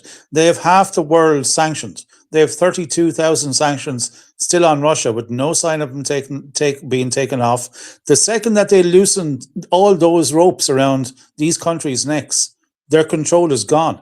They have to go into a partnership arrangement on equal terms, and they're unable to do it because there's no country on this planet that is in this much debt. And when you have a guy that keeps knocking on your door saying, please buy my cookies, they're worthless, you can't. Military power, military projection. It's also the fact that, look, all the banks, all the big commercial banks in Europe are bankrupt. They're bankrupt. They're only being held together by an agreement, a family agreement, as it were. You don't go first, and neither will I. This is where, and once they go, America is gone. I mean, J.P. Morgan, Luxembourg, that holds all the bonds that were routed through Deutsche Bank and all the quadrillion of value of bonds. You look at DTCC, you look at Euroclear, Sidel. They're trading quadrillions a year. Into perspective, see how bad things are. When in 2008, September 2008, when Lehman Brothers and Bear Stearns went, there was 9 trillion in debt. Okay, that was give or take. There wasn't that much in credit card debt. I think it was only 450 billion. Now it was 2 trillion. But they were only trading on DTCC 600 trillion. I know it sounds ridiculous, but it was only 600 trillion. What are they trading at the moment? 4 quadrillion. Now, the last time I looked, the world economy has not gone up 650%. Right? It hasn't. Someone tell me I'm wrong here. But what's happened is these guys have gone into madness territory, LSD territory, hallucinogenic stuff, printing bonds, and like for never. This is like when your bond matures, I haven't got the money to pay you back, but here's another bond, and let's add 20% to it. Like, it's absolute frigging madness what's going on. DTCC is a Fed-owned corporation in the States, Depository Trust Clearing Committee. You can go Google it and just put down dtcc.com quadrillion, and you will see the list of history going back to Lehman's and Bear Stearns when this thing just exploded. The too big to fail happened in 2009. Several months, about April 2009, they had a chance. We would have had some pain for about 2-3 years, but what did they do? They went on a mad printing machine and they needed the wars, and here's where we are today. And they're trying to war people into submission. Like they went after, here's the salient point. They went after Russia via Ukraine. They thought they would put in another Yeltsin type moron like Navalny. They thought they put him in, kick Putin out, and they would grab the $200 trillion in gold assets, which is, oil, gas, whatever, secondary, tertiary products, the industrial heartland of the world, which is Russia. We know this, like at the moment. That's where all the goods come out of. They thought they'd do it because that was their last chance. Now they've lost it. Now they went after Venezuela, the biggest oil stockpile in the world, and they've gone after the third biggest, Iran. So they went after the first, second, and fourth, Saudi being number 2 or 3. And they're failing. They've lost Saudi now. They've lost Iran. They've lost Russia. And now they're stuck with high, tarmacadam syrup, Venezuela, that unless it's mixed with the best of stuff coming out of Saudi, it's worthless. Leave it in the ground. So they've completely failed everything. And they have no way to pay back the debt. I mean, I believe China's down now, to 670 billion in treasuries, where only a couple of years ago was 1.3. Now they're after sticking the Brits. So you're screwed, Suleiman. Don't go back to England. Now they've stuck the Brits with 1.2 trillion worth of treasuries. I mean, imagine the shotgun to the head in the lads down in Don't be attacking Britain, David. We're winning the war against Russia. Let's focus on America. That's the punching bag. So what have we got? Your military can't power project. Your economy is broke. Nobody wants your currency. And we just found out there on Wednesday that gold reserves held by all the central banks are now more than the US dollar. First time in history. And to your point, America's biggest strategic mistake of the century is the intrinsic Russophobia that it has. We were supposed to make friends with Russia. The only hope America has against the rising China, which China is so patient, they're so unbelievably savvy. They're playing the long game. They're planning for 100 years, right? The only hope America has or had was to befriend Russia. And what do? We pit them against Slavic brothers and watch them slaughter each other and dump our treasure and our dignity and our reputation into it. America will look back and be so regretful for doing that. America's only hope against China is Russia, and they fucked that up. It was the Brits did it. It wasn't the Americans. If you look at the history of the transaction of currency when sterling handed over to the dollar after World War I, World War II, it was the Brits that did it. The Brits, this is a little thing called the City of London. And that controls the generational wealth in Europe, which is holding the wealth of Asia for the last several hundred years. It was the Brits. The Brits but as wanted far as policy, the U.S. is in the driver's seat. This is the Brits do what the U.S. asks them to do. I mean, post World War II, it's America's show. No, you have it wrong. It's the other way around. The real money of the world centralizes in London, even to this day, believe it or not. All the wealth, the massive generational wealth that's going on for hundreds of years. Look at an old map of Europe where all these little fiefdoms and kingdoms. I totally agree, but that doesn't translate into strategic decision making. I mean, America's at the seat; they're the decision makers. I agree with what you said about the financial. No. I agree with what you said, but I don't agree.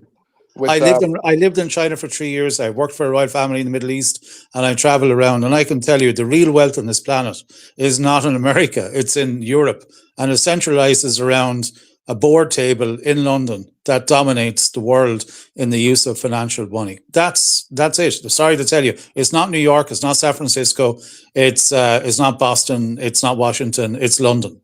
London centralizes all the world. It's been agreed, like when the Medicis in northern Italy were there from the 14th to 16th century, when they brought in all the wealth of Europe and then they moved it into Switzerland. They did. The guys that held the popes by the balls.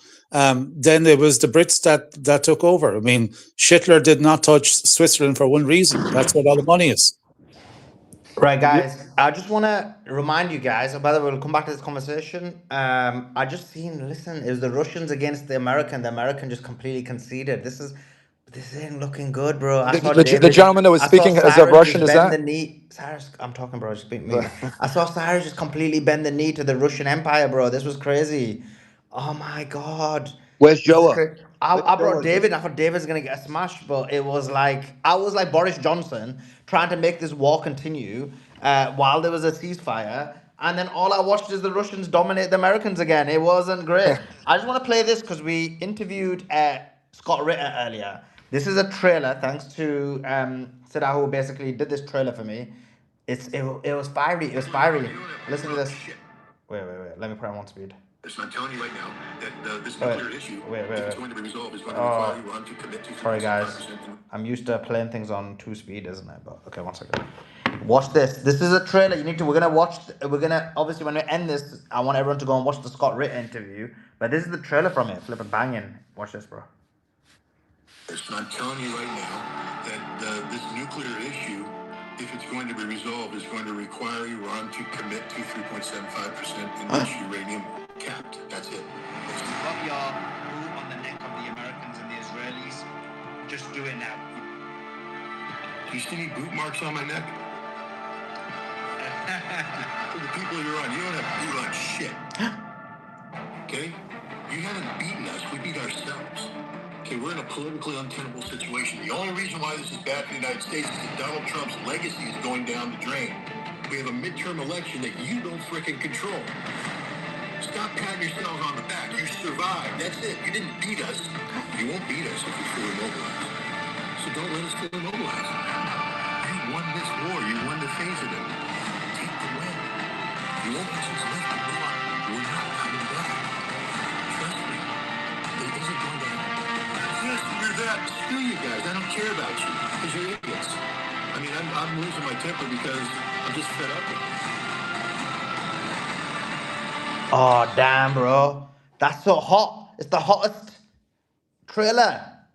Let me put it in the nest. It's the hottest trailer. David, The what do you think of that? Huh? I was asking David, what does he think of what Scott Ritter said? I have to accommodate, say, 95% of what he said. I don't agree on a couple of small parts, but in all fairness to him, he is in the heart of the beast. He's back from Russia. He does meet at the very top, and of course the opinions are there. But you need to understand, like, the Kremlin works from, and he has said it himself, the Kremlin works from two different doors. There's the door of United Russia, which is the party of the oligarchs with Putin. I mean, let's not discount him. I mean, Putin just went in a meeting 2 weeks ago, a closed door session, where he advised the oligarchs, lads, you better start putting some money on the table. And they put tens of billions of dollars on the table for the war effort. And there's the conservative element, which is led by the military, which, is the quintessential Khrushchev, Brezhnev, Andropov, Chernenko style Red Square May the 9th. And they want blood and guts. They do want blood and guts. I mean, there'd be no tears shed in the Kremlin if some guy decided tonight, let's have a go at taking down Macron, Merz, and especially that little twat in London, and putting a big hole there. Now, they don't mean nuclear, but they would not cry. They'd be all for it. Yes, hoorah, let's go. Berlin again, Reichstag, here we come. That's where Russia is. So, look, there is a point where there's only so far you can push the bear or poke it. And it's coming bloody very close. I mean, Ritter has said it, Stanislav has said it, I'm seeing it. The antagonism and the hatred is off the cuff at the moment. Yeah. Just a quick one, guys. Let me just quickly read these super chats. The first one is from Zariab, who's with the level 1 membership. Appreciate you becoming an important member of the community. We also have Dark Mouses. Take the rich fairly, cut Pentagon waste, fix healthcare costs, and outgrow the debt. The math is easy. The political will isn't. That's a Dark Mouse. Yeah. Great. Guys, also the tweet is in the nest, the trailer. We've got we haven't got many people on here. We only got 1,400 people here. But that being said, if everyone can go to the tweet in the nest, retweet it, comment on it, Do that for me. That would be awesome. Would really, really appreciate it. So if everyone can do that. It's the tweet in the nest and in the YouTube comment. The oh yeah, brilliant. Let me pin these. What's it that that? It's in the pinned thing. So wait, replace pin message. Yeah. So if you do that for me, that would be awesome as well. If you can do that, that would be golden. Some would say it would be pure gold. I don't know. I enjoyed the interview. Like I feel like even though me and Scott disagreed on a number of issues, um, I don't know. There was such a fun interview. It was Personally, I very liked it. fiery. It was I mean, my favorite was Pepe Escobar yesterday, but this was a very. It was definitely up there in terms of the funness of it. I think Uh, Pepe really liked you, from what I sort of saw in the interview compared to other interviewers. Like he's because you brought out some really good knowledge about like particular one is JD Vance, and he was impressed by what you said oh, about you talk that. about Pepe. Yeah, talking about Pepe. Oh Yeah, yeah, Pepe was loving it. He was messaging me and he was like, "Oh, I really enjoyed it. We could probably definitely." Well, thanks to David for that interview, by the way. But we're definitely gonna try and get him back on. He really enjoyed it. He was messaging me privately as well, so, and he loved it. And then he followed us back on X as well, so he really did love it. Best you've had yet, Sully. Well, that and Yeah, I love Professor the Monty. Pepe one. Yeah, yeah, no doubt. The Pepe one was my favorite in the sense of like we were just like really just talking, like how you're just chilling and just talking about geopolitics. I felt less like an interview. And the Scott Ritter one I enjoyed because it's good.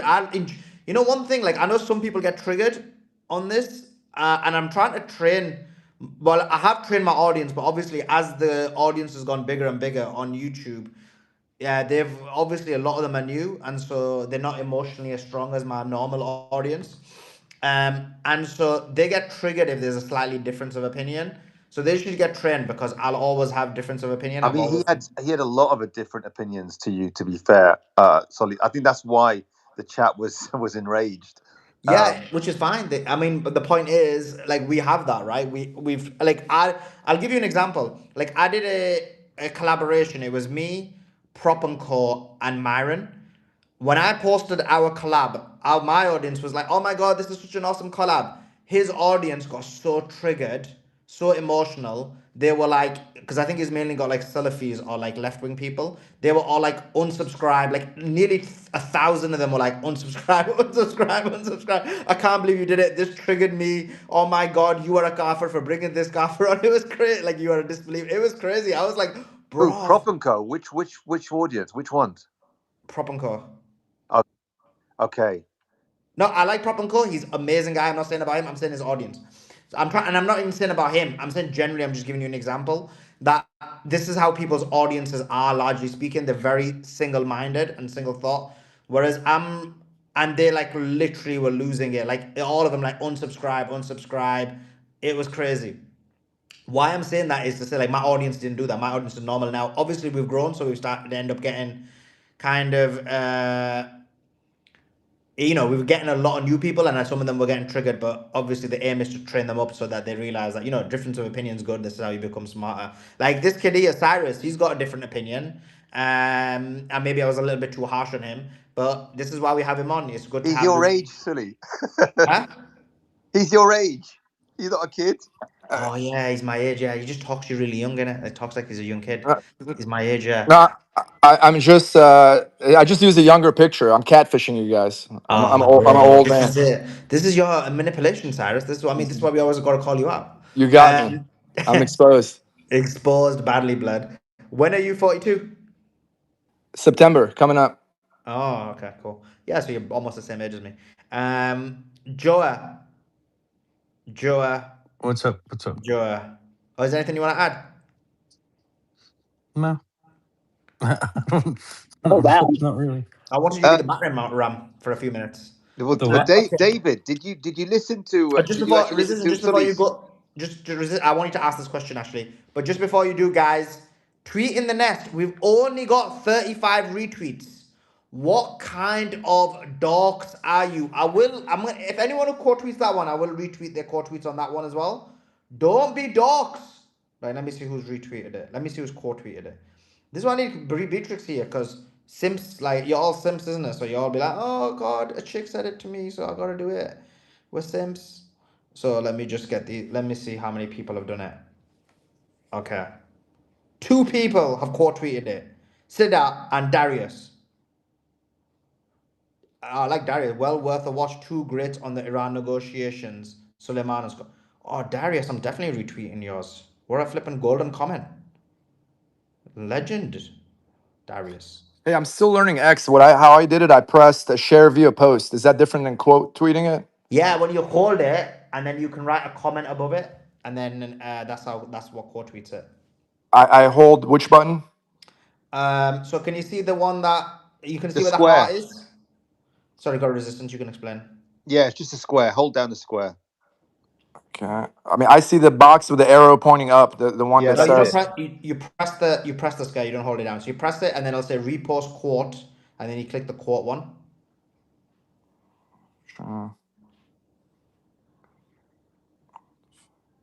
Okay, I'll let you figure it out anyway. I'm a So chicken. I'm here. I was I was quote tweeting it. oh Sorry. my God, So you've not yes, even done it. This is why um, no one likes I just tethers. did do This it. is why. This is why no one likes tethers, bruv. This is what I'm What? saying. Damn. All Shots right, fired. I was quote Goom. tweeting. That's why I didn't come to the mic. Look. Okay, Goombats says great interview. Retweeted him. Uh, enjoy the struggle. Said I reposted this because I'm not a dork. I love it. Linky says this is an intense interview. Do watch it. Okay, repost that one. That girl says best interview ever. Suleiman brings the real news. I'm retweeting that one as well. Okay.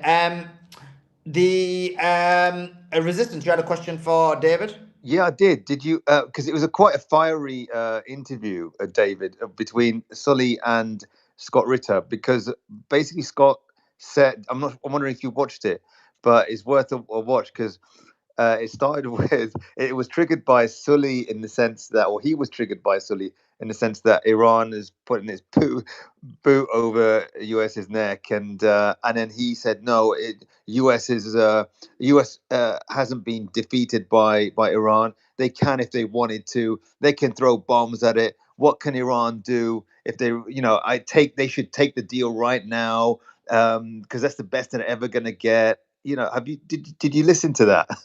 What do you think of that? I think Scott's perspective is that if indeed America decides to have a go at Iran, you're going to see what I said here on the first night, that is Iran willing to lose 1 million people? Because then you are looking at a serious war. You're looking at hundreds of thousands of American boots on the ground. And there is a viewpoint in saying that, to my point of when a country is in debt, when they're in a problem, what do? They start a war. Like America has done this several times. Last big time was, again, I say it, 1929 depression. They were in a depression up until the Japs hit Pearl Harbor. There's a rumor that, that a lot of, let's just say, systemic people within the American government and military knew that the Japanese were going to hit Pearl Harbor to incite a war. Where do we see that? 9/11? They I made mean, it happen, David. yeah, They made Japan attack. yeah, They they did. blockaded all the fuel to Japan. Yeah, it was known. And, there was a book out there a couple of years ago, and the tracking was done on the fleet, and they knew the fleet was in position, and they just let him come in and let him murder, was it 3,000 people? 3,000, were like 9/11 again.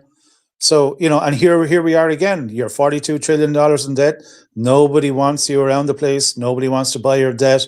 You're about to implode. America will go into a civil war. So what do? You start a war. Like Wesley Clark was the alarm bell in his interview when he was on his book tour. I mean, he said it. He said it. The papers were drawn up for the invasion and takeover of 7 countries. And Iran was numbers. I mean, what else? These are the keys to the door. I mean, everything is laid out in pristine condition in front of us. This is a narrative, and you can go back to the 19th century, like go back to Napoleon, go back to the Italians. Have a look at how when they got into trouble. Oh Jesus, what are we going to do this weekend? Ah, shit. Let's do an invasion, start a war. Let's bring up the taxes. Let's take someone else's goods. I mean, that's what Hitler tried to do with the Russians. He wanted the expansionist model, and he came in and slaughtered 20 million people just to do it. Well, he had a bit of help from everyone else because they were all offered a Long John Silver piece of the treasure chest. And that's how we had World War II. So here we are again. And by the way, Schittler did it because the loans that were given, from the American and London, City of London bankers in the late 1920s needed to be repaid. And Schittler became their busboy. That's how World War II kicked off. It wasn't about what we were told in history. It was all about money. And 1929 was about money. And World War II was about the acquisition of colonial power. And look what America did, Marshall Plan 2.0. It took over all the colonial powers of Europe, who are in pieces. So look, history shows us that when you're in a problem, start a war, and you have a 50-50 chance of coming out good at the other end, rather than America now at the moment having a 0% chance of coming out good. It has to go continental power. I mean, that's what a lot of economists are actually saying in Russia, that America cannot power project anymore. But if it decides to go against Iran, I do agree with Ritter. It will cause 1 million to 2 million deaths. Easy. And I say that Will they word win? without, yeah, well, nobody's going to win this one. This is going to look like Iraq. You lose. Iran. It's not that America wins, but Iranians lose Lose, yeah. I for mean, certain. Joe, there's not going to be 2 million American civilians killed from Pennsylvania to Miami Beach, is there? This Right, is all going exactly. to be in Iran. That's what I tried to tell these guys, but they were all No. they were all The whole triggered. the army that they deployed, they'll all be dead.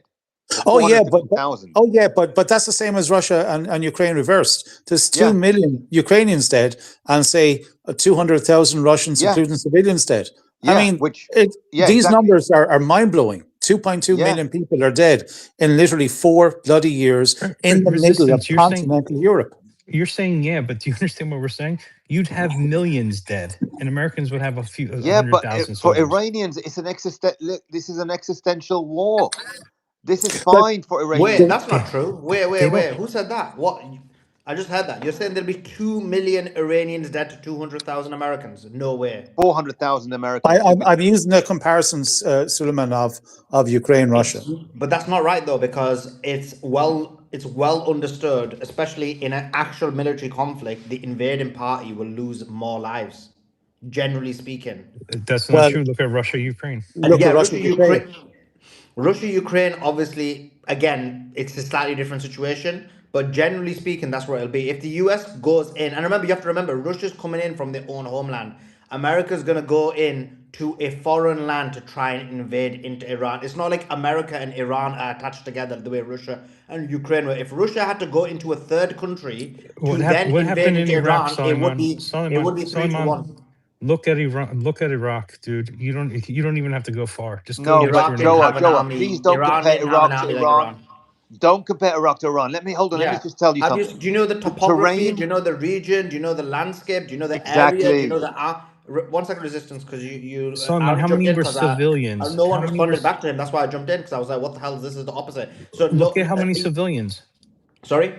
Look at the we're talking about civilians, Suleiman. Bro, there's not gonna be no civilians there. They're gonna be removing the civilians from that area. It will be the army. First of all, it won't even be the army. If you've got in your head that when the Americans come in, it's gonna be literally like Suleiman, infantry. If you got it, well, let me finish my point. If you got it in your head that it's going to be infantry against infantry in the first place, that's not going to happen. As soon as the Americans come in, through the attempting the land invasion, they're going to hit them with drones and ballistic missiles. They'll be having to fend that off before they even get into the infantry situation in Iran. I'm confident in saying this. The ratio will likely be the same, if not 2-1, 3-1, as in more Americans will die. Sorry, mate. We were talking about a scenario where the whole of the U.S. Army, the military, Navy come in, not this 50,000. We're talking about if Scott Ritter scenario. No, we're not. Resistance. What we're talking about is America sends 40,000 men and then starts bombing every. Hold on. No, we don't. Hold on. Scott Ritter was not mentioning that. Scott Ritter said if they really wanted to, they'll take the entire army, a second? Navy, Stop getting everyone. triggered. When he says taking the whole army, he's not talking about all the men. He's talking about bombing every single city in Iran. Do you understand the amount of casualties that it would have? No, that's not what Scott Ritter. Scott Ritter said. That is what he said. If America used its entire force, entire navy, Yeah, air force force, doesn't mean all doesn't. all their troop Yes, that doesn't complements, mean men. all their You troop t- complement. No, he said all their. Look, just go back and listen to it. If yeah, they I go don't really even back and wanted get to where listen you're to it. expand disagreeing into though. space, Resistance. You're arguing with each other, but I actually don't know where you're disagreeing. Are you saying that? He Are you? thinks it sounds like resistance is saying that we're going to use our entire military men. If America goes in, no, it can destroy the infrastructure of Iran, and you'll have civilians dying of typhoid, cholera, famine, numerous things. And in Okay, so what continent you're talking about is Americans bombing from the air, right? And the navy. Yes, and Yeah, ground. so that bit we don't disagree. So look, there's 2 points. So this is why they were okay. So now this is why the points were getting mixed up. So yeah, if you're saying that the Americans will do something which is war crime after war crime and murder civilians, of course they're the best. they're already doing it. Yeah, they're already doing it. So if they want to do that on mass scale, of course they're the best at yes, murdering that's what. civilians. Yeah. No one disagrees with that. Like you can Yeah, just resistance murder. was. Sorry. No, I didn't. I said I was using what Scott Ritter said in the interview, where he said, "Look, in response to Suleiman, who said, look, we haven't been defeated militarily. If we wanted to, we'll go in really hard with everything we've got and bomb the hell out of Iran." And cause major, and that's what then you'll see what real American military power is. And so in that scenario, yes, millions of Iranians will die, civilians will die, but all their troops will die because all their troops, if you're going to do some sort of ground invasion, they'll be taken out. And exactly what I agree with Sully. So, and I agree with No, but I feel like David you're Lee. mixing 2 points of resistance. This is why I'm not understanding your point. I think this is where all the confusion is occurring. So, on the one hand, you're saying, because remember, America can not, maybe even not put ground troops in and just be like, we want to commit mass murder. We want to kill millions of Iranians. We're just going to keep bombing civilian areas where there's lots of, in Tehran, loads of human civilians. Let's murder them. Shiraz, loads of human civilians. Let's bomb them. Let's use, standoff weapons. Use any kind of military bombardment to just kill civilians. And because there won't be as much air defense in civilian areas, because the militaries think there's going to be a military war. But this is why people need to learn that when you fight with America and Israel, there is actually direct targeting of civilians as well. But yes, if it's just bombing from the air, America can just do that without ground invasion and just kill loads of civilians. And so I think that's what Scott Ritter maybe was alluding to No, because because you talk about defeating a country militarily always involves a ground invasion. So he was implying all the troops will be deployed in a but he real didn't act of say he war in a didn't war say that. But economy. No, he no, so he didn't. didn't say that. Resistance. But He if he's saying said we have weapons you haven't seen. He also yeah, said that, and then yeah. we'd go with But our if he's full talking about force. ground troops, which is a separate thing, ground troops, I mean, I'm holding my position, and I would like to hear some of the arguments. That's fine. But if there's a ground invasion, more Americans will die than Iranian soldiers in a ground invasion. Much more will die. So that's my position on that. But sorry, go Joe, Yeah, or resistance. it's just never going to be so one for one, right? Like America's never going to go in with just ground troops, right? They're going to use the air. They're going to use bombing. I mean, look, we did that in Iraq as well. So it's never going to be like, oh, let's put our men versus your men. Of course they would lose. That's not what they're going to do. And the Yeah, other and I'm saying caveat, Iran's not going to do that either. Iran's going to use their ballistic missiles and their drones against American troops as well. So it's both sides are going to do that. And I I'm know, saying but we're going to have when a lot less to hit. And I yeah, agree that millions of no, Iranians die, civilians. you're gonna have more. The Iranians are gonna have easy targets because it's gonna be Americans in open air. And to get into some more details about it, let's go through some numbers from the Iraq War. So America lost about, I believe, like maybe 6,500 troops, about 20,000 injured. They were able to only identify 22,000 insurgents that, so which is a very low number, and they killed 800,000 civilians. Now, the big difference in Iran will be the anti-tank capability. Iran has indigenous production of very advanced reverse engineered Russian anti-tank missiles. One of them being the AT-4 Kornet, the Iranian version is called Dehlaviye. And they have another one, I think it's called, they have a shorter range one, also very powerful. It can penetrate up to 1,100 millimeters of roll homogeneous armor. So and Hezbollah is implementing this, right? So look at what Hezbollah is doing, multiplied by But 100. It will be a tanks completely, are dead. no, not an urban combat. Look at, are you kidding? No, they won't be. They bring in the Bradleys, they park them at the end of the alley, they tanks are punch. dead.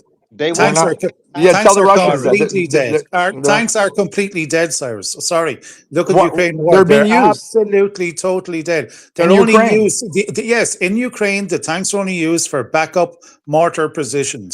The T-90, T-80s have a 12 to 15 kilometer range. That's all they're good for, and they can hit the front door of a house. Look But at the they're, Iraq War. They look at the Iraq War. Armor was used how heavily in long urban ago was environments. that? There were no How long drones ago was But they that? then. cannot. But my point is this: they cannot do that tactic against Iran. So the tanks will be dead in urban engagements fighting It's with all Iran. drone. I'm Eighty making. percent of the 80% of the Ukraine war is now drone. It'll be It's drone. different, but that's an open. That is an open grassland in these No, kind no, of. no, it's not. But in urban in Iran, The- it'll be mountain warfare and urban warfare. It'll be yeah, different yeah. in I mean, Ukraine. there's a new Chinese platform just after coming out 2 weeks ago.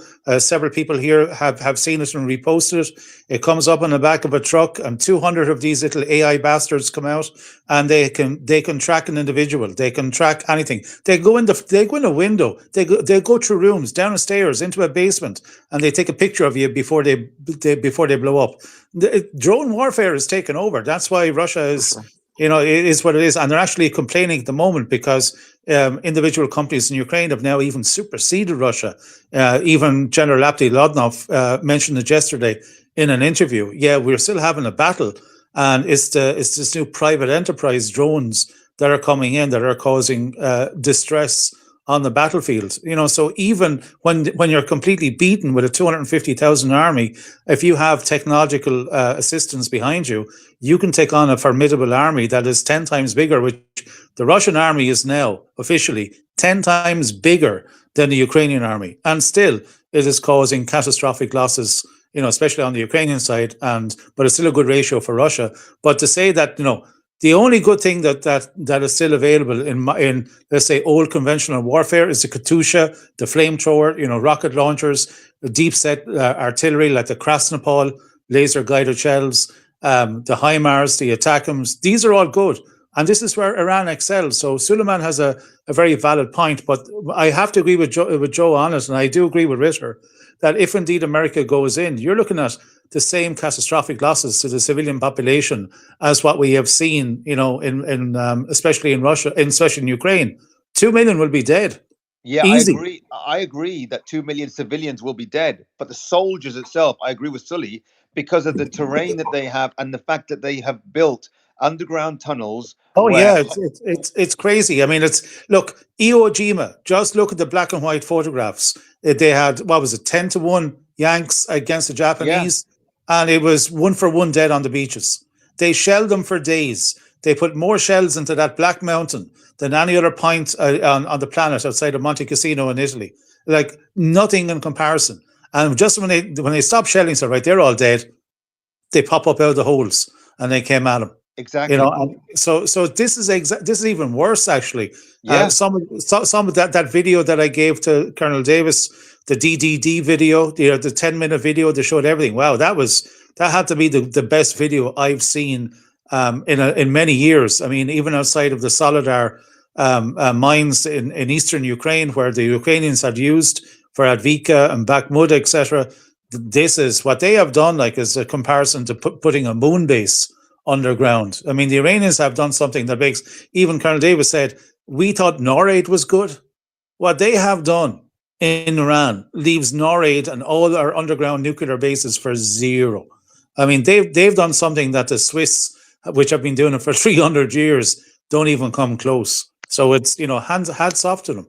yeah. So David, look, if US brings 450,000 troops, they'll all be dead. But US can still bomb all the cities in Tehran and kill millions of people. Yeah, And if they bring 450,000, there'll be a million Iranians in the military dead, and there'll be 2-3 million dead of the civilians. Agreed. That's if they do. If they go all in, then they're going in with everything. It'll make yeah, Vietnam look like a exactly. They have picnic. to go in with everything. I But agree with Ritter on that. I mean, America is still like a sizable contingent. They have 3 million people in the Ministry of Defense. They can take up a draft in the morning and get a couple of million, and this will become a 5-year war. The same way that we are now entering the 5th year in the Russian-Ukraine war. Who would have thought? Does David, anyone on I does pray. anybody on Hold the on, let me just, panel? please, can I say this? David, I pray they do the draft, David. I am praying for it. Y'all can go ahead. Does anyone in the panel actually think this is in the playing cards for the U.S.? They're This so is so skittish about any just ground to engagement. They, just to respond to David, just before I get you in, Cyrus. Yeah, I don't agree. There's going to be 1 million Iranian military people dead, and then 400,000 Americans. I think if they were to send 400,000 Americans, I'd say maybe 200,000, 300,000 Iranian military people would die, but 400,000 American soldiers would die. But in terms of civilians, I agree, it will be like 2 million civilians because they would just bomb from the air. But Cyrus, Yeah, go yeah. ahead. That's what we were Yeah, agreeing on. I just want to make the point the United States has no appetite for it. It's impossible that there's having any serious plans. Like Suleiman mentioned earlier, it's all posturing. It's all, beating their chest. America has no plan for a ground invasion. Neither the military brass has the appetite for it. The American public definitely doesn't. Let's not forget. Only recently, America's realized we got duped into the Iraq War. Obviously, we knew the experts, the geopolitical guys we knew from day one. But the American public really woke up to it. They're like, oh my God, we were duped. All these young men, our best men, maimed, injured, paralyzed. We do not have the appetite for it. We do not want to see one more American soldier dead. They're not planning anything boots on the ground. I promise you. Yeah, so imagine 450,000 soldiers, US soldiers dead. I just don't believe that they will come out in any way victorious. Of course, Iran will be destroyed, but America will not be. I mean, Iran will not be defeated, and America will have to go home and lick its wounds. But it'll be licking its wounds long before that. But they would have been doing war crime after war crime, killing millions of civilians, and not achieving what they wanted in Iran. So this scenario that Scott Ritter is painting again is such an unrealistic scenario, but he was just using it because he was getting triggered, and so No, that's the only thing I was it's a saying. possibility. I mean, how many dead in Iraq? How many dead in Vietnam? 2 million Vietnamese Laos were exterminated. I mean, no, I would say Scott is 100% correct. If indeed America goes in gung ho, you're looking at, I'm going to say this again. What are you not getting? There's 2.2 million dead in Ukraine, in the middle of continental Europe. And you're talking about an infrastructure that's 50 years behind. You're looking at a complete destruction of of Iran. You're looking at in the deserts of 50 degrees in the summer, cholera, typhoid, famine, David, I 90 agree with million you, but I people. don't think they're going to do it. That's the only thing. I agree with you. But They're hey, going to wait, do what wait, the wait, wait. results You are. don't think they'll do it? Look at the figures. You're in America. You have 340 million people. In order to save your economy, in order to save your debt, in order to save your financial empire for the next 50 years, you won't go across the water and create a war that you can now print 10 to 15, 20 Yeah, trillion dollars. that I Yeah, We agree. you'll do do. it. Oh And yeah, Scott you'll Ritter do it. wasn't saying that. Scott Ritter wasn't saying that. He was saying that Iran just needs to take the deal and accept this is the best thing that they can do. That's And then not what he he got said, triggered by resistance. Sully, and then he said, "Oh no, we can easily It's not win." what he Because said. You Sully took it that said, way "You because you're can't." triggered. Sully said to him, "Oh, but they can't do anything." And he go, "Yes, we can. If we really wanted to, we can. We can go in all guns blazing, it blah blah blah, and we can just completely wipe them out, etc." He That's probably was talking about a nuke or something. I have to go back and I will Go be have a watching the look at interview, it. Go watch and it I want again. Yeah. everybody to watch the interview. But that is a point that Scott Ritter made one time when he was talking about Russia. Like he was keeping it real with the Russian defenses, their strength, and everything. He said, "But America can get crazy if they want to get crazy. They do have a way to wipe away Russia." So he might have been alluding to something like that because when I listen to Scott Ritter, and I'm going to listen to this interview, he's very realistic about our forces. I mean, I'm looking right now, grand total of American soldiers is like 965,000 approximately, right? And these are not, and look, I never enlisted, so I'm not making fun of anybody, but these are not soldiers of 2002. Everybody keeps bringing up Iraq. This is not, y'all might as well take that out of y'all minds because Iran is not Iraq. And I'm going to keep it real. Our military is not what it was 20 years ago. God bless the people who enlisted. I'm not saying all of them, but there's a difference in our military. There just simply is. No, the difference is we realize that it's the Israelis that are driving our policy. I'm come from a military family. I have a lot of close military friends. They are all anti-Israel by far, and they're like, we don't want any of this. So when I hear it from the inside, the capability is still there. The willpower is not. Who wants to go die for Israel? Nobody. For evil state, American soldiers are the It best. They're amazing people for the is. most part, right? But I'm not saying every single soldier, but That's Yeah, they don't want to die for Israel. of and course. Cyrus, that's And, exactly what I was saying. If the willpower turns because is Iran makes the wrong steps, and continues to have the blockade for 2 months, many Americans would change their mind because they're more worried about getting food in their house than they are about who's at fault, right? And if that No, I willpower disagree with changes, that. America would go in. I mean, David's scenario is much more plausible in the sense that to create a war economy is what will pull them out of an We're economic speaking about hole. the same thing. I don't know, understand how you don't understand that we're talking about the same exact thing. No, you're saying no. You're saying that the world is going to be suffering. I'm talking about the United States themselves to get them out of the debt that they're in, not because of oil prices or food on the table or whatever. I'm talking about that. David, can you please explain? Are we speaking about the same thing? I think it's too late at night, Joe. Yeah, I think that's what's wrong because it doesn't get that we're talking about the same. If you cause enough financial pressure to America, they're already there because of the petrodollar. They lost. If you get the willpower of America behind it because you cause suffering, which is financial as well, they're going to have to go in. So you Okay, think me they're and going to go David are all the way saying No, the to I same don't Iran, thing. believe Joe, so. instead of doing a big manifestation and FBI? That's not what I'm asking for. No, no But Joe, scenario. you think these Like that. people will go all the way to Iran instead of going off, finally losing their minds and going off in the streets? Really? It's one Yeah. of the worries. Yeah, It's one of the yeah, I worries do. that Russia That's had. actually a fair If it question, was, Casey just asked. Like, if this financial situation gets really, really bad, as in Trump continues to sell out Americans for Israel, do you think there's more of a chance that the Americans will jump in a draft to go to a foreign war, or do you think there's more of a chance that So, Americans will cause a color revolution in their own so, country, like civil war? Suleiman, the thing is I'm America. asking you a If question. I'm Yeah, not saying I yeah, know yeah. the answer here. If you look at my pin post, I call it the currency collapse or whatever I called it, and it is the cycle, and that is the cycle. Once people get riled up in a country, you create a war, and those with nothing left to lose that would do something like go against the president are sent off to that war so they don't turn against you. And we've done that over and over and over. And in what way, like Joe, like just, I'm sorry, one more time, because what Cyrus said was true. People know the truth is out. I know you do the numbers and the research of history, but the thing is, you can't predict this kind of stuff. I know people who are saying now, my kids aren't going anywhere. I'm not going anywhere. If they drafted Americans during a time of financial struggle to go to war, I cannot see a majority of Americans saying, all right, bet I'm going to get on the plane and go all the way to Iran and die. Meanwhile, we're very comfortable, okay? We're not ready to struggle out there in the rain and mountains and You, everything else, right? Instead of yeah, just going to the White House and, okay? Casey, I agree with you if it was right now. Okay. 2 months of propaganda, billions spent on TV to make it seem like this is happening because of Iran. And people start getting news that changes their mind, which is what will happen. People will change their mind and they will start pointing the finger at Iran. Please remember, I helped, and I know this sounds really I stupid. know you help Okay, with the PR. I know that's what helped. you. Yeah, look. I made 80% of America believe Coke Zero tastes the same as Coke. Right? It took $2 billion. Right? That's what it took. No one, 80% said it doesn't taste anything alike.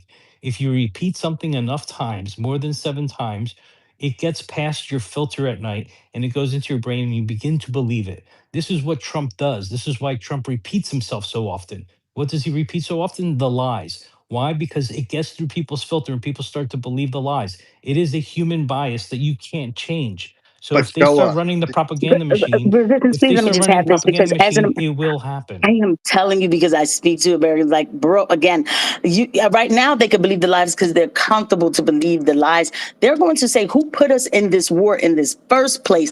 That's what they're going to say. Joe, again, these people, they're not going to want to go to mountains and all of this, in another country, all the way to another country. It'd be one thing, at least if it was Canada, I might could be like, all right, yeah, or, Mexico, all the way to Iran. They're not going to want to do that. They're going to say, we shouldn't have been in this war in the first place, even if they don't know about Israel. They will get mad and then try to draft them to go. Casey, You think that they're look, going to go along with that? I've been working with human behavior for 30 years, consulting Me Fortune too. 500 companies. Eh, Consulting Fortune 500 companies. Human opinions are the easiest thing to move with enough money and time. Okay? Very easy. If Yeah, they but have the Joa, time, what you're they will seeing. change Let me the just make one more opinion. point. Okay, Let me but make one more point to Joa one more time, please, and then I'll stop talking. But Joa, I've worked with human behavior as well for years now for Fortune 500 company. But I have, and I've seen people now. When you're saying with enough money, now if you give people money to sit down, they will sit down. But in this case, people will get hysterical, and in hysteria, you're not going to go and conform and get into military process. All you know is that your finances are jacked up. You don't know where food is coming from. And now they're trying to send you to a war. You're going to get mad at the people doing this to you, at the people the closest that you can get to. They're not going to want to go to the mountains of Iran and start having to be in the rain and in the mud and all of that others and then get shot at and get killed. Like they're not going to think that that's conducive. They're going to be angry and they're going to go straight to what's Really? closest to Then them. then then to why did we assume go? there's Why not did we go to Iraq then? to assume there's Why not did because it unlimited was that? Why did we go to Iraq? stupidity. Wait a minute. Joa, Let me answer that 9/11 question. happened. No, let me Iran and answer Iraq. that question because he asked that. Why did we go to Iraq? Yeah, Joe, we were perfectly propagandized for that, and at that time, we were financially like ready. Like, are you? We were comfortable. Like, you remember America at that time, and then we saw the No, two buildings we go just down. had we just had a huge crash of the internet bubble. Yeah, whether the internet that bubble or not, people weren't feeling it like they are today. I remember this time in life. Life was chill, and then we saw those buildings go down, and all of the propaganda surrounding that, weapons of mass destruction. They took time to build up their lie. This time around, they Yeah, didn't it even made build you up a lie for us to even be it there. made you And it then you're made gonna you drag not people. look it made you not look at the fact that the VCs raped America and had the internet bubble, and we were going to go into a deep recession, so they started a war to prop up the economy, exactly what David just said. That happened last time, and you're saying, why don't they blame the people who are responsible? Guess who was responsible then? We knew exactly who was responsible, and people were talking about it.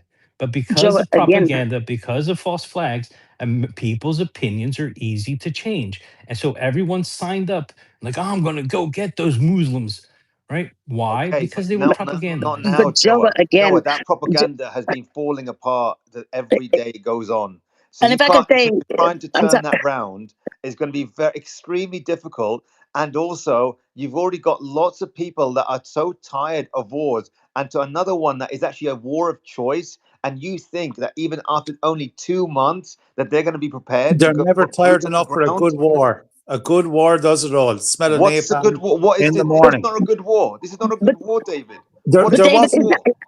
it's not about. There, I'm talking about the people on the ground. Of course, our establishment is never tired What's enough for so a good. good about this war? Listen, 40% of Americans can't find the goddamn nation on a map of the world. Yes, you mean to tell me they couldn't get 10 million good old guys from the mountains of Kentucky that'll sign up in the morning and go across and kill the enemy because they're brainwashed to tell them? Of course they can. No, The David. military industrial complex needs to find a $10 trillion war. You did it for 20 years in Afghanistan. It was 9 trillion, whatever. How many trillions was it? We still can't find the 6 to 7 trillion that the Pentagon can't audit.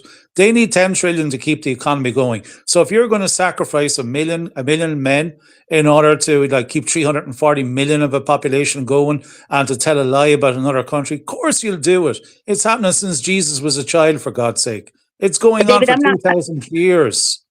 I'm not talking about the propaganda that it takes. You saying that the good old boys in Kentucky mountains are going to go? Those are going to be the I'm first just ones. saying it'll be Texan guys, it'll be guys from Montana, it'll be guys everywhere. Guys that have nothing in their lives and they want, look, remember the song 19 Vietnam, where the average age was 19? When there's so many people in America now are dejected, have nothing. 40% of the country is on food stamps. You give them a war, you'll get the guys going straight across on the boats to go do it. That's just how You're it is. tripping. Like those are the people who want. Okay, go ahead. Can I ask you a question on that? Right, just getting out of the debate situation. So, let's say you go to some people in America who are extremely poor, who can't remember the financial situation is going to get much worse. They can't afford to pay the bills. They're out on the street. They have no source of income whatsoever. And then someone says to them, guess what? I know you don't agree with this war, but if you register for this war, you'll get, I don't know, $50,000, XYZ number of benefits. You'll get $80,000 a year, $100,000 a year, whatever the pay is, and you'll have some kind of income, and then that person thinks, look, I'll just go to foreign war, I might survive, but like I've got no money. You think that there won't be people who will be willing to join the army? The few people I mean, when I speak to the people in the army, and I'm like, bro, why have you even joined the army? And they're like, yeah, but it's my only way of getting income. In the UK, as an example, it's poor working class guys who are literally, like, all of them saying, oh, we're going to join the army, like it's going to give us opportunities. You don't think there'll be people who may join the army, even a large number, if the financial situation gets really, really bad in the United States of America? Of course, I said if you give people money, yeah, like a certain amount of money, you'll get people to do it. But this thing, and I'm not sure, even still, like it's like how it was before, because a lot of, like, even my own family member who did join the army, he joined it for that exact reason. He did, but this was before um, Iraq and Afghanistan and everything else.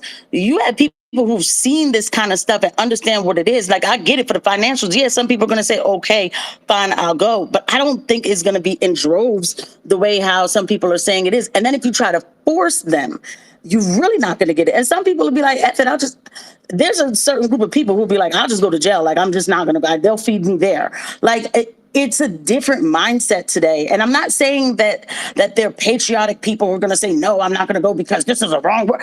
That's not what I'm saying. I'm saying that the people today just, that's a lot of moving around. They just may simply not feel like it. But I don't know. But Casey, again, if you you could give look. people money, they will In do World War things. So Two, they'll in do World War something, but Two, it won't pretend they'll 9 million put on a uniform with 120 million less of a population. You only need a fraction in order to commit to a war over in Iran, and that's what they will sell because they need to sell it. You're bankrupt. You need the printing press to go again. This is how you Casey, solve problems. or Casey, or anyone who's listening, look up on YouTube something called social conformity brain games. Okay. And it'll show you that with a single person, you can convince an entire doctor's office to stand every time a bell goes off every 5 minutes. And Yeah, after we that see. person who started it leaves, it continues to happen. It is really easy to construct social conformity, really easy. And you can No, I agree start with you with on one that. city, one neighborhood, whatever you want, and you will have everyone there supporting this war because it doesn't take much. It really doesn't, I right? agree with you. That's You can I get. agree You with you, can Joe. get. Largely speaking, I'd say other than the Palestine situation and the Iran war, which wasn't easy to do. It took time. But that being said, generally speaking, the masses are easy to manipulate into conforming to evil. And they'll always think that they're doing it for the greater good. If you look at, for example, we can just look at recent history. And Joe, I'm in agreement with you on this, by the way. Um, if you look at recent history, um, you look at, for example, Russia-Ukraine war. You look at COVID. You look at Brexit. Brexit is a prime example in the UK where they shifted sentiment so quickly within the space of a couple of months based on enough propaganda through the mainstream media and they control everything.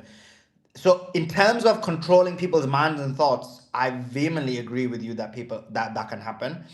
But I just think that in terms of what you're saying overarchingly in terms of this sentiment, I think where I think maybe your thesis may be wrong, not in terms of overarchingly it's right, but in terms of the application on this specific situation is because what you have is social media, you have channels like ours, accounts like ours, various others, who are going to be pushing the other perspective that people will be able to wake up.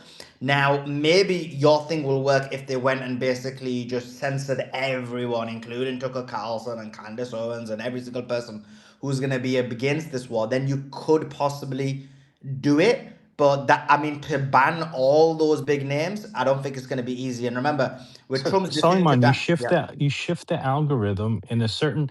Let's pick Louisiana, right? One of America's poorest states, right? You El get the Joa, by the way, I love Louisiana. I love New Orleans. One of my favorite places. Great vibes. El Joa, but go and attack those look. poor people. I'm not saying Attack those anything poor people. wrong. Go ahead, Joa. It's In your known. in your glass house of Dubai, East Israel. Go ahead. Listen, they changed the algorithm in that area, which they could get done, right? and then they flood the area with propaganda. And now you have a base to work with. And it's not much different than why I said, Trump's going to win. I bet my career on it back in 2016 when he was only 20% of the poll, because he did the same thing. He targeted what was considered forgotten Americans, the miners. Then he moved on to the veterans, right? He didn't do jack shit for the miners. More mines closed under him than the previous president. He didn't do shit for the VA either. Things got worse, not better, right? But that's who he targeted. You find your base, you hit a pain point that they have, and that doing this one action is going to solve it. And that's how you get your base. Once you have a base, then you can start to spread out. That's how these things happen, right? So yes, I understand, and this is why I'm on these I spaces agree, to but help Joe, that. I agree with But you. they So can again, change the algos. no, but Joe, I agree. So I agree with you on that. That's literally the tactic they can use, and that is the tactic they would use. And by the way, I'm in complete agreement. That's how you would do it. Where I disagree is that because we have so much public sentiment on our side already, they're actually working against the public narrative, and you still have our platforms. You still have Tucker Carlson, Candace Owens. I agree. That's why They, they would have to change the algorithms in But you know in those what? I areas. actually agree with David. You don't need to change the algorithm. You can convince like 2 million or 5 million hillbillies from whatever redneck area, and they It's will do it cheaper with to L do it propaganda. it's much L cheaper to do it L my way. L Hey, to attack Norway. L they know. I disagree with that. I stand with the rednecks. I stand with all the poor working class people. The only reason they're gonna get manipulated is because of, unfortunately, you have no choice. It's like a financial situation where you have to think, and it's not just about them being rednecks. You would take that and apply to, for example, I'll give you an example. I was in America, and I was in a actual Palestinian Arab area resistance, right? And I went in, yeah, and I was getting a trim, and I was like, oh, boys, Iran's winning. It's flipping awesome, innit, blood? And they were like, yeah, but the gas price. And I said, who cares about gas prices? They're like, yeah, we can't afford it. I was like, blood, it don't matter about the gas prices. Zionists are gonna die. We're gonna win. And they're like, nah, gas prices too much, blood. Like, we're struggling. How are we gonna pay our rent? So that's like literally, poor people, unfortunately, is the psychology. And by the way, I come from a working class area. I'm from a poor background, so I know how it works. It's easy to manipulate them into thinking that, look, this is your only way out. Your wife, your children are your responsibility. They're not able to eat today. Do you want them to do you want them to have food for your next meal? And you Yeah, can I basically, understand, and I'm coming around to Joa Sully, but it's more like I don't believe 2 months is is the time frame that they'll do it in. You know, it's such a short space of time. I think this war will have to drag on for at least 6 to 9 months for America to contemplate having a major draft. They'll deploy whatever soldiers The they'll Do, need. economy do would they have collapse do they have that globally. much time? Do they have that much time now the petrodollar is gone and 2 to 3 billion a day is walking out the back door, leveraged seven to 8 times to 16 to 20 yeah, billion a day? but no ground. Let's be clear on this. No ground invasion will save the economy, because any ground invasion, according to all the experts, Simon, Darkside, Joa, all the financial experts who've been on here, have all said that the times frame that we have, no ground invasion would would be able to be done in enough time. So as soon as we're talking about ground invasion, I guess we're already accepting that the financial market and the world's already collapsed, because um I mean, if I'm right, that these guys have been saying it's gonna, like, a month or two of this and it's over, and like no ground invasion is gonna end in weeks, right? Unless it's a very small one, like the one they tried in South Isfahan and left. And Suleiman, a thing I think you'll agree with me on. They already typically Bro, I've when we already do agreed with you on a lot of yeah, this. What are yeah, you yeah. talking about? When we do these wars, we run propaganda first, right? And what was happening in America was you saw a bunch of people going, "Oh, we need to get out these Muslims. We got to get out these Muslims." You even debated the one guy that's Jewish that pretends to be Catholic or whatever his name is. I forget, the J6er guy, right? That rhetoric was starting to spread in America. You know what stopped that rhetoric? It was the Epstein files. If it wasn't for the Epstein files, America would be divided about Iran. You wouldn't see what we saw now. The only thing that That's stopped true. the propaganda that they were starting already was the fact that Epstein files they didn't expect would have most of MAGA turn against Trump. And that's That's the true. only reason we're in this position. Otherwise, it would just be, oh, those stupid libtards. Well, we of course we got to take out Iran. They want to bomb I know, and as America. well, Joe, the libtards would have been on the side, and you saw that as well with my debate with Roy Casagrande. He's an example of these liberals. So the right would have been against them because of, as you said, they'd be like these stupid Muslims, and the left would have been like, we need to liberate these women. You remember Roy Casagrande was like, we need to liberate the women, like it's all about the Yeah, women, yeah. theocracy, and all this. Epstein threw off the whole I agree. propaganda I campaign they were completely building agree. for nine I saw months. it. I saw it. I saw it increasing. And this is why I was attacking Alex Jones so much because I was visually seeing what was happening in my eyes. And you're quite right, actually. We were pushing back against it. And the reason our coalition against the war, the reason why our coalition against Zionism and Israel actually worked is because it wasn't just Muslims, it was Christians, it was atheists, it was all people of humanity. And what they were doing was manipulating a lot of people. And actually, a lot of the people who were part of this alliance against them start saying, yeah, actually, Muslims are a problem. Like, okay, we still don't like Jews or we still don't like Israel, but Muslims are a problem. And they were already shifting. So, yeah, I agree with you on Yeah, that, and Joe. that's why they went after Somalis as well. Why? Because every American assumes every Somalis is Muslim. And it hits But both yeah, boxes, black people and Muslims. Yeah, I agree with you. I agree with right, you. It causes exactly. division. They for 9 months they were working on that narrative. Yeah, I agree with you. I agree with you. But we're talking about from now, and I'm saying from now it would take a while to create that narrative and shift it.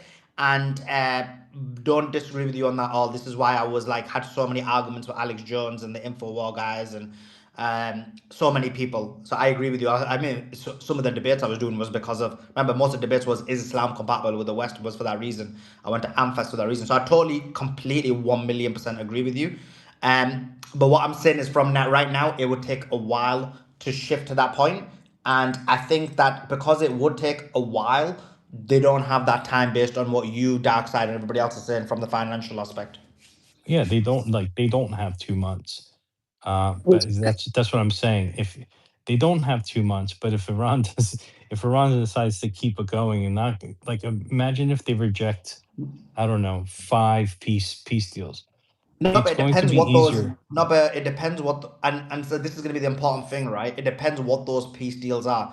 So, for example, if the US goes in now with a peace deal and says, guess what? Lebanon's not included. If Iran was to reject that, I think the world will still be on Iran's side because they'll see Israelis murdering Lebanese.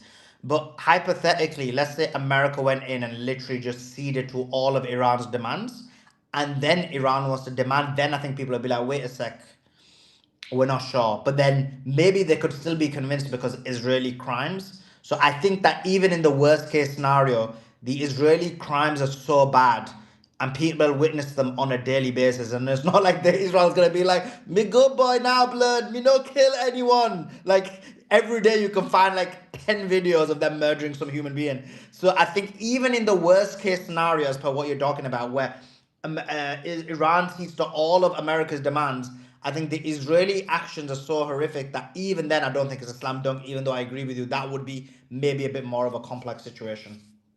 Yeah, I think a lot of Americans won't know it would be easy to shift opinion where people like, yeah, Lebanon's not Iran. Why does Iran care about Lebanon? Like, why aren't they just taking the peace treaty?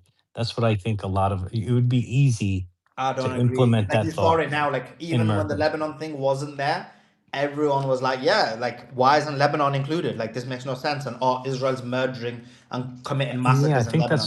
I think that's on X, but outside of a No, it's place not like just X, X. It's not. It's all of the social oh, medias because now I'm on all the okay. social medias. It's more on other social medias. I say X is the more like less. The other social medias are more anti-Israel and anti-America.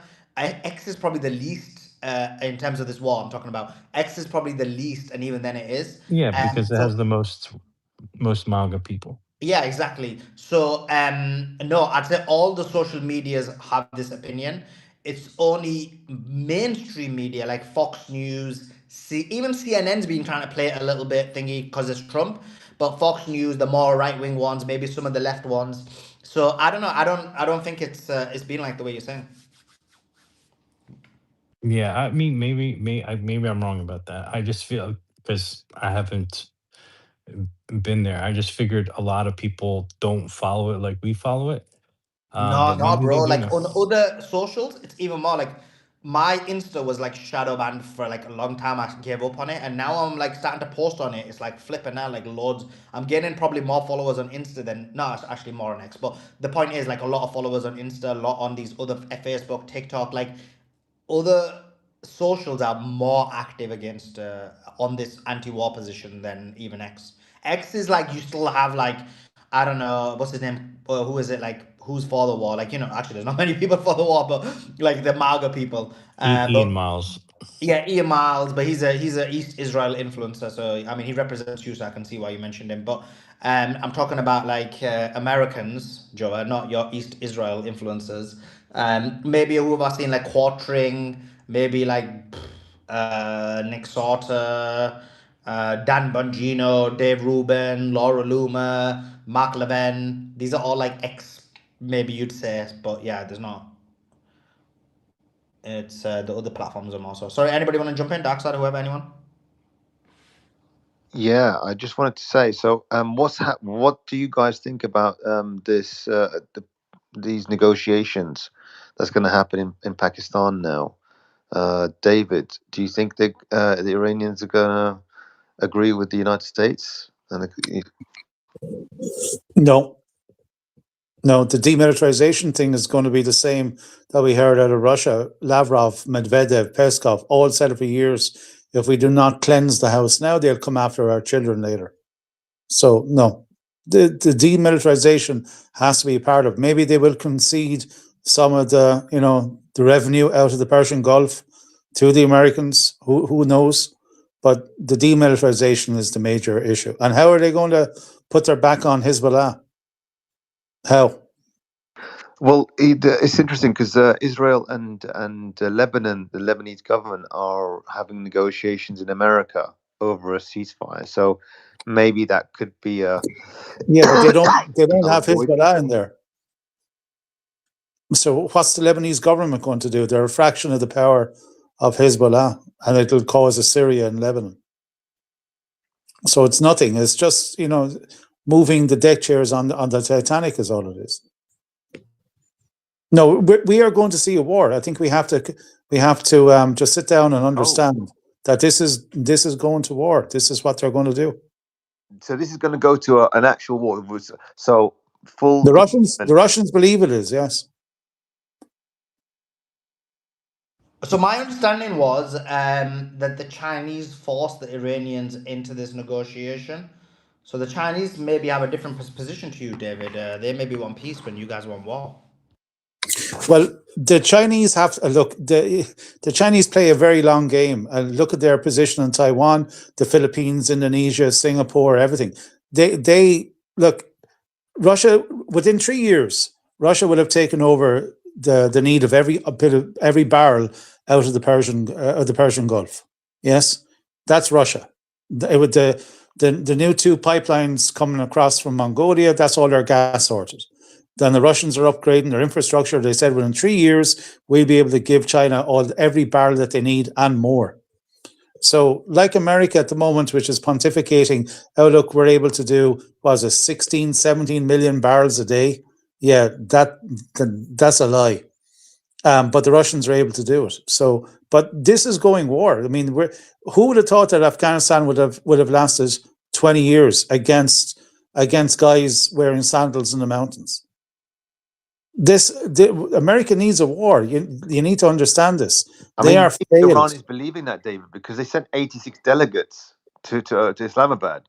So look, when the Vietnam War was going on after the Tet Offensive, 1969 was when the first end of 1969 was when the first peace meeting started, and the war continued until 1975. North Korea, there was peace negotiations going on for 3 years before they eventually settled on the 58th parallel. So this is how things work.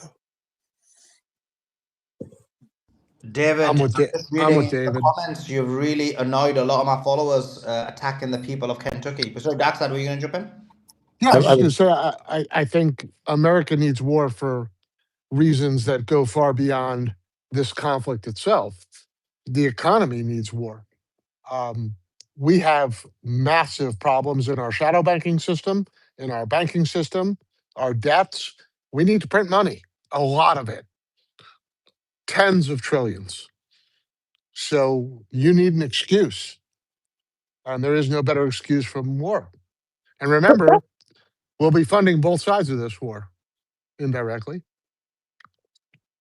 Yeah, I Doc mean, said, can I this ask? is why Nixon took off, went off the gold standard, the Bretton Woods standard in 1971, is to go to war to fund the war in Vietnam. Doc said, can I ask you a question, right? Because what you just said there is, yes, we need an excuse to print money.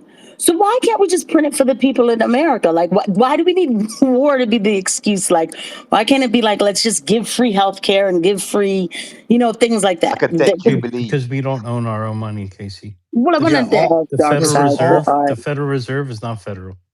All wars are bankers' wars. All wars are bankers' wars. Just remember that, right? So, as Joe had just said, the Federal Reserve is neither federal nor a reserve. It's a European bank. And just remember when we print money, which means the Fed goes out and buys bonds, we Americans get to pay the Fed interest for the pleasure of printing our money, right? There's an illusion that when we print money, that means the Treasury's printing money. That's not how it works. The Fed goes out and buys our own bonds, which they then issue, and then we pay the bankers interest. It's a gigantic scam. As Simon likes to say, it's a fiat Ponzi scheme, and that's what it is. Thank you for answering my question. It's just, it is a Ponzi scheme. It's just so crazy. Thank you. And interestingly, the Federal Reserve was created in December of 1913 for the purpose of of of printing money for war. It was opened by a German brother of the two brothers. One brother was in charge of the German bank, and the other brother opened the Federal Reserve in America. And then, literally 6 months later, World War One happened.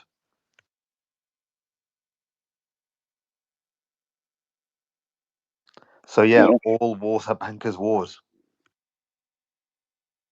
Yeah, it's so crazy. And by the way, I think the good people of Kentucky, they actually know more about our government, the way our government is ran. I think more than many of them. Don't try, Casey. Don't try and get brownie points now. I always have my rednecks back. I came from, I used to live in Florida. I'm down with the rednecks, and I've learned a lot from them about, You're from how our Florida. government. I used to live there. Yeah, no, when I was from Wait, I've 7 been to to 12. Florida. Yeah. It's so rich there. What are you talking about? She's calling Floridians Nah, rednecks. That's not nah, going to And go we then, have over bro, rednecks well. down there too. bro, what is this? Oh my god. No, they called themselves rednecks. Like, they were down. Like we. You want educate her, bro. This is she's not. She's a tether. She don't get it. Oh my God, you're American, okay? But no, they know how the country. They know about our government. I learned a lot from some of them. So yeah. So basically, Scott Ritter was. I know. I mean, obviously, he's a nice guy and everything else, and people did disagree. But he was saying, look, Iran needs to take the deal because essentially, he believes that America will try and drag, will go into war, and that's why it's best that Iran just takes the deal. This is the best that they can get, etc. Because in a war, I can see how those terms won't be the best if that's what you're saying, David. Because then those terms deteriorate as the country is literally decimated in that case. So Look, to steelman his argument. Look, let's steelman his argument. His argument is this: that currently, at this specific point, Iran has the maximum level type of leverage. They've got all the chips in all the balls in their court. They have everything that's perfectly aligned when they're making the decision making. America's in such a weak spot at the moment. In every single decision's gone wrong. Israel, everything's gone wrong. Israel's struggling in terms of a lot of the points they made. So Best thing to do now is to make a deal right now and end everything, rebuild your country, rebuild rebuild, get the sanctions lifted, rebuild your country. That's his position. He said, look, let's say you reject this deal.